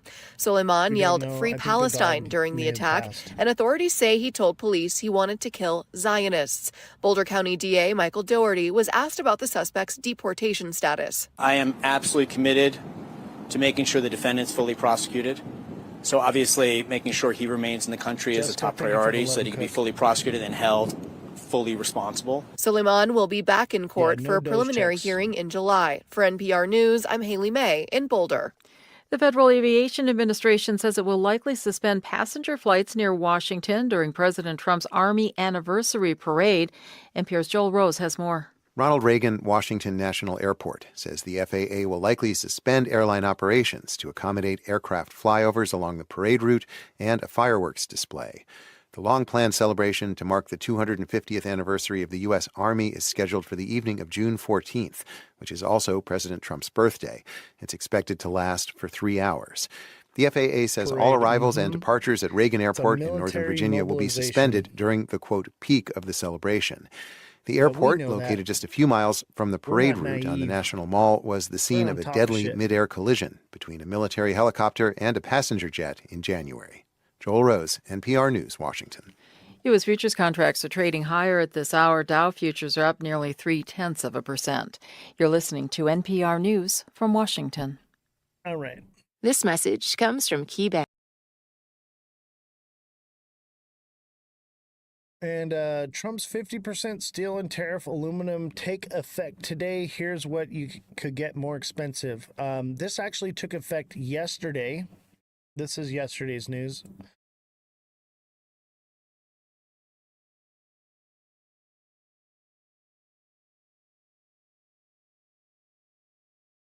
Keep smashing that like button, subscribe to the channel, share the show with your friends. Send in that money gun, guys. We need a money gun. Who's got me with the money gun?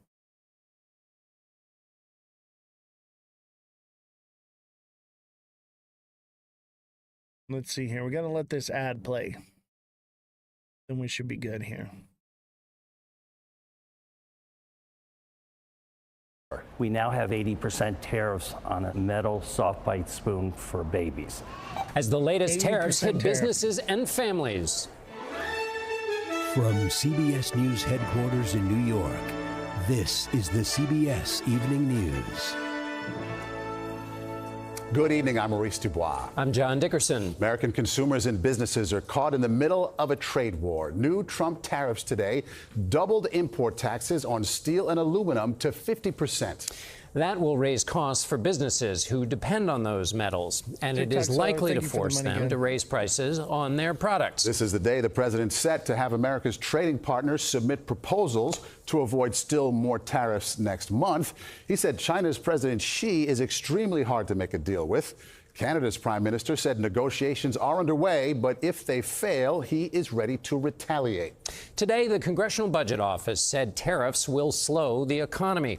The president believes they will eventually boost U.S. manufacturing. Right now, some U.S. manufacturers say they're being hurt by the tariffs, and their customers will feel the pain. Joling Kent is in Los Angeles tonight. Joling. Good evening. When we think about these 50% tariffs on steel and aluminum, you often might think of those big ticket items when it comes to cars, trucks, refrigerators, washing machines. But what we found in Van Nuys, California, is these steel tariffs are hitting everyday smaller items too.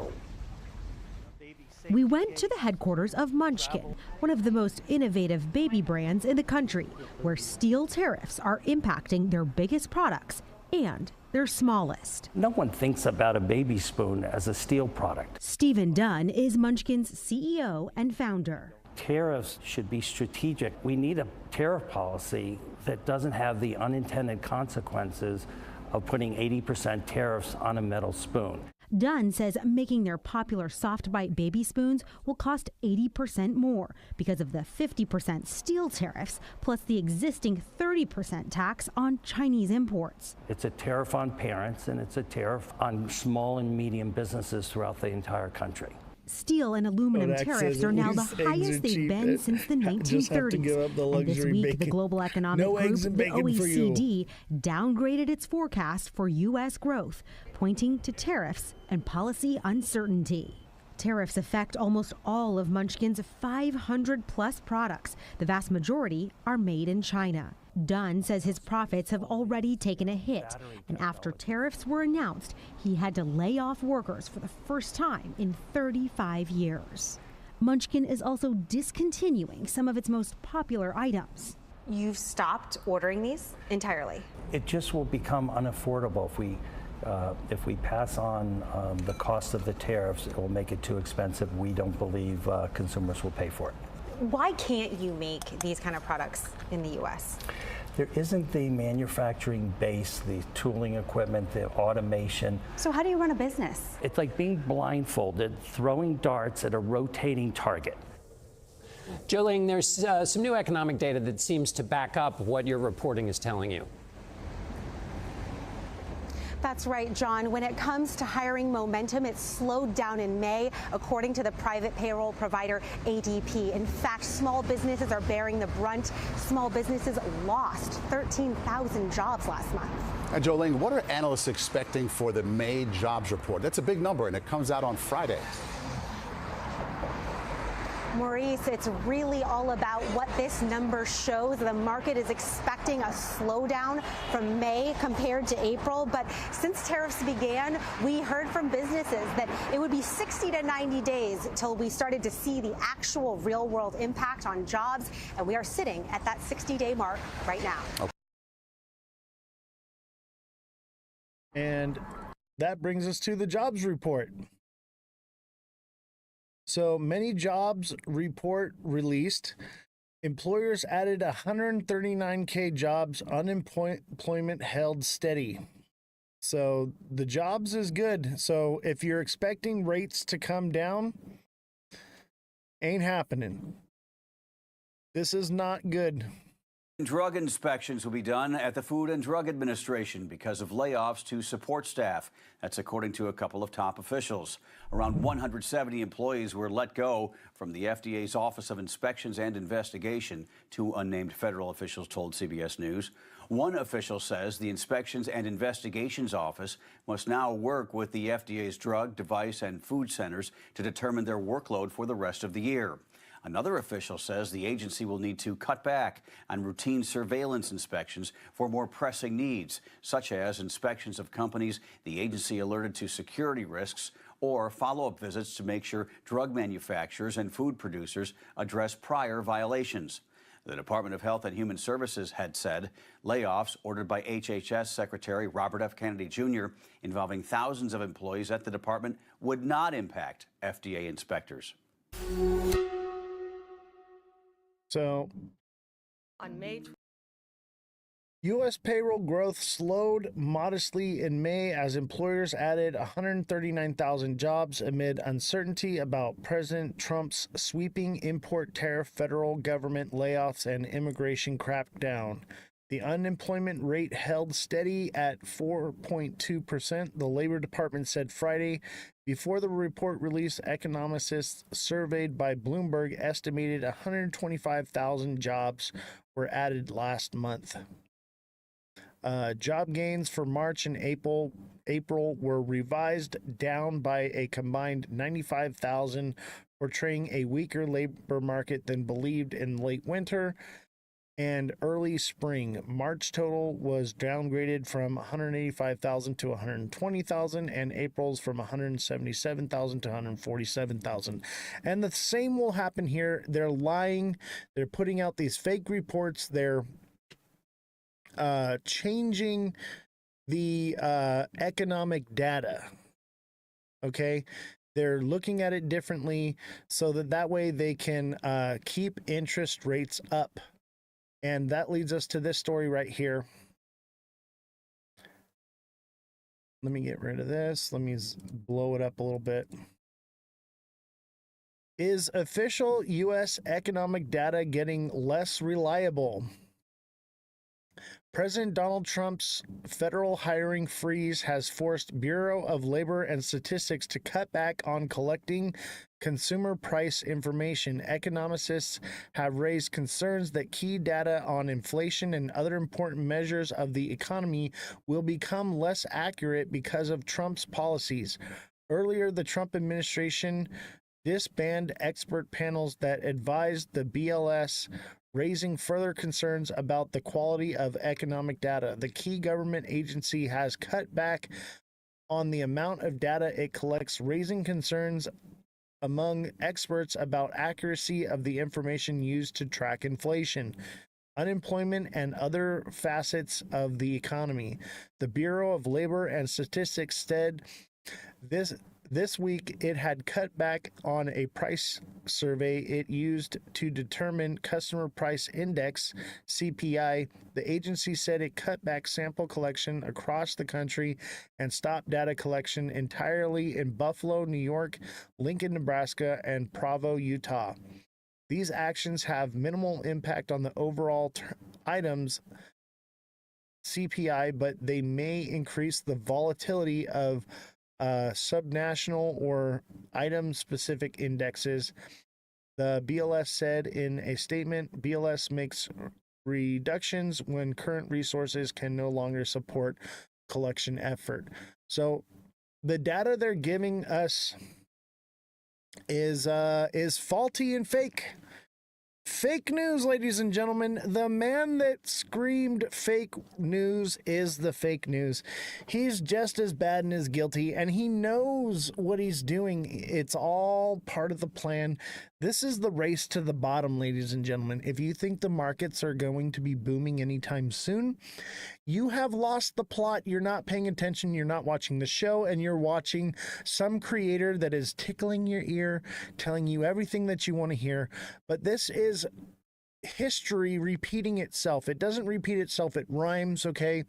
And anytime there is a major economic global shift and a global change, like a new financial way of dealing with money, this is what happens. They cripple the economies. It's called the race to the bottom.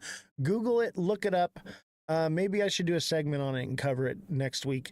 The race to the bottom is basically that whoever cripples their economy first gets to adapt the new system first and becomes the new world leader because of it.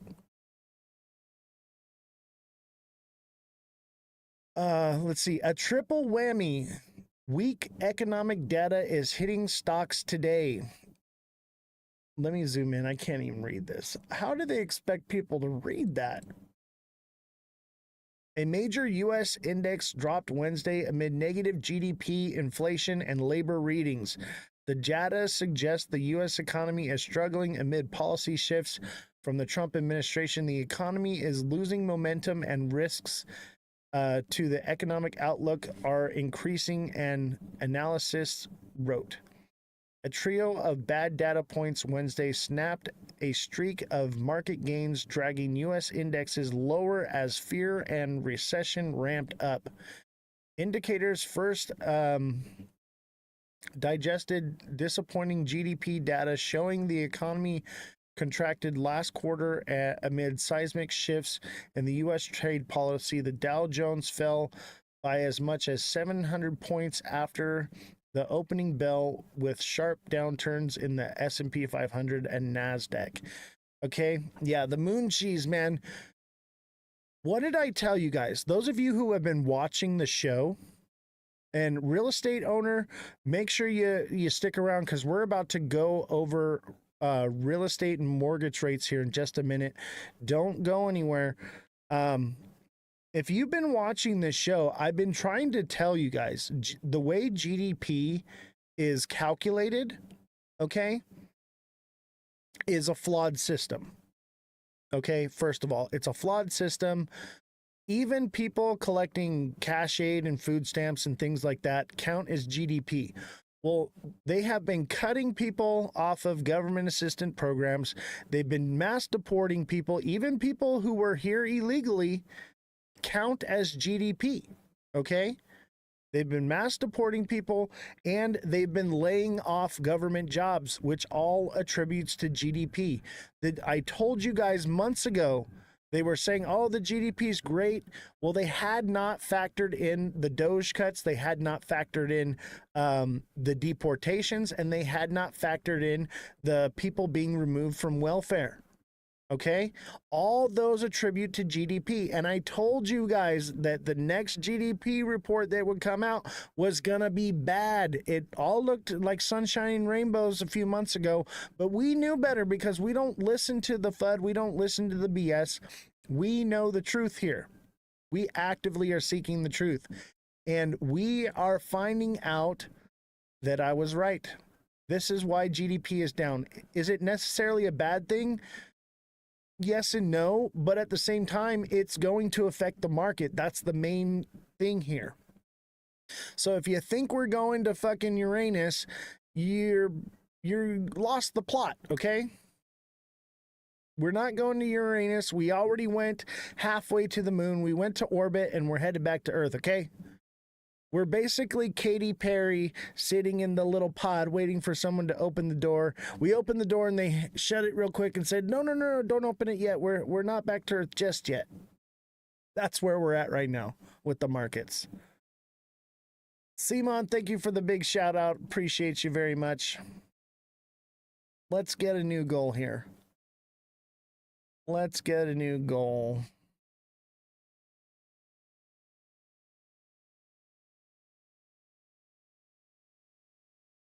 There we go. Let's do the GGs.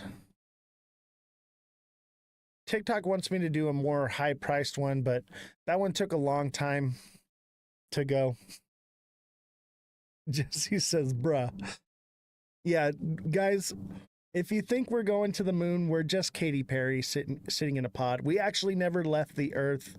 We were in a sound studio on a stage with a green screen. We never went.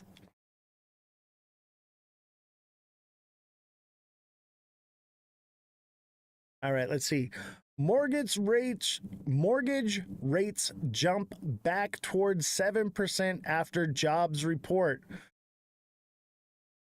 I don't need to read. I guess I'll read some of it. Mortgage rates have enjoyed a nice run since May 21st,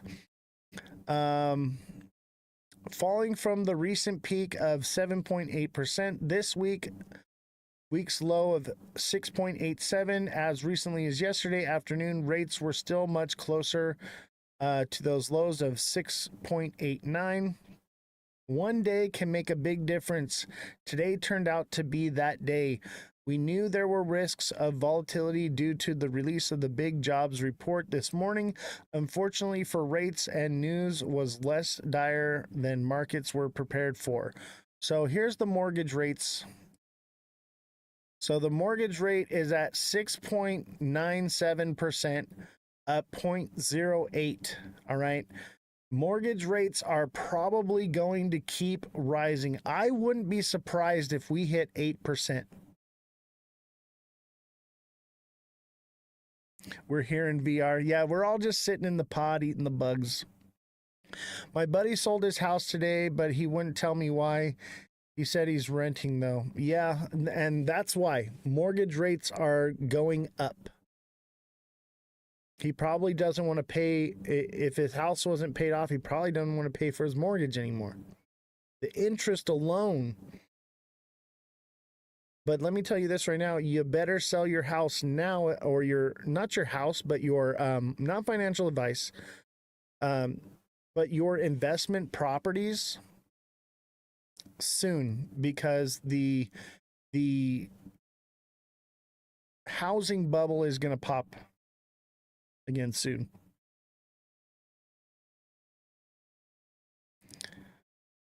All right, Gulf of America oil and natural gas production expected to remain stable through 2026. This is actually good news. Okay, not all bad news here. We're not all doom and gloom. Oz, we still going down? Oh yeah, baby. We're going down. We could move up a little bit, but we'll go down. I got 2 more articles, and then we're going to get back into TA. We got to rush through these, though, because we have so many articles to go over today. But we're actually right on schedule. It's only 6:30, and we are just flying through this stuff. I've been reading like crazy fast. Have you guys noticed that my reading has just gone like... My quality of reading is just spectacular. And, you know, I see all these other creators. They're trying to do the news now. Nobody else really does the news or was doing the news. They were kind of reading some articles here and there. And now a lot of people are starting to do the news. What's up, George Orwell? How you doing, brother? Glad to see you. I know you're a busy man. We talked earlier. Glad to have you here. But I noticed a lot of creators are trying to do the news now since this show came on. And the thing is we're ahead of the curve because I've been reading the news for months now, every single day. So my reading is like so fast, like I can buzz through this stuff. Like I was not a strong reader when I first started doing this. I mean, I was okay at reading, but I was well out of practice, especially out loud. And now it's like I can read like this, no problem. Simon, thank you for the 22 GGs. TikTok seller, thank you for the 21 roses. Keep smashing that like button, guys. Subscribe to the channel. Share the show with your friends. We're going to set a new goal here. And don't forget, if you are not a deluxe subscriber yet, become a subscriber and get that one-on-one coaching with me. Let me help you. Let me help you. Those who are deluxe subscribers and take advantage of the coaching are just growing their bags daily. When the markets are going down, we're cheering, and when they're going up, we're cheering. We are just having a blast while everybody's whining and crying. We're doing great. It's a beautiful thing. So join the club. Be a successful trader, because there is money to make whether the markets are going up or down, but you got to have a good strategy. There's only 2 things that you need. 2 things. 1 is a good strategy, and 2 is master of your emotions, okay? I will teach you to do both. It's that easy. I don't do it for you, but like I hold you right here and I say, it's okay. I got you right here. The goat has you. All right, so federal offshore Gulf of America production from 2020 to 2026, crude oil production. The The forecast crude oil production for the federal offshore Gulf of America will average 1.8 billion barrels per day. This is actually a really good thing, okay? But also this is a bad sign, okay? And this is what you need to know. Simon, thank you for the level up sparks. I need you guys to understand something, that if this continues, okay, if they're continuing to pump out crude oil like they are through 2026 and gas prices aren't going down, that is a heavy indication that we're going into a hot war. Okay? So if this continues and we're not seeing gas prices fall, that means that we're stockpiling fuel for our warships. Okay? This is a good thing. I'm hoping that it brings gas prices down. But if gas prices don't come down despite this news, get ready for hot war, ladies and gentlemen. And I think that that's what's going on, because we've actually had really good news about, fuel prices would potentially come down, and they haven't really done any better. And Donald Trump says, oh yeah, it's down to $1.20 or something like, I don't know, some bullshit lie. Gas is not down. Gas is not down, maybe in some states, but it's still $6, $7, $8 a gallon here in California. And, if this continues, and this means since 2022, they've been doing this, that the man doesn't lie. Yeah, right. Yeah, right. They all lie. They are all a bunch of liars. It's a big club and you're not in it. They're a bunch of freaking liars. We're not liars, though. Who's got me with a money gun? I need a money gun. But he doesn't lie when he's asleep. But just understand that with the parade, that's military mobilization, with the drill baby drill and gas prices not going down, everything is an indication of a hot war. I'm talking boots on the ground, clear and present danger, the whole nine, SEAL Team 6, 1st Red 1 Infantry, the whole thing. We're talking about storming the beaches. All right? These are good news. It looks like good news, but nobody else is going to come on here onto the show and explain it to you this way. And the reason I understand these things is because I look at history and I understand that it doesn't repeat itself, but it does rhyme. And these are red flag indicators that are popping up like crazy. Red flags like crazy, guys. Okay? I've never seen so many red flags. And the fact that we're shifting into a new financial, institutional, everything, a new way of finance, that is also a heavy indication of hot war. Every time there's been a global financial shift, it's resulted in hot war.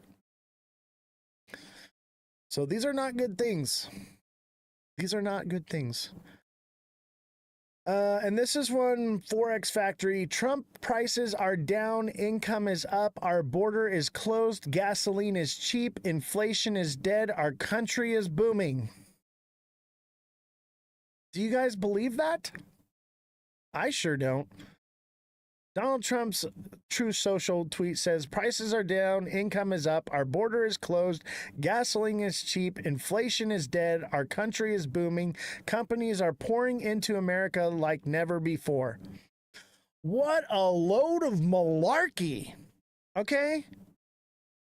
What the heck, man?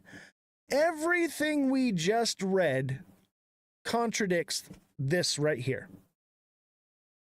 His ego is like the Goodyear blimp. Booming, like you mean booming? Yeah, like exploding. Yeah. Every single article I just read to you in this last news segment contradicts everything here. And mind you, we have the news team, okay? So we're not in an echo chamber here. We have a far right, a far left, and a centrist journalist, okay? And all these news articles, even from every single different one, indicates that this is a bold-faced, outright lie from every single echo chamber. What a load of malarkey. Pallet Town, thank you for the heart me. Hey, Pallet Town, dude, I was watching you in Waddy's show today, man. Dude, kudos to you, bro. Everyone give Pallet Town a round of applause. And if you don't follow him, man, go give him a follow, dude. This guy is on point. Dude, I love it. When people are out there saying the truth, man, I love it, bro. Rusty J, thank you for the 6 goats. Pallet Town, I sent you a follow today. I'm just lucky. Dude, you were killing it today, man. I was over here like watching Waddy's live, and like, I love Waddy. Waddy is great. He's coming on the show soon. But Pallet Town, I want to get you on the show, man. So send me a DM. Let's schedule you a day to come on the show. Let's talk. Let's have a little Discord over here, man. I like your style. I try not to just book people that I agree with, okay? I do have other people coming on, and it's going to be a bit of a debate.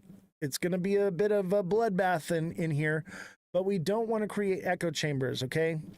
I want to normalize the idea of not hating each other because we have a different opinion. I'm pretty new. I'm not that knowledgeable. I'm just learning. Hey, dude, you can come on my show, man. What you were saying was spot on. I would say that the new people are more awake because they haven't been filled their head with a bunch of crap. So if you'd like to come on, I don't even know if you're a creator. I know you were in a live. Are you a creator, Pallet Town? I don't know if you're actually a creator, but I did enjoy hearing you speak. I think I sent you a couple of goats. I was digging it though, man. I'm about it.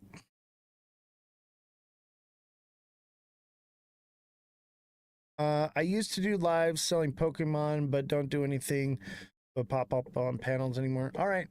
Well, dude, I'd like to have you on. Let's talk one of these days. Send me a DM. We're booked out till July, but if somebody cancels, I had a cancellation today, but I'm not prepared for any interviews.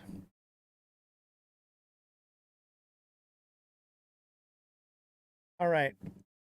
Let's take a look at the market. Notice the red light's on. We're coming back down. Okay. Here's the thing is, this looks bullish in the short term, but if you zoom out, in the long term, it looks very bearish. This is a head and shoulders. That's what I'm seeing. If it breaks that structure, great, but I don't see it happening. See, we got the magnet here. The magnet is a strong downward force along this blue line here. And, you know, we haven't made it to this blue line. This is more or less support than resistance, but this is also resistance here, this line. We're on top of it, but not really. So we're going to have to keep an eye on this. I want to believe that it's going to go up. I want to believe it's going to go to the moon. I want to believe so badly. I was on Mega's live the other day, and I was like, Mega, please convince me. I want to believe. And I'm just not there. I'm not there yet.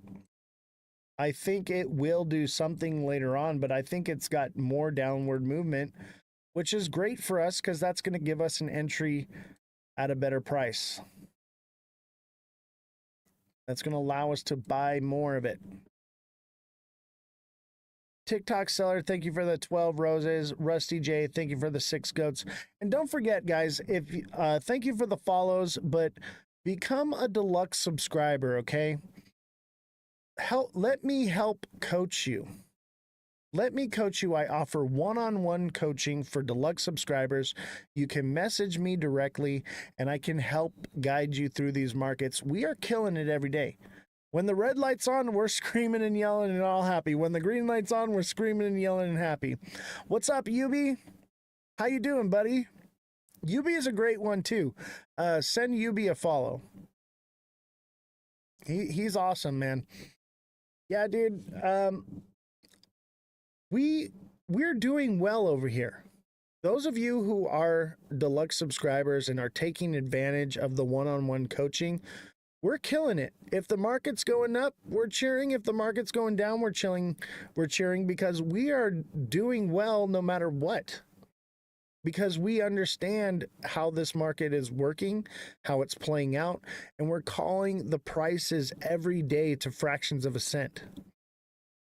We call me John Wick, man. We are calling the wicks over here, and we're trading by setting limit orders, and those limit orders are getting nailed every single day. And you know, some of us aren't day trading. Some of us are doing more long-term trading. But whatever fits your style, we can adapt to it and create a good trading strategy for you. Like I've said before, you need 2 things to be a successful trader. 1 is a good strategy, and 2 is a master of your emotions. And I'm going to help you do both, okay? When you have me watching the charts for you, you get to go out and touch grass. You get to go out and not worry about the market. And I sit here, I'm watching the charts 20 hours a day. All right. And we're doing all right. You want to do Zebic, huh? You guys are still on that Zebic train, huh? Still on the Zebic. I mean, to each their own, but I guess a lot of people bought the top.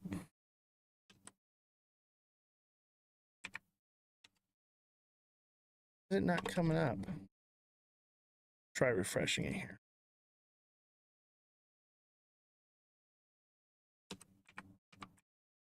There we go. Z-back.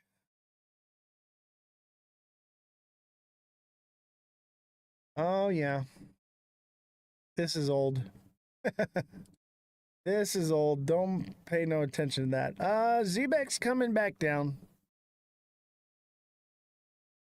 Z-back's coming back down. This is a head and shoulders. Z-back is cooked. Head and shoulders, baby. Boom. Z-back is cooked, and you can buy it for the low, low price of 002 to 0015. Hey, Giddy Marie, how are you doing?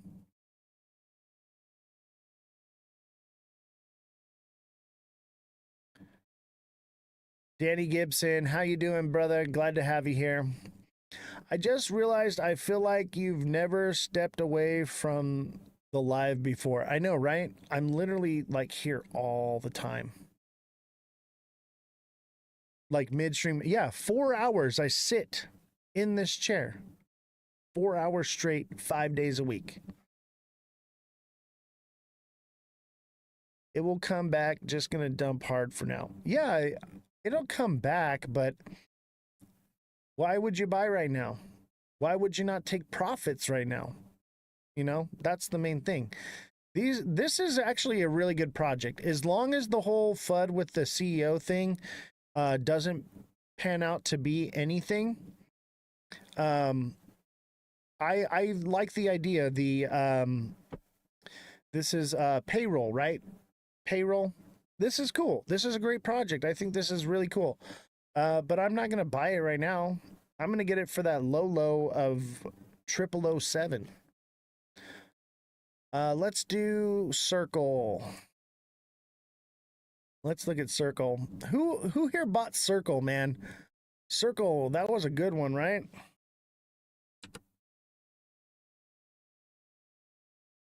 A lot of us made a lot of money on Circle.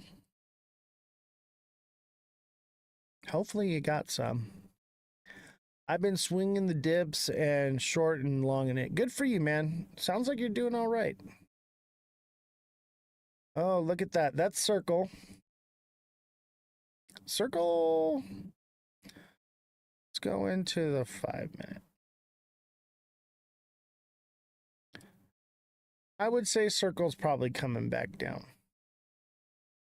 It may recover. This can't be the right chart.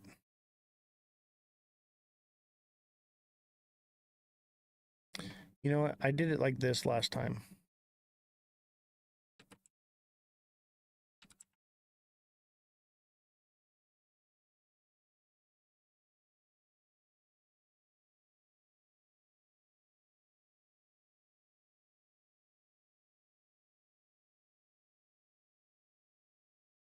Here we go.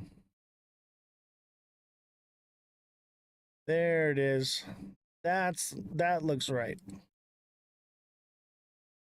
go into the 3. Yeah, I would say Circle's going to come back down, but it should see support at about 102, and it could continue back up from there. There's just not enough data, Guinea Marie. It's too new, hard to tell, but it could just spike up from here. It could hit support at like 103 and take off from there.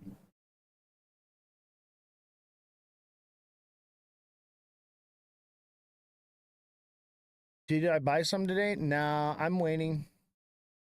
I'm waiting for that low. I'll probably get it in like 30 days.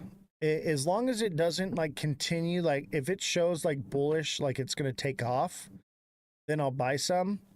Otherwise, I want to wait towards the end of the 30-day mark and then buy up a bunch. I would imagine by the 30-day mark, it'll be like somewhere around 96 to like $80, maybe lower. And then I'll buy as many Class A shares as I can. Yeah, once it loses the hype, exactly. But I want to get Class A shares in this. So I'll let it kind of fizzle out. People get out, take their profits. It'll find a more median price range. Probably somewhere, I'm thinking it'll probably median around 75, $80. I got my email today as a shareholder. I paid 62. Good for you. Yes. I'm so proud of you. But yeah, I'm gonna buy it to hold Class A shares long term. And I'm just gonna hold a lot of it and just hold it forever and collect those dividends until I die, and leave them to my kids, because it's only gonna go up and it's only gonna do well. This is gonna be phenomenal. I would not sell these ever. Have you heard about the CFO of what? Zebic or Circle? Is it confirmed news? Because mind you, Pallet Town, we have a fact checker watching the show right now, and she will fact check this. Jesse, can we get a fact check on Circle CFO? What's going on with that?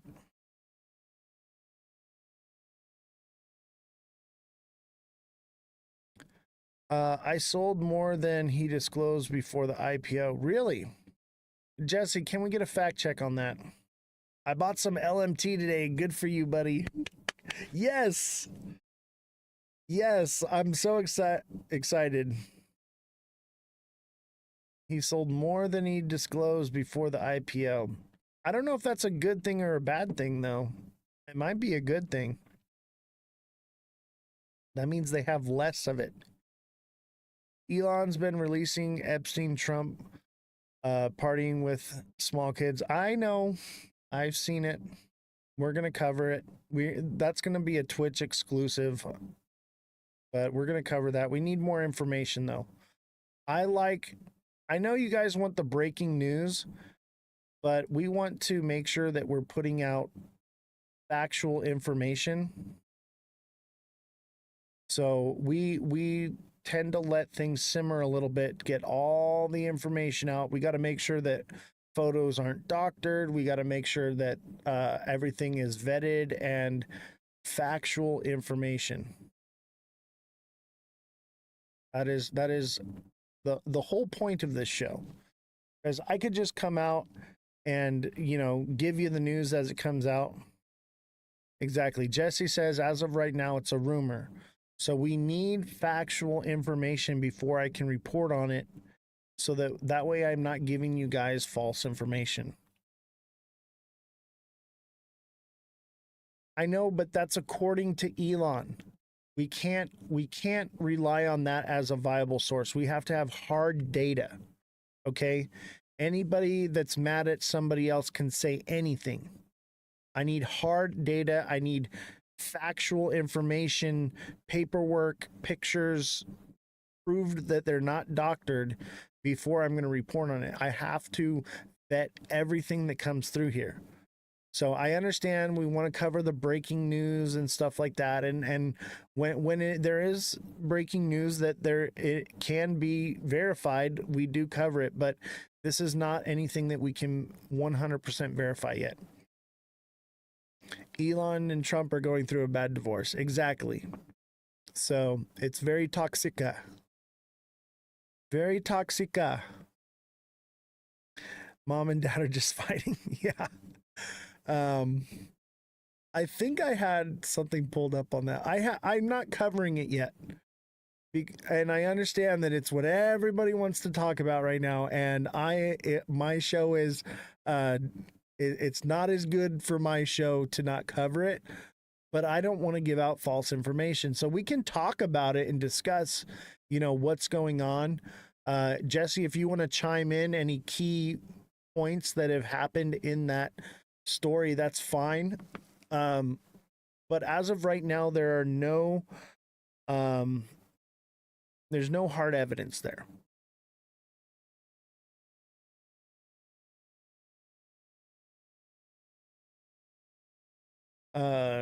Guinea Marie says Trump will be impeached. Pallet Towns, no, he won't. Mark my words. I agree with that sentiment. He won't get impeached. And even if he does, I think it's like the House or the Senate will just shoot it down. It won't avail to anything. Anytime presidents are impeached, they never amount to anything. It just not going to happen. Even if he is impeached, it doesn't go anywhere. It doesn't do anything. MAGA has turned on him today. So, what, 1% of MAGA? And that doesn't even mean anything. Even if MAGA turns on him, what matters is the House, I believe it is, can overturn the House and the Senate. Right? So if one doesn't do it, the other one will. Oh, you're saying that the House and the Senate turned on him. We'll see. I do know the big beautiful bill thing, but I'll tell you what right now, he ain't gonna get impeached. And if he does, it won't stick. Mark my words. Just as Pallet Town said, they'll just get fired. Oh man, Pallet Town, dude, you're on point, bro. Yeah, they're not gonna do anything. They're just gonna wave a stick, and shit's gonna go flying off the stick, and that's about it. He's gone by January. All right, I'll tell you what, Guinea Marie. Let's make a wager on that one. Waddy, what's up, bro? Thank you for the heart me. Appreciate you. Guinea Marie, thank you for the heart me. TikTok seller, thank you for the 12 roses. Rusty J, thank you for the 6 goats. Who's got me with a money gun? I need a money gun. Somebody hook me up. 100 says January on the way, or another, he's gone. 100. No, let's do something more fun than money. Money's not fun. Let's do where the loser has to make a public announcement that they were wrong on the show. What's going on, Waddy? Glad to see you here, man. Love you, bro.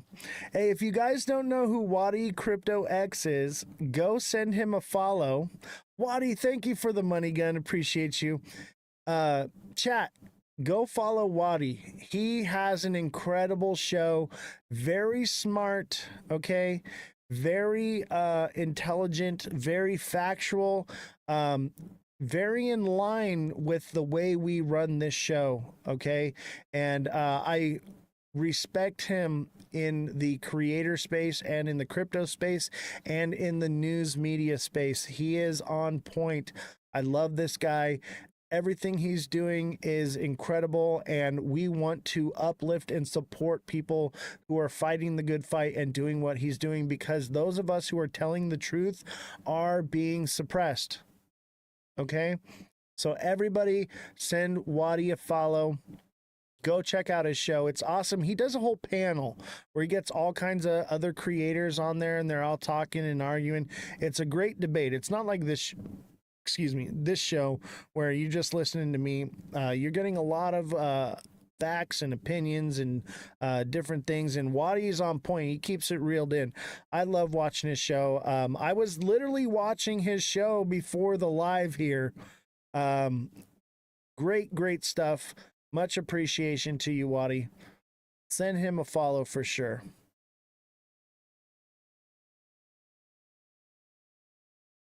Danny Gibson says just followed. Good. And thank you for the money gun, Waddy. You're awesome, man. I appreciate you. Let's do a new goal here. Let's do heart me's. We need a heart me. Hey, man. Don't need to thank me, man. Credit should be given where credit is due. All right?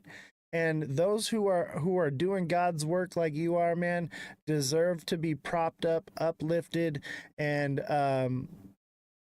everything that comes to you, you deserve, brother. Like much love and respect for what you're doing, man. Because I'll tell you what, people like us are few and far between. Dude, Vegas was awesome, man. Met up with a bunch of fans. There was a group of us that met by the fountain. We hung out and talked for a little bit. Some of us went and played games. I met with other people individually. We went and played games and hung out and had a good night together. Vegas was actually really awesome. I was really surprised at the turnout of fans that showed up.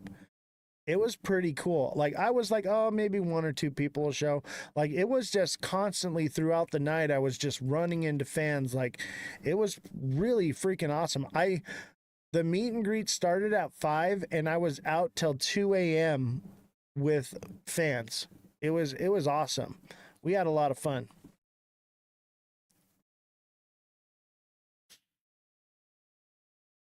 Viewer description says, happy birthday to you. Glad you had a good time. Yeah, man. Well, we'll do more meet and greets for sure. We'll do more meet and greets. Let's get into the news. Russia launches one of the world's largest air attacks days after Ukraine bomber raid. Let's watch the video here. Subway's meal of the day. Make us do an ad. Can we catch an Angels game? Dude, I'm down. I'm so down for that. Let's do an Angels game, bro. You buying tickets? Or do I have to buy the tickets? Because I like to sit behind the pitcher's mound.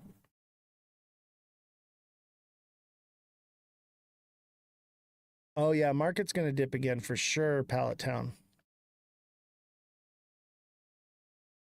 Ukraine's capital, Kyiv, as Russia launched a deadly aerial assault on the city.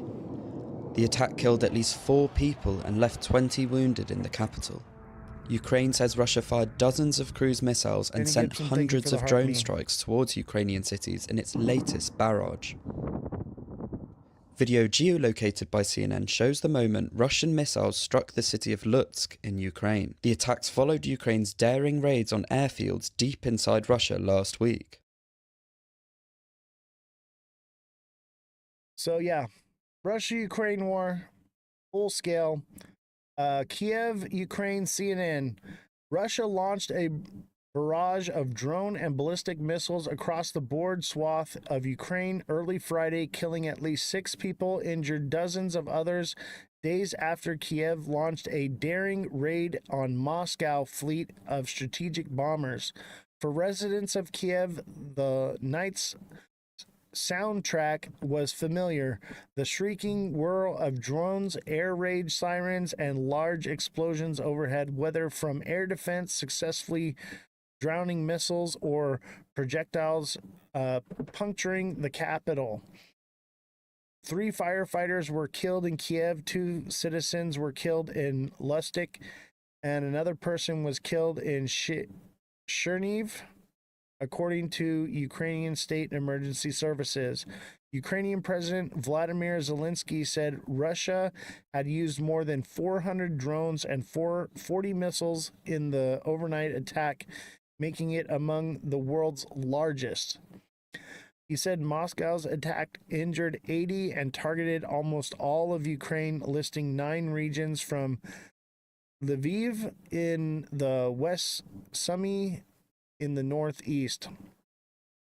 Although Russia has pummeled Ukraine across daily over 3 years of full-scale war, Ukrainians have been bracing for retaliation since Sunday when Kiev launched an audacious operation that struck more than a third of Russia's strategic cruise missile carriers.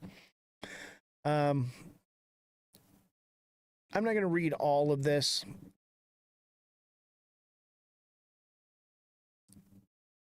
Yeah, hey, thanks for coming by, Wadi.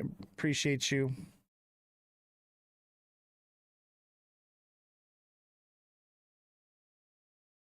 Yeah, small little part. I like to watch the videos, Wadi, because they are informational. And it's a bit entertaining. Some people hate it, some people don't like it. That's just how we do things here. That's my little break to rest my voice, by the way. The reason I have the articles that read themselves or the videos, I'm sitting here for 4 hours straight talking, constantly for 4 hours talking. So I do have to rest my voice here and there. So that's the purpose of that. I understand fighting for what you have, but it originally was Russia's. I get what you're saying, man.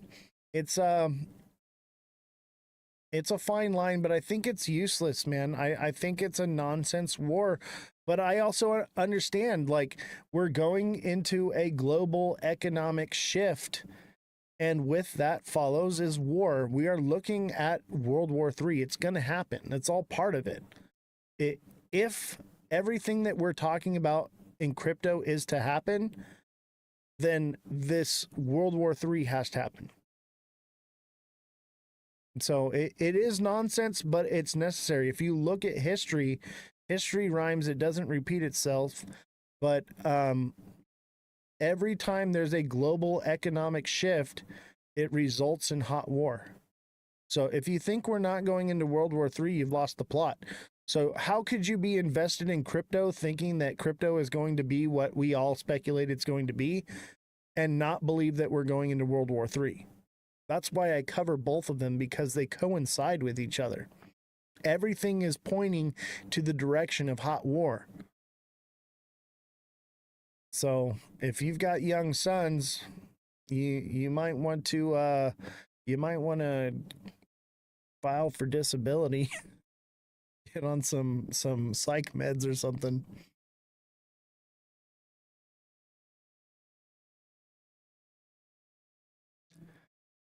There's been many resets, exactly.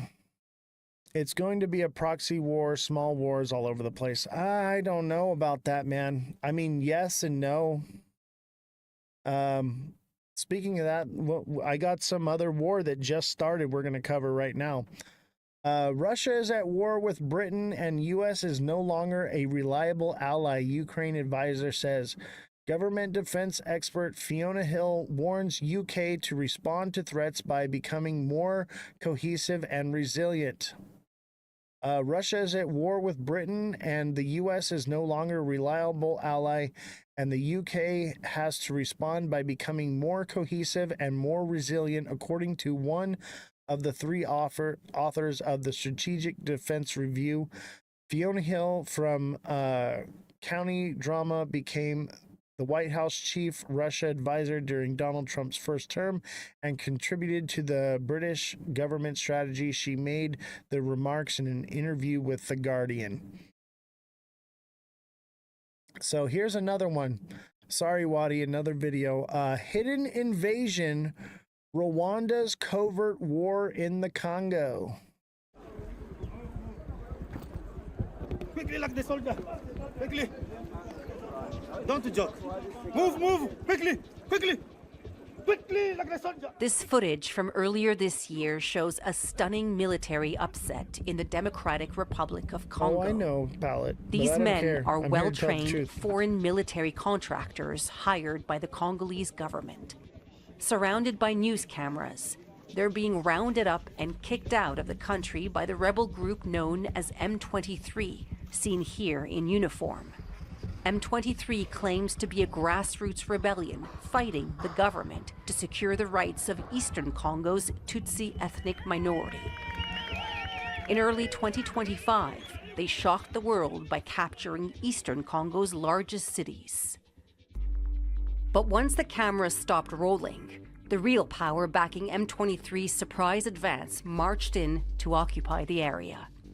These are troops from the tiny neighboring country of Rwanda, identified by intelligence sources who spoke with NBC News. We uncovered evidence showing that Rwanda has armed, trained, and commanded the M23 movement and committed thousands of its own troops to the fight. Their clandestine war has given them control over a territory with some of the world's richest deposits of rare earth minerals used in cell phones, computer chips, and batteries. It's also killed thousands and displaced millions. Despite accusations from the UN and Western governments, Rwandan President Paul Kagame has carefully and repeatedly denied any role in the conflict.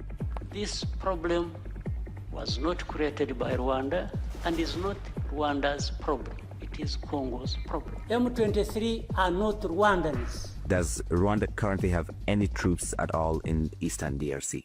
I don't know. NBC News exclusively obtained 3 years of confidential intelligence reports and surveillance footage. They were given to us by military contractors hired to provide intelligence for Congolese forces.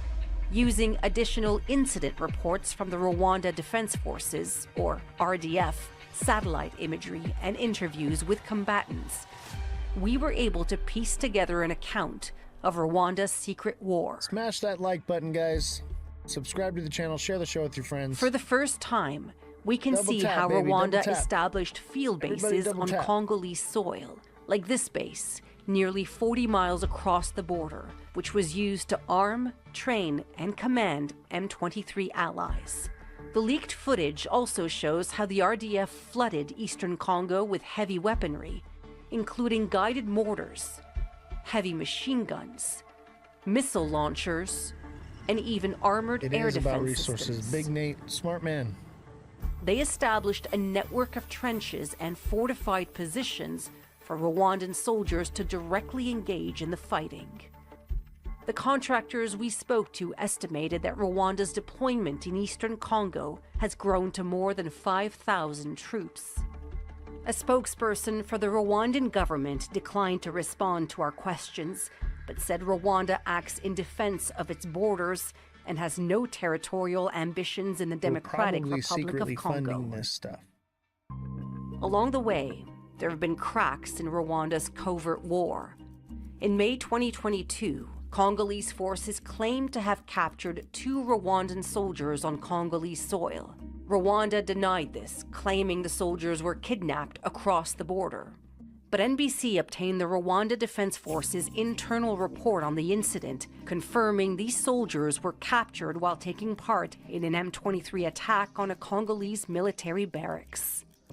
The report recommends punishment for their commander, who allowed his soldiers to participate in the attack while wearing Rwandan military patches. To preserve secrecy, Rwanda began to equip M23 and their own troops with the same unidentifiable uniforms and gear, making it nearly impossible to tell them watching apart. Our borders. They're just letting to it prevent happen. the capture and identification of Rwandan weapon systems, they shuttled them back and forth across the border to Rwanda every night. The RDF removed the bodies of dead Rwandan soldiers from the battlefield, and when they couldn't, they stripped them of ID and insignia. Despite these measures, the mounting death toll is becoming increasingly difficult to hide. Using satellite imagery, we counted one by one the grave sites in this Rwandan military cemetery. Since 2021, the cemetery has grown by more than 900 graves. The largest increase occurred between late 2023 and early